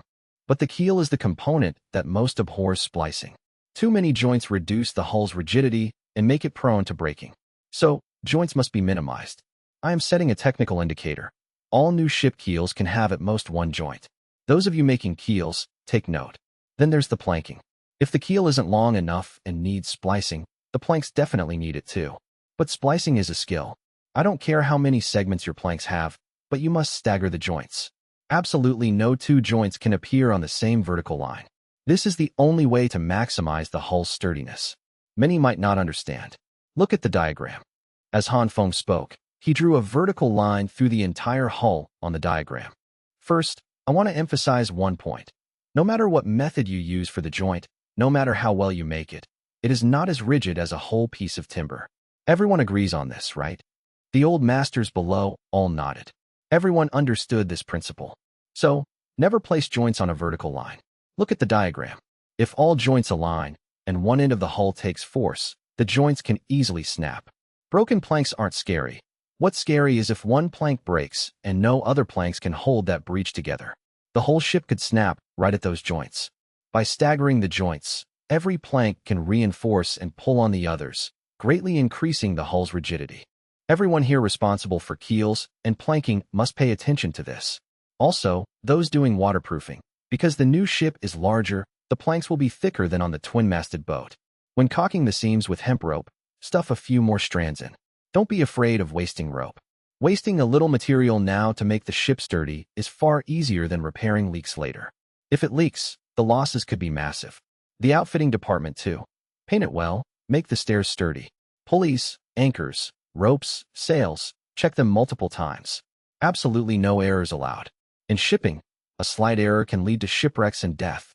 The losses would be immense. You are building big ships now, 40 meters long, for stories high. Placed on the ground, it's bigger than a school building. So please, be serious. Do not let individual negligence cause unnecessary losses. Alright, finally, I'll arrange the upcoming production tasks. Production of new twin-masted sailboats can stop, but the 4 currently under construction must be finished first. Starting with the keel installation workshop, once you finish the current keel, you can lead your team to transfer to the new shipyard and begin manufacturing and installing the new ship's keel. Other workshops follow suit. After finishing the last batch, transfer to the new factory sequentially. I'm giving you only 3 months. From now until the end of the 13th month, at least 4 tower ships must be operational. The sunken hold type should have at least 2 in service before spring plowing. Their construction speed should be faster since they lack many components. Then, the production requirements for the first half of next year.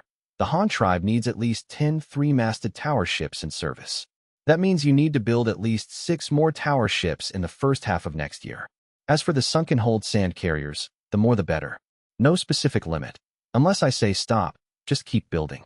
Additionally, I hope everyone can accumulate experience in building big ships during this process.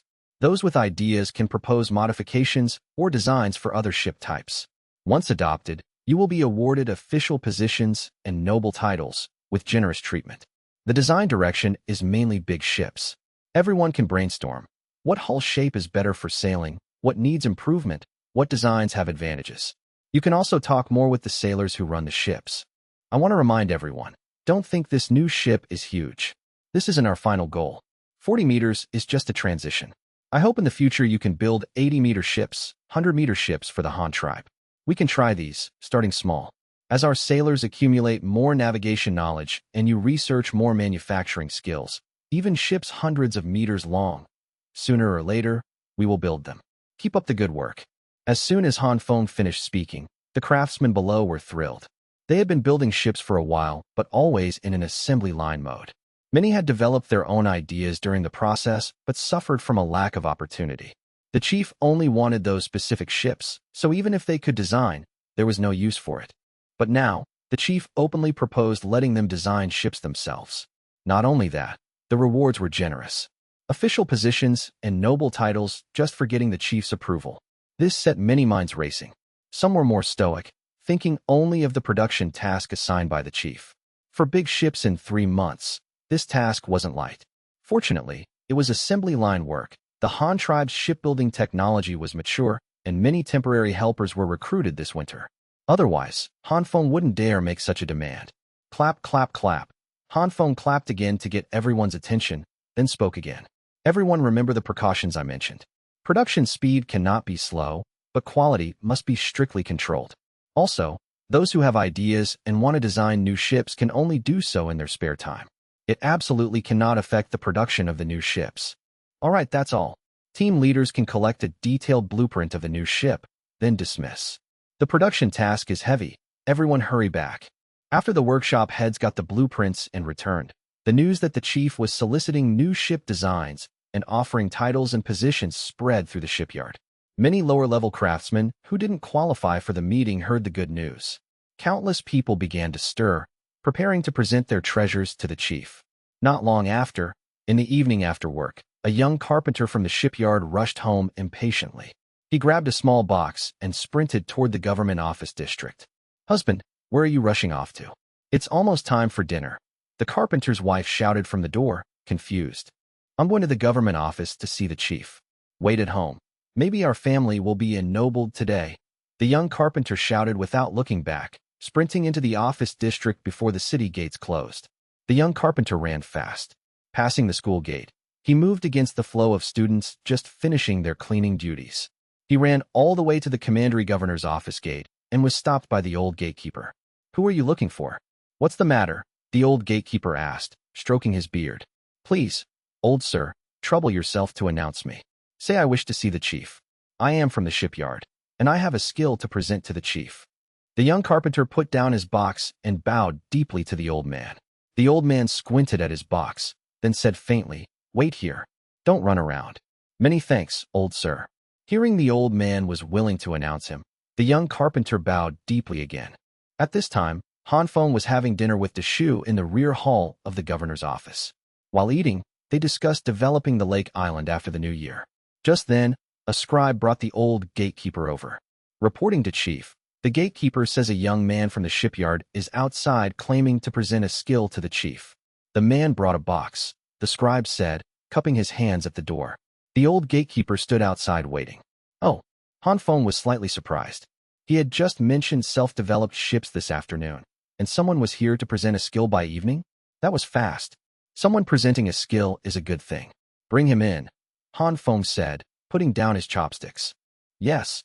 The scribe bowed and retreated, leaving with the gatekeeper.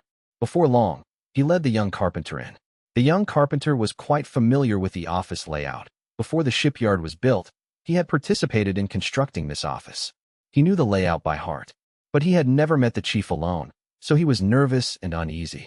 He didn't know if the chief would like his item. Feeling anxious, he hugged the box in his arms tighter. Moments later, the scribe brought the carpenter to the rear hall. After announcing him, the carpenter walked in.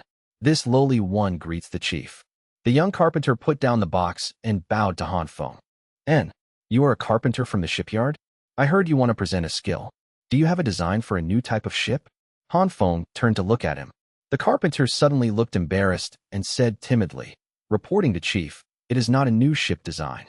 It is just a type of mortise and tenon structure I invented. It is different from previous ones, so I wanted to present it to the chief." Hearing it was just a new mortise and tenon joint, Hanfeng immediately lost interest. Mortise and tenon joints could be ingenious, but no matter how great, they were just a connection method. Their impact was far less than a new type of machine. However, Hanfeng was still happy that someone was willing to invent, as the policy encouraging invention was set by him. So, he patiently received the young carpenter. "Take out your invention and let me see." Hanfeng smiled reluctantly. "Yes." Hearing this, the young carpenter happily opened the box and took out several items, placing them on the ground. Hanfeng looked. There was a bamboo tube, a bamboo brush pen, a rectangular wooden stick, and a wooden object that looked like a grinding wheel. Nothing stood out. But the young carpenter immediately picked up the bamboo tube to show Hanfeng, and instantly, Hanfeng froze on the spot. "Chief, please look. I used a circular mortise and tenon to make this bamboo tube into a cup. This cup doesn't need a wooden cork, and it is very waterproof. Using such a cup to hold water is not only convenient to open and close, but also worry-free regarding leaks." As the carpenter spoke, he unscrewed the lid from the bamboo tube. Yes, he unscrewed it. Hanfeng immediately saw the threading at the mouth of the cup. "Holy crap, it's threading. Is this guy a transmigrator too? Oh, bring it here. Let me take a closer look." Hanfeng was no longer calm. This was threading. Such an advanced connection method, and this guy called it a circular mortise and tenon. Putting it that way isn't wrong. Mortise and tenon is essentially a structure where two or more workpieces interlock. Traditional ones are mostly inserted or hooked, while threading is a rotational connection moving in a circle. So calling it a circular mortise and tenon really wasn't a problem. The young carpenter was startled by the chief's reaction. "I just finished introducing it. Why does the chief look so excited? Is the chief interested in my invention?"